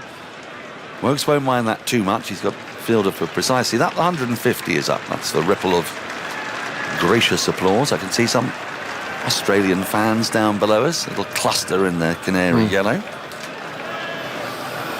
Producing rather a colourful sight on a drab grey day. Yeah, you're going to see them in the crowd, especially if they're wearing their Australian gold. Well, also the ones that come with the tour company they've got a fantastic uniform. Yeah. Very flowery. A lot of greens going on. Wood runs into Stark. Stark sets a full ball, which he whips away out the deep backward square leg. But that swung back into the pads, and if Stark hadn't got bad on that was cleaning up his timbers there. Couple of runs, 152 for 6, Stark to 5. Yeah, keep the scoreboard ticking over for the Australians, but that one there, that's the first ball I've really seen Mark Wood swing. Probably was doing too much. Yeah. Could have been one of those ones that cannons off pad onto stumps, couldn't it? It actually swung appreciably. This is a 56 overall ball. Wood, who always cuts a slightly exhausted dash. Top of his mark. He's got a lengthy run. 2 slips, leg slip, gully, forward short leg, deep backward point. And Stark is in, short, vicious, and it flies over Bairstow for 4. Buys is the signal. Stiff. Bairstow, that is tough. Get near it. Yes, I mean, people have been a little critical of Bairstow's keeping, but he had nothing he could do about that. That flew. Yeah, it was a little bit short from... or maybe not a little bit short, probably right on the money. Mitchell Stark is very tall, but that's the second ball we've seen this test match that's just flown over Bairstow. He nearly got a little glove on that as well. It might have sent it for 6. Because that was rising and rising. Real pace from Wood now. I didn't see the speed gun on that. But this is hostile stuff. In he comes again. Floodlights on. Difficult batting conditions. Stark drives back past Wood, who dives but can't get a hand on it. And the ball's going to run up to the long-on boundary for 4. Fine shot from Stark. Bravely staying in line after one's just whistled through your nose. And actually, they're just seen on the TV, one of my chums with their crazy shirts. Yeah, that was Australian supporter Lukey Sparrow. That's it. Follows the team around and has 20, 30 years. Long time. When I was playing, he was travelling around as well, waving the flag, the Australian flag. I mean, he's got quite a good team to be following around. There are other teams a bit more difficult to do that for. As Wood runs in again to Stark. Gets a full delivery, which he clips away nicely. Fine, down to the fine leg. Who is Moeen Ali? One more to the total, 161 for 6. Stark, with that, moves into double figures. And he's, I mean, that's an aggressive innings. He's playing shots here, Stark, which is the right thing to do, I think. No, I think it is, to go out there and just try to survive, especially when the ball's moving around like this. Though those, it's a length that Wood's bowling full, enticing a bit more sort of driving and a bit more aggression from the batsman. He is getting some appreciable swing back into the left-hander's pads, and they've not really tried that line on head too much. Woke started to do that as Wood is in. This is short, goes back into his crease, pushes into the offside. There was an easy single there off the last ball of the over, and it's not been taken, so Stark is going to be on strike, which will please England and whoever will be bowling. Wokes has bowled 5 overs in this spell, is that right? 5 overs in this spell. No, I'm sure he'll have to rip the ball out of his hand. The ball's moving around, there's a bit of variable bounce. Just seeing a replay of the last ball of the over, and there was a very long single on offer, which would have got head back on strike. I don't think Stark was particularly alert to it, and things like that can get in your head when you start, when you face up to that ball, that first ball of the next over. You've got to remind yourself. Is that what you found? Yeah, so I didn't like that. I'm thinking I shouldn't be on strike, you know. Yeah, opportunity to score runs that I wouldn't have got because I would have been down the other end. You're remorselessly positive, Glenn.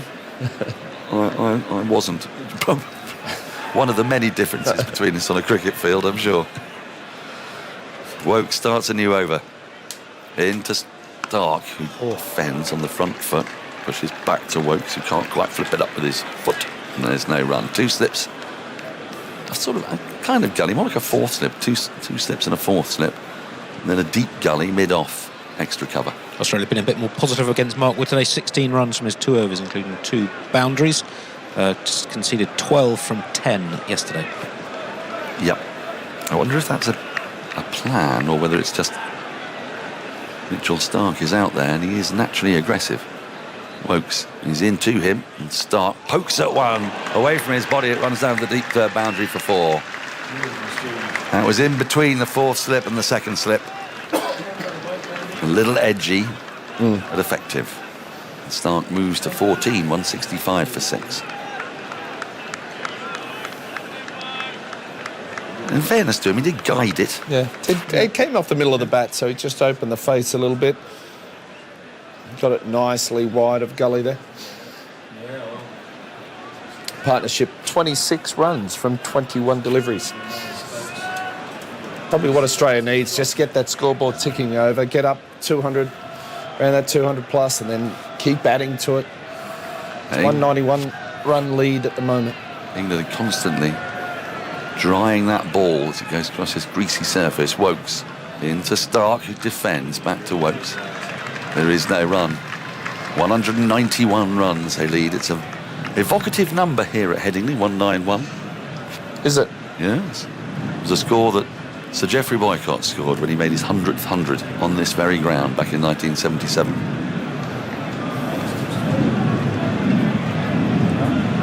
Got to his 100 with a 4 off Greg Chappell.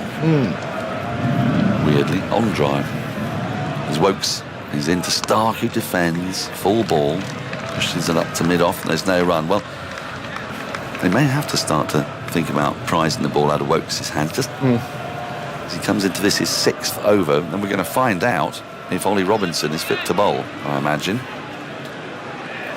Stuart Broad only bowled 3 in his spell, and actually the last over of his spell he nearly got Carey out a couple of times. A couple of beautiful deliveries that swung away, and he was taken out so Wood could have a go at the tail. Woakes is in, and that's dabbed into the offside. There's a big gap has just been created at point. So Stark can pick up a single, go to 15, 166 for 6, brings Head back on strike for the last ball of the over, and the field looks like it's going to spread. It doesn't feel right, really, that we've got Chris Woakes bowling a bouncer barrage. But we're looking at highest fourth innings run chases at Leeds, and the top 5 have all happened in the last 6 years, which tells you something about this ground. It's become a bit of a chasing ground. So Australia only need to get another 200 to make this the highest chase ever, if England got it. In what? Well, yes, I think so, yeah. Woakes in, and Head is nibbling at one outside the off stump that goes past his outside edge, and it just makes you wonder, are England getting fixated with a ploy that actually they don't need to be going with? Commentary continues on 5 Sports Extra, BBC Sounds and on ABC in Australia, but Radio 4 long wave listeners are leaving us briefly for the shipping forecast. 166 for 6, Head 32, Stark 15. Wood is going to continue. Yeah, I think Stuart Broad would prefer this end west where Mark Wood is. Maybe they'll give Robinson a go after Woakes. Well, he is out there, and he did do some warm-ups. Yep, he looked okay bowling. Didn't seem to be hampered in any way. Well, that will make quite a difference for England, because these are also conditions that suit his style of bowling. Yeah. Obviously, we've not seen a lot of him in this Test match after he was hampered with a back spasm early on, as Wood runs in. Stark waits and then flicks this away. Fine, too fine leg. It was just a little bit too straight around that hip height, and he's able to get a single. Moves to 16, 167 for 6 for lead, 193. Yeah, Moeen Ali down there at fine leg is very fine. Normally you get 4 runs for that, just flicking it off the hip, very fine. But with the speed Mark Wood's bowling, I think those guys can be a lot finer just because the pace will take it there. I think we're going to be going through to 7:30 today at the moment, as long as the weather holds. We've still got 19 overs to be bowled after this one, which has only just started. Head on strike. Wood into him, flicking down the leg side. A tumbling take from Bairstow, and Wood throws his hands to his head. And Head survives. The tumble from Mark Wood again. Yep. He spends a fair bit of time on the ground after he bowls because of the effort he puts in.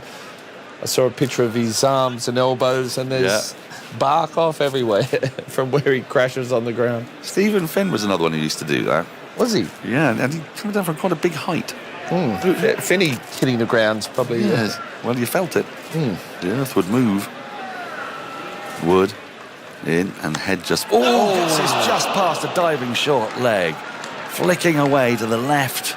Off short leg, and that was close. Not close enough for anyone to get a hand on it, but it was... Let's take a look at this again.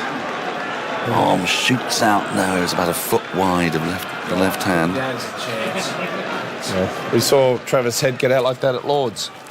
Yes, absolutely. So, not too dissimilar, just got a little bit finer. I was going to say, I suppose having a backward short leg, the problem then is you can't have 3 behind square on the onside, and you've got the fine leg and the long leg is sort of necessary for the top edge. No, he's in the right spot there. Wood into Stark. Flips his high in the air, should be taken. Fielder gets underneath it and then does take a terrific catch. There was a little bit of confusion and uncertainty, but Stark has got to go. It's Harry Brook with a catch from short leg. Bairstow and Brook weren't quite sure who was going to go for it. Flicking off his pad, top edge went high in the air and it went backward a square on the onside. And in the end, after that hesitation, well, Brooks stutters and then he goes, I've got to go for it, and then dives forward, two-handed, and really takes a good one in the end. And Australia have lost their 7th. That little partnership has been broken. Wood with another wicket to another short ball. Marsh, Mitchell Starc for 16. And Australia 168 for 7. They've lost their 3rd wicket of this abbreviated day. And they lead by just 194. Yeah, another big wicket there. But I'm not sure if the bat it bounced a little bit more or was a little bit slow. Mitchell Starc, he hadn't played a sort of cross-bat shot. He was just looking to turn it down there. And that one there went up in the air. To be honest, to me, that was Bairstow's catch. He was closer. But I think the confidence of Bairstow at the moment, he was happy for Harry Brook to take it, and he hung on to it. Well, we welcome back Radio 4 long-wave listeners with the news that Mitchell Starc is out. He's been caught by Harry Brook at short leg, but not at short leg. It was flicked in the air, went behind the square on the leg side. Brook had to make a lot of ground. Bairstow and he momentarily said, is it you, is it me? Well, in the end, it had to be Brook. He had to do a full-length dive in the end to get it two-handed, just inches off the ground, and Australia have lost their 3rd wicket of the day, their 7th of the innings. They're 168 for 7. This is the last summer where Test Match Special will be on Radio 4 Longwave, but there are plenty of other ways to listen to us. BBC Sounds, via the BBC Sport website and app, digital radio, and also on smart speaker. Just say, play 5 Sports Extra in whichever voice you wish. And of course, if you wish to see that splendid catch by Harry Brook, you may be wondering how you can do that. Well, there's a number of ways. There are in-play clips, for example, on the BBC Sport website and app. And there's also Today at the Test, which is on BBC 4 this evening at 7 o'clock. Yes, they'll be putting that programme together while the game is still going on. It's the miracle of modern technology. And, of course, the iPlayer. You can catch up with it any time at your leisure. Now then, the players have taken drinks, the wicket has fallen, and it's time for a change in the commentary box. So after a couple of short words from Glenn McGrath, it'll be Jonathan Agnew. Thanks, Dan. Just a brief word from me, because Forney's champing at the bit to get in with this. With Australia 7 wickets down, he wants to get in to see the last 3. But can Australia get this up over 200? They're 194. And put a bit of a challenging score on the table. So overhead conditions, there's a bit of movement. Mark Wood blew Pat Cummins away in the first innings. Can he do the same here, Aggers? Well, he's on a pair, isn't he? 168 for 7. LBW's second ball in the first innings. And Wood racing in, goes over the wicket. Bolstrom fires it down the leg side. It's taken by Bairstow alongside the leg slip fieldsman there. And that's, well, it was a brilliant catch by Brook. It really was, but it's Bairstow's catch. And you look at the replay, you'll see Brook looking twice at Bairstow to see if he's coming. And in the end, he just had to go for it himself. Brilliant catch. That was Bairstow's catch. He's standing about, 3 or 4 yards away when the catch was taken. The most important thing for England, it was taken. It was taken. 168 for 7. Wood's going round the wicket now to Australia's captain Cummins. A nasty bouncer down the leg side. He plays it well. Takes the bat and gloves out of the way. The ball flies under his armpit and into Bairstow's gloves. So a wicket falls with 3 in this bonus session. 168 for 7. The lead for Australia is 194. And there are a lot of England fans saying this is great, but I don't want us to bat in this. Well, it's great drama. The crowd have obviously had a long day. It's been hard for them, and suddenly the cricket starts and England get 3 quick wickets. But you have to say, I mean, they're very lucky. I mean, to get these conditions. Yeah. You've got the ball in hand, and this is a great chance. And tomorrow I think the sun shines for the first few hours and the clouds roll in. So if England are batting in the morning, it's going to be a lot easier than it is right now. It might not be, I mean, from Australia's perspective, they try and smash a few now and get bowled out. 225 chase and have to bowl for 40 minutes tonight. It might be their best chance. The radar looks clear. Can't guarantee the light or anything like that, but certainly got the Ben Stokes field here. Everyone on the boundary. Yeah, for Travis Head, who's on 33, and Wokes Runs towards us from the far end. He bowls the left-handed head. It's short. He paddles it round the corner. A little bit of a top edge there. And they do take the run, as you'd expect. And so head up at the non-striker's end, and Pat Cummins down on strike. And the fielders come in as Cummins takes his guard from umpire Dar Messina. Most of the crowd is here looking out. It's a little thinned out on the Western Terrace. People giving up in the afternoon with the weather, but those who have stayed have been rewarded here with some gripping cricket. 169 for 7. The lead is 195, and for Cummins there's going to be 2 slips a gully. It's just an orthodox field, really. What's WinViz at, Andy? WinViz. See what the WinViz is. Martin Lewis says he has WinViz up on his screen all the time when he's watching. 169 for 7. Wokes bounces in, bowls to Cummins, who feels for that outside the off stump. And the way those arms are raised, it looks as if he'd nicked it there for a moment. And that's just enthusiasm from the slip cordon. Certainly it wasn't far away. It wasn't a great shot from Cummins. No, it's just Wokes, just gets that extra bit of movement. He's bowled brilliantly, bit of bounce as well. I don't think he does edge it. Just dies, doesn't it? Yeah, bounce in front of Bairstow too. See, I think Pat Cummins' best option is just to try and smash it. Almost do what Mark Wood did. Just try and smash 20, 30 quickly. The field is up. In comes Wokes, bowls to Cummins, who plays that carefully along the ground to a very straight mid-on. WinViz currently has England 53%, Australia 47%. Pretty much. Does VaughanViz have? Mickey Viz has England a bit larger than that, but I don't want them to bat too much tonight. Yes, WinViz rather on the fence there. 169 for 7. Cummins still not yet off the mark. Waits. In comes Wokes. Bowls to him and beats him. And the crowd are just on the edge of their seats. And the Australians, they are a little thinned out actually. They're packed in down on the right-hand side, but there's a few gold shirts there and the olive greens, but not nearly the usual numbers. Chris Wokes had 100 wickets now in English conditions, average of 22. That's high class. What's Jimmy Anderson's average in England? 22. Average with the ball is exceptional.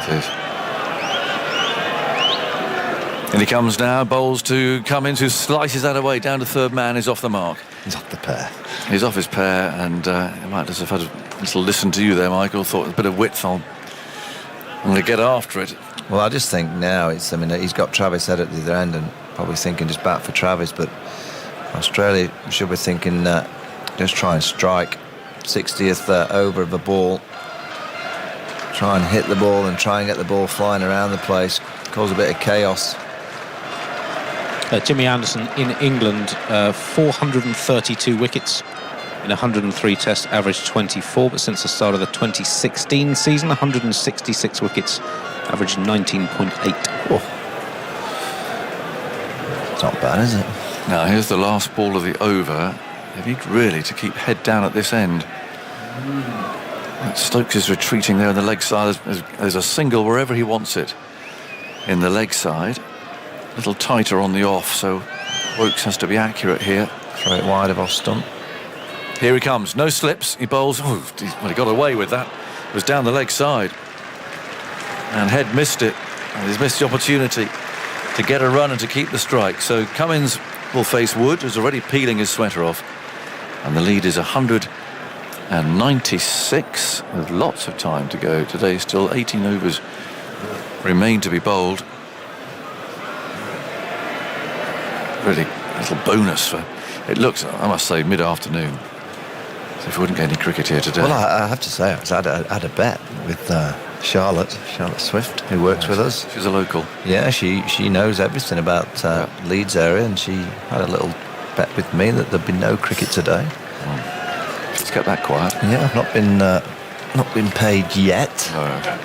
Just waiting for her to come in, but a bit of that going on. 170 for 7. Now we've got a short leg slip, a slip, and a fine gully for Pat Cummins, who's waiting for Mark Wood, who's rushing in past the umpire. There he goes over the wicket. Bowls outside the off stump, and there's a little fiddle and a flirt there from Cummins. All flew through to Bairstow. Well, I saw Pat obviously do well at Edgbaston with the bat in hand on that slowish wicket. He looked very comfortable. He's not quite looking as comfortable here. Bit of extra bounce. That's flown through to Johnny, hasn't it? What pace was that? Well, I'm not sure about that speed gun, because it showed the bouncer that he bowled to Stark went over his head and over Johnny Bairstow into the sight screen as 86 miles an hour or something. No. It's just, like it's had a lazy day, hasn't it? Yeah. Wood again, on his way, bowls, and Cummins is caught behind! Caught behind! The umpire's fingers raised, he didn't want to go. In fact, he might even review it, but England knew. Mark Wood knew. And Cummins is going for a conversation with Travis Head, whose body language, I must admit, doesn't look terribly positive, but he is reviewing it. Maybe just hoping that technology will save him somehow. But England knew.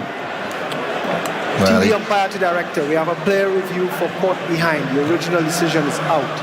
I've already checked the front foot. It's a fair delivery. Let's move on to front on. Some glum faces on Australia's balcony, I can see, as they're watching the replay. Well, it can't have been anything else. To the bat. Can you give me ultra edge, please? It can't have been anything else. Up they all went. There's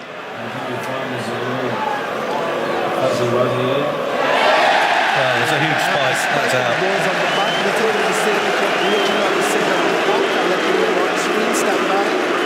The on-screen signal now. Well, the crowd aren't going to be thrilled with that. It's a big nick. He stood there and called for a review. Well, I just saw Pat Cummins jumping all over the place. The previous delivery, he's just so uncomfortable against the pace. Most players are. It's just that extra pace that Wood has produced this week is really unsettling the tail of Australia. I remember when technology first came in, one of the arguments was it would encourage batsmen to walk, because you would be shown up if you stood there when you nicked it, and that was a very, very obvious one. England knew they were up. Anyway, that's what he chose to do. Todd Murphy's coming in at 10. Left-handed looked pretty good in the first innings, actually. Played some nice shots. So important that England just go bang bang and aren't chasing 230, 240. Doesn't sound a great deal more, obviously 30, 40 runs, but on a pitch like this where the highest score of the game, Australia's first innings, is 268. And England will have to bat tonight, because that is my concern. That's the worry for England. Yeah, it's not going to be easy in these conditions. The lead's 196 as Todd Murphy walks into the middle. Mark Wood's got his sawdust ready from round the wicket. Keeping an eye on Lords, of course, the third Women's Ashes T20, which England have to win. They've won the toss and put Australia into bat. There's commentary online from 6:30. Now, field comes in, or at least a bit of swapping round going on there. Charlotte's paid up. Well, she's paid too much. £20 note. She wants change. Ooh. Right. Murphy's on strike. Wood's ready to go. The crowd are more than ready for this. The sun's trying to break through as well. There's a slip, a leg slip. A gully, short leg. And Murphy, in his first Ashes test, is getting a taste of what it's all about. Wood's on his way, and he bowls a Yorker to him. He plays it well, actually, jamming the bat down. He's got it away through the covers. That should run away for 4. A little push. That's a shot, that is. The lead 200. Well, I'm not too sure that ball was in the plans of the England team. That was a nice juicy half volley, and a warning for Mark Wood for running on the pitch. He's run right down the middle of the wicket. When he goes round the wicket, he has problems. That's one official warning. He can have one more. That's an indication again for England when they're chasing that you just don't need to hit the ball. You don't need to have to force the ball. The outfield is absolutely rapid. Yeah. Just a push. And Wood's going to come over the wicket now. He doesn't want another warning, although he can have another warning. But if he has one after that, he can't bowl again. 174 for 8. Murphy. Bat raised. Waits for Wood. In he goes. Bowls to him short. And down the leg side. He's paddled it away. Moeen's after it. Down there at long leg. And a sliding save. He's got some footballing skills there. He loves his soccer. And he's just crossed one in there from the right wing. That's the beauty. Proper sliding tackle from Moeen on the boundary with his feet. Lovely cross into the penalty box. Oh. Never seen that before. All it needed was a header from the fielder that he kicked it onto. Well, he gets a bit of elevation as well, doesn't he? He almost like kicks it. There's chipped it. There's just a little header opportunity. Well, I reckon Tom Murphy's come out with a bit of a Mark Wood approach. Yeah. Head on strike. No, it's Murphy on strike. They took 2 there. Slip and short leg. Yeah, they put a fielder on the boundary for that shot. Wood rushing in. Bowles down the leg side there. Bairstow gathers it. So Murphy went for it, but missed it. Well, Todd Murphy's come out facing 90-mile-an-hour rockets, and looks like he wants to take him on. He fancies hitting Mark Wood into the old pavilion. He does. He does. Travis Head's coming down for a... Well, you'd think Travis would be saying, come on, I'm in here. Yeah. At the other end, just... There's 1 ball to go, so I assume Head saying, look, just face this ball. I'll take the start of the next over. Don't be tempted. He must be really fired up. All adrenaline will be coursing through his veins. In goes Wood. Bowls short, and he's gloved that as he just wide of Bairstow. It's gone for 4. Quick ball, just down the leg side. It went very quickly and to Bairstow's right. 180 for 6. Ball's flying all over the place. There's plenty happening out there, and the Aussies are just trying to strike boundaries. 90 miles an hour bouncers. Johnny Bairstow, he's been diving around, hasn't he, Johnny? Yep. The ball's been flying through to him. Australia are now 206 in front. They've scored 64, is that right? Well, where are we? Yes, 64, yes. 64 for 4. In how many overs? 14. Yep, the game's moving on. Certainly is. Mark Wood has dismissed Pat Cummins twice in this match without conceding a run in just 6 balls. In all the games which ball-by-ball data is available, there's only one other instance of an England bowler getting the Australian captain out twice without conceding a run in a match. On this ground, 1961, Fred Truman to Richie Benaud. I'm interested to see how Travis Head plays this now, because all the fielders are on the boundary. Yep. I called it the Ben Stokes field because that's the field that Ben Stokes pretty much faces. I mean, he can just push a single, but it would, of course, bring Murphy down on strike. What's he going to do? Woke's on his way, moves in, bowls to Head, who drives hard down the ground and doesn't take the single. I'd take it. I think Todd Murphy can play. Yeah. Take the runs. Well, the only other option, and we talked about this last night, as a random idea of getting Stokes up the order, but this is what Stokes confronts, and all he can do is hit 6s. Yeah, Travis Head can strike a ball, but I don't think he's Ben Stokes. No, nor do I. 180 for 8. Wokes again. From the far end, bowls a slower ball, a mighty swipe, and again the ball just runs out to the boundary where it's fielded. I think this is perfect for England, because if Travis Head's not going to take the single, he's basically gambling on trying to strike one into the terrace. Yeah. I'd be taking every single run. Well, I think I would, because I think Murphy can look after himself. Scotty Boland played all right at Edgbaston as well. Yep. He's coming in next. Yep. Probably gambled with the last wicket, but let's see if Head can get hold of one. They're not big boundaries here at Leeds. 180 for 8. Wokes moves in, bowls to him. It's short. He swings into the leg side, and he has found the boundary. To Root's right. At long leg. Not a big hit, but he's got plenty of bat on that. Yeah, the lead's now 210. He hit it hard. It was quite a high bouncer. Played it nicely, just swiveled. 3 balls remaining in the over. It is quite short down to that side, isn't it? Yeah, it's tempting. Wild throw from Root out there. Actually missed Wokes. So he waits for the ball to be returned. We've got 3 balls to go in the over. 184 for 8. Sun glinting off the cranes there in the distance as there's a slower ball again, swatted down to long off. Robertson fields, and again Head doesn't take the run, and there's now 2 to go. Well, again, I'd have taken the run because Travis Head really needs to be on strike, doesn't he, for Mark Wood's over. Lots of excitement here today at the Test. That's our highlights programme. Will be shown on BBC Two and the iPlayer tonight. Not sure what time, but we'll let you know. So there will be a highlights show tonight. Lots going on. 184 for 8.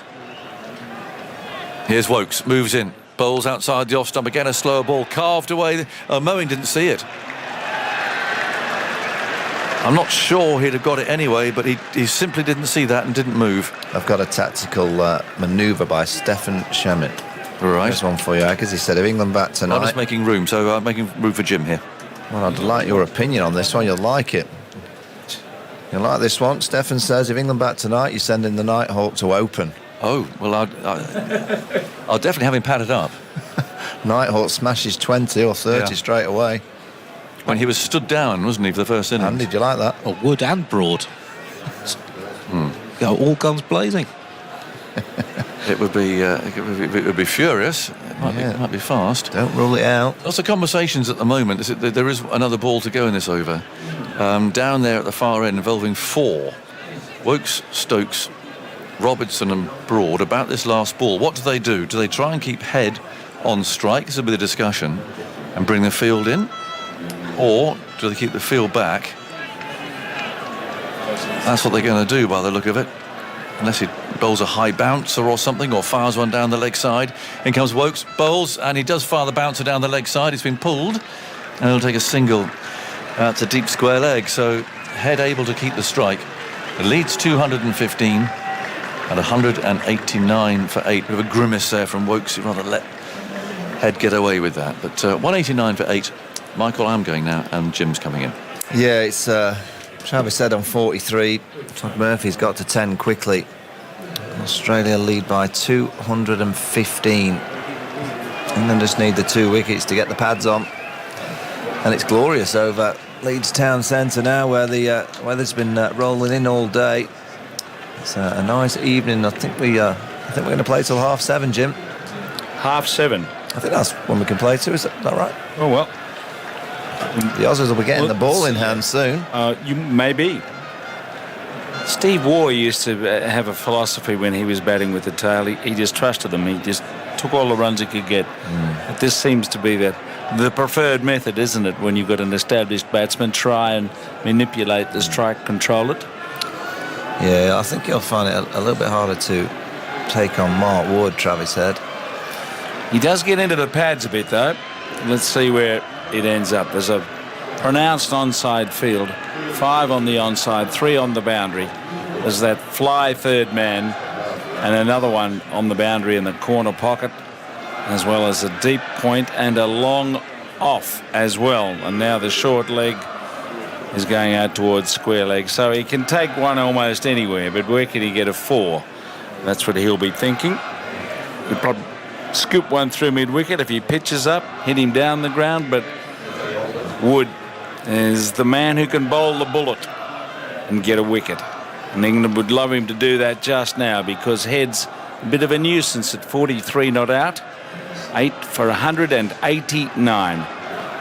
We started around 4:45, got 1 over, then went off for a rain break, and we've been back since around 5 o'clock.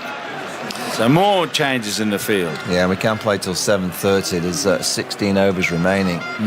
Yeah, square leg's going to extra cover on the boundary. I think that's Harry Brook running out there. So the field's spread. It's the same field, the Ben Stokes field.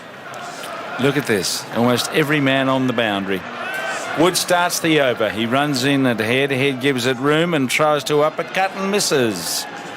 Well, he's taking on the fly third man if he does that, although it's a short boundary. I suppose if he catches a good bit of it, it'll go for 6. But it's the risk game that we enjoy when this situation arises.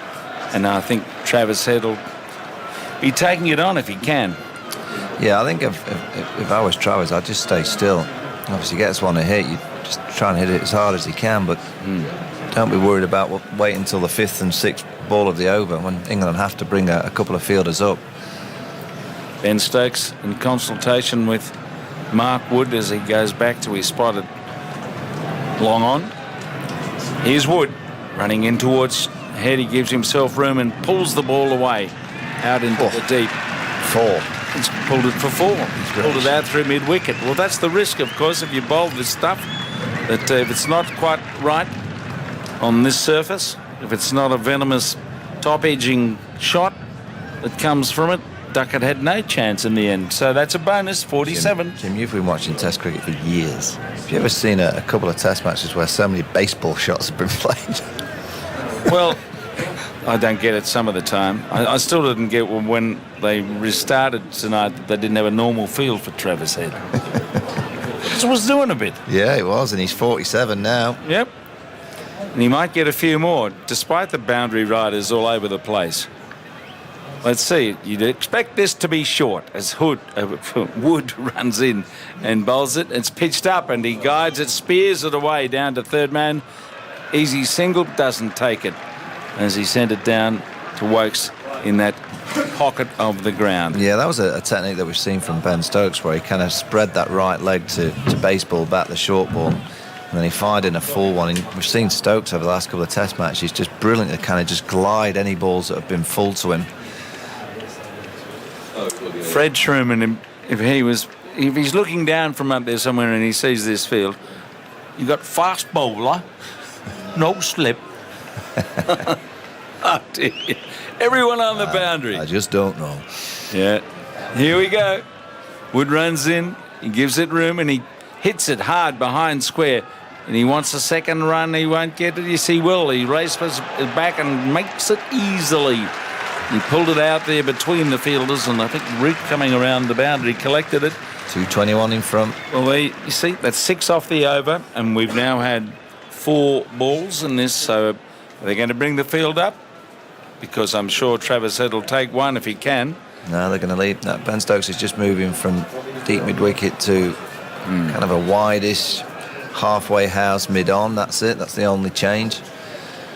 They're just gambling that Travis will just hit one in the air. If Travis is smart here, he just knocks the single, gets to 50, and keeps the strike. Yep, he's on 49, 8 for 195. Here's Wood, he runs in, and he gives it room. It's very high. Is that a wide? It's got to be short. My goodness, that was short, flying well over Travis Head and leaping behind the stumps. Bairstow took it. And there's one more to come in the over. Gee. That flew.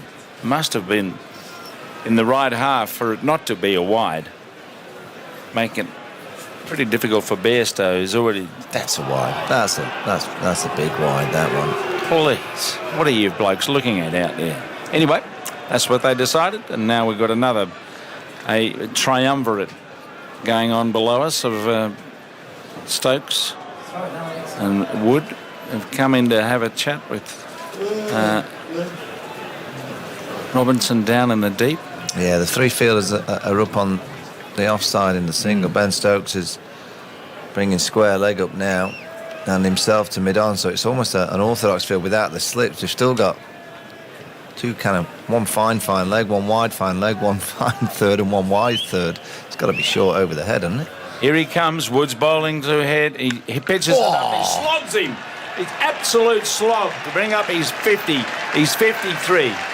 He just put out his right foot and slogged it away through and over mid-wicket, and he raises his bat, recognising here's the little milestone here, which is helping Australia's lead. He's 53 not out from 94 balls, and he's the danger man. It's the end of the over. It's 8 for 199, 225 in front. Yeah, that was a length delivery in the slot, is what we say in one-day cricket, and he just launched it, hit it hard through mid-wicket. He's played nicely. Travis Head, 53 from 94. Chris Wokes will carry on from the rugby stand end. And England have got Todd Murphy on strike. It'll be interesting to see how Todd Murphy plays Chris Wokes. Now, will he try and strike him or just play conventionally? If I was him, I think I'd just be batting for Travis Head. 20 more minutes of Travis Head and that lead will get to 250 plus. Go on. Travis Head's half century, he said 94 balls. That was his 6th for his 22nd score of 50 or more in Tests. 6 centuries amongst that since the start of the Ashes in Australia in December 2021. Averaging 54 in 21 Tests, a strike rate of 80 per 100 balls, and that's his 13th 50-plus score in the 21 games he's played. Since then, the partnership already 29 from 16 balls. 27 from 4 overs of Wood with 1 wicket. So it's not quite like the first innings when he ripped the tail apart. And Todd Murphy's made a very handy 10. He hasn't had much of the strike recently, but here he is, facing Wokes, 3 slips, and he's poking the ball away on the onside, just nibbling it off into a gap. Just take the one, and he does. So he's 11, and this is... He looks handy, you know, Jim, with the bat. I think he shapes up quite well. Yep. He's... Sorry, Andy? Just Wood's spell is 2 for 37 from 5, just up there. 2 for 37 from 5. Well, it's 37 runs, but still, that's what he is, a strike bowler. So, yes, Murphy doing what he needs to do. These tail-end partnerships, as we saw in the first innings here for England, with 38 added for the last wicket. And now they've added how many for this partnership? 30, no. 30 runs. 8 for 200 with that single to Todd Murphy. The spread field, they're all on the boundary again. Here comes Wokes. Travis Head flashes at it and drives it away deep into the covers. There's the single if he wants it, but he doesn't. So this is where this tactic can come unstuck. If you don't attack in some way the batsman, just waiting for him to make a mistake, he probably will bank one, but he might make 30 or 40 before it happens. Yeah, I think England are quietly confident of just chasing this down. I don't think they're panicking yet. Yep. I think they're just sitting in and just thinking he'll hit one to one of us. Got to take a big gamble, try and hit the boundary. Wokes bowls, and he slogs this, and it's going out into the deep between the field. It goes over the boundary for 6. See, that's the other risk when you're bowling this stuff, and it's not high pace. Short boundary out there on the western stand side. He split the field and carried the boundary. It's 6. And Australia continue to build their little pile in the tail-wagging effort here, which has taken Head to 59 now. 8 for 206. And Alistair Cook's back. Good afternoon and good evening. I think it's one of the hardest things in the modern game. When you've got a set batsman in, the array of shots that they have is so hard to stop them scoring. Like, you see Stokes here and Wokes always talking. You're trying to be very clear, but if you miss your area where you're trying to bowl, you can get absolutely punished. And because it's not one-day cricket, if it's not in Travis Head's area, he can just block it, and there's no risk for that shot. I used to hate as a captain here. Because you've got everyone on the boundary and everyone's saying, we shouldn't have everyone on the boundary. How are you getting out? But if you have men up, you keep disappearing because the ability of a batsman now to play the shots has gone through the roof. So it's Wokes again, bowls to Head, who tries to swing a short ball outside the off stump away, and he misses it. I can remember every now and then in Sheffield Shield matches, you'd see this field when a bloke was going, and that was Gary Gilmore years ago. Max Walker was bowling against New South Wales, and Richie Robinson put everyone on the fence, and Gilmore was seeing it so well he still got the ball to the boundary, and that's what these fellas can do. You've got to support the bowler, I think, a little bit more, but as you say, they're just waiting for him to make a mistake. Will he? Wokes goes in, it's short, and he chases and misses a ball that's wide outside the off stump, banged into the surface. And Australia linger on here a little threateningly for England with a lead up to 231. It's gone. Game's changed again. All the field in. I think the underrated ball here now is just to throw it down the leg side.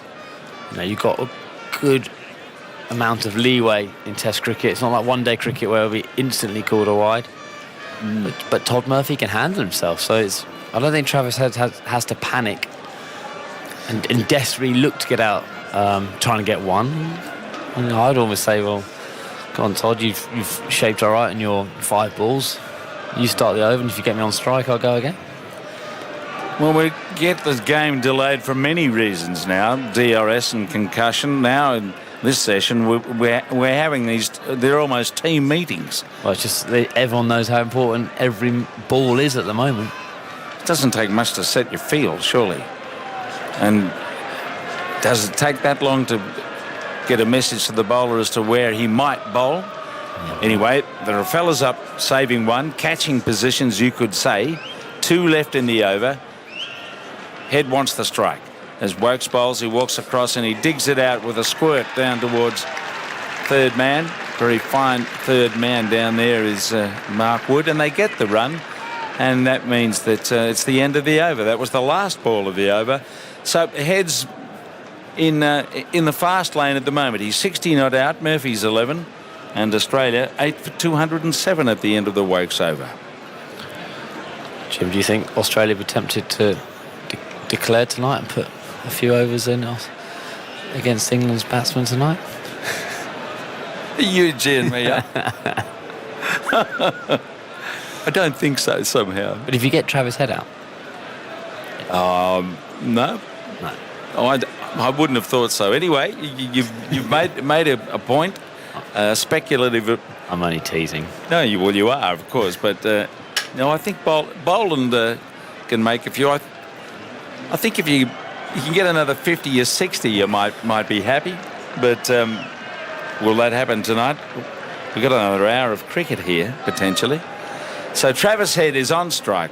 The far flung field for Wood, who has taken 2 wickets, but he's gone for 7 and over.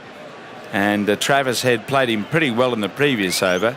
This is a big paddock, very fast outfield, and there's still plenty of room to manoeuvre the ball for 4. They're doing another move at backward point third man, bringing him square. Chris Woakes is down there in front of the Western stand. So they're all over the place. We've got 1, 2, 3, 4, 5 on the onside boundary. They've got the uppercutter, the backward point third man there, the deep cover and the deep extra cover. Here we go. The game's on again as Wood rushes up and Travis Head gets a foolish ball and he slaps it out to deep mid-off, deep extra cover and straight there to Brook, and they don't take the run. He's moving around in the crease and Wood's chasing him a little bit, whether it's a bouncer or a full pitched ball. He's champing at the bit again. Andy, what have you got? The story of Travis Head's innings, 34 from his first 84 balls with 2 fours, and he had 26 from his next 15 with a 6 and 4 fours. He's a blaster. We've seen it in T20. We've seen it in Test cricket, of course, even in this series. He's just got to keep his eye on Wood's length because he's moving around a lot at the crease. Game on again. Here's Wood. He's running in and Head gives it room and then slashes it away. A good stroke down the ground. There's time for 4 through long off. As I say, there are a lot of holes in this field if you're a good player. And there's no one straight on either side. And that's the danger if Wood pitches up. He can be driven straight. And he was just then. At Lords, England have won the toss and have put Australia into bat in the 3rd Women's Ashes T20. England have to win to keep the series alive. Commentary is online now and will follow on 5 Sports Extra and the ABC when we finish play here. Bonus for Australia, 8 for 211. The lead to 37. Yeah, so Mark Wood's pitched up that ball. There's such a big gap. So we're very clear, either go for the short plan. Wood goes in again. Head watches, waits and says, no, this time I'm just going to play it my way. He bowled in that spot, full and straight, and he blocked it out on the offside. So at the moment, Wood appears to be struggling to find the right ball that's going to cause a wicket. Head looks to be in control, but just one delivery can make all the difference. Where is he going to pitch it to get the wicket? I mean, you could have Harry Brook as a deep extra cover. He could come straighter. and then everyone come a little bit straighter. And you could just say, well, I'm trying to bowl some Yorkers if he's blocking it, if I'm like he did in that previous ball. Wood bowls, back he goes, and that's come off something and going down towards Broad, and they don't take the single. That was off the glove, completely out of control. Short bouncing. He tried to fend it, and it went wide of Bairstow, short of the fly slip, and now the boundary riders come in to attempt to stop Travis Head. He's whacked on the fingers. He's taken the glove off his left hand. Ouch. That one hurt. That was nasty. And he's got him right on the end of his finger of his. Oh, I can't see from there, but it's right on the money from the bouncer of his left hand. Left hand, yeah. The bottom hand, he's got him in the middle finger, squeezed it on the bat handle. So 2 balls left, Jim. What would you do? Would you bring all the fielders in? Risk 8. I'd have a few in and try and bowl him a bouncer like that one, or down the leg side. Let's see. Wood goes up now. He bowls to Head. That's short, and it's down the leg side. There you go. It's a dot ball. Keeps him on strike. Yeah. 1 more in the over. So now, like Pat Cummins did it very well yesterday, didn't he? He had a couple of times where he just bowled down the leg side, wide down the leg side, very hard to hit. Again, can you think clearly now as a fielding side when it's been chaos? It's been chaos the last 3 or 4 overs. It's then very hard to make sure you think clearly and make the right decision between captain, bowler, and the field placings. Would you think of bowling Moeen Ali? No, I don't think so. Right? I think Stuart Broad would be. Stuart Broad, I think, will come one of the ends. Ollie Robinson, he's on now, is he? Well, he's allowed to bowl, I would have thought. So this is the last ball of the over. They've added 41 for the 9th wicket. Down the leg side, is it? Something like that. He tried to get underneath it as it went at him. Short bouncing ball, he missed it. So Head 64. Murphy will have the strike. It's 8 for 211. And Simon Mann is going to join you as this excitement continues. As Simon Mann comes in, there's obviously been a bit of fuss around on a rainy day. Simon, a bit of news about a haircut, which might have been discussed on TV, on radio the other day, in case of mistaken identity. So I apologise for the mistaken identity to Alex Carey. There you go. OK, on we go. Short but sweet. What a game of cricket we've got going on out there. Right, England are changing the bowling at the football stand end, the rugby football stand end. What do they do at this end? Because Mark Wood has bowled 6-over spell now. The thing is, they're 2 wickets away. You're 2 wickets away from not having to bowl for another week. But so you keep on going if you possibly can. You've got to put it in now, haven't you? Yeah, I think you got a couple more. I mean, Jim did say that the Moe could throw the ball to Mo. Australia did it to Todd Murphy when Ben Stokes was going. Actually, the first over he found it quite hard, didn't he? A couple of chances. Then once Ben Stokes found his rhythm, he put him a couple of times in the top tier. They need to have a few deliveries at Murphy. He's done well to get off the strike and score as well. That's a beautiful ball from Broad first up, angling in and left him. And it went past the edge and through to the wicketkeeper. You feel these are good conditions to bowl in. Okay, it's actually got a bit brighter now, hasn't it? And the lights are still on. And you can see the sun dappling the buildings over the city of Leeds in the distance. Just to note that today at the Test will be on BBC 2 and the iPlayer tonight from 7:30. So just as play's finishing here, that programme will be starting. 3/4 an hour tonight, that programme. There's a lot to pack in, a lot's happened. Broad bowls to Murphy, and Murphy gets one down the leg side. Bairstow goes across to take it and then holds the ball up as if he was about to appeal for that. Did not come off the bat, and there's no concerted appeal from England. So the light good now. The floodlights are still on, but we probably don't need them. Just about for the first time today.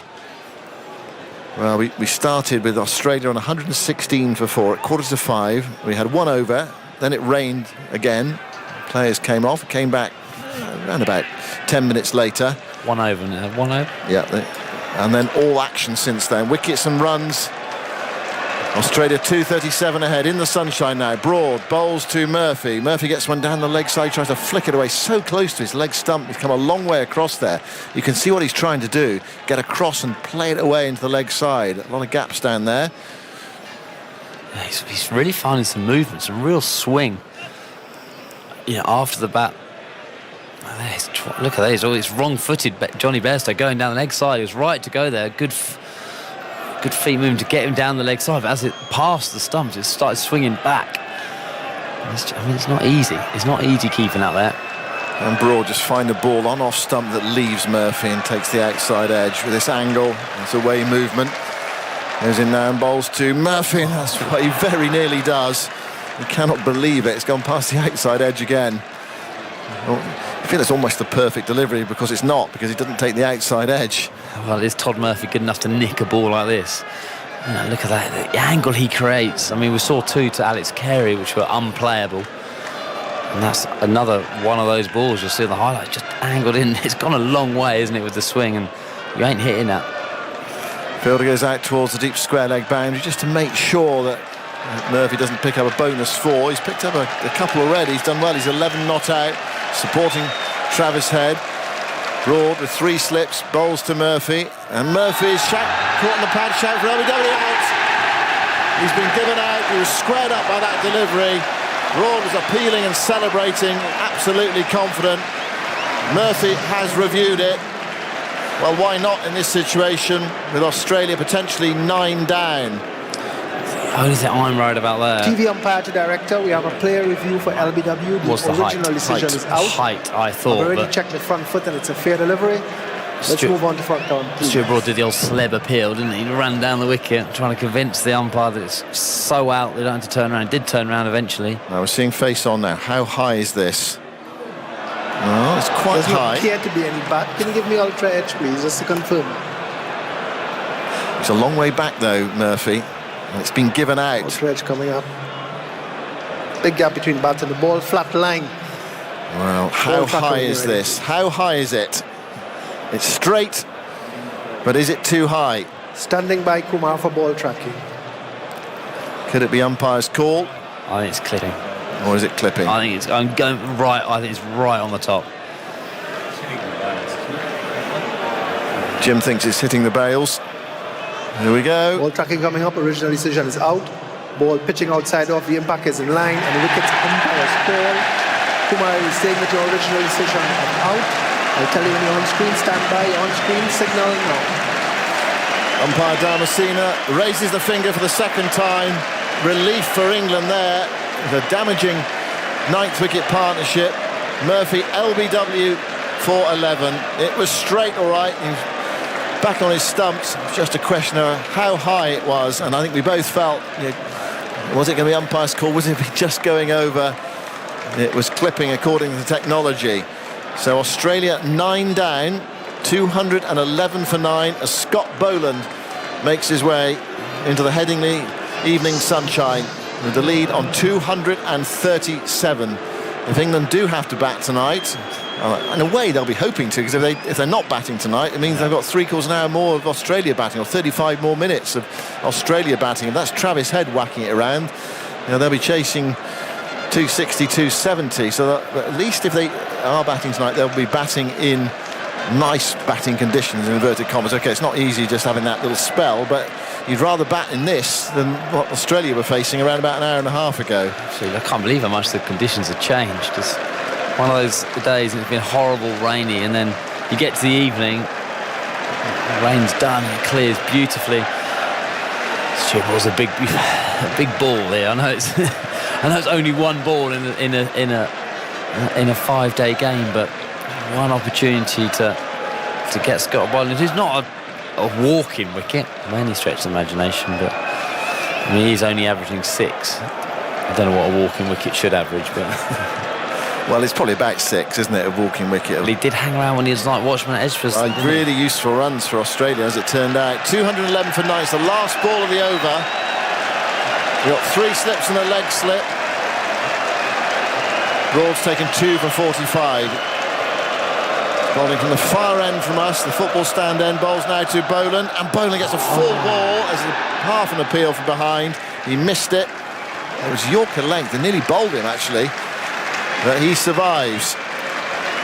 One way or the other. And he's done his job there. And it's over to Travis Head now to try to increase that lead. And the way he's been playing so far, you wouldn't back against it. Who is going to bowl at the Kirkstall Lane? And it looks like it's going to be Mark Wood for his 7th over. I mean, they said with Mark Wood, short, sharp spells, but now he's into his 7th over. But it's must needs. Ollie Robinson hasn't bowled. He's out on the ground. Is Ben Stokes thinking it's just too much of a risk to bowl him? I think he's done his time now. Surely he's done his time. It's definitely. Well, he must have done his time. Yeah, too much. And also, Mark Wood's in his spell. He's been bowling. It will take a couple from Ollie Robinson to get loose. Come on, England desperate to get off this field. These runs. Always felt like a 250 chase would be even Stevens, wouldn't it? On this wicket, which we've kept on saying gets better and better and better. What we've been saying, but it doesn't feel like it will do. Here's Wood bowling to Travis Head. It's short. He's swatted that away into the leg side. It goes out towards deep backwards square leg. They do not run. I found the angle trying to pick up the ball in this game so hard. Normally I have no problem anyway. I know we're hard. I can't remember it like when last time we commentated here that it was like that. Every time a pull shot goes, I've no Where's idea. it gone? Yeah, where's it gone? Well, probably because the last time we were sitting up here, there weren't that many pull shots, so it didn't happen very often, but it's happening the whole time here. But I agree with it. It's difficult sometimes to see the flight of the ball or the roll of the ball. Right, everyone's on the boundary, apart from Johnny Bairstow. Mark Wood goes in now and bowls to Travis Head, who swings this high into the air. He's hit this for 6. Over deep backwards square leg. He has played brilliantly. He's hit the ball so well. Mitch Marsh has done it, Ben Stokes has done it, and Travis Head has done it. And when you've got that freedom to play and you're a naturally aggressive player like Head, like Marsh, like Stokes, it's not easy for the bowlers. Magnificent blow. Huge. I mean, I didn't see it at all. All I saw was a shot where he just deliberately tried to go low to hard, low hands, get under the ball and just hit it as hard as he could up. Yeah. Use the pace of Mark Wood, where there's plenty of it. 88, 89 miles an hour that ball was. It's going to go miles, and it is tough to bowl here. A batsman who's as good as Travis Head at playing in these situations. The lead to 243. The secret really is to watch the mime. Watch the fielders. Yeah, well, that's what I did. Because if they're looking like that over their heads, you know it's disappearing. They've got the ball back. I watched the shot, and then I literally saw the two, Ben Duckett and Joe Root. They both just straight up over the head by miles. Wood tries again. Bowls to Head. Another short ball. That's gone away into the leg side as well. This is going for 6 as well, I think. Just wait for the signal from the umpire. He's checking. Yeah, the arms are up. That's gone over fine leg. Element of top edge there. And the lead to 249. England will need minimum 250 to win this test match. Travis Head, he's 76 not out. Caution yesterday, but with wickets falling, he's decided it's time to unleash. That was a top edge. That was just a swing as hard as you can. The other one he middled. That one was a top edge, and it's flown 10 rows back. It's not a huge boundary down there. Wood round the wicket to bowl to Travis Head. He's with him now, and Head hits this in the air. Doesn't get that much of it up towards long on, and that was a disappointing one as far as England are concerned, because for a moment there, I think the fielders, Ollie Robinson coming in from long on, thought that might land in his lap. It did not. It dropped short of him. A couple of bounces. We've had 4 balls in this over. Travis Head scored 42 from his last 25 balls. He's hit it for the most part so cleanly. How many 6s has he hit now? 3 6s. Not like more than that. But at one point, Australia were 170 for 8. They're now 223 for 9. 53 then for the 9th and 10th wicket, and still 1 wicket to go. Scott Boland is just watching on at the non-strikers and hoping he doesn't have to do too much work here. Travis Head's doing it all. 76 not out. Sun disappears behind a cloud. There's still plenty of blue sky above. The lights are still on, and the field is set deep, apart from a mid-on now. Here is Wood bowling very full, and Head reaches for it, guides it towards deep backward point, and they think about a run. They almost have a chat mid-pitch. Shall we? Shan't we? And they decide against it. Wokes picks it up and sends it in to Johnny Bairstow. So there's 1 ball left in the over, and what do they do here? I mean, presumably Wood tries to fire a short ball down the leg side. What does the wind predictor say? It says England 60%, Australia 39. England need, if the wicket were to fall now, 250 to win. It's one of those test matches where the first 3 innings of the game are all pretty similar, unless Australia go absolutely berserk here in this last wicket stand. Boland and Travis Head have a chat. Mark Wood's having a chat with Ben Stokes. And Ollie Robinson. Ollie Robinson seems to be talking quite a lot in these chats. It's taking a long time. The over rate, I think it's fair to say, is suffering, but the entertainment value is not. It's been a gripping couple of hours of cricket. We didn't look like we were going to get any, did we? And then this game's moved on at a pace today. Stokes is still chatting with Mark Wood, deciding what to do for this final ball of the over. And now Stokes has moved away from Wood, and he's trying to sort out his field. So he's got some in, some out, basically. Those behind square are out on either side. Wood, last ball of the over, from over the wicket. Ball short down the leg side, and Head anticipates that superbly. He gets in behind it and nudges a single into the offside from well outside leg stump. Well, he knew it was going to be down the leg side, so he moved right across and played it, and fair play to him. Okay, he's probably seeing it pretty well out there now. That's excellent batting, because your temptation is to just try and swat it away, but he moved well outside leg stump. Really well played. So he's got the bowling, and Australia's lead is 250. Mark Wood yesterday, none for 12 from 10. Today, 2 for 54 from 7. Well, it's been that sort of session, that sort of series, really. And now another long chat involving Ben Stokes. How many overs are we supposed to have today? How many overs are left? Oh, 11 overs left. We can play until 7:30, so 35 minutes cricket. That's got a bit overcast, but the light is fine at the moment. In the Women's Ashes T20, Australia 23 for 1 after 4 overs. Lisa Healy out there, the skipper. Commentary on the BBC Sport website and app. Well, it's all taking a long time. Stuart Broad is going to bowl. They want to bowl at Boland. They wanted to bowl at Murphy, but Travis Head would not let them. Not very often. He's marshalled it really well. Bowled 19 overs in 110 minutes. Over rate of 10.2 an hour. So we've had 19 overs. How many runs have we had? 80. Since the rain break, we've had 106. 106 runs. 5 wickets. Broad bowls round the wicket to Travis Head, who launches this into the leg side. He could be caught at deep mid-wicket. He should be. Duckett takes the catch.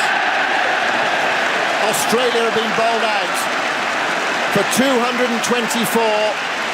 Stuart Broad takes the final wicket. Finishes with 3 for 45. Wonderful hitting from Travis Head. Comes to an end at 77. And England need 251 to win the match and stay in this Ashes series. What a passage of play that's been. I was just about to say before we talked about how many runs are scored. Interesting to see with Stuart Broad moving it so much in the air and off the pitch away from Travis Head, which way he tries to go. And he's actually tried to stand still and hit it against the swing. It's like trying to hit an off spin up into the leg side. He got it well, he's got it really high. And actually Ben Duckett had a lot of time to think there. And there was someone else running in. He cleared, everyone was very decisive, and he took a very good catch, because when you go up and you've got the main guy you want to get out there, you just know you can't afford to drop it. It was a very, very difficult. I actually think it's a very difficult catch You can see him there. He's making sure mid-on didn't get in his way, and he's made it look very easy. But under that pressure and the importance of it,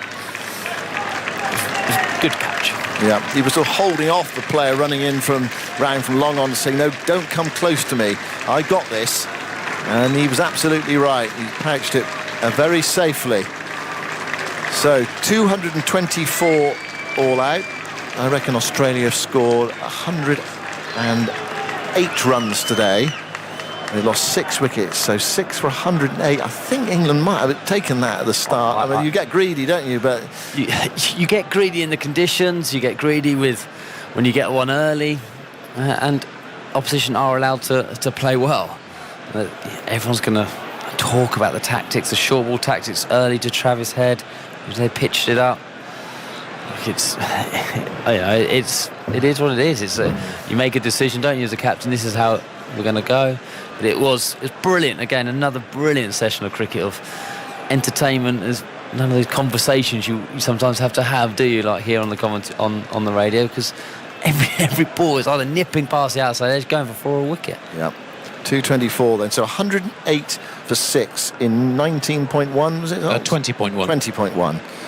Okay, well, there we go. Australia joining the Bazball party, scoring at 5 runs and over. And so it's 251 to win, and England will have about 25 minutes batting this evening. The heavy roller is out there. And, well, how are they going to play? I mean, they'd like to come out and play their shots, but I'm sure the supporters that have stayed here, and quite a few of them have, not everyone who had a ticket today has stayed on or been patient and stayed at the ground today, and you can understand that. It was a frustrating day, no play until 4:45, but those who have will be desperately hoping, England supporters anyway, that England can get through to the close of play. The Australia supporters in their yellow shirts away to our right-hand side. They want wickets, couple of wickets. Be greedy, 2 wickets before the close. Tuffers. Evening, everyone. What a session of play that is. Just keeps getting better and better for me, this series. It's been incredible. How many overs left, please, Andy? How many have we got? I think technically 8, but because the over rate's been so bad, even with only a few overs left to bowl in the day, I don't think we're going to get them all in. Yeah, it's about 23-4 minutes, something like that. So however many overs Australia can bowl in that time. Dan Norcross is here. 24 minutes, is it, Dan? Yeah, 24 minutes. 24 minutes for England. What do? Do they look to hold out? Do they look to play their shots? Well, we know what they're going to do. They're going to come out and attack. Well, they get about 5 overs in, so there's 50 and over. Another day off. See, now this is where I think you do then just slightly change the message here, and you go, come on, sun's out tomorrow morning. What would Australia love? I'll tell you what they'd love. They'd love 2 wickets and people trying to smash it to the boundary in these conditions. So I'd be telling the batters, just listen, if it's a long half volley, put it away, but play for your off stump and let's get back here tonight, none down, and make that chase, what was it, 250 on a nice, glorious Yorkshire sunny morning, a little bit easier. And let's talk a bit about this pitch. It's being rolled, heavy roller is going on it, which had Dickie Bird in conniptions earlier today. The pitch, is it doing a remarkable amount of stuff? I mean, it's quite hard to tell when you're just watching people bowl bounces, but Broad.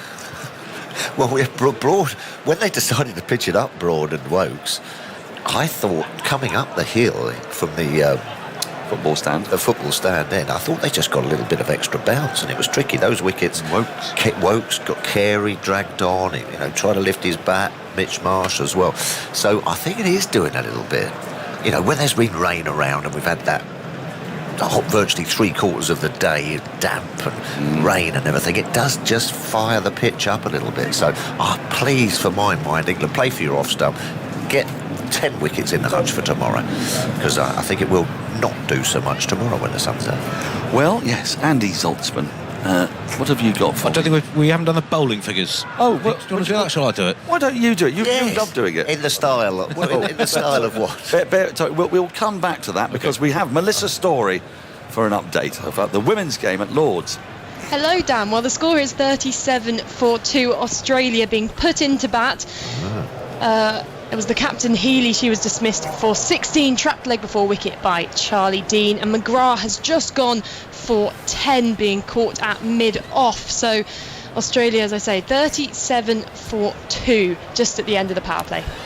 Now, Melissa, I've just seen that Nat Siver was bowling in the power play, so she's fit to bowl, is she, in this game? Is that give England obviously extra options? Yes, it's good news for England. She actually bowled 2 overs in the T20 at Oval on Wednesday, so good signs for England because of course, Nat Siver-Brunt in the team adds just that little bit of extra balance, almost in the Ben Stokes role. And just remind us, England have to win this game, and well, either that or tie, but that's highly unlikely. They've got to win this game to stay alive. Yes, they do, but if Australia win today, they'll retain the Ashes. If England win today, they'll stay in it, and it will also be the first time that Australia would have, or the first time a side has won against Australian women since 2017 in the series. Wow, I mean, that is something. If we're going to get 2 back-to-back, that will be quite something. Melissa, just remind us of the score and the number of overs. It's 38 for 2 at 6.4 overs. 6.4, thank you very much. That's Melissa Story. You can catch that online, and you can have this on 5 Sports Extra. We'll be going over there straight after the end of this day's play, which is going to go all the way through to 7:30. So, Andy Osborne, you've had to wait quite a long time. What style are you going to use for the bowling figures? Baz, ball it for us. Come on. Don't think I will, Dan. Stuart Broad, 14.1 overs. 3 maidens, 3 for 45, a 15th consecutive match in which he's taken 3 wickets for England. Only he has a longer sequence of consecutive matches with 3 or more wickets for England in Test history. Chris Wokes, 3 for 68 from 18, his best match against Australia, 6 wickets in the game. Mark Wood, 7 in the match, 2 for 66 from 17 overs and 2 maidens in this innings. Joe Root, the 1 over for 4. Moeen Ali, 17 overs, 3 maidens, 2 for a parsimonious 34 yesterday. Travis Head finished 77 from 112 balls with 3 sixes and 7 fours. And only 7 extras and only 1 missed chance out of 9. Well. A lovely little flourish of Jeremy Coney there. Enjoyed that, Andy. So the England players England batters are making their way out for this horribly tricky session. I think they've managed to squeeze a minute out of it, because it was trip over. It was 6:56, I promise you, when that last wicket went down, and it's now it's 7:05. No, they haven't quite squeezed that minute. No, I thought they might. So there should be a lot of faffing about with shoelaces and side screens if they've got any sense, but I'm not sure that that's their method. No, it would have done in the old days. It would have been, can't see, can you move the sight screen? Someone's moving around, all shoelace, or I can't get my gloves off and all that kind of stuff. I think it's now, can we have some more balls to try and hit to the boundary, please? Well, I'd be fascinated to see if Ben Duckett leaves anything, because if you're going to leave a ball, it's now that you're going to leave ball wide one. It has to. What we got? 3-4 overs to face. Probably a little more. 24 minutes. I'm thinking, because Australia will want to get through their overs here. There are, in theory, 8 remaining. I don't think they'll manage that, but I could see them getting 6 in. Yeah. Because they want to. Yeah. It's amazing what can be achieved when you want to. Yeah, and this fella with the new ball in his hand in these kind of conditions, just zipping off the surface, is quality, Pat Cummins. 6 foot in the first innings, he's lethal, and this is going to be a very testing time. There's nerve-wracking moments for England, although they display so few nerves. The players, I'm sure, will be fine, but the fans around here, in an ideal world, they'd have liked a series of maidens at the back end of Australia's innings and a wicket at 7:20. But England usually go, what do they usually go, about 5 and over, 6 and over? So if there's 6 overs, 36? Don't.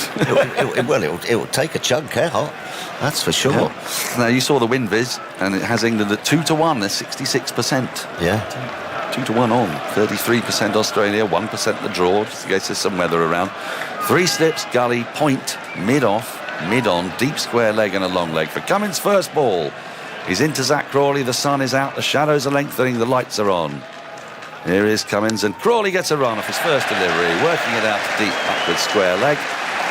He's underway, England are underway with that single, and that brings Ben Duckett on to strike. He got out, flashing really at a ball that he tried to play a sort of back foot drive off a throat ball. Rose had it, didn't it? Rose got an edge. Kick. That was in the first innings. And immediately Pat Cummins coming round the wicket. That's how we got him in the first innings, wasn't it? Angled in, and he sort of like kept following him, and just got that sort of edge as it was rising past his throat.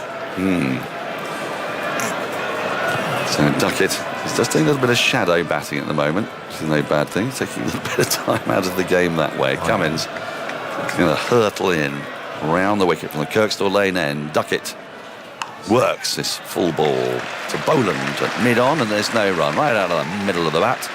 I think every ball that England don't lose a wicket is going to be cheered here by a crowd that knows full well the significance of this mini passage of play. Weather forecast tomorrow, good for the most part. Starts to get a bit potentially mucky in late afternoon. 3-4-ish onwards. Before that, before England can take advantage of that, they've got to get through this passage of play. Cummins is in, and this tickled away fine by Duckett, down to long leg. He's underway off his second ball. And England are 2 without loss. That target, 251. Well, how are you bearing up, Tuffers? Well, it's such a strange day. It's going to be a ripper, whatever happens, isn't it? The weather's set pretty fair tomorrow. There might be a few showers in the afternoon, but you're kind of getting the feeling that it's going to be done tomorrow, whatever happens. It does feel like that. Cummins into Crawley, who's back on strike, the right-hander. Crawley drives into the onside through mid-wicket. That ball will be going across this greasy turf out towards deep mid-wicket. They come back for a couple of runs. Todd Murphy running to his left from square leg. But will that outfield still... I mean, I know the drainage is good, but will there still be a little bit of surface water? A little bit. There'll be a little bit there, but the lacquer's on there. It sort of saves it a bit, doesn't it? But, yeah, as many times as you can hit it across the grass, it will pick up the odd bits and pieces. Chasing a total like this, so important just to get some sort of start. If you can get yourself to 30 or 40. Cummins into Crawley, who clips it beautifully through mid-wicket for 4. Full on the pads. Cummins trying to get movement, but Crawley has hit that right out of the meat of his bat through mid-wicket for 4. England 8 without loss. Yeah, just a bit too straight from Pat Cummins. Going for that full delivery, trying to get some swing and some nip. Beautifully played, just no real foot movement, just waited for it, clipped it off that knee roll. Went over there like a rocket. Great fall from John Crawley. Zach Crawley. A little bit of Mitchell Marsh in it. As Cummins is into Crawley, who defends. A full ball on the front foot.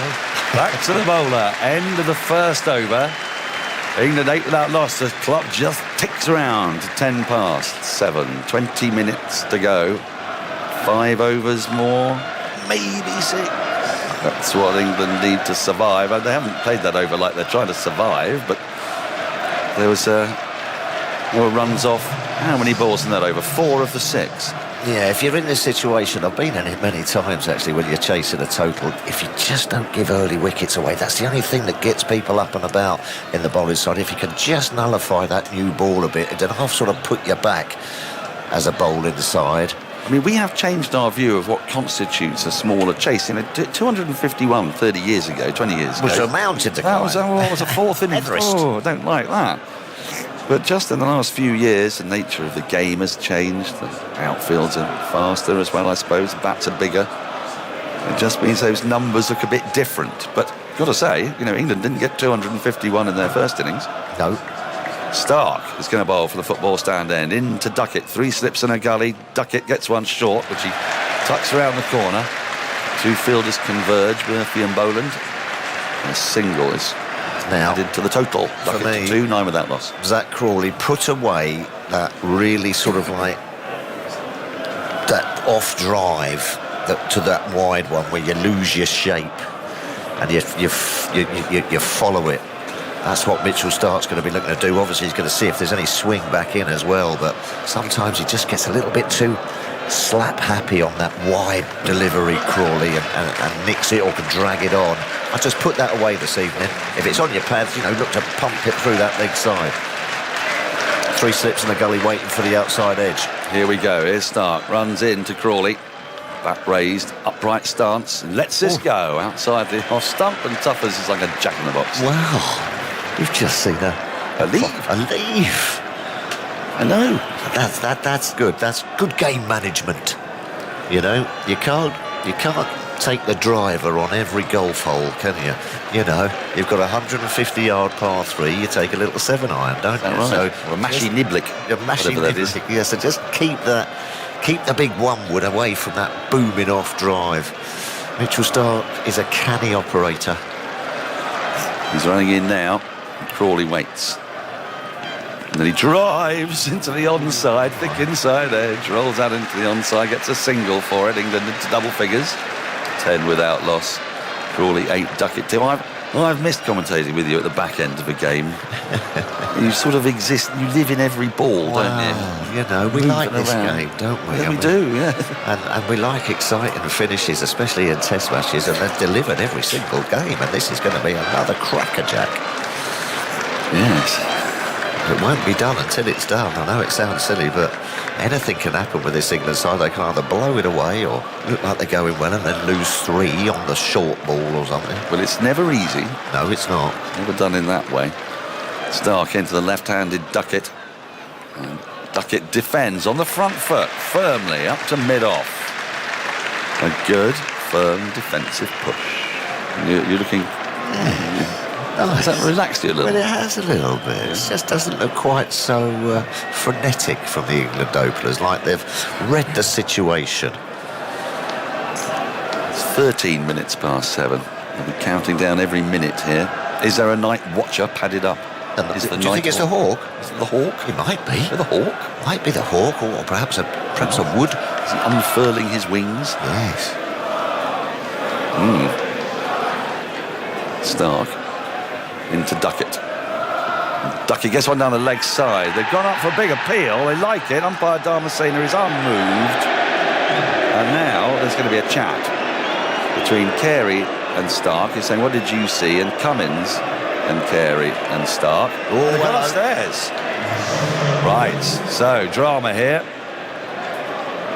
This is for catch down the leg side. Did Duckett catch up with it? He doesn't seem to think so. He's shaking his head saying, I don't know what the fuss is about. Of course, if he hasn't, then this will be marvellous for England because it'll take an extra couple of minutes out of the game. That's what they'll be. TV umpire director, we have a player review for court behind. The original decision is not out. I've already checked the front foot and it's a fair delivery. Let's move on to front on. It's the voice of Joel Wilson you can hear, third umpire. Here we go. You can see front on. Well, can you bring up Ultra Edge just to see if there's any batting call, please? Here we go. Ultra Edge coming up now. There's a gap, flat line as the ball passes the back. I'm satisfied that there's no batting ball.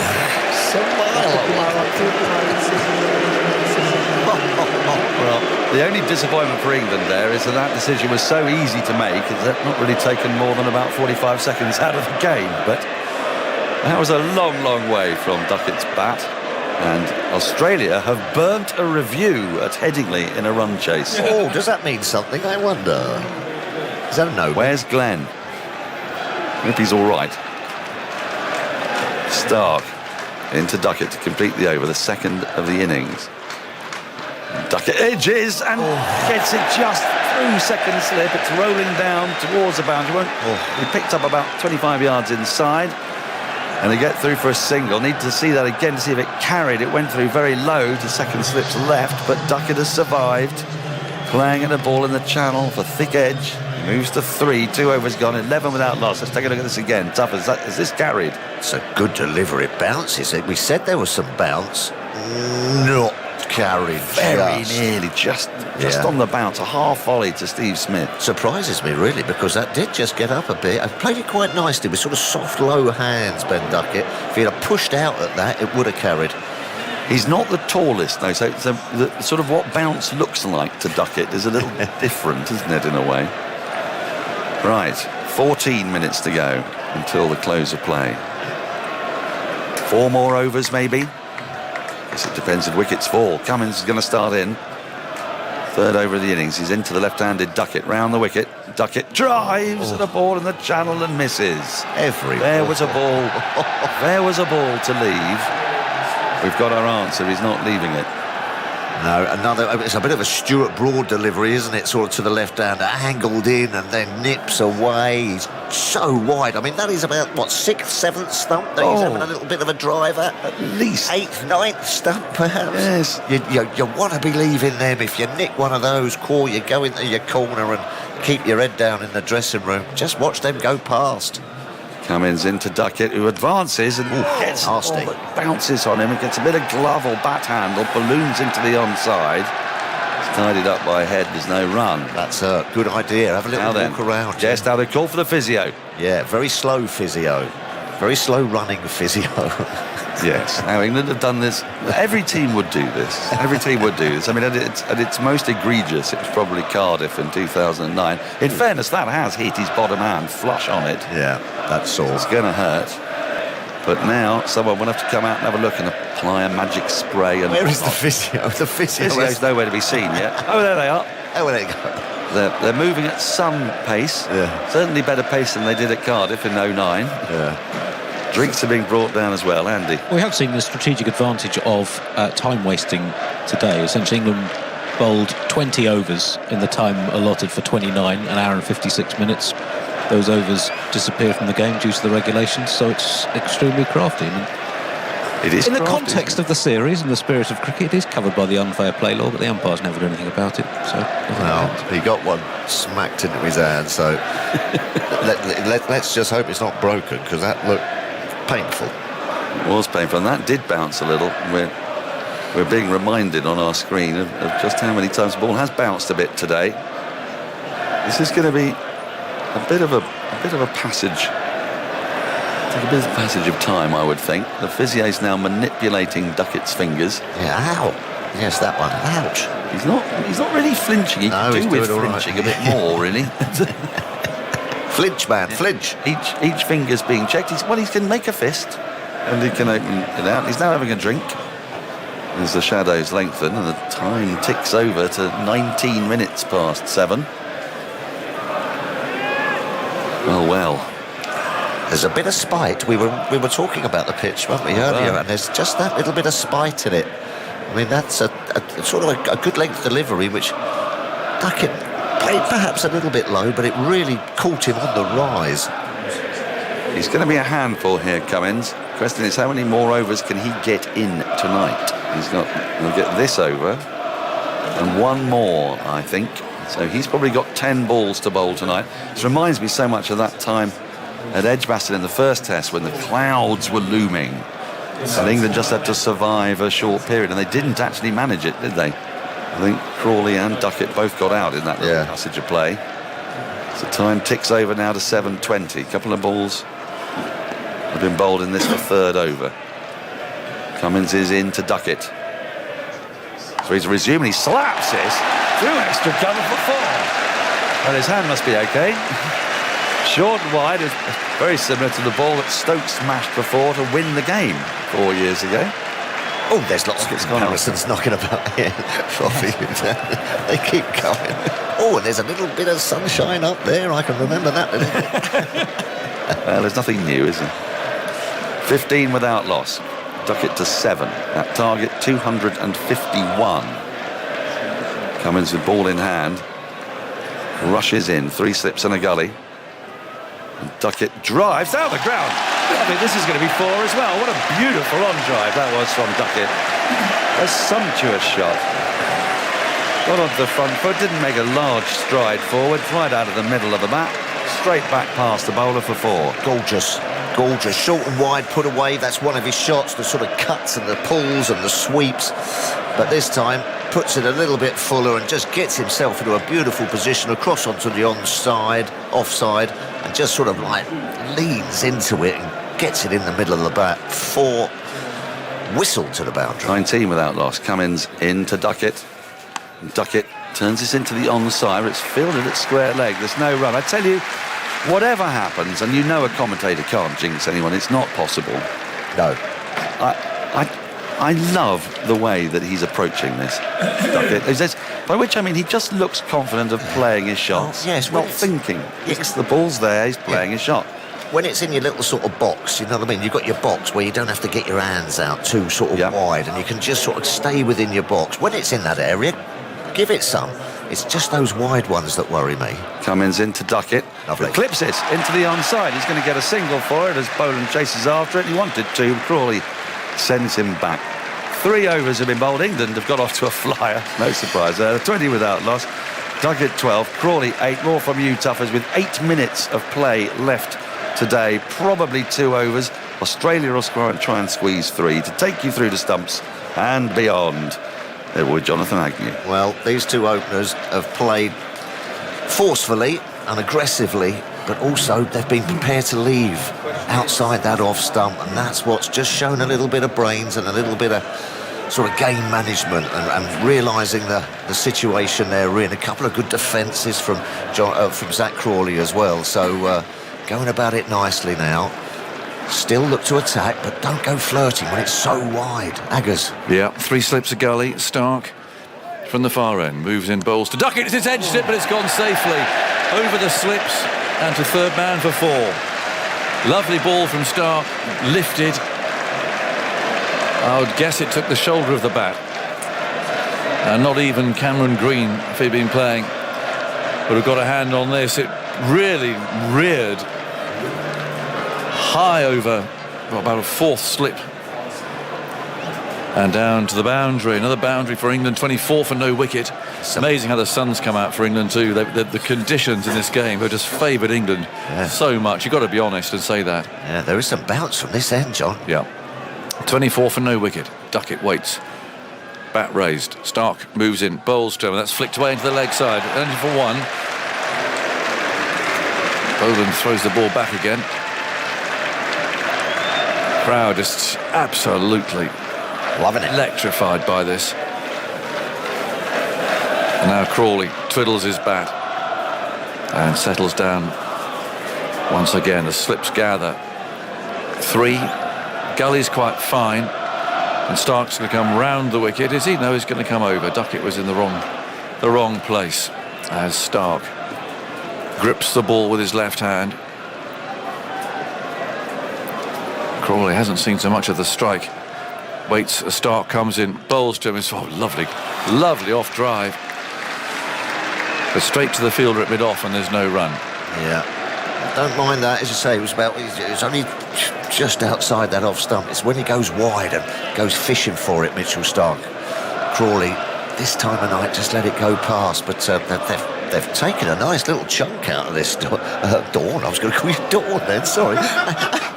I look remotely like your wife. No, I don't.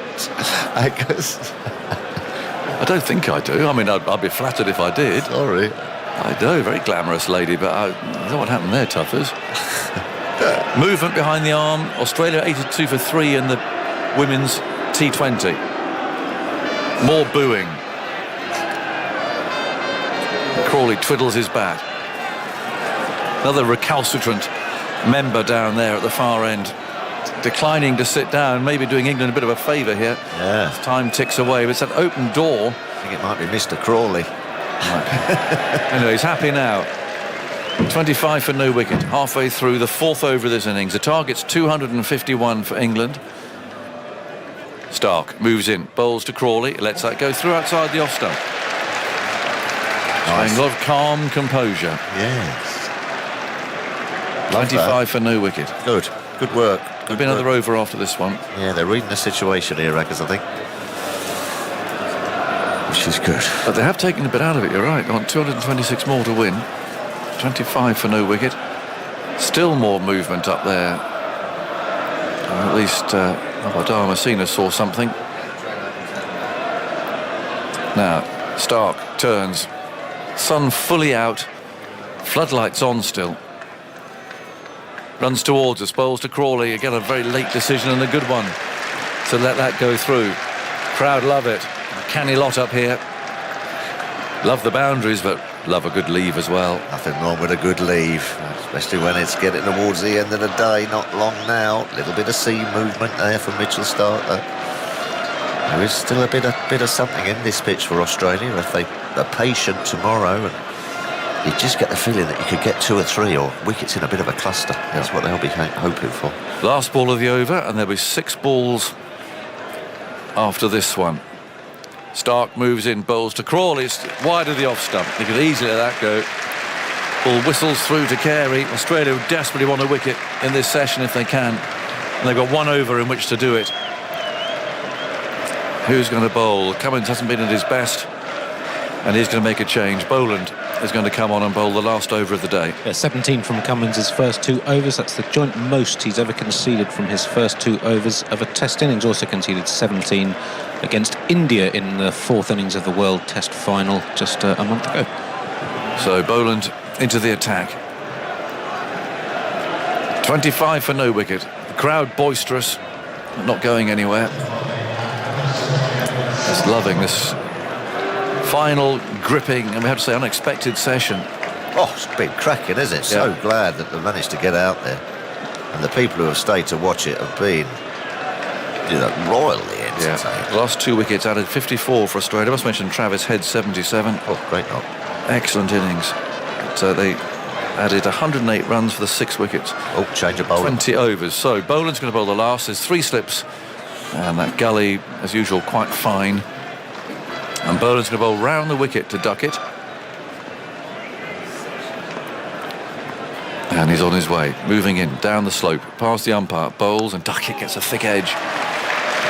Going to play into the leg side, and that rolls away out to deep point, so not what he was anticipating, but he gets a single.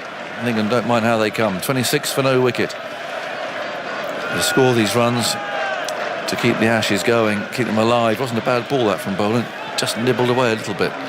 26 for no wicket, 225 more to win. And Boland will go over the wicket by the look of it to Crawley, who's checking his guard. Same field, 3 slips, and that fine gully, backward point, mid-off, mid-on. And then there's 2 out in the leg side, 1 at square leg, and 1 down there at long leg with a posse of stewards behind him, all gathered there. They seem to be watching the cricket, actually. Boland's on his way, bowls. Oh, well, Crawley's got that into the leg side again. He's not quite where he was aiming for that mid-off area, but another thick inside edge. But another run. 27 for no wicket. 4 balls to go today. 224 more needed. Todd Murphy's out there on the boundary edge of the Western Terrace behind him. Well, he's smiling. There's been education for him. I don't think he's ever experienced anything like this before. Duckett back on strike. 4 balls remain. Boland moves in. Bowles to his edge, just short of slip. Second time that's happened. Didn't quite carry to Khawaja. Why are they not carrying? I mean, he's pushing out at them here. He is. And that's twice. It's just fallen short of the Australian slip cordon. He really has had a fiddle at that one. It just didn't get anywhere off the edge. Well, as we know, and we've talked about many times, he doesn't like to leave the ball, but this is the danger. 3 balls to go, 27 for no wicket. It goes Boland, and that's played across his pad by Duckett, quite firmly to mid-on. And Cummins fields, 2 balls to go. England need 224 more to win.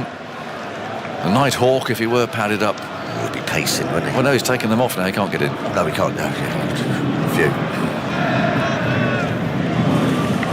Rumble of an aeroplane overhead. Oh, it's going to be a cracker tomorrow. It is. It is. It's going to be an Yeah. And the forecast looks a bit better actually than we thought.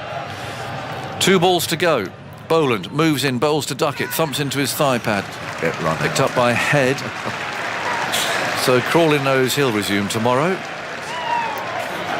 And Duckett's got 1 ball to go. 27 for no wicket. I mean, it comes down to every ball. I mean, you just get the feeling that this is a crucial ball, don't you? If you survive this, you got 10 wickets in hand. And Australia are sitting there scratching their heads a bit. But if he goes here, you just get the feeling that they'll walk off with that momentum. Here's the last ball. Boland is on his way. He bowls to Duckett, who plays that securely into the leg side. Head runs after it, picks the ball up. They don't take a run. And it means that England are 27 for no wicket. Duckett has 18 and Crawley has 9. They need 224 more to win. What a gripping session of cricket that was. And Duckett walks off looking over his shoulder there, not sure what that was about, as he walked past the Australians. And, well, they'll be disappointed. They had a chance there just to get a wicket or two. It's one of those sessions that the batting side often doesn't come out ahead of, but when you do, it really matters, and they have done here. 27 already chalked off that target of 251, and it's to whistles and applause that England's openers walk off undefeated, and they'll come back to resume tomorrow, and the Australians follow behind. And well, I hope Travis Head leads them off, because actually he played so well this afternoon. But in fact, it's the captain Cummins who takes the back into the dressing room. So there we go, Tuffers. That was tense. I mean, again, it's just Test cricket, isn't it? And you know, we all love one-day cricket as well, but Test cricket, it teases you. You know, it beats you up.